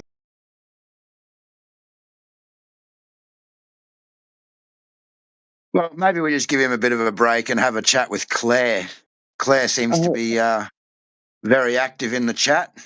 Yeah. I don't know why that person didn't come in with like an open mind. Like, they already said in their mind they weren't going to agree with anything you said, like right when they came in, probably. So what's the point? Well, I wish for your best conversation. Good night to you all. You seem to be not receptive to me right now. Have a good one. I like your voice, by the way. It's pretty cool. You also have a wholesome voice. I wish the best for all of you, even though cool. you probably disagree with me. Have you left yet or not? It's a little rude, but fair enough. I wish you the best,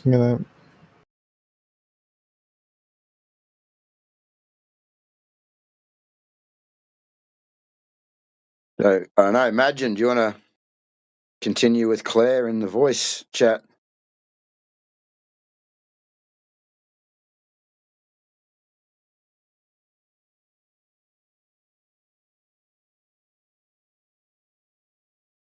Oh, good, bro. Yeah, sorry if I put anyone off. Like, don't mind me. Like, that, just people like that. Grind my gears. I guess I was a bit harsh, but That's all right. I got fired up earlier with old mate. What was? He gave him a bit back that he needed. He quietened down after that, didn't he? Oh, is that what lunchtime? That Bad Star or whatever his name was. Yeah, I just gave him a bit of his own back, and he quietened down after that. He was a slimy little weasel. I was listening to that for a while, and I was like, shit, I got to go back to work just as AJ was kicking into gear. This is not cool. Did you get to listen, or did you have to get out? No, I had to piss off. I heard you say about 5 words. It's like, shit, I got to go. I just started doing the same thing to him, talking over him and asking question and answer about the globe. Yeah.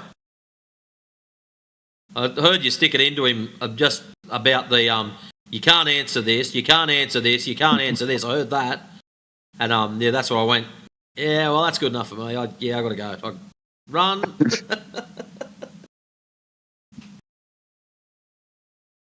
Apparently, Heretic had been yapping to him for like 2 hours or something, round and round and round in circles.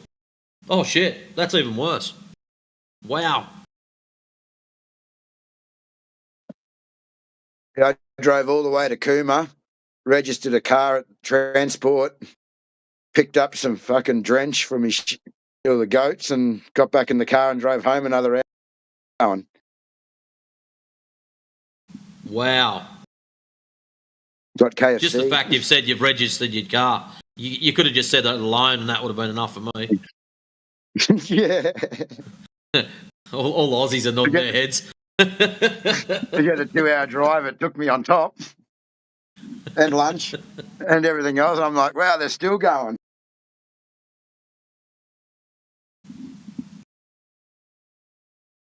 Might have been a good thing I was at work. The old band hammer would have come out.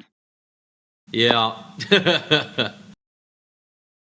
You don't mind some people that you can tell that just don't get it, but there are others that are just trash.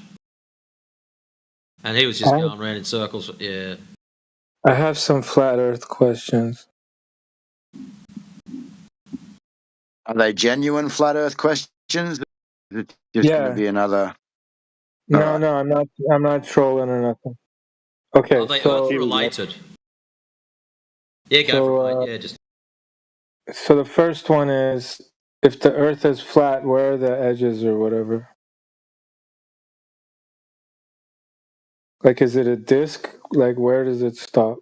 Did you get that question from a Google search? How did you come to a disc? Where's this disc from? I don't know. I just pulled that on my ass. Like what's the shape? Where are the Hold on a edges? second. We've got to go through the panel. Who said it? AJ, did you mention a disc? No, he's quiet. No. It must have been Anthony. Anthony, did you mention a disc? One of you lot on the panel must have mentioned a disc because this nice fellow's talking about it. Who else we got? Who else is not? It must have been teed up. He's known for mentioning discs. When they draw flat Earth, like in the pictures online, it's always like it looks like a coin or something. Yeah, it's media propaganda. So if the Earth is flat, like what's the shape of it? Where are the edges? That's the first question. And then Don't know. And then I have Short answer, don't know. I'll post you something in the side chat. Hang on. And then I have one other question, which is, if the Earth is flat, why do we have the sun rising and setting and going around it?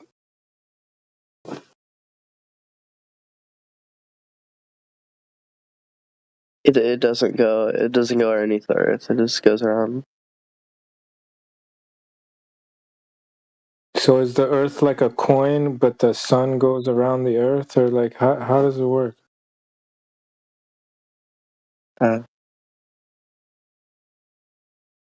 Those are my two questions.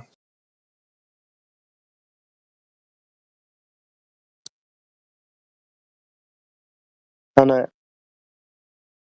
I kind of want to become a pilot just to see. I want to find the edge of the Earth. Well, if you become a pilot, you'd be treating the Earth as flat and stationary so that you can fly. Wait, I am a little confused about so supposedly they take those faster routes. Yeah, I actually think the Earth is flat. That utilize the curvature of the Earth. Yeah, because basically every pilot I've ever talked to, they say they never have to tilt the thing.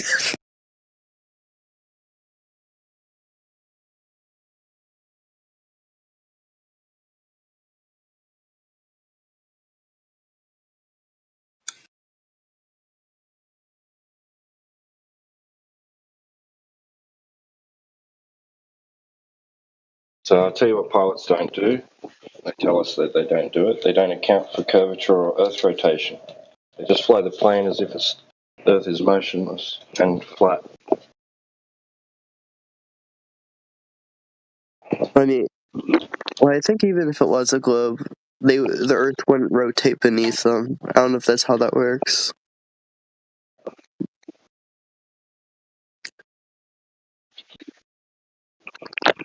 Why not?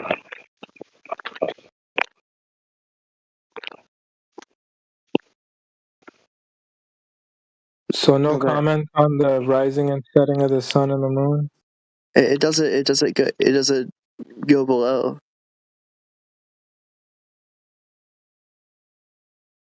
It goes around. Okay, so that would kind of fit the pictures you see online where the Earth is kind of like a disc and maybe the sun goes around it or something. It's not a disc. We don't know the shape. No, look, let's see that thing I just posted in the side chat? That's not flat Earth, okay? Those images, that's not what we're saying. It's not flat because it still has depth. It's not a 2D plane. No, surfaces can be flat, and there still be depth and substance underneath. I mean, Like it's just water, like the surface of water. Did you ever notice that about the surface of water when it's still, when it's calm? It's it's like horizontal, how a right? piece of paper is technically a cube Flat. because it has depth. Yeah, the surface of liquid, right? When it's at rest, when it's calm, is that flat?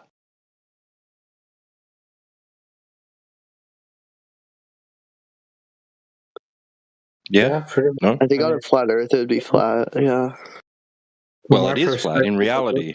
Yeah, in reality, in reality we within it. It's flat. Yes. Well, there you go. How does that work on a ball? If this so-called ball is covered in 71% water. Yeah, it would like fall off. No, I mean it's nature of being flat on its surface when it's at rest. How can you have 71% of a ball that's got flat water on it? Yeah, I still don't understand that argument. I believe you. That would argue I don't really get it. Like I assume gravity would keep it like relatively flat if they're curved. Not if it's on the exterior of a ball and gravity's pulling each part of the surface equipotentially towards the center. Yeah, it'd have like little holes in it. No, it'd be curved. The surface of the liquid wouldn't be flat; it would be curved.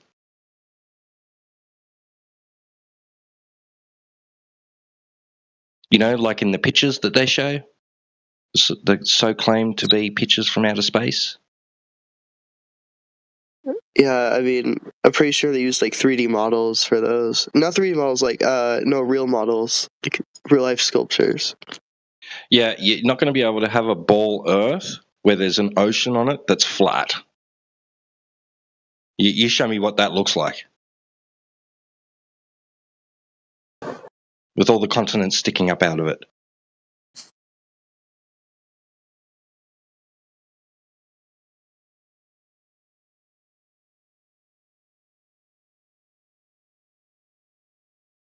Their claim is that the oceans are curving, bro. I could see the polygon count on that image too.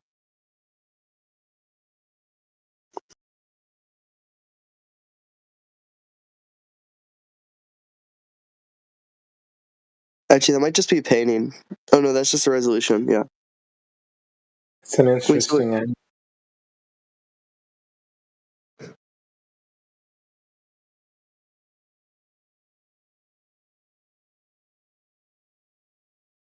Yeah, maybe I should become an astronaut so I can like see the truth. But they might not accept me if I say I'm a flat earther, so I gotta lie. What's wrong with the truth that you experience on the ground? No, I feel like they would know that I'm like trying to get in to see the definite like truth. So like I feel like part of it is I feel like I don't know, they'd probably see me as like a crazy person or something. I don't know. I think you would need to go to acting school if you wanted to become an astronaut. What makes you think they're going high enough to see the entire Earth? That's true. I just want to go high enough to see a curve, or if there isn't a curve.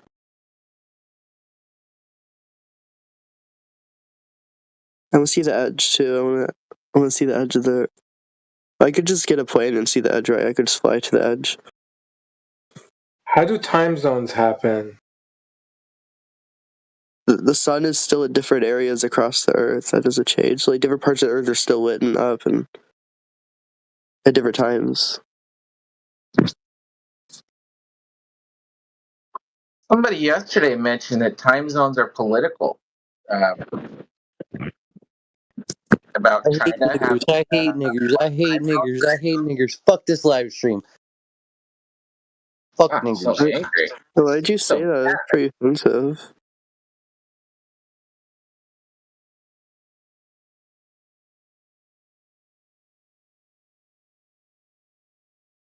Okay. Fuck niggers. That's so rude. Why are you so angry? Yo, 24/7 Flat Earth watches child pornography every day. Shut up, man. It's getting so old.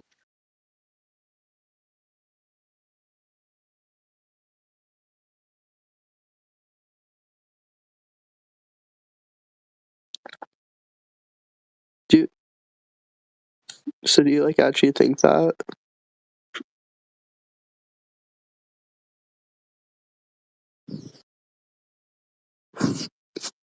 Think what? That we're like pedophiles? Oh, shush. Okay. So I'm just trying to clarify what this person thinks.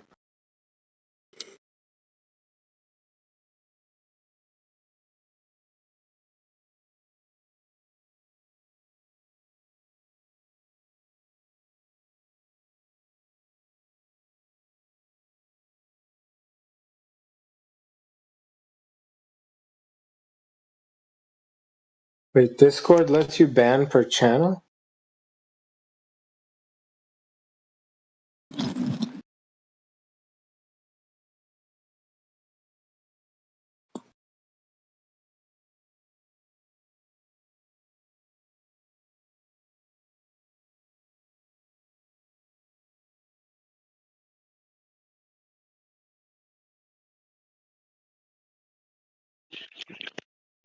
Yeah, there you go. So the sun moves is the answer.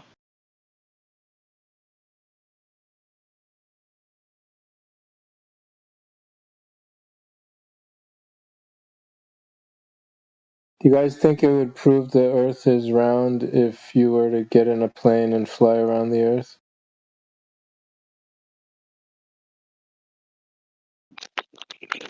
That'd be just circumnavigation. That'd be just going in a circle, right? It's quite easily achievable on a flat Earth. Like if you fly in a straight line and you end up in the same place after you go around the Earth, like if you like Nobody's done that. Nobody's ever done that, bro.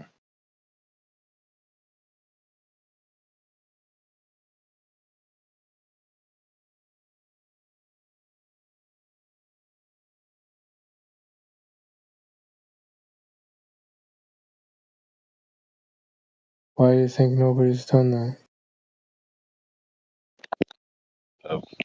Who's going to be able to do that?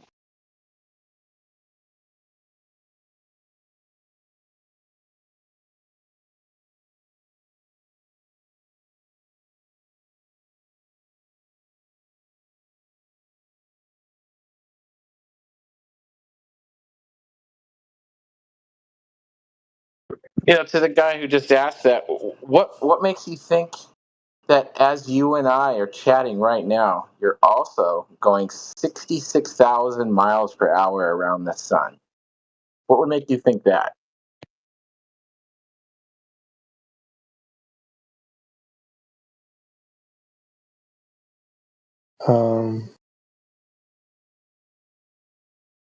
I don't know. I mean, I never really looked up the calculations and paid attention to them.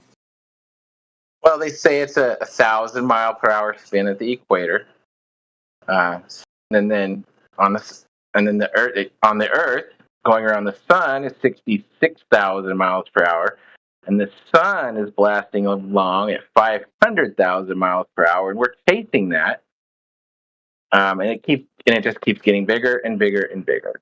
I mean, do you feel any kind of motion right now?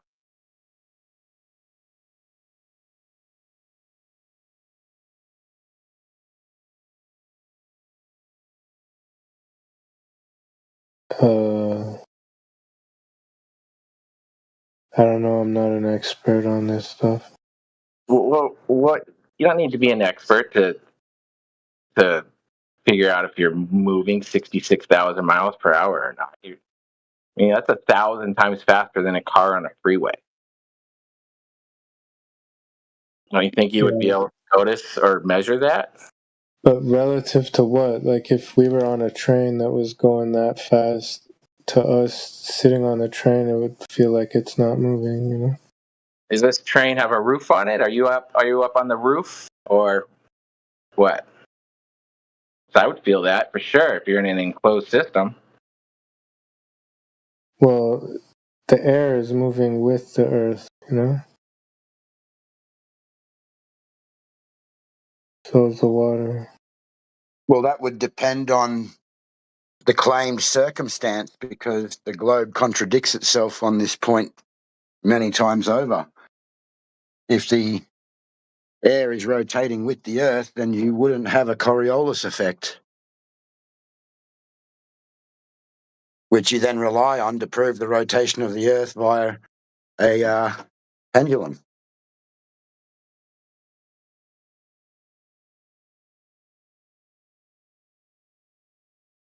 You know, and the overhead winds going faster than the speed of the earth is kind of impossible. Well, it's all impossible, isn't it, when we know that wind comes from every direction above the surface of the earth. This is what we see in our weather reports every single friggin' day. Yeah.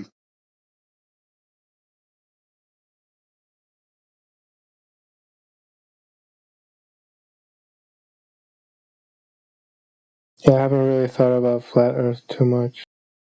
I thought it's interesting. Do you live near any lakes or seas or ocean coasts or anything? No.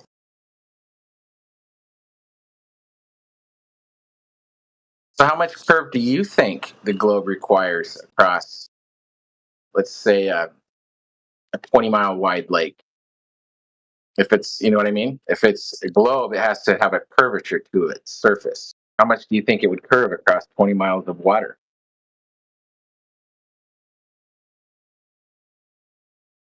I have no idea.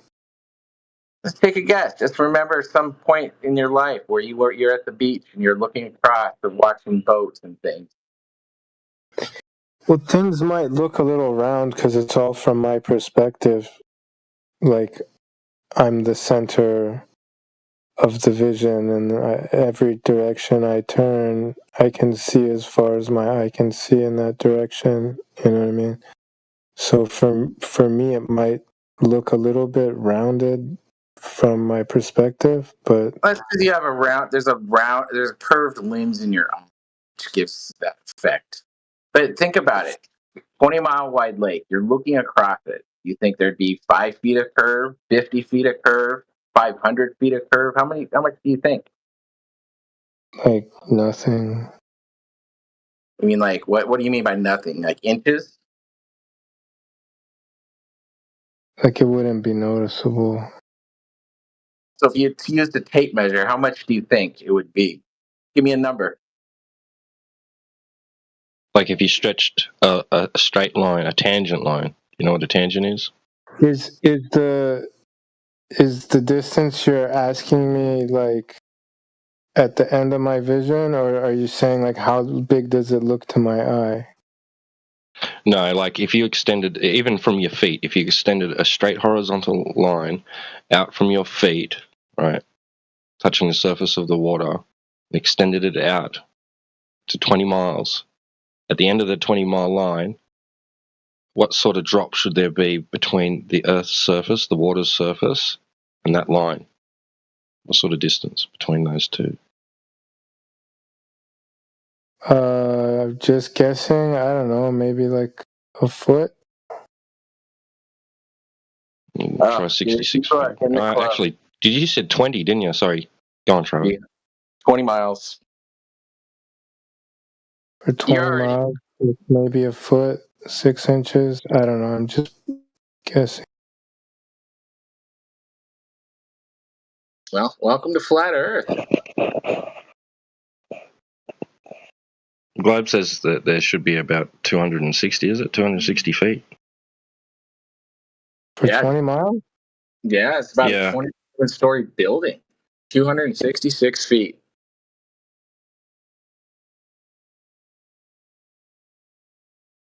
for the curvature of what they say the Earth is? Curvature of the Earth, yeah, 8 inches per mile square, yeah. That's the thing, bro. People come in, they don't realize, they think the Earth's bigger than what it's claimed to be. The experts are telling you that it's not that big, man.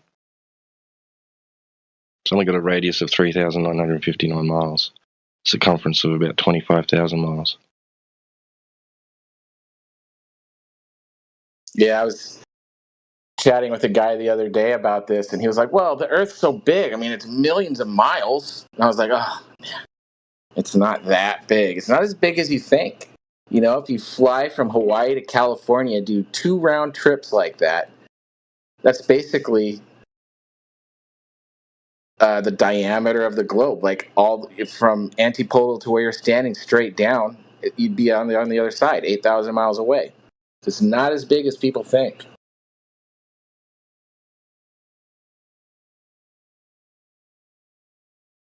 But I would agree with you about that less than 1 foot of curve across 20 miles. That's what we all believe.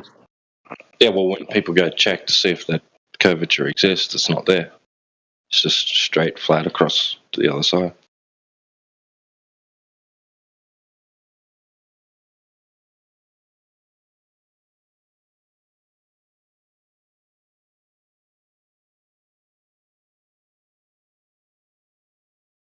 You know, over the years, I've asked that question over 100 times to people, and I've never met anybody who knew how much curve there should be across a lake of any kind of distance. No, they people do not know, and it's not taught in school, obviously, for this reason. It seems.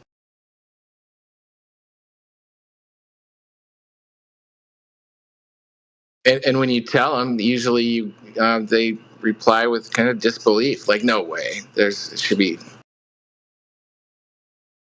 They think there's 1 foot or 5 foot of curve across 5, 10, 20 miles. They don't realize how much curve the globe requires. Just requires way too much curve. It would have really, really big. Sorry, Travis, I was saying that all they know is that it's really, really big. And it's so big that it looks flat. Exactly. Yep.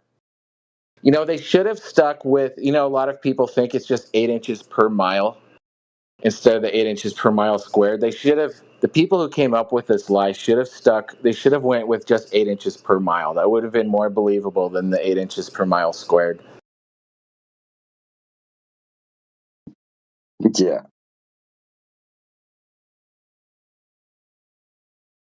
It's getting late. Good night, guys. All right. Later, man.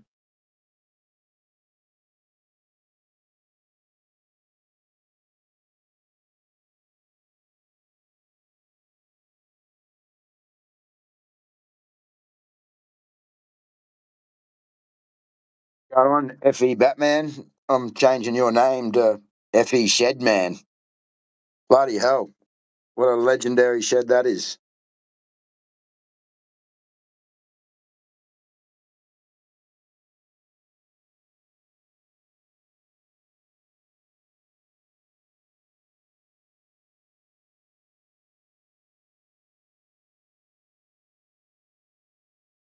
You there, Matrix?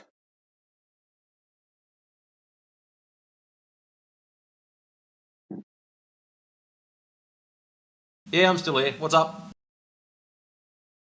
And say, FE Batman sent me a photo of his shed yesterday. He'd fucking need to account for curvature in that thing, I'm telling you. It's a monster. Oh, it's unbelievable. Interesting. Be a couple of inches of curvature in that one.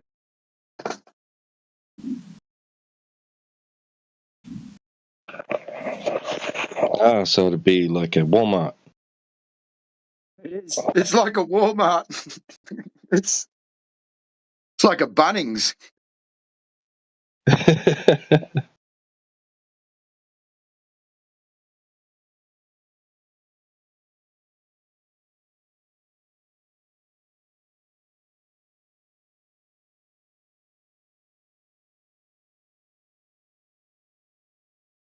Yeah, just imagine a whole heap of them joined together. Eventually, it'll form a ball. Apparently. We'll get all the way back around to where we started.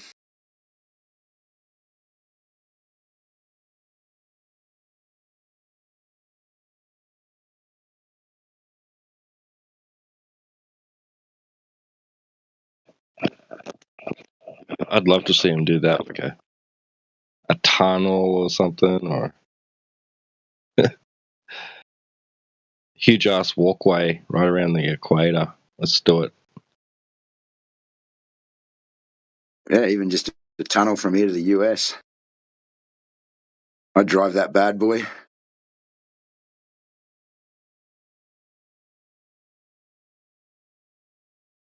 It'd just be straight and level, horizontal, all the way.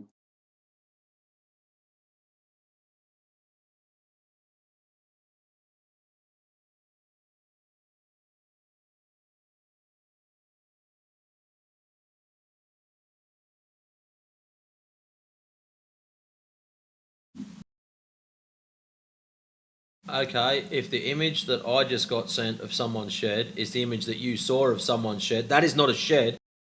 That's an industrial zone. Like a whole friggin' neighbourhood. Yeah, it sounds like the same one.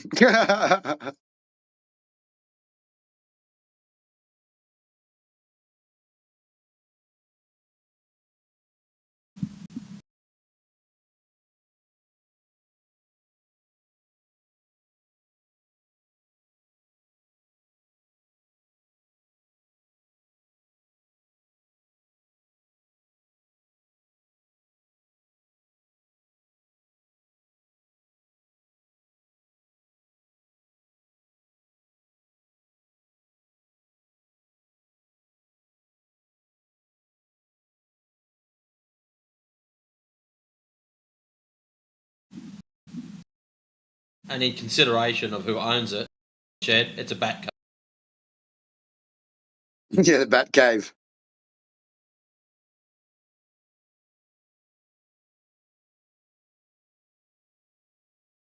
You know what the Batman actually refers to?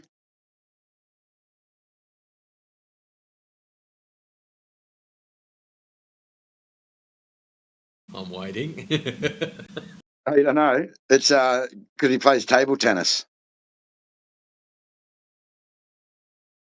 Oh, yeah, I heard him say something about table tennis the other day. Someone asked Yeah, that's where about the paddles Batman or comes bats. from. Yeah. Yeah. No, fair enough.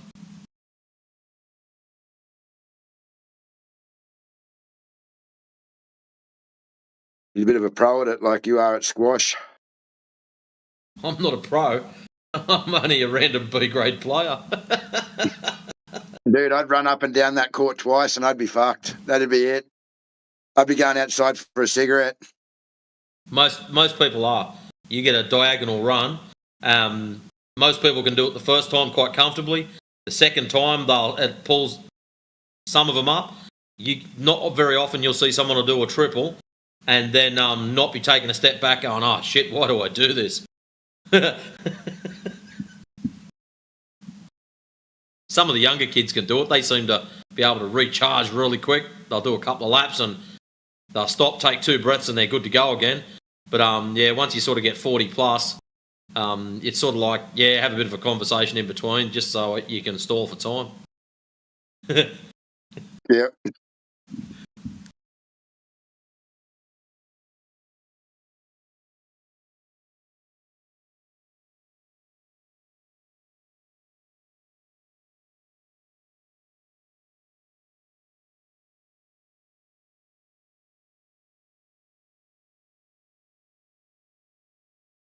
There you go. He just messaged me. So he's captain for the Victorian over 40s team. Masters player. There you go.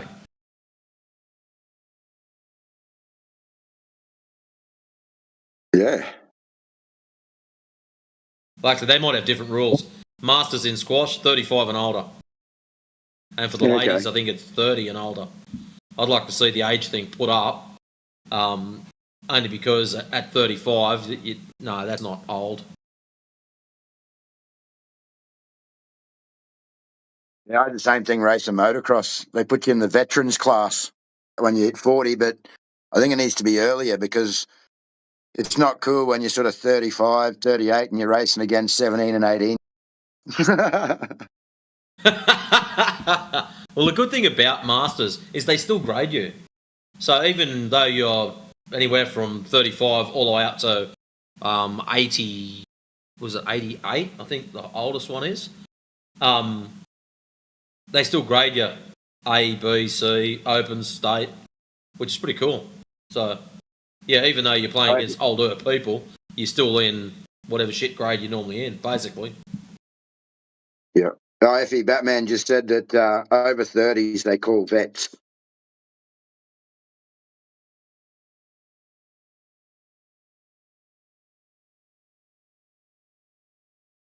Veterans.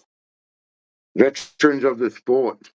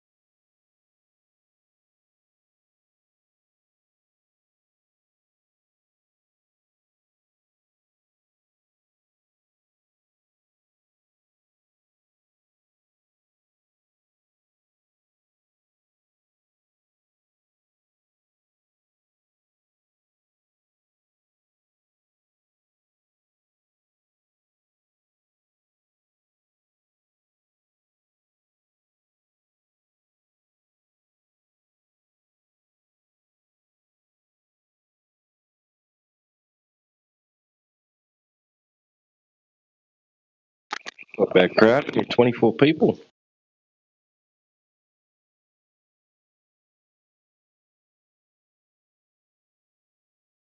Have you seen the new South Park episode that they did of Trump? No. I haven't seen South Park in, I don't know. I'm going to send you something in a minute. I just got to find the right part, and I'm going to send it to you, but in a message. You're going to laugh your asses off. Absolute insanity. I decided when I could do Cartman myself, watching the show was not necessary.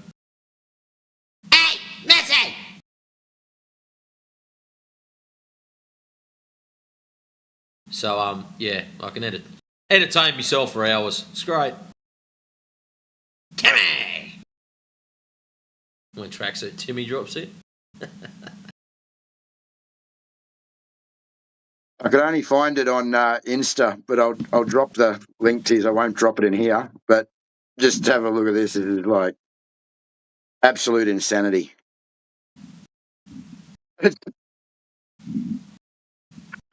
Hang on.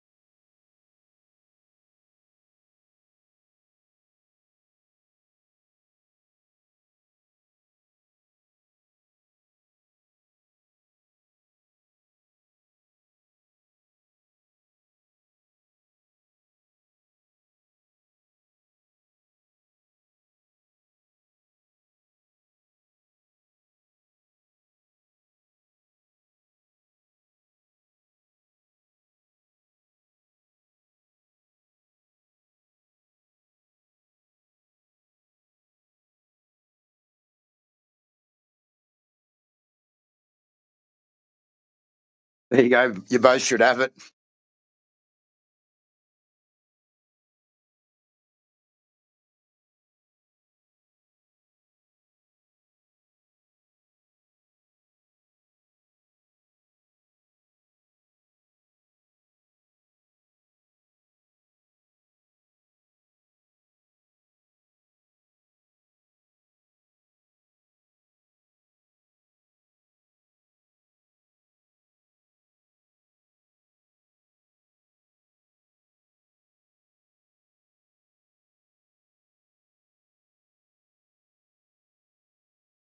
At least I can honestly say they'll never make a episode out of our stupid Prime Minister.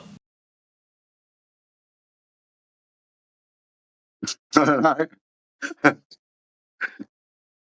Did you see what they did? Yes. That's right at the end. That's his campaign ad.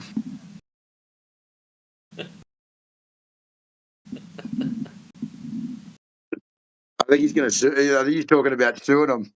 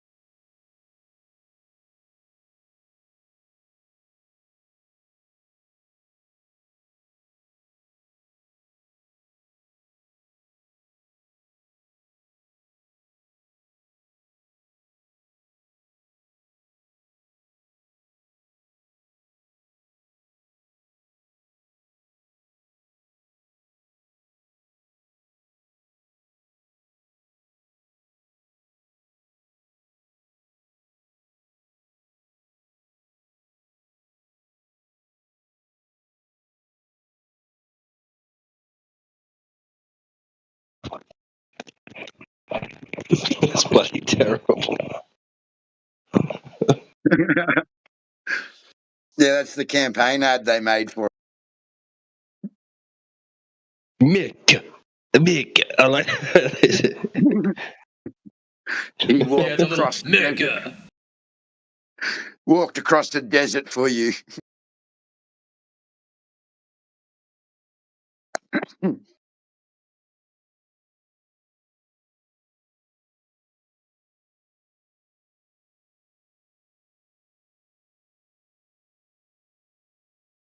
I don't watch it. My son still watches it. I got home the other day. He's like, "Oh, I got to show you."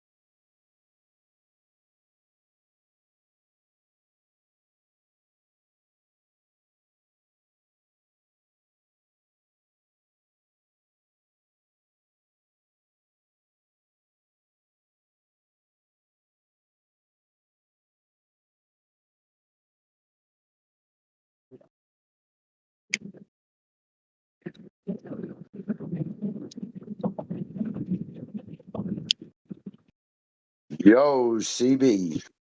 Hey, what's going on, boys? Hey, we have a globe chart in here? No, we scared them all off.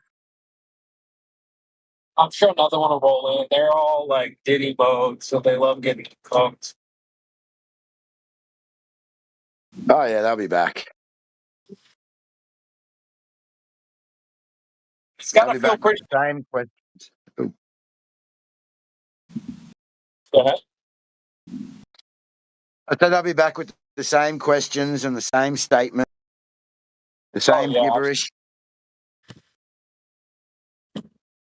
I was gonna say, like, it's gotta feel good to be a flat earther in 2025, bro.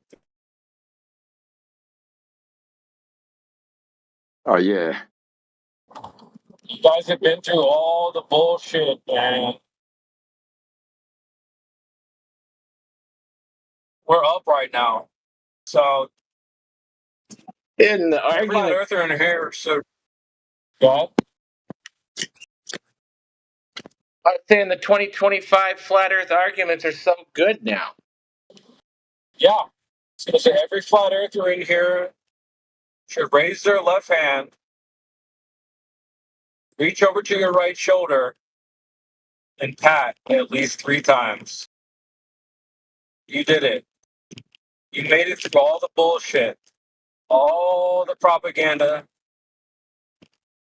all the memes, all the trolls. We are up right now, dude. We are so winning, dude.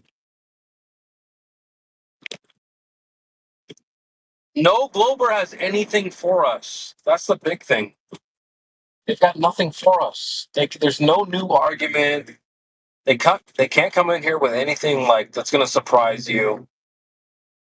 We're winning. It's over. Yeah, we're finding new awesome arguments weekly, and they got nothing. They got to stick to the script that's old. They can't come. There's nothing new they can throw at us. Yeah, exactly. That's Travis, right? Yeah. How long you been a flat earther?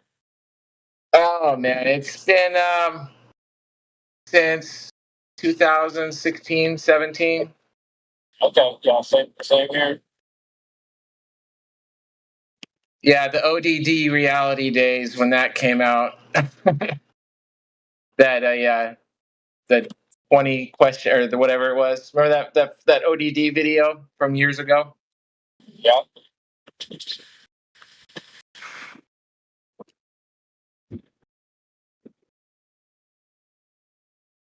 Yeah, we're good. We're in a good spot, you know? Well, they threw all the propaganda they could at you. All of it. And you came out ahead. You know, that's an accomplishment, really. That's something to be proud of. They threw a lot of propaganda. I mean, dude, they're still doing propaganda against flat earthers, but it doesn't do shit, honestly. Oh, you're a turtle in space with shit falling off. That isn't, space is fake. So, you know, and I've LARPed as a globetard a couple times recently. They can't even LARP as a flat earther as good as we can LARP as globers. So, you know, I was thinking about that the other day, how they cannot concede to literally anything. They can't concede to one of our arguments, because if they do, it has just this domino effect, and it all comes crashing down hard. So they will not concede to anything, which kind of sucks. it is what it is, bro. It's what it is.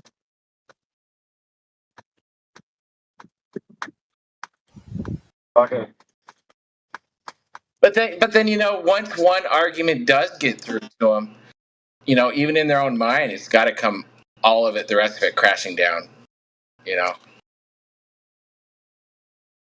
I feel bad. I feel bad for globetards because imagine being gassed up by all the propaganda. Oh, flat earthers, you're going to be easily able to cook them.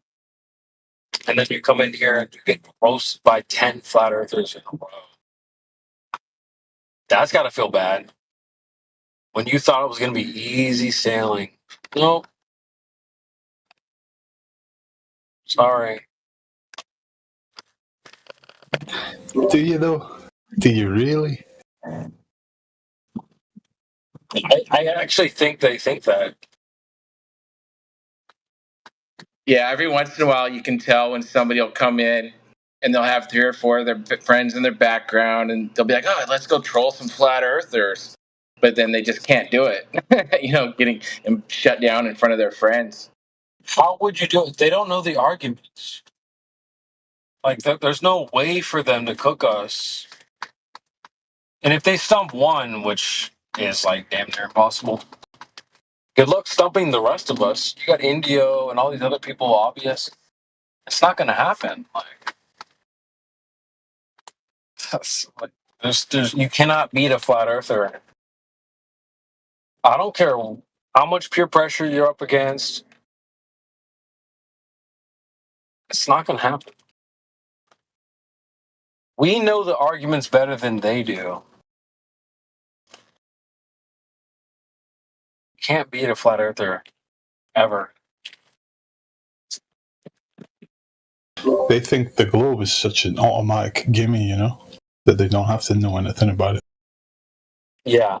I think it's like a default position. It's not. And even if it was a default position, they can't stand on it. They don't know anything. Yeah, I thought it was funny the last. Literally and figuratively, Travis.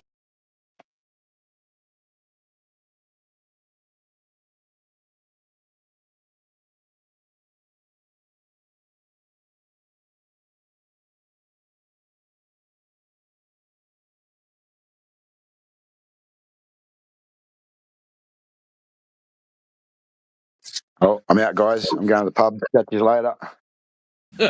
Already catch up. Have a good one.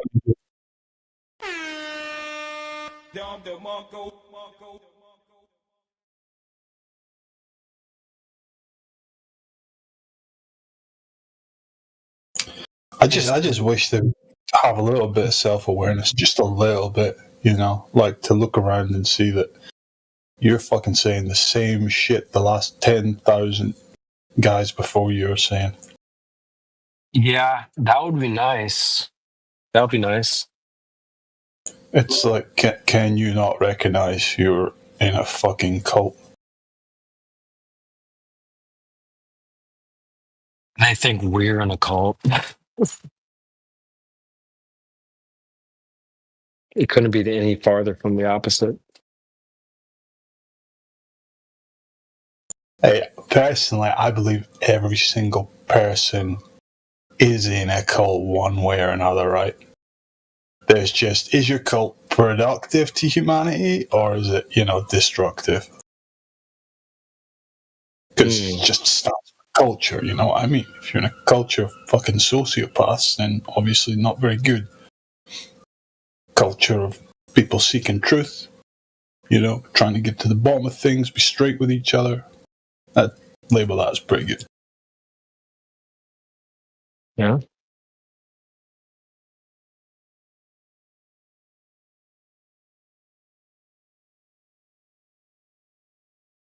I think the Globers just say a lot of things that are self-soothing. It feels good for them to say it, even if it's not true. To me, that's cringe. To say things that are not true that feels good to you, that's cringe. Yeah, I know. Just cope. Oh, exactly. People are like, it's one thing to be like a Debbie Downer all throughout life, right? Just fucking ruin every situation with negativity. But it's another thing to face negativity when it exists so you can deal with the problem,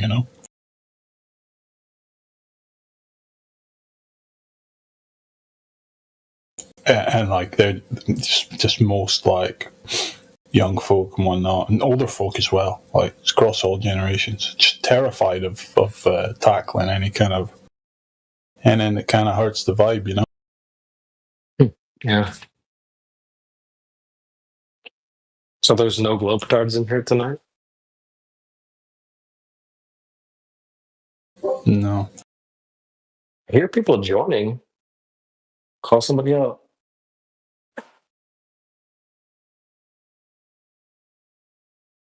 It's just people that already get it. Well, shout out to you guys, man.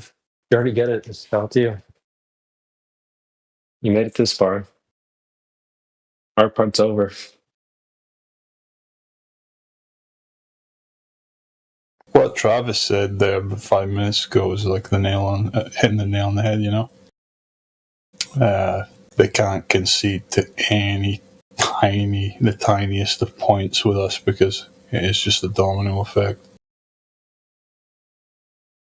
Yo, obvious. Hope all's well, brother. It's been a minute. What's up, Killian, man? Yeah, sure has. You all right?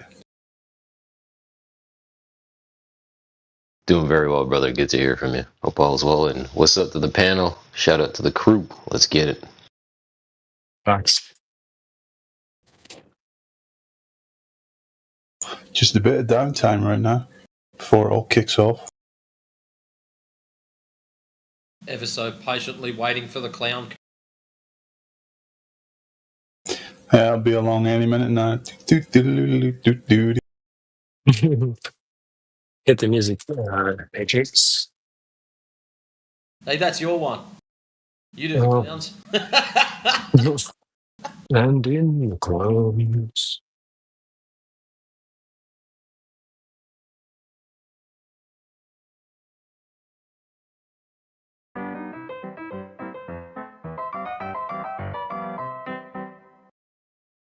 Yep, there it is. What the fuck? You're waiting for me.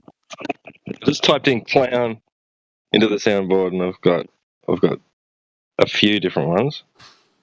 I just want to know who hit the smoke detector. That was fucking funny. What's Witsit Bob? Press play. When you make a positive claim, you have what's called a burden of proof. Oh, okay. Right.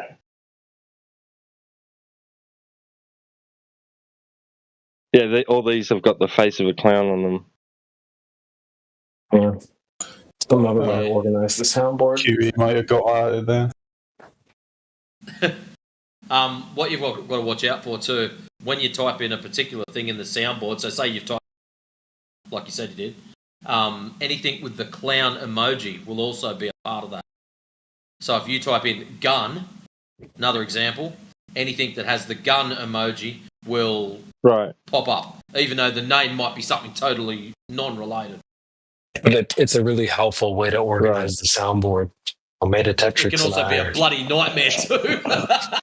It doesn't help when they don't show you the whole, the whole name of it. It's just cut off. Yeah. If you you might be on your phone. If you're on PC, hover your mouse over it and it shows the full name. They actually changed it. I can hold down on it and it shows it, but then it closes the soundboard on me. Glitch.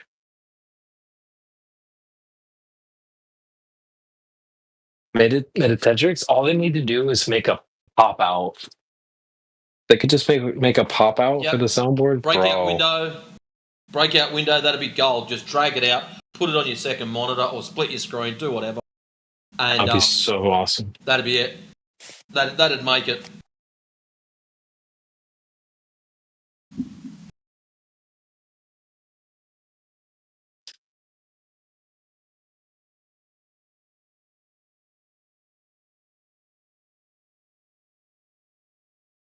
I'm gonna have to sit in a room and just see what they all are.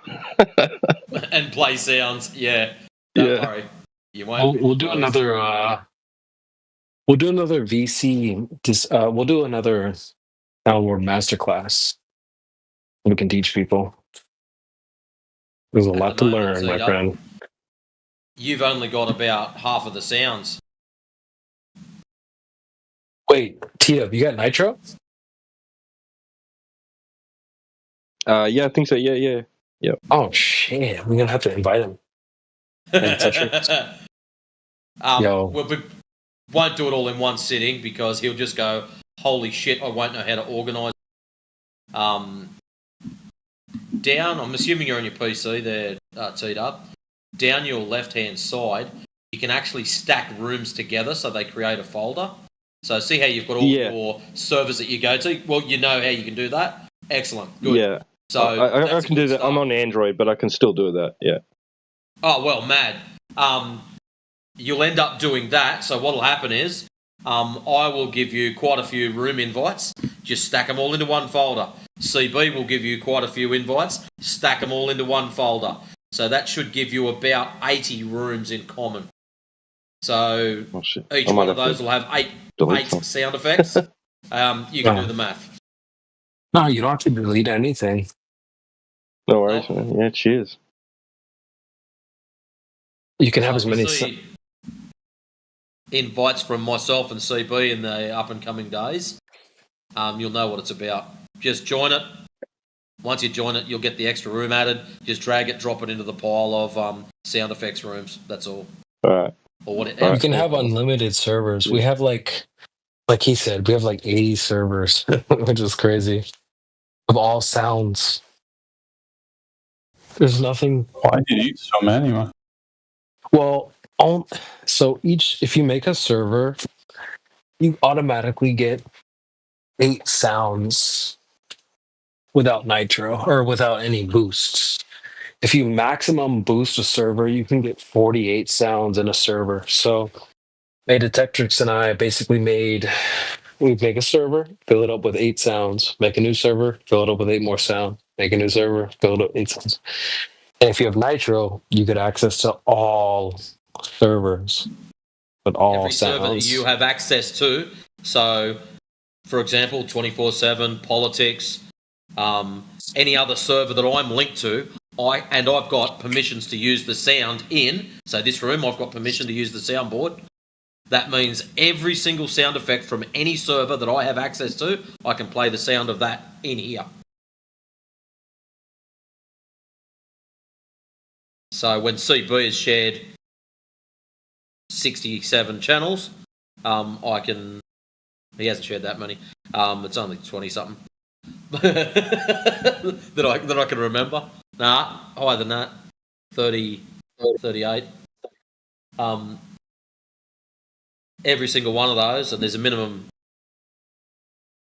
average 8 sounds for the lot. There's a couple of his first one's got more. And same as mine, my first one's got a couple more, which I've got to fix up.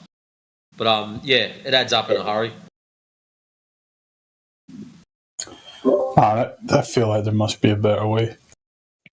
I actually really like this setup. Because you don't have to... Can't use a third-party program, man, that you just put fucking as many times as you want on and put it through your mic. You can, but it's not as fun. And there's also other limitations. So the good thing about the inbuilt soundboard is I can be mic'd up and still use the soundboard. Whereas if I use a third party, I've got to unmic and tell the computer to do some magic in the background to run it through in the background. So I've got to be unmic'd in order to do it. So each way has their advantages. Yeah, fair enough. Listen, don't question the soundboard masters, all right? We got it. We got it covered. All scenarios just in case. If someone wants to be nasty and turn sound effects off. Nah, just hearing about 80 odd servers, fucking all this. And so there's 2 people in the world, those that have 10,000 files on their desktop and those that have none, Yeah, we literally have thousands. It's crazy. Not on my desktop. No way, the desktop I like is not all a my storage area. things in one place, orderly, yada yada.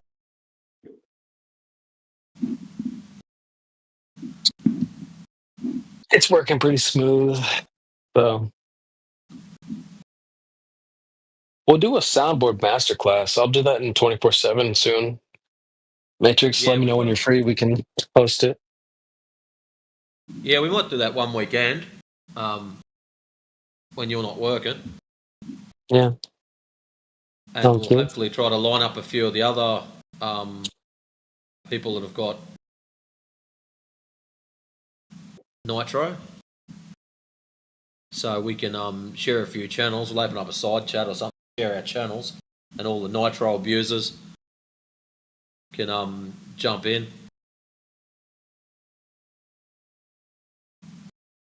I'm definitely a Nitro abuser.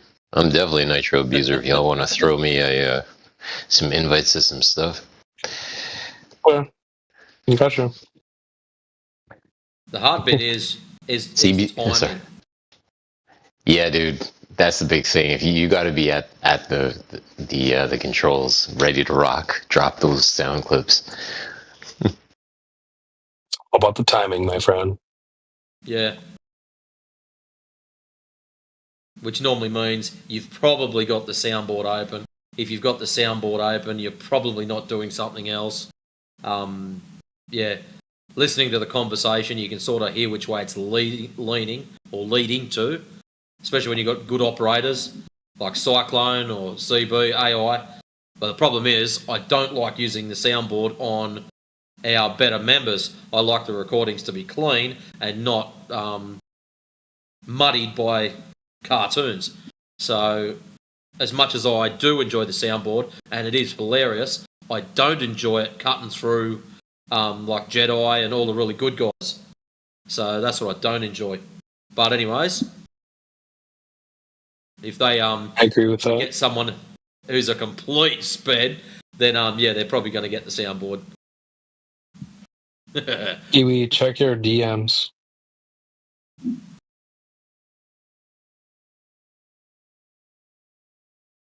Yeah, got the notifier. Definitely did. Thank you, brother.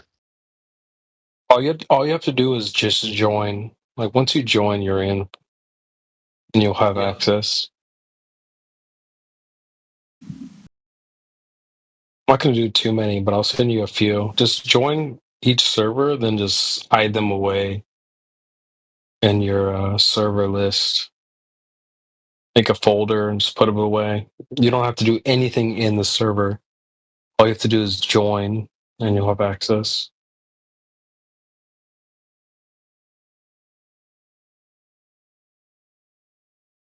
The only downside about CB sharing his server with you guys is I'm going to get a ping now to say that someone's just joined.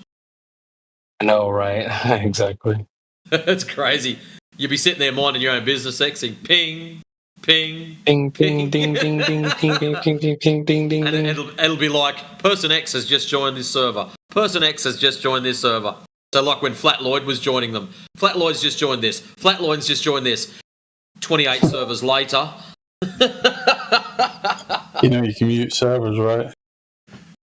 Yeah, but you have to do it for every single server. That's fucking annoying. Yeah, I know, but you know, if you want 80 servers, you better be willing to sit there and mute 80 servers. That's a few, Kiwi, if you want to join those, brother. That's only like 5% of them. So just to, you know when you click on someone's name and you have a look at how many servers they're in? With CB, if I click on him, there's 76. No, wait. Actually, I meant to look and see. Servers you share. 76 mutual servers is crazy. Insane. Oh my gosh, CB, I just opened up I just opened up my DMs. Yeah. Holy crap, bro. Just join join all them all. those, Kiwi. Yeah, just join them all and then put those servers away in a folder. All right, man. That'll be my my homework when I get back home later today. Thanks for the shares. No worries. As soon as you don't need to do anything within the server itself because there's just sounds in it. There's nothing else. So just join, Yeah, it's just a repository. join. And then, yeah, you're good to go. Yeah, it's a repository, Again, which I appreciate. Thanks, man. That's only some of them, by the way. We do not care. Yeah.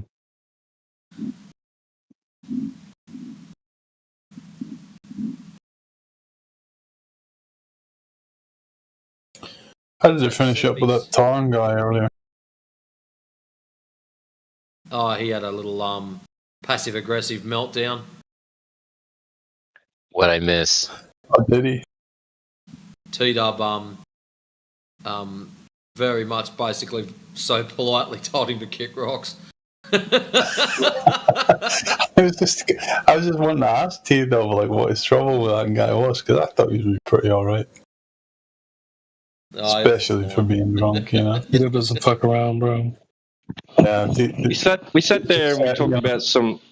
Well, we sat there and we talked about the geometry side of things, you know, the geometric consequences and long distance observations and the horizon distance. And then I asked him like what he thought about that, and he goes, "Well, what I think is you guys being of a very conspiratorial mind, blah blah blah blah." I just went, nah, lost my shit with him. How it went there, did it?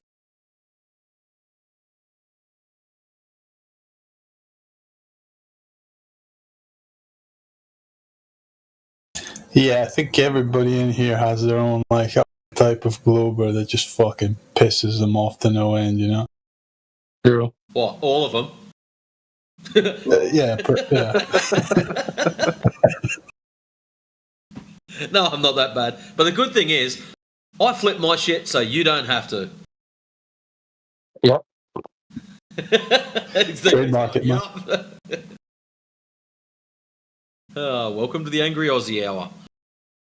Yep. All right, I'll put my feet up for a while, have a listen. Hopefully that'll trick a few globers into coming in, and then you guys can get them.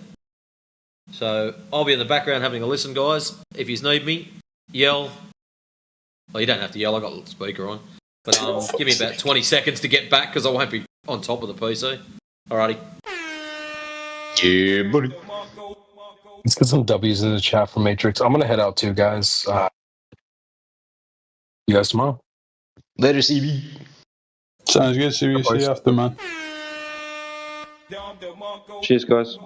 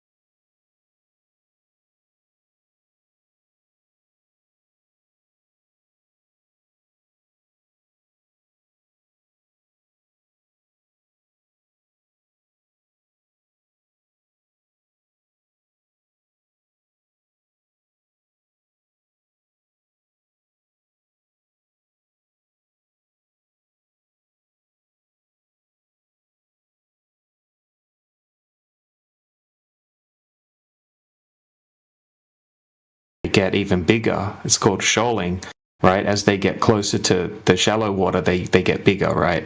So it turns from an ocean swell into a wave. So you're having to, and as the ship moves away, the ship's getting smaller and smaller and smaller due to perspective, right? So the waves in the foreground can block the bottom of the ship in the background. So that's why, like, it would be preferable if you could try to. It's just common sense. I mean, Yeah, but common sense tells you when you go outside and look at the horizon that the Earth is flat. But that's not good enough. You need to get more data than that. Yeah, so we do have more data than that, right? So we can check the math, but we can check the mathematics and work out the distance that the horizon should be at on the globe, right? And then go start taking tests. And what we've found is that the horizon is never where it should be. We can see it like 10 times further away, 20 times further away. We can see magnitudes further than you would be able to see on a globe. So it can't be a globe, especially the size that they're telling us. Why not? Because you would have to have who's they? Well, the mathematics, right? So it's based off the radius value.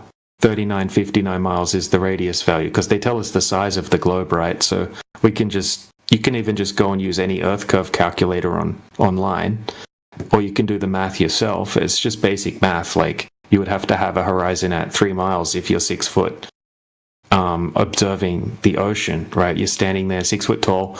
The horizon should be at 3 miles away if the Earth's a globe. But if we go out and it's not there, right? It's like 20 times further than it should be, or not there at all in some situations, then it can't possibly be a globe of that size, because it would have to be there, right? If the Earth's a globe of that size.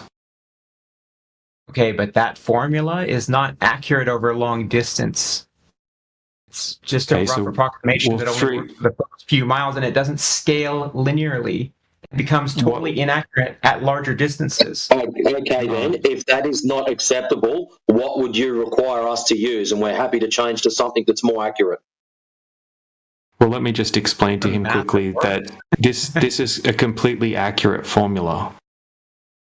Like, you can look it up on... Okay, so this is what you can do, right? I don't want you to try to debunk that, because this is the correct formula, and you can look it up, and I guarantee you that it is the correct formula. Like, if you're 6 foot tall, the horizon should be at 3 miles. If you're doing an observation from 1 foot, it would be at 1.225 miles away.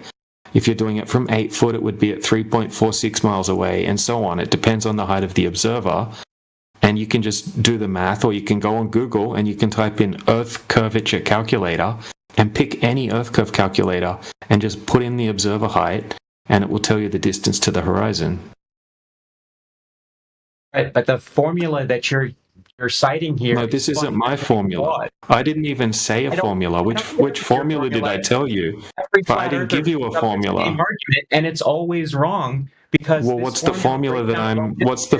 And it's assuming a parabolic and not spherical drop. No, that's... Hold on. Atheist. No, He's asking what formula he presented. Okay, well, the 39-mile one that you just said. Look, let me just explain it to you, dude. Let me just explain it really quickly. What you're thinking of is the... No, I didn't, right? So, yeah, you're wrong. So this is the mistake you're making, right? So you're talking about the 8 inches per mile squared formula. Right. Yeah, that's not what I'm talking about. That's not the formula you use to gauge the distance to the horizon. This is a different formula. Okay, so sure, over distances larger than, say, 1,000 miles, it becomes inaccurate to do the 8 inches per mile squared formula. But that's what you're going to use to determine the actual rate of curvature over distance. Right? So what I'm talking about... In actuality, DJ, hold on, before we go on. In actuality, that formula is accurate within less than 1%. Hold on, brother. It's accurate within less than 1% at greater than 1,000 miles. There we go. Yep. Okay. So, yeah. So this idea that it's so wildly inaccurate is ridiculous, not to mention that ground-based observations through the ambient atmosphere, according to the Rayleigh atmospheric extinction, you can't even see an object at 1,000 miles. So it's well accurate within much less than 1% accuracy, error. at all observations that you could physically see through the atmosphere. So you're just wrong, sir. Yep, so what we're trying to determine is the distance to the horizon, right? So the formula for that is 1.225 times the square root of the observer's height in feet. Say that one more time. By the way, I'm not wrong. The person said that. You just misunderstand basic physics. I'm sorry. Okay, but please tell me the formula you're using, because I don't want to misrepresent you, genuinely. So can you repeat that? Hey, Atheist Junior, I'm not wrong. So here's the game we're going to play. Okay. Since you want to double down, you go ahead and tell me and parse it out and give us the metric of the error of when that parabola is inaccurate greater than 1%. At what distance? Go ahead. At 1,000 miles. At a certain distance, it starts to break down. And why would you use a parabolic shape? Okay, dude. So you just agreed with me. You just agreed with me that it doesn't break down to an error of greater than 1% till past 1,000 miles, dude. Are you kidding? Oh, it does break down at. It doesn't matter. If it's within 1% error, dude, up to 1,000 miles, and a ground-based observation based on the atmospheric occlusion means that about 300 miles max, the atmosphere is going to be opaque and you wouldn't see anything beyond it anyway, then it's entirely accurate within an accuracy of less than an error of 1% at all observations you're going to see with your own eyes or any optic. So what's your point, dude? You have no point. Thank you. It breaks down after 10 miles and only gets worse as you go along. Yeah. What's the percentage? What's the percentage? What's the percentage of variation at 10 miles? The answer is you have no idea. Okay, you have no idea. You have no clue. You're clueless. Variation of what? Okay, so if you have a true circle, right, it's going to be at a particular location, a coordinate. And then if you have this 8 inches per mile squared, it's going to be at a specific coordinate. What's the difference in the percentages at 10 miles?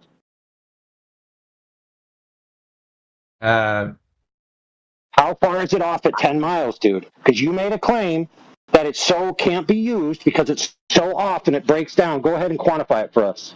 Mr. We don't understand physics. Go ahead. Okay. Well, at 10 miles, it would be within 1%, between 10 and 100. It's like, okay, for rough estimates. Where are you getting this from? Yeah, where are you getting this from? It overestimates the drop of the Earth past. No, dude. Give me a quantity. I don't want to hear your feelings about it. Yeah, give me a value, a quantity. You did. No, you didn't, dude. You said wildly inaccurate. That's not a quantity. I said it gets wildly inaccurate once you reach 100 miles. Okay, cool story. What's the quantity? I don't know how to answer. Yeah, you don't know. You don't know because you can't answer it because you're just talking from your feelings and not from reality, dude, while mocking us that we don't understand physics, which, by the way, physics is not applied in this situation. So you're doubly wrong.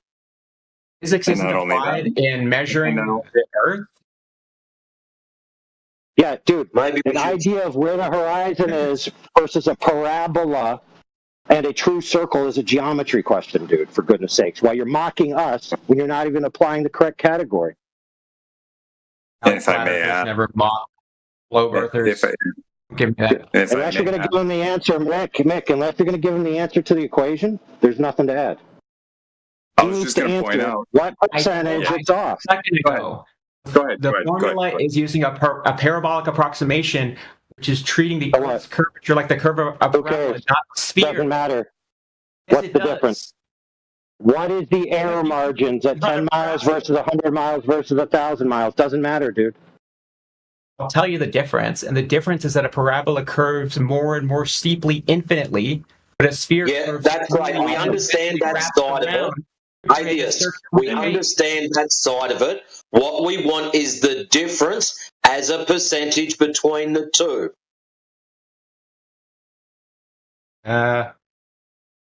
we'll settle on you have no idea what you're talking about, and we'll just yield to the experts who actually did do the math. Let's not say answer this question off the top of your head immediately, and if you don't, then I win the argument. Like it, you know? No, nobody said that. Nobody said do that. Who said do that? Who said do that, dude? Atheist. No, Atheist Junior. Let's be clear here, bro. You intentionally chose to mock and deride us that the reason why we don't understand how the difference matters is because we don't understand physics. So we're asking you, Mr. Who supposedly understands, because that's the way you're parsing this out, that you understand and we don't. What's the quantity? Let us know.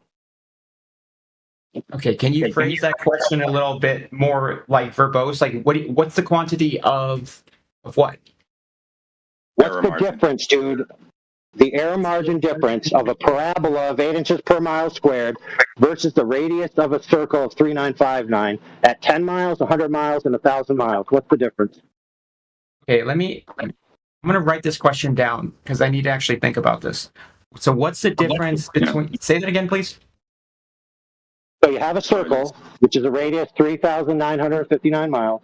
Then you have a parabola, right, which is 8 inches per mile squared. Now, they're going to have two arc lines. Those arc lines are going to vary. They're not going to be perfectly matched, obviously. We know that. But we want to know what's the difference they're going to be off at 10 miles, 100 miles, and 1,000 miles. Okay, but how did you phrase it a second ago? Like, what's it like? Holy shit, dude. I'm sorry. And I need to write this question down in a way that I can actually engage with it. Yeah. So if you have a horizontal line from an observation point, and you get a straight drop from that horizontal line, or you get a curve rate from that line, at a certain distance away, it's going to intersect the circle, right? And at a certain distance away, it's going to intersect the parabola. So, for example, let's say at 10 miles, the curve drop is 66 feet, according to the 8 inches per mile squared. So let's say that if you use the true circle, the true drop is 67 feet. So that would be 1 foot out, right? 1 foot difference, 67 versus 66. That would be less than 1% error, correct? Yeah.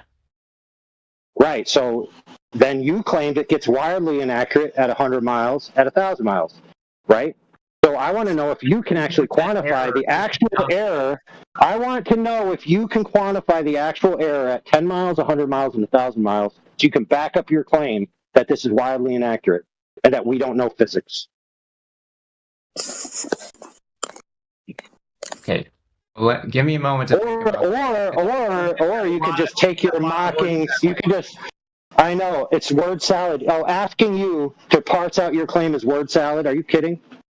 No, that's what I'm asking you to do. I was asking, you're saying, what's the difference? And I'm saying, phrase your question in a way that says, what's the difference between that thing A and thing B? But instead, you give me this long spiel of flat earth or word salad. Oh, really? So actually parsing out that if you have two different arcs, one which is a true circle and one which is a parabola, which aren't equivalent, that they're going to, at range, not intersect. And I want to know the difference, and I then parsed it out for you. For example, if you take a horizontal line from the observation point, and then you just do a raw drop at range, it might be 66 foot if you use a circle, and it might be 60 or 67 if you use a parabola. That would be 1 foot off at 10 miles. It's like I literally parsed it out for you like, 5th grade geometry or something. Okay, so at 10 miles... No, Mick, we don't need to distract. 3%, at 100 miles, 1%, like you said, and 1,000 miles, almost 100%. 100%? Are you kidding? Where did you do the math, or you just guess? No, I'm doing. Well, to be honest, I just typed your question into ChatGPT. Yeah, we probably figured that's about what would happen. Yeah, so why don't you actually go and figure it out, and then come back with the actual numbers? No, those are the numbers. It's doing sure they are, bro. Then I would be able to. Sure it is. As you're very Yeah, type your prompt. Yeah, type your prompt. Yeah, type your dude. You should already know the answer because you're claiming that it's wildly off. So it means you already know. So we're just asking you for your knowledge that you already possess. Why should you have to research so it? Many times that you can literally Google that formula and the debunk just comes up because you guys have been proven wrong hundreds, if not thousands, of times. Right. So that would mean the raw drop from a horizontal line at 100 miles. If the true arch of a circle predicts 100 feet, then that means that a parabola would predict 200 feet. Is that what you're trying to say? 100% off? I answered your question. And no, you didn't, dude. Yeah, I did. I gave you the exact answers to what you were asking me. No, dude, you didn't. Yeah, I did. I gave you the percentage values for 10, for 1, 10, or for 1,000, 110. That's what you asked. Is it not? No, you didn't. Post your result. Post your prompt and your result so we can review it, dude, instead of you just saying it's the case. How about that? Okay, I'll post a screenshot of it. Yeah. And I don't think using ChatGPT invalidates what I'm saying at all. I really don't. And because you're telling me if it wasn't done correctly, an online calculator, what the heck is the difference? Dude, did ChatGPT give you the formulas it used and how it put the variables in? Or did it just give you an answer with numerical answer values? Oh, it gives you the formulas. Okay, perfect. So post it. I did. And then we're going to have Mick scrutinize it since he actually posted the other formula here, and he probably is capable of doing it for you. You're really I just wanted to that I poked fun at you, aren't you? You're really mad. Yeah. We're really mad that you haven't posted anything yet. Yeah, we're really mad, dude. I posted a screenshot in the chat. No, would it help if I apologize? All right, let's look at it. I'm sorry for saying that you didn't understand physics. That was rude of me. Because you guys have been pretty cordial with me. I will say that. Not like Nathan. Nathan, can I ask you for... Talking to that guy was horrible. Sorry, go ahead. May I ask you for clarification? Earlier you said something about the parabolic approximation being off. Did you say that it was off by that it overestimated or underestimated the drop? Overestimated. It overestimates the drop at long distances because the drop increases as distance is squared. Okay. So if you see the image that I posted, this is a work that I did to derive the entire thing. Okay, you're full of shit. Okay, the parabolic approximation underestimates the drop. So you see this little red line there, dx, right? Drop as a function of x. You see the parabolic line or the curve above it? You see that little gap in between the actual circle and the parabola? This formula gives you a value that is smaller than the value that would be if that red line were actually to extend down to the circle. I have all the math if you want it. Okay, it's still a work in progress, but this is actually this is verifiable, and it is congruent with all the 8-inch per mile square business. Okay, so I don't know if you just misspoke or you're talking out your ass. I don't know, but I just wanted to throw that out there because in this argument is actually generous in your favor, and you guys still can't actually come up. Yeah, he didn't post. By the way, Mick, he didn't post how the spherical number is arrived at. True. So he didn't. I just want to point that out. Either one of those options is fully possible. We'll say, but yeah. So what? How is the ChatGPT arriving at that number it's putting underneath, dude? Well, let me see. Let me see if I can post more of the. I'll scroll up and take another screenshot. However, let me ask you this favor, if you don't mind. Can you add 300 miles to that? Because I just want to see what it will say based on the same exact thing you put in. Let me post the screenshot first. Sure.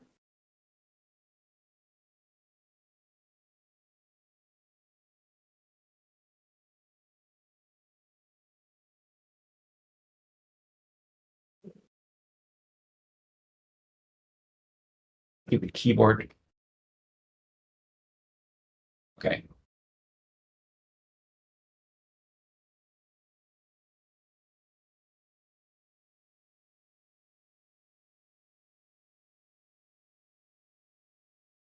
All right, I added the screenshot. You said you add 300 to that? Is that what you're saying?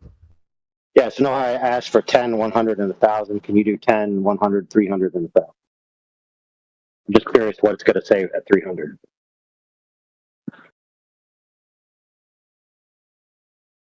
$300 miles? Oh, yeah.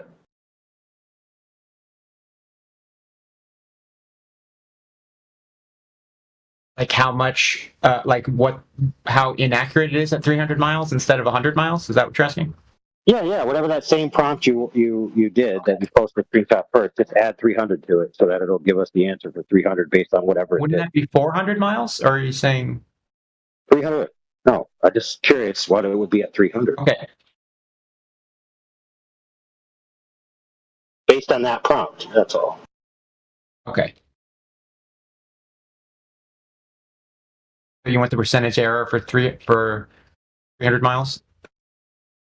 Yep, just based on that prompt.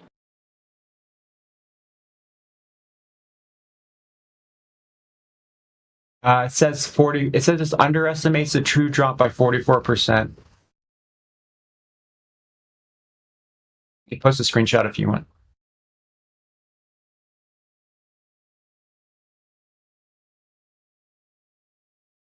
I feel like I never got an answer to why the ships disappear in that certain way, though. Like, can we not agree on that? Are we still disagreeing on that happens? That happens? Automatic obstruction happens. Yeah, go ahead, bro. Sorry. I didn't get that. I can't. I was just going to say, bottom-up obstruction happens on flat surfaces. So you don't need a curved surface in order to generate this effect. You are under the belief system that this effect is caused by boats going over the curvature. There's multiple factors that tie in together. One of them being perspective, your angular resolution, your angle of view. Then that will lead into Rayleigh criterion. What is it? The coefficient of something else that AI Overlord mentioned earlier. There's a whole heap of things that all tie in together to explain what your optics are doing. But yes, I agree with you. It does look like they're disappearing over a curve because of disappearance bottom up. But yeah, they can be generated on a flat surface. So, and there's well, I'll tell you what, I can grant you all of those things. I still think that it's because of the Earth being a globe. And well, the problem you've got, and you can grant me whatever you like, but I will grant you your curvature if you can show us measured drop over distance, because we've got guys doing laser tests over 40 miles and they're showing zero curvature. So unless you can show curvature, then you don't have curve. I thought they did that in the Netflix Flat Earth documentary, and it showed... That was a mockumentary. Starts with the letter M from Mike. It was a mockumentary, very specifically done to make people look stupid. And if you really want to watch the follow-up to that, it would be much appreciated, because there was a second video to that to explain what actually happened, if you'd care to watch it. I do. If you give me the title, I will absolutely check it out, because I actually have to leave now.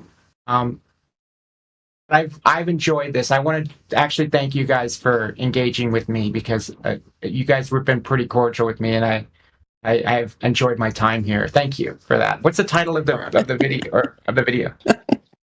I'm serious. Oh, I'm sorry. I didn't mean to laugh out loud. I'm sorry. It's okay. Yeah, we might have a discussion one day. Atheists, come back. It'll be fun. Sure. It'll be fun.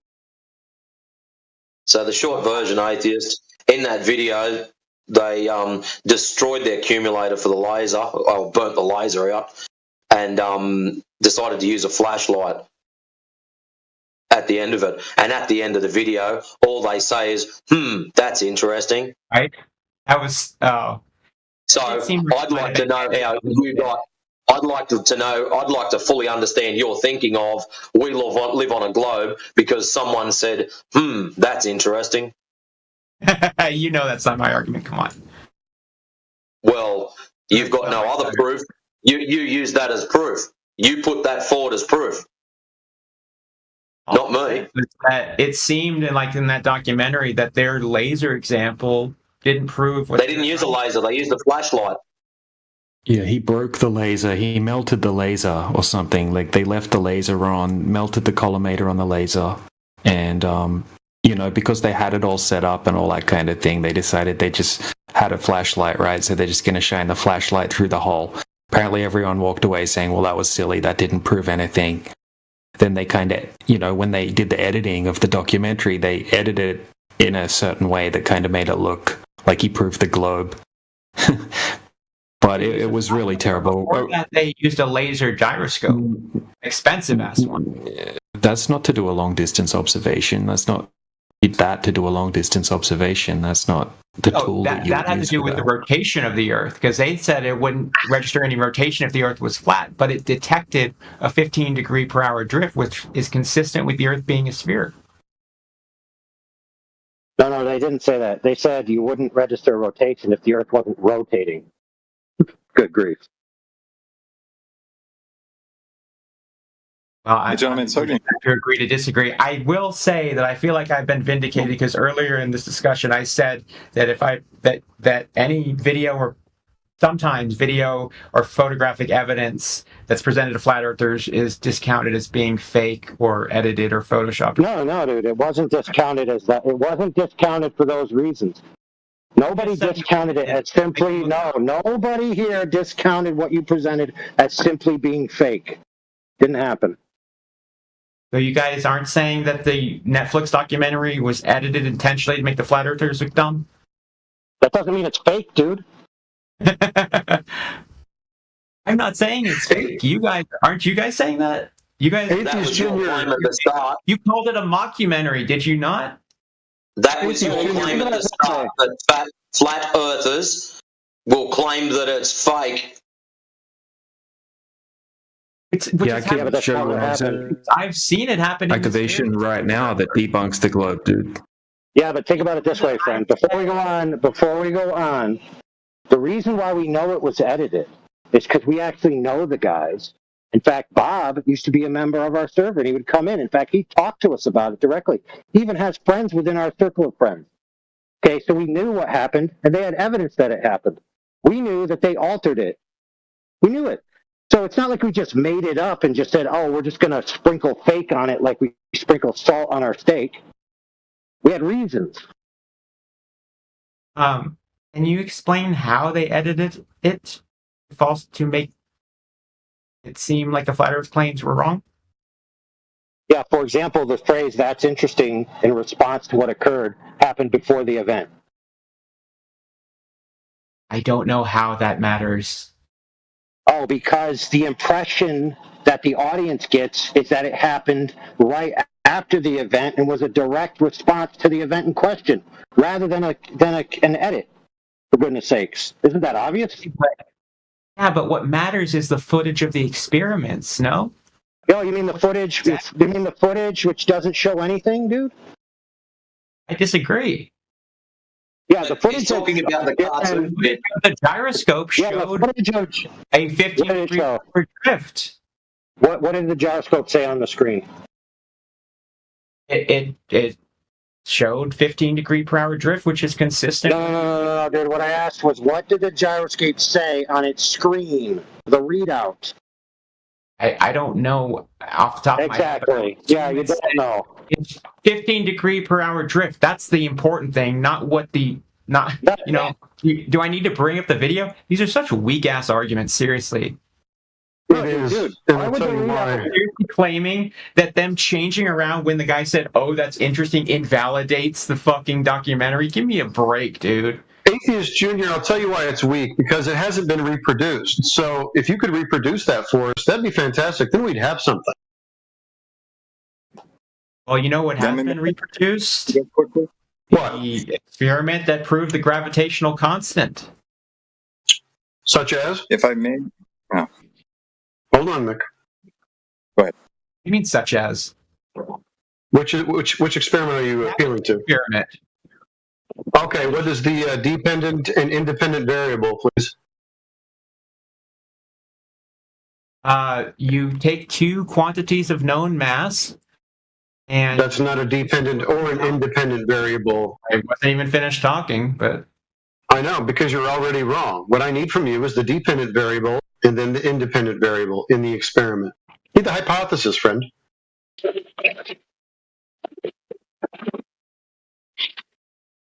the independent variable is the mass of the lead spheres and the distance between them. The dependent mass is not an independent variable. Force measured between the masses. And by I'm sorry, mass is not an independent variable. And known. I don't know why you're talking over me. Known quantities, because I'm done talking. Cavendish was. It doesn't matter. I don't know why you're spiraling right now. You seem quite upset. Are you okay? Experiment. Atheist Junior, certainly you can relax right now. And you're proving. I don't know why you're flipping out, bro. Just relax. Are you okay? Why are you upset? Are you upset? You're going to relax. Finish talking. You don't ask. Okay, no worries. Can you show me mass? Are you already wrong? Finish the sentence. You're already wrong. It's okay. You were already wrong. It's fine. Even if I was. Okay, no worries. Let me finish what I'm saying, dude. Not really, because if you're already wrong, you don't need to continue. So number one, I need a definition of mass and how it was varied. Wrong. You're already wrong. It's the independent variable, right? No, I gave it to you, or I was attempting to. Oh, it's not. Oh, so no, mass isn't the independent variable. Oh, okay. So define it and then show me how it was varied. You tell me then. What are they? No, I'm asking you. This is your claim, friend. This is your evidence. Okay. No, all I need from you is a definition of mass, and then go ahead and show me how it was varied. How it was? What does that even mean? How it was varied? It's the independent variable. It must be varied and manipulated by the reason that caused the effect. You know, the dependent variable? Yeah, by using different sized lead balls and varying the amount. Is that what they did? Yeah, is that what they did? Yes, it is. Okay. All I need is that citation now. Okay. Do you want the Wikipedia article about the Cavendish experiment? Like, I want the citation. And once again, I still need the definition of mass to see if you're correct. You really need that? Yes, sir. Okay. It's a property of matter that reflects the quantity of matter within an object and determines its resistance to acceleration. So, which definition is it? Object is it a property? Is it a property? Sure, you could. I guess, yeah. Okay, how would it be quantified?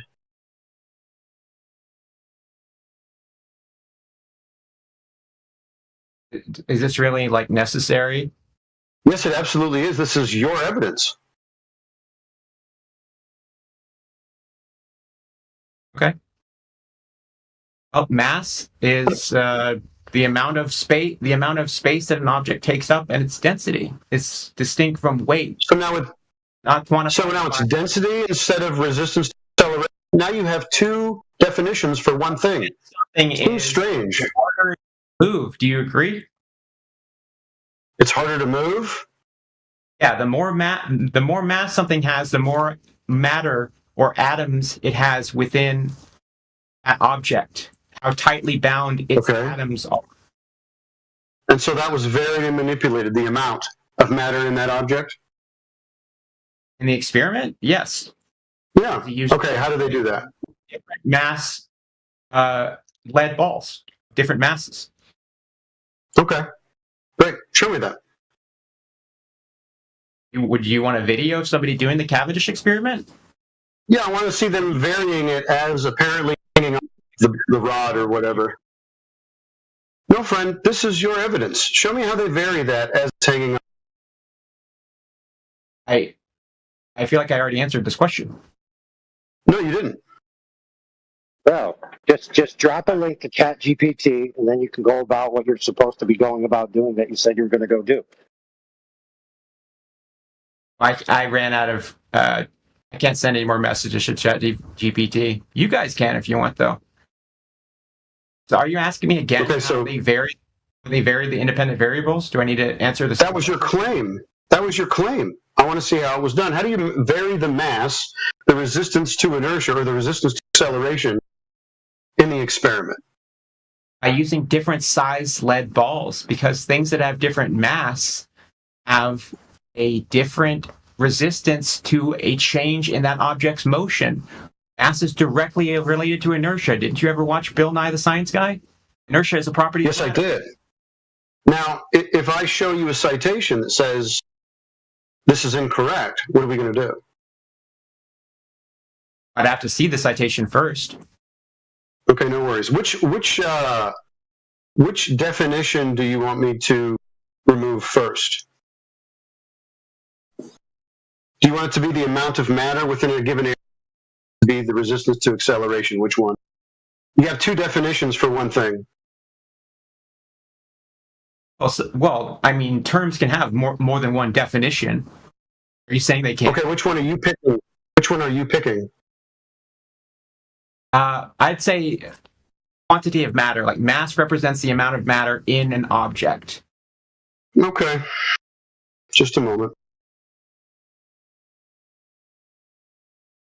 Do you have a different definition of mass? No. Then why are you disagreeing with me then? You said you were going to remove one of my definitions. Yeah, just hold on. Relax. Okay. I'm not trying to rush you. I'm just trying to clarify what you're saying is all.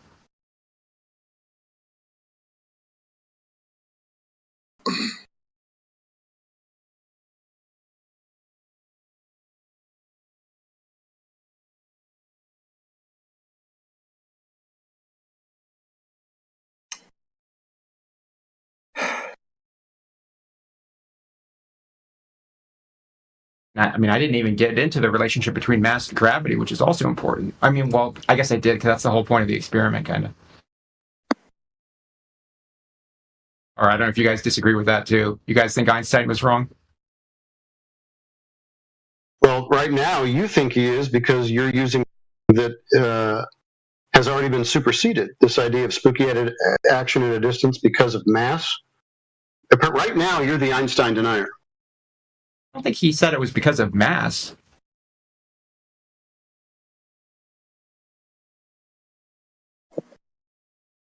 Here we go. Nature does not offer us any concept as the amount of matter, right?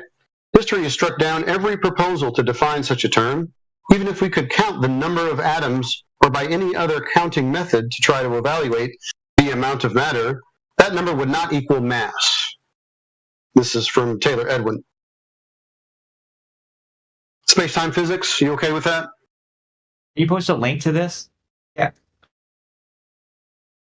Yeah, and spooky action at a distance does not have anything to do with mass, by the way. Well, you just said it did. If you vary the mass, you have spooky action at a distance. No, I did not claim that. Oh, you didn't claim that. So if you vary the mass, you're going to have not an experiment regarding mass and action at a distance then. You think your audio kind of cut out for a second there. So this has nothing to do with mass and action at a distance then, does it? The subject of the spooky action thing? No, because like mass plays a role in gravity. Quantum entanglement is a totally different phenomenon. Well, who's talking about quantum entanglement? You were talking about Cavendish. You said you varied the mass. Yes, it is. Yes, it is. Well, okay, oh, quantum entanglement is spooky action at a distance now, is it? Citation, please. That's what it is. That's what that means. You don't get to just declare it. I need a citation, please.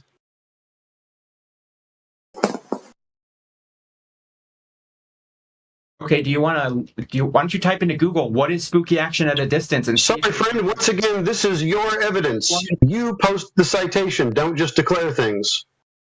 Okay, why don't you tell me what spooky action at a distance means then, if I'm wrong? I'm not making that claim. You seem to be disagreeing with me that it's quantum entanglement. Yeah, I don't need this is your claim. All you have to do is back it. Give me a citation. I mean, it's cute that you're trying to reverse the burden of proof here, but you're going to have to support your claim. Sorry.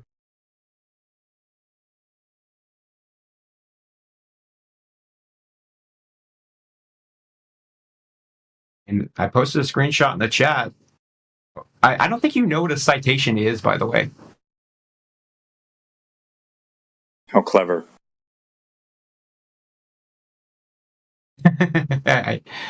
Yes, I'm quite clever. I mean, if you are so clever, not to derail too much, but so this doesn't get too lost in the weeds, then maybe perhaps you could provide a citation of the formula used in your calculation at 30 minutes past the hour. Because if you look at it, I don't know if you really scrutinize this. I don't know if you could actually do the math, but it says here at the 1,000 mile distance, using the parabolic approximation from earlier compared to the spherical, you cited a 99.87% error margin. But not only a few minutes later, in your other post that broke down the entire list, that same distance of 1,000 miles gives you a 1.67% margin of error. So which one is the real one, sir?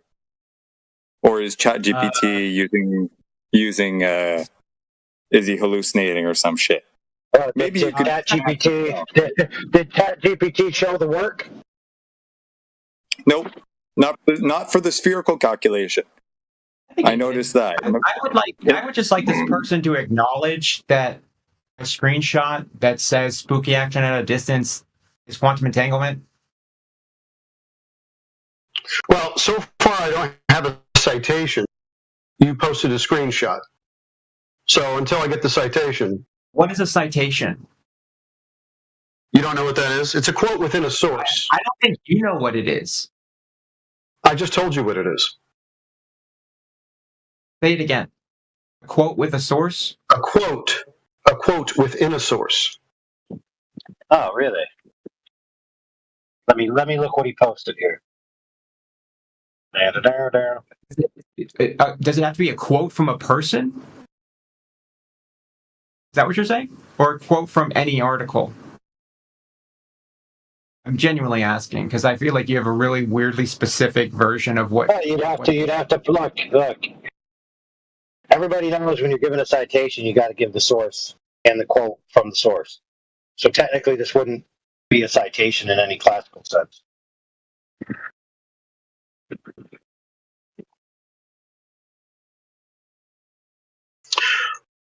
I'll tell you what, I'm feeling generous today. I'll give that one to you. So are you going to stick with Cavendish, or are you going on to Einstein at this point?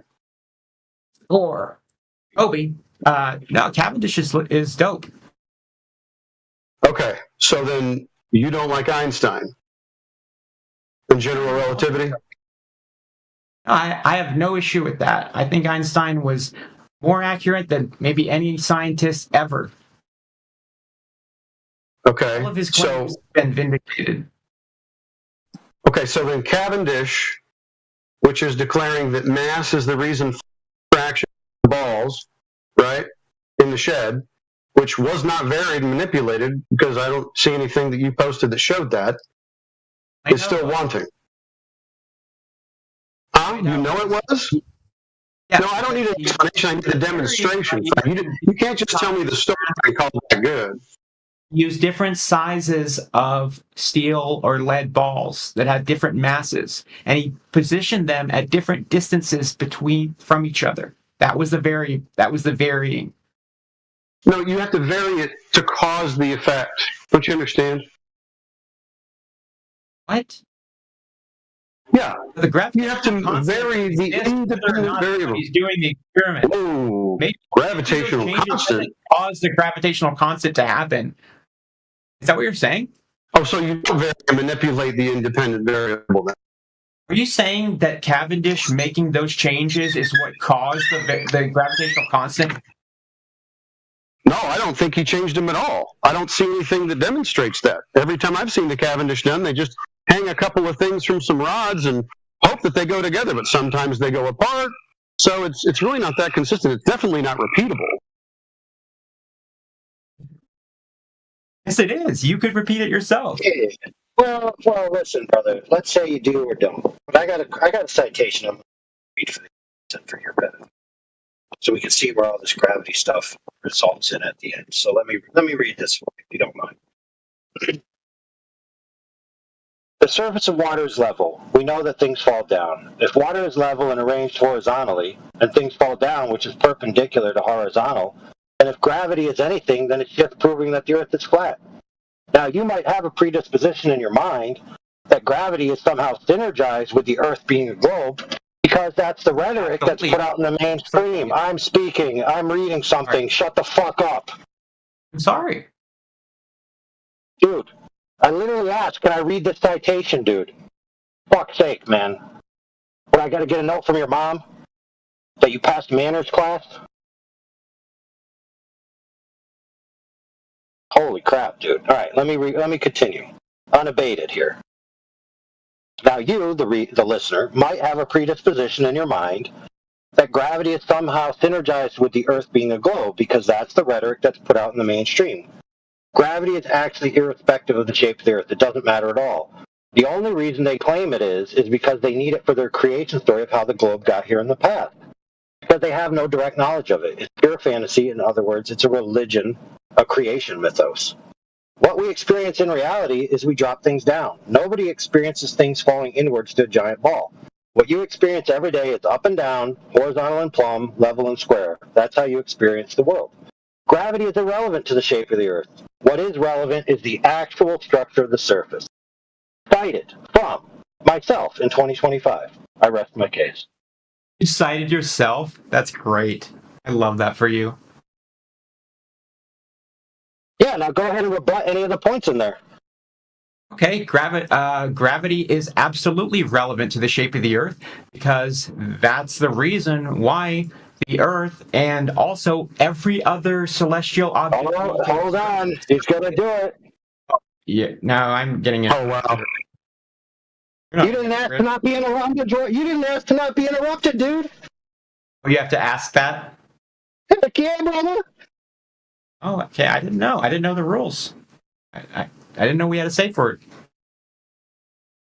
Oh, fuck. Dude, without safe words, it's chaos, brother. I agree. I do.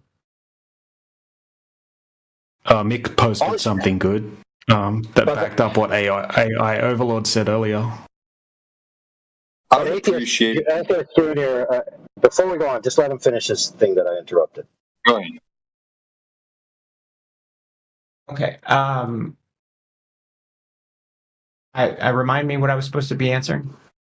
Oh, yeah, you were about to say that the reason that gravity is relevant is because that's how everything was created in the past. Go ahead. No, that's not what I said. What I was going to say is that gravity is absolutely relevant to the shape of the Earth, because the Earth, like every celestial object that we can observe in the sky, like other planets and the moon and the sun, they're all spheroids, because the densest part of those planets, or the sun, is its metallic core. And that core is so intensely massive that it has a strong gravitational pull, which pulls the planet into a spherical shape. Oh, hold on, friend. Hold on, brother, bro. If you don't mind me interrupting. I thought you said it wasn't about how it was created, and then you just went on to describe how it's pulled into the shape that it is, which is its creation. Well, no. Yeah. Yes. We're talking about the shape. So, I know, atheist, but check this out. So we don't have the Earth pulled into a shape. Then you describe an event that must have occurred in the past, that the core pulled it into its shape, which is the creation of it, dude. Its formation. So it's a creation story, just like I said. Okay, but the Earth wasn't instantly a spheroid when it was forming, though. How do you know that? Because cosmologists know that planets form from planetesimals, which... Right, so the formation, you're talking about creation story, dude. Yeah, but when a planet... I thought you were gonna tell me how it's relevant to the structure, not its creation. I was trying. All right, go ahead. Sorry.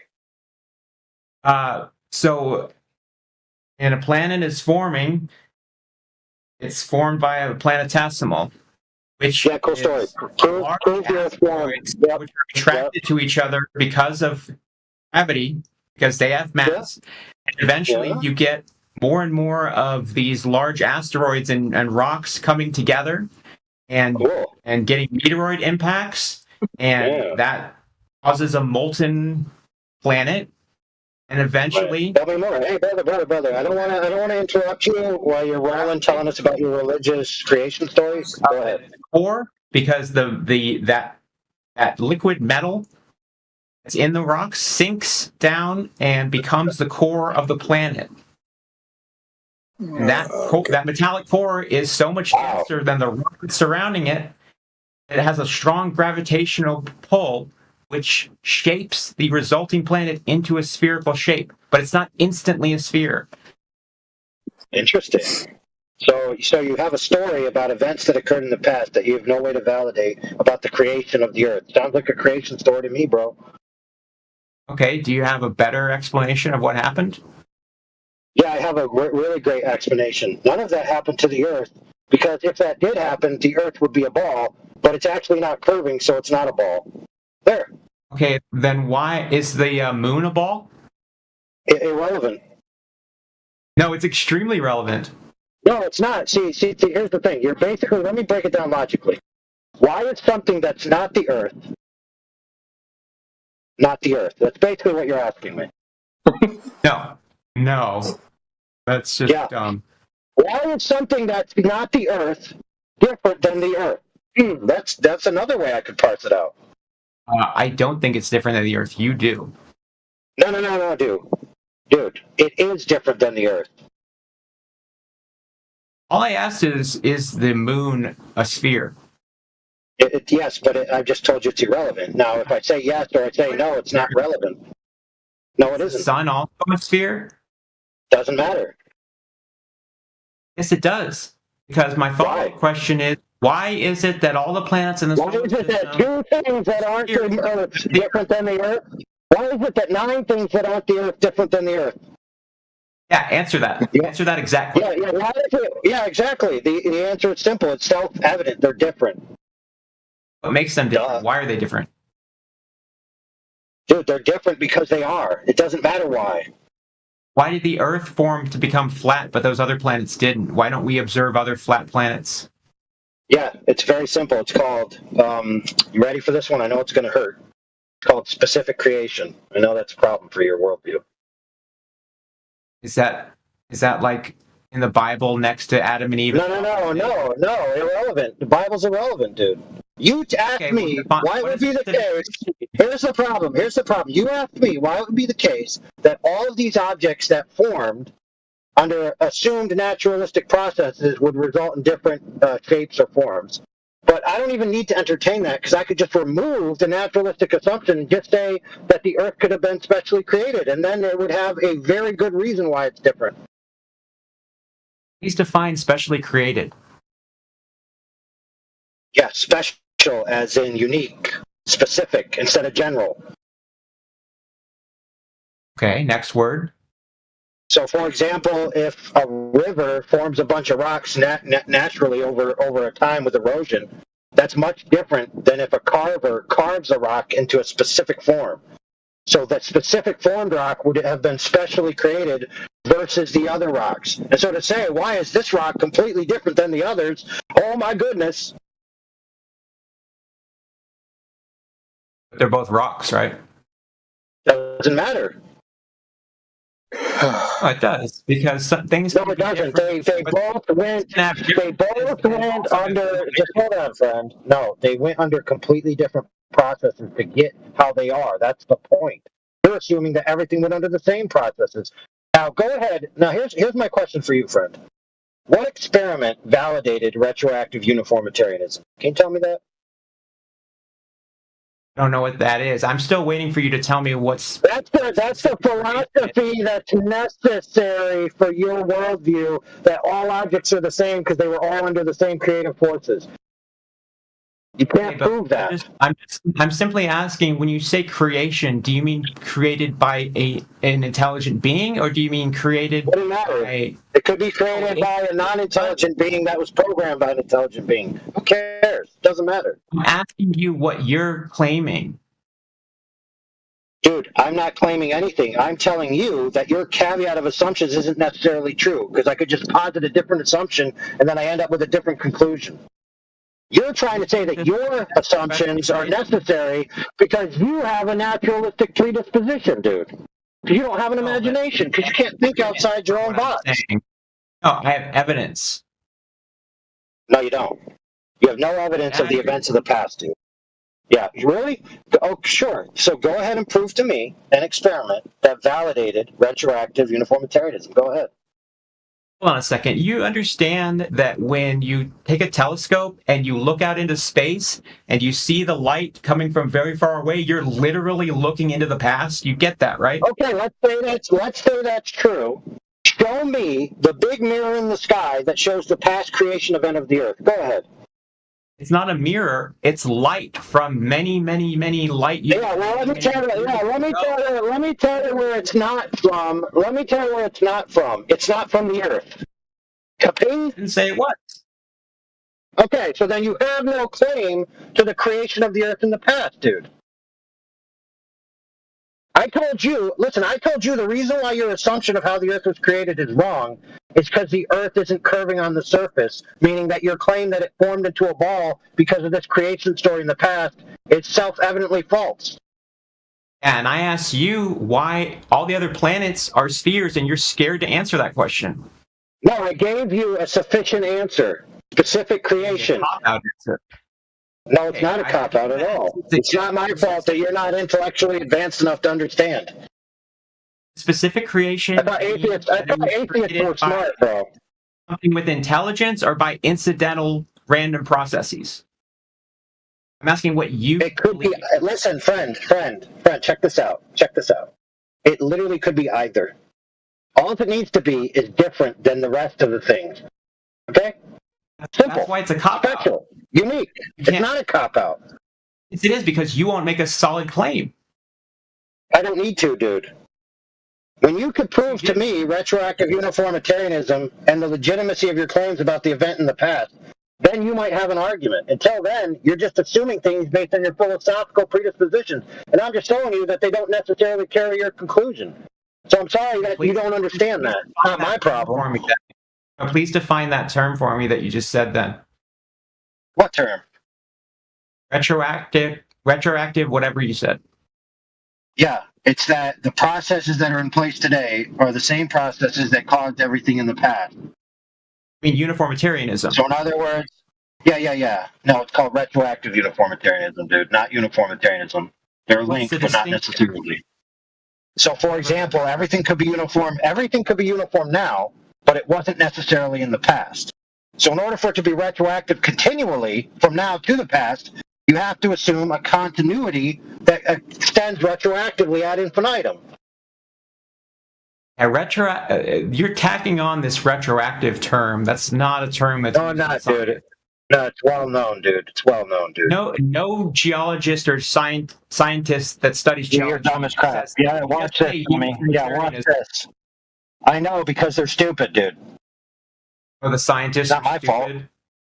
Yeah. The ones that went to school for like years or decades. Yeah, exactly. They're stupid. Well, you went to school and you're dumb. No, I didn't claim to have gone to school. I'm a fucking layman. Like, I never claimed to have some advanced degree in this stuff. But yeah, it's uniformitarianism. It's not this other thing you're talking about. And it's either one or the other. Uniformitarianism says that the same natural laws that happen today have happened in the past and always happened in the past. Not that there was a time that they might have been different. That's a different thing. Right, dude. So that's a philosophy. You can't prove that that's the case, dude. For goodness sakes. So if you assume that all things must have been formed the same way based on what's happening now, to exclude the fact that the Earth could have been special, it means you have no idea what you're talking about. You're just admitting a bias. Holy crap, dude. Dude, you don't know what special means? Yeah, special. You don't know special? I mean, good. I don't know what it means in this context. How much more simple of a word could I possibly use? So everything else is general, and this thing is special. Oh, well, let me use another word, unique. Do you understand unique, or do I need a smaller word with less syllables? I understand the word unique, but I don't know if you know this, but different words can have different meanings in different contexts and be used in different ways. Okay, perfect. So I switched to the word unique, so that way there's no ambiguity. Do you understand now? Okay, unique. What do you say? Unique Earth? Is that what you said? No, the Earth is unique, dude. Everybody already knows that. Unique? Oh, because it's flat, and the other planets are not flat. No, because it's unique, period, no matter what your worldview is. If you believe in the standard heliocentrism, the Earth is still unique. The Earth is unique. Everyone agrees on that. You believe the Earth is unique in that way from other planets in the solar system, right? Dude, who cares? The Earth is what it is. You're literally such a greased up pig. I can't pin you down on any claim because you don't want to. Yeah, it's not my claim. Listen, hey, homie, dude, homie. It's not my claim that there's all. It's not my claim that there's things that other low planets out there. That's your claim. Dude, you're in here arguing in the flat Earth server, and I just asked you, do you think the Earth is flat and that makes it unique to other planets in the solar system? And you can't even just say yes. No, dude. The Earth isn't one among the. Hold on, friend. I'll explain it to you. It's very simple. You're trying to force your worldview onto me with that language, whether you realize it or not. You're not doing it on purpose. Don't get me wrong. So I'm not holding it against you. But none of us in here that are flat earthers think the Earth is a planet that's flat among many other planets that are other planets. None of us think that. We think the Earth is entirely unique. It's not a planet at all. Whoa. Okay, what is it then? The Earth. Duh. It's not a planet, though? Yeah, it's not a planet, dude. It's not a cosmological object floating in the sky, brother. Duh. Do you have a definition of the word planet? Dude, a planet's a wandering star, dude. There you go. That's what the word means, literally. You didn't know that? Now you know. Yeah, I know you're speechless because you didn't know that. The idea that planets are other little Earth-style balls or world-style balls that you can land on and walk around on, it's like, whoop-de-doo, dude. That's your worldview, not ours, necessarily. And even if it was the case that the other things are, even if it was the case that other objects are whatever the heck they are, it doesn't change what the Earth is, dude.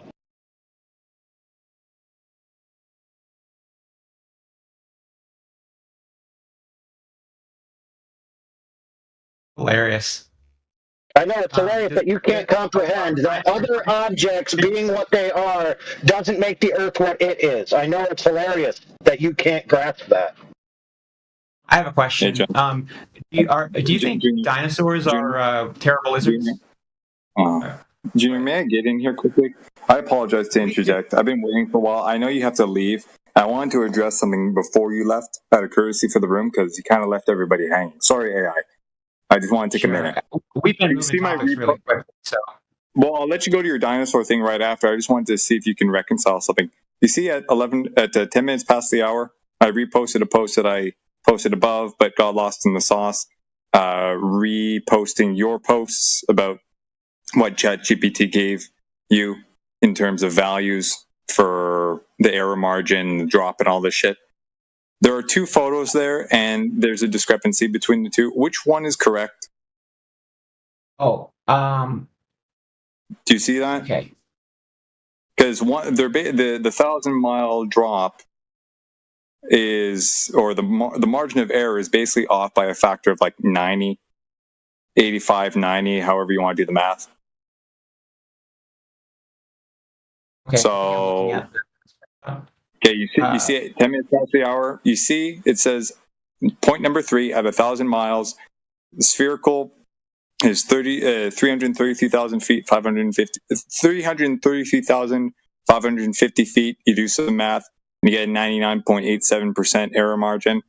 In your other post, the spherical drop is 677,875.69 feet. You do some math, and you get a 1.65% error margin.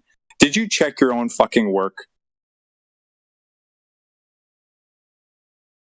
Well, to be fair to him, it wasn't his work. He just asked ChatGPT to, so no, he wasn't possible. That is true. That is true. But he didn't even double check his quote unquote source, right? He didn't back, I back fully engineer grant the that work. you're probably right. So when you come in here and say that using a parabolic approximation is total garbage because we're off by 100%, you didn't even verify that. So I request kindly that you retract that stupid claim. Okay, I'll since you were polite, I'll do that, and I'll replace it by saying that it doesn't work because the shape of a parabola is very different from the shape of a circle. I'll replace my incorrect claim with that one then. Bro, I understand that, but I hope you know that this is caveated with the term approximation, right?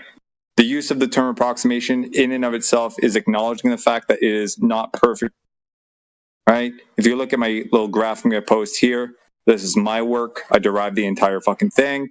You see the P, it deviates from f of x, and D shows a line and drops down to the parabola. You see there's a little bit of white space between the two, right? So the P actually gives you an underestimate of the drop. So like I was saying before, using this actually curries to your favor in a way because we're actually underestimating what the drop would be in reality, right? So it's even worse, and we still don't even get that. Okay? At your request, I can show you this work if you want, but it's still under review. So before that, I'm not going to publish it, quote unquote, or release it or whatever. But I can explain the entire process if you're interested. I'm sure you can. If you want to discuss this further, feel free to message me or whatever, and we can talk more about this. We'll come back anytime, man. In this? Yes, you see P? So P is derived from the function of a circle, right? So basically I take a Taylor expansion at the apex of the circle, and it basically fits the perfect parabola whereby the P touches the circle at 0 and radius r, right? So there's only one intersecting point. The rest is basically, that's where it deviates at all other points. So it's as perfect as it can get without having more than one intersection. And the result is something like this. This is in the most general form. Later on, you see in the photo, I actually plug in some values, and that's where we actually get the 8 inches per mile square. Or this is one method by which we can get that. And this is actually again in your favor because it's an underestimate of the drop.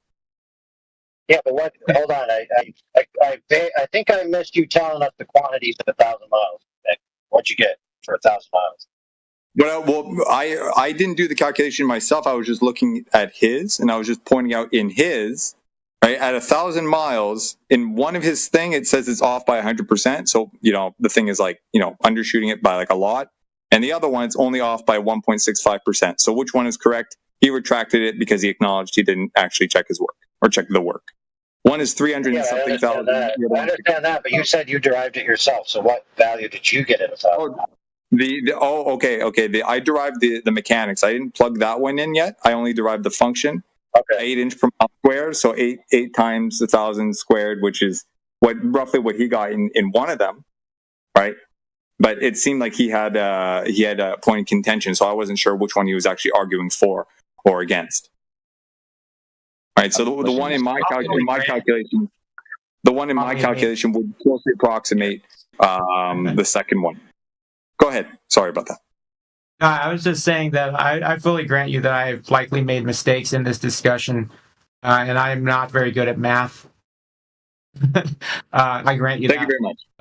Well, I appreciate that. Anyway, please continue. I didn't want to know how to pronounce your username, but I sent you a friend request or whatever because I have a Discord servers. Maybe if you want to talk about this further, we can. I'll come back to the servers on another day. Thank you. Call me Mike. I got an idea, bro. I stayed out of courtesy to continue the discussion. That's not lying. Come on now. That's fair. Yeah, that's fair. But I got a thing you guys could do. If you guys are actually going to talk about that further, why not make, as a concerted effort, a parsed out graphic with those equations and how they do, so we can just easily reference it, and that way the globe earthers trying to prove their case can reference it, and the flat earthers trying to prove their case can reference it, and that way both of them can actually know the numbers that it's off at 10 miles, 100 miles, and 1,000 miles. How about that? Is that cool? Sure. Endeavor that you guys can do? Absolutely. I've been working on a quote unquote paper for a while. It's under review. I have Dandelion and Sporadic overlooking it. Still pending, but I'm more than happy to release that and expand on Yeah, it. absolutely. And I'll give you a hint, brother. Chris Van Metre already did it. So we actually already have it done, but it's still good for people to do it fresh because that way everyone's skills are fresh and then you can have like a bonding moment with the Clover. Yeah. Can I send you a copy just so you, if you're interested, if you're at all astute in math? Dude, I'm a professional Pearson math scorer. So that's a yes? I know, not necessarily. Just say, Damn, just take it as you will. Whatever that means is what it means. Sure. Okay, I'll send it to you, and you can see how stupid or smart I am. How about that?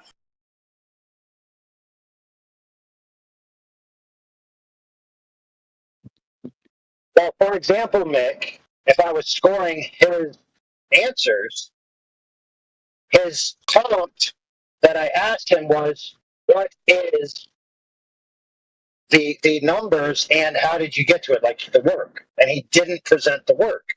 So I would have to score his answer poorly, correct? Regardless if the answer was correct or incorrect, because by not presenting his work, there's no way for somebody to verify that he actually got the right answer unless they do the work. And they shouldn't have to do the work. He should provide the work since it's his claim, correct? Yep. That's right. Always show your work. Oh, that guy left. I wanted to say goodbye a second time. Too bad. Maybe next time. Oh, well. Think you scared him off, AI. Shame on you.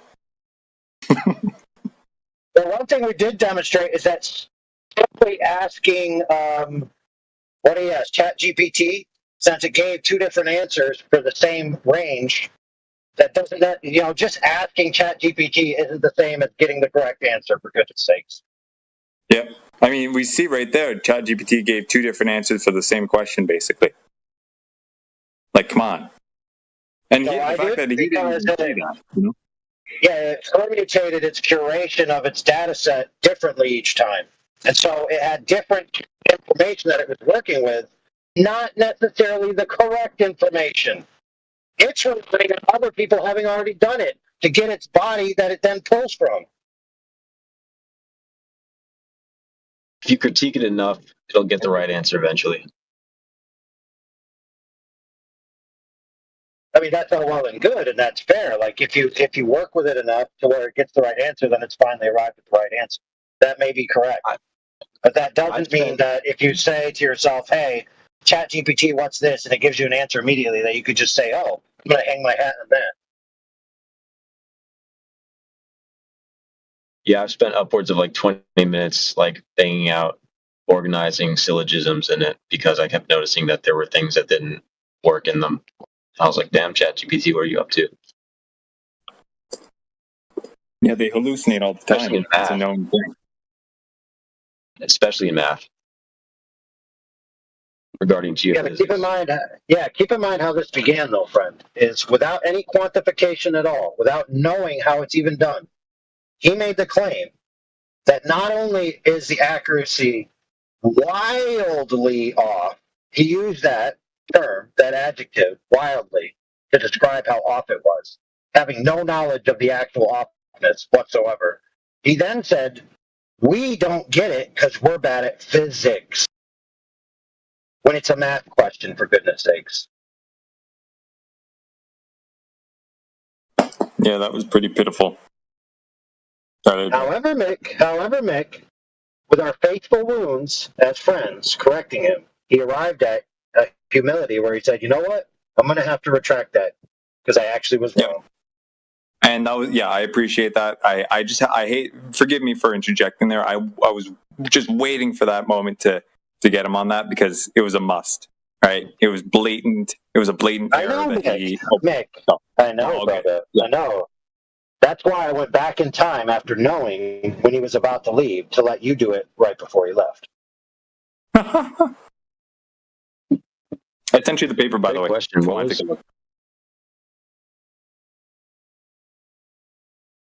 What was that in response? What was he saying was inaccurate? You're cutting out, Penguins. Like, I know something about 8 inches per mile square. Sorry, dude.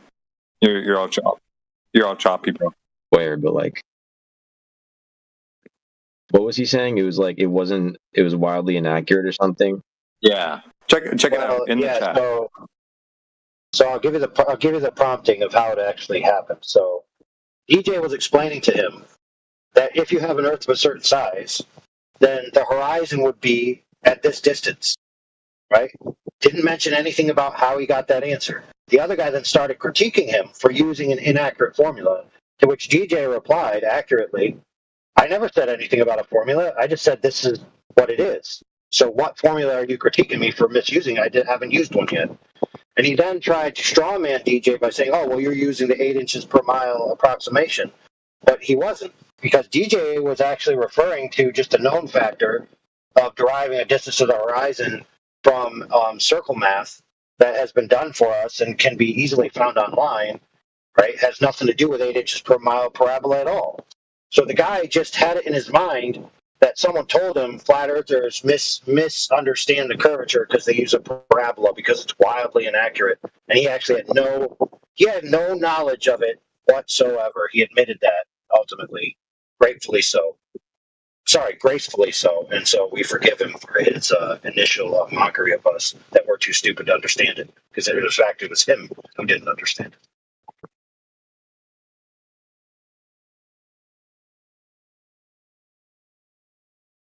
And tagged you in the chat, Penguins. Basically, that snapshot, he was critiquing our understanding of that, basically.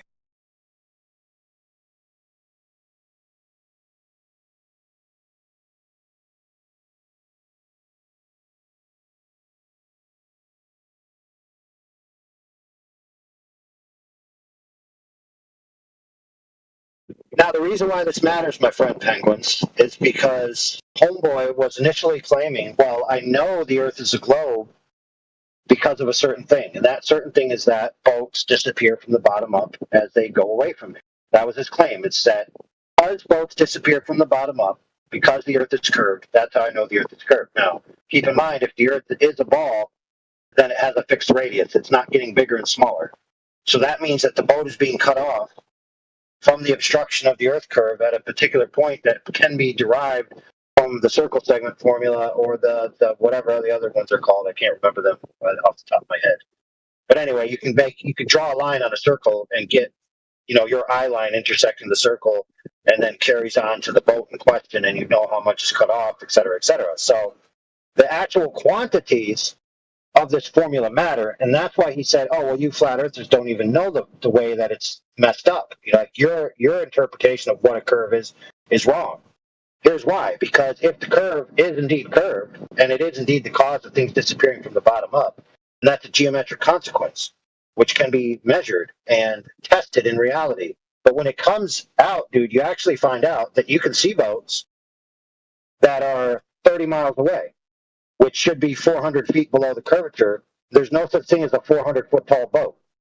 So the sheer fact that you can see the boat at all disproves his claim that the Earth being a ball is what's causing things to be obstructed. And so rather than focus on that, he had to immediately start castigating us for not understanding how math works when it was actually him who was wrong. Because if we actually held him to task on his claim, he would have found out really quickly that his claim of the geometry of the Earth was false.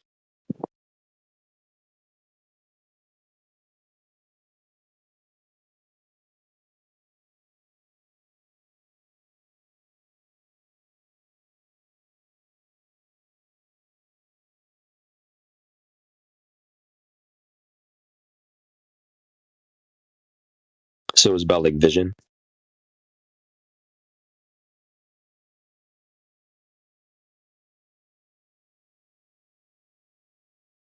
Is my mic broken still? Nah, we can hear you. Oh, you're good. Oh, I was asking. So that like 8 inches per mile square thing was in reference to the like how you see it. No, it's in reference to the claim that the Earth is a sphere with a radius, and that's an approximation of the curvature rate. how much drop over distance you would have. However, check this out. Just because there's drop over distance doesn't necessarily mean that you should or shouldn't see a certain amount of an object. That's a different relationship.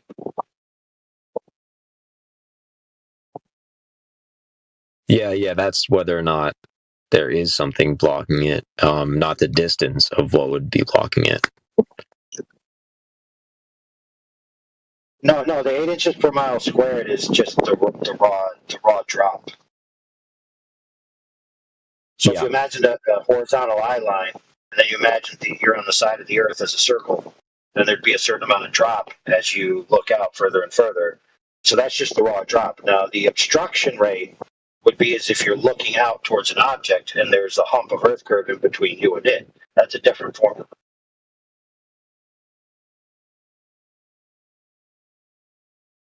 Now, keep in mind, Mr. DJ was talking about the distance. Real quick. Is enough. Yep. Choppy. I'll use my earbuds. Cool.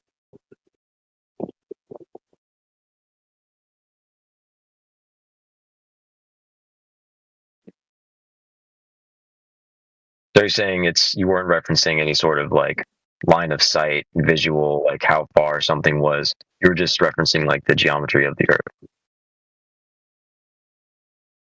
Right, yeah. DJ was trying to establish the known geometry of the Earth so that he could then use that as a point of argumentation. Oh, you didn't get past that? No, because the opponent immediately started denigrating us that we don't understand that the 8 inches per mile approximation is wrong. The problem is that DJ was talking about the distance to the horizon, not the raw drop rate. The two completely different things. Yeah, but I was really glad you got him on that percent error. That percent error has been out there since like 2015 at least, with Edward Hendry put that out there. And this guy's just using outdated arguments. The Globers somehow didn't know that, and they started, I think that was around like 2020, 2021, they started coming out and saying, oh, it's a parabola, it doesn't work. You just destroyed them totally, Overlord. That was great. Yep. Anytime I need a clip of that so I don't have to repeat it. Anytime somebody comes in with that, we'll just play that. I mean, it sounds like there's more to the argument like someone would use, but I didn't hear that part. So that sounds a bit silly. Well, look, saying that something's inaccurate, if it's true, it's true. But then you have to ask the second question, which is the inaccuracies meaningful to where this approximation cannot be used? Keep in mind, Mick caveated it, and everyone caveats it with, it's an approximation. Imagine saying you can't use an approximation because it's not perfect. You can only use approximations that are perfect. Well, then it wouldn't be an approximation, then would it? No, duh, right? Yeah, I guess it depends what you're using it for. They really shouldn't point that out because the parabola slightly underestimates the drop rate, so they could buy themselves some leeway if they weren't so dumb. Yeah, I tried pointing that out. Great point. Yeah, I tried pointing that out to Atheist earlier. He said it overestimates it, but like he's biting the hand that feeds him in a way. Well, not necessarily that, but like he's arguing against something that makes it easier for him to work with. Like it's really stupid. Water jug ban? Wait, what's underestimated? The drop. Or what's super overestimated? So what I mean is, like, if you go 20 minutes past the hour, put a little screenshot. See that? Yeah. You see the red line B? Yeah, I saw that a couple times. Yeah, I already referenced. Yeah, that was not. Oh, you're cutting out here. Yeah. It was. He said it was just over. His graph said it was over, like. Yeah. So what I mean by that is, you see the red line; it only drops down to the parabola and not to the actual circle itself. So that distance is to the parabola is smaller than if it would have been to the circle. So when we provide a drop value using this formula, we're providing a number that's smaller than we would provide if we used the actual circle function. So we're basically saying it drops less than it actually would, right? Making it easier for them. How much less? Yeah, I think the hot mic is Kingsley. Yeah. Oh, somebody muted him. Good. What's the actual drop? 0. No, I mean like if you use a circle function, I mean we can probably do it right on the fly there, right? The function of a circle is let me actually, you know what? Let me actually do it. I'm curious. That's like a math thing. The function is like some sort of. Yeah, the function of a circle, it's, you know, the square root of, you know, x squared minus r squared, or r squared minus x squared. Bunch of shit, you know. Hold on, give me a second. Is that because GPT was wrong, or because?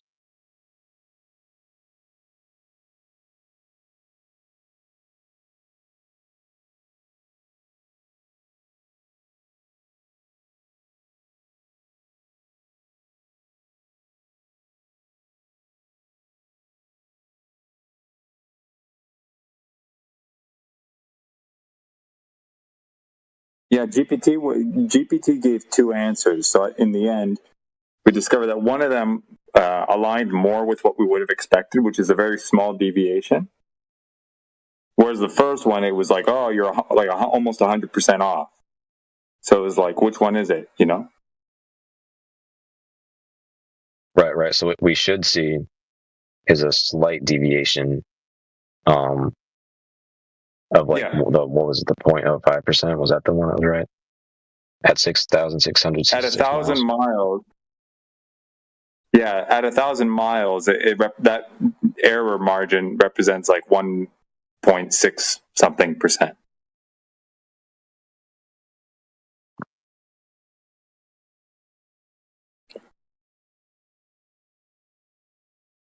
Yeah, that's wild. That's just like strictly geometric stuff, and doesn't sound right. Yeah.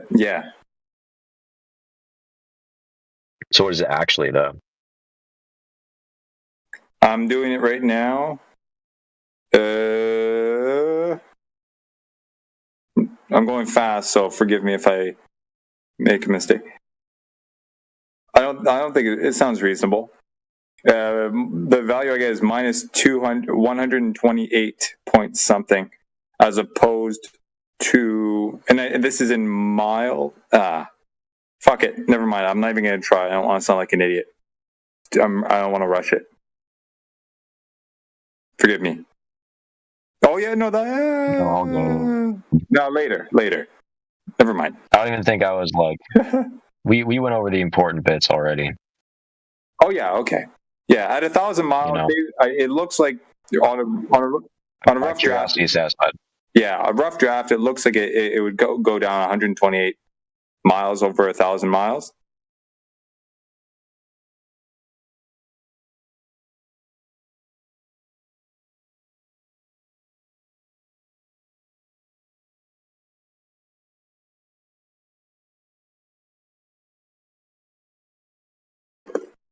It would go down as much as it went out at 1,000 miles. Yeah, so that horizontal line, you drop a vertical line from it, like on the graph that I showed you, and that length of that vertical line to the circle from the horizontal line, according to this, is about 128. That's the number I get. I think it's in miles, right? So if I do the 8-inch per mile squared approximation, you get 8 times 100,000, 1 million, 1,000 miles. So that's in inches. How many inches in a mile? 5,000 something? It's like tomato or something. How many? There's some like rhyme. Tomato.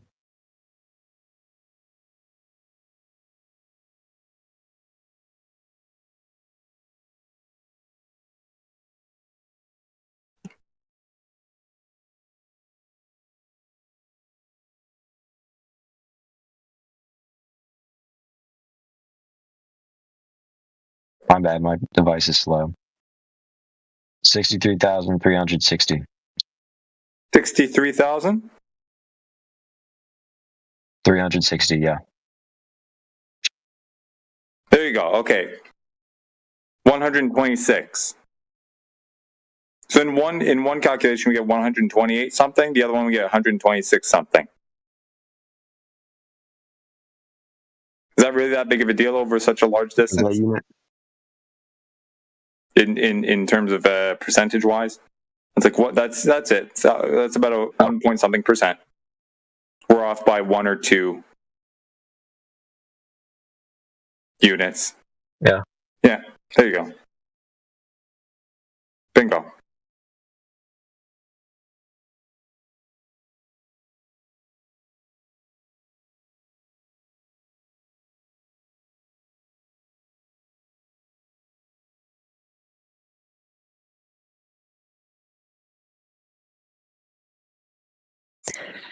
Yeah, so since it's not measured at all when they argue over these tiny little amounts, it's just very silly because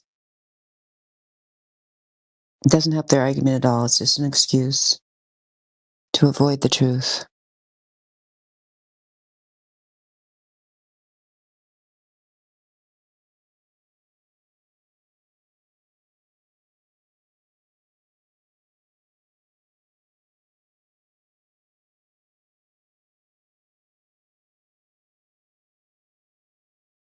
But I mean, really, just your like run-of-the-mill garden variety globe believer like Junior Atheist, he's been done a disservice because he watched some video that said it was a parabola and it was wrong, or he watched some video that said ships go over the horizon. He's a Bill Nye fan, He thought these guys had his back, and then he comes in here, it's like, oh, they want facts, evidence, calculations. What's going on here? Thought these flat earthers were dumb. So, yeah, I mean, you guys all did a great job. Says who isn't here anymore, but, it was takedown of that dude, whether he realized it or not.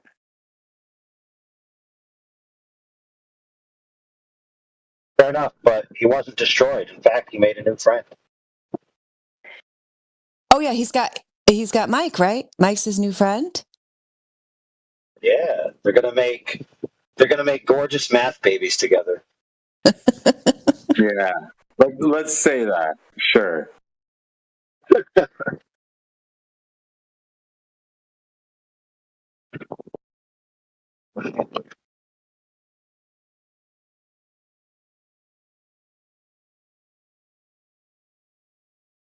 You got AutoCAD? No. Dang it. I'd like for someone to do it on AutoCAD and then zoom in on the 10-mile portion, the 100-mile portion, 1,000-mile portion, and then have the math and the variableness right there. Right, so you have the zoomed out version, right? Then you have each point zoomed in on, so you can actually see the lines, how much they deviate. Oh, to scale, yeah. Yeah, and you'd have so you'd have four screens, and you arrange it to where it's one screen, so it's all 4 in one that you could just look at.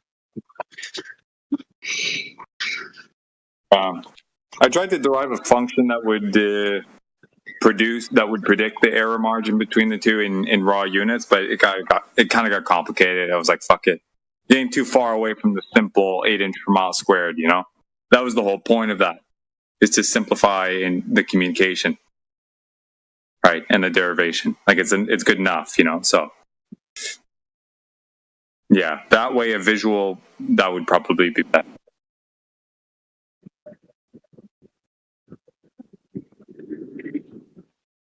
You can probably find the video. It's either a video or something where Chris did it.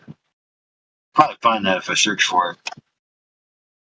What I had understood so far is that the method by which this 8 inch per mile square was calculated was using some Pythagorean approach, right? Where they actually plotted a triangle onto a sphere at one point, did some math, and got like 7.9999 something or whatever, which is very close to 8, and they ran with that.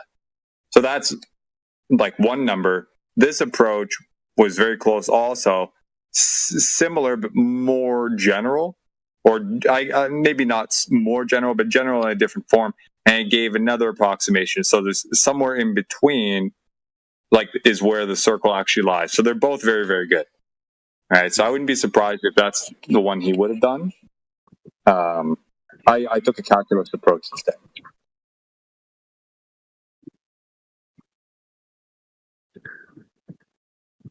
Yeah, but I think no matter what, it works out to less than 1% at the ranges of actual visibility that's possible from a ground-based observation. Yeah, and that's perfectly fine. They're just two different parabolas, slightly different because they came from different methods. But yeah, they fall in that line. It's perfectly okay.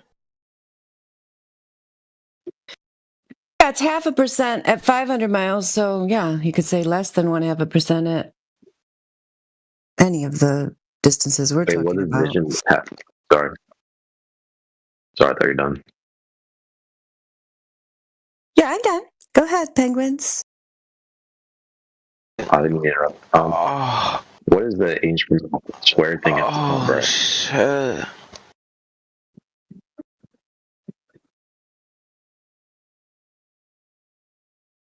Oh my goodness. Sorry, go ahead. Yeah, I took care of it. Never heard. Go ahead. What does the inch per mile squared thing have to do with the vision?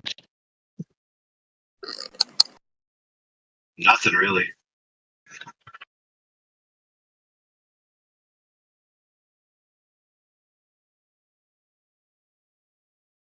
It's not using any predictions.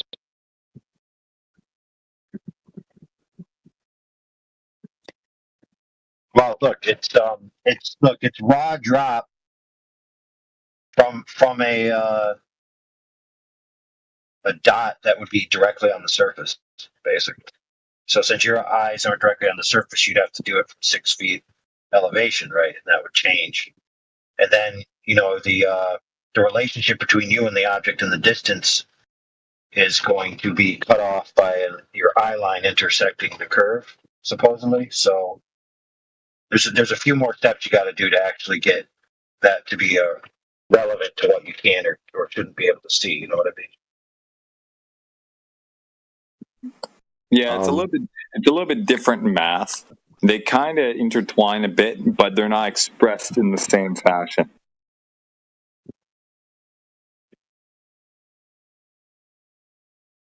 Yeah, so like, for example, if the distance to the horizon from where you're at is a certain distance, right, where your eye line would intersect the curve that they claim exists, right, then the object being beyond that, whether it's close or far, it'd be either, below that eye line even more. So the raw drop isn't quite as significant as, the interaction between where the horizon's supposed to be, which they claim is a hump of Earth curve that's actually blocking things. So the raw drop is one thing, and then where the horizon is relative to where you actually are above the surface is something else.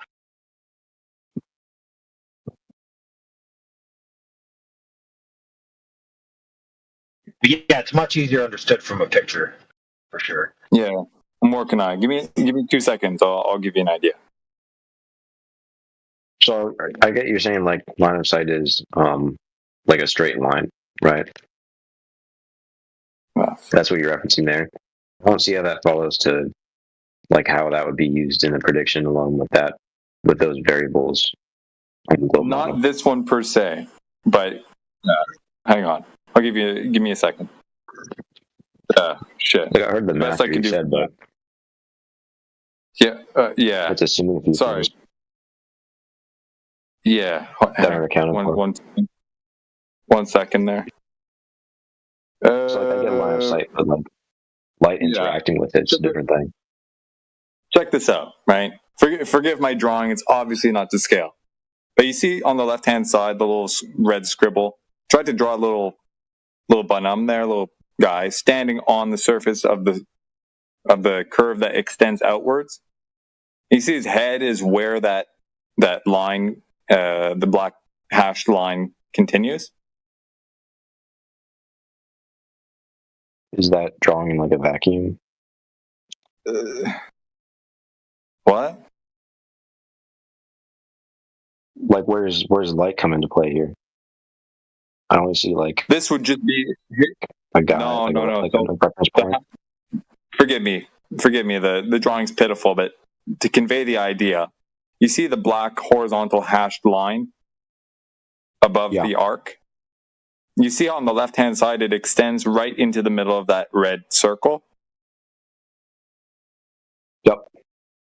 Yeah, so that's supposed to represent the guy's line of sight. So if that little guy's head is standing on the curve, you see the red line. I tried to extend it outwards. Didn't really do a good job, but you get the idea.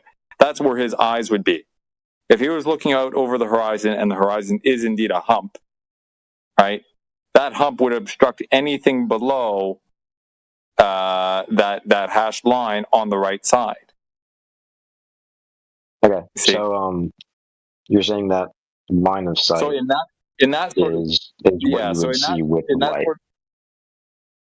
Kinda, yeah. Like in that sort of sense, anything that is beyond that hashed line below, that guy would not see unless it was taller than whatever dx is at that point. Yeah. Sorry. Anyways, my point was this function. Yeah, sorry. This illustration or this math is kind of interchangeable with the other one that was being talked about, but not exactly. They have different purposes, but to see how they connect in some way, I tried to illustrate that. Or with that, but I guess you're using a line of sight differently than I learned. Yeah. So you're just like putting in there that light travels in a straight line. In raw geometric terms, this would be described, right? And then on top of that, there would be the added variability from, any sort of, bending of light, if applicable. Oh, okay. Yeah, that would work. So that graph doesn't really. So this would be this would be the base.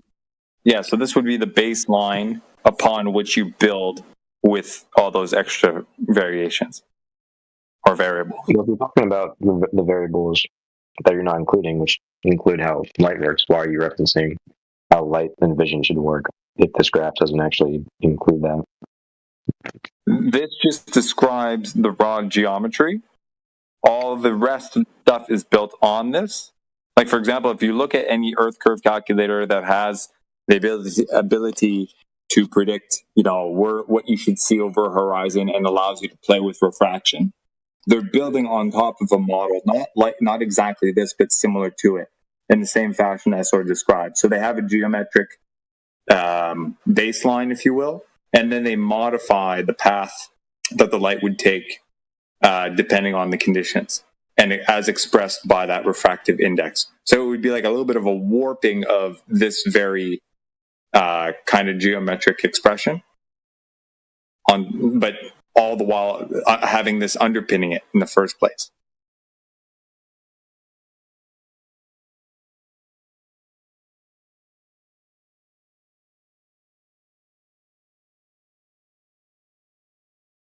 So like assuming no refraction whatsoever, this is what you got. If you have a little bit of refraction, you warp this a bit, one way or the other. Make sense? Yep. There you go.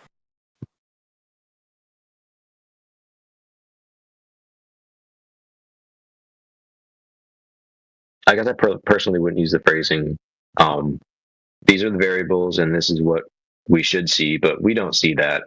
But instead I would say, these are the variables, and it doesn't accurately predict what we see because I didn't include other variables.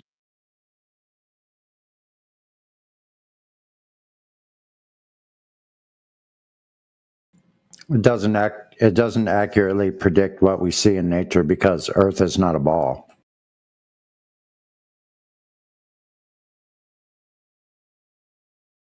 That's the reason.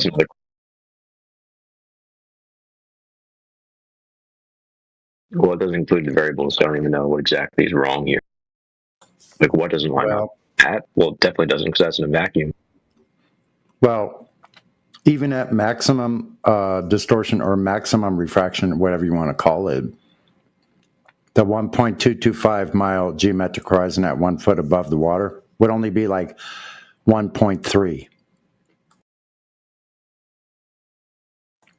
So instead of 1.22 miles, 1.3 miles.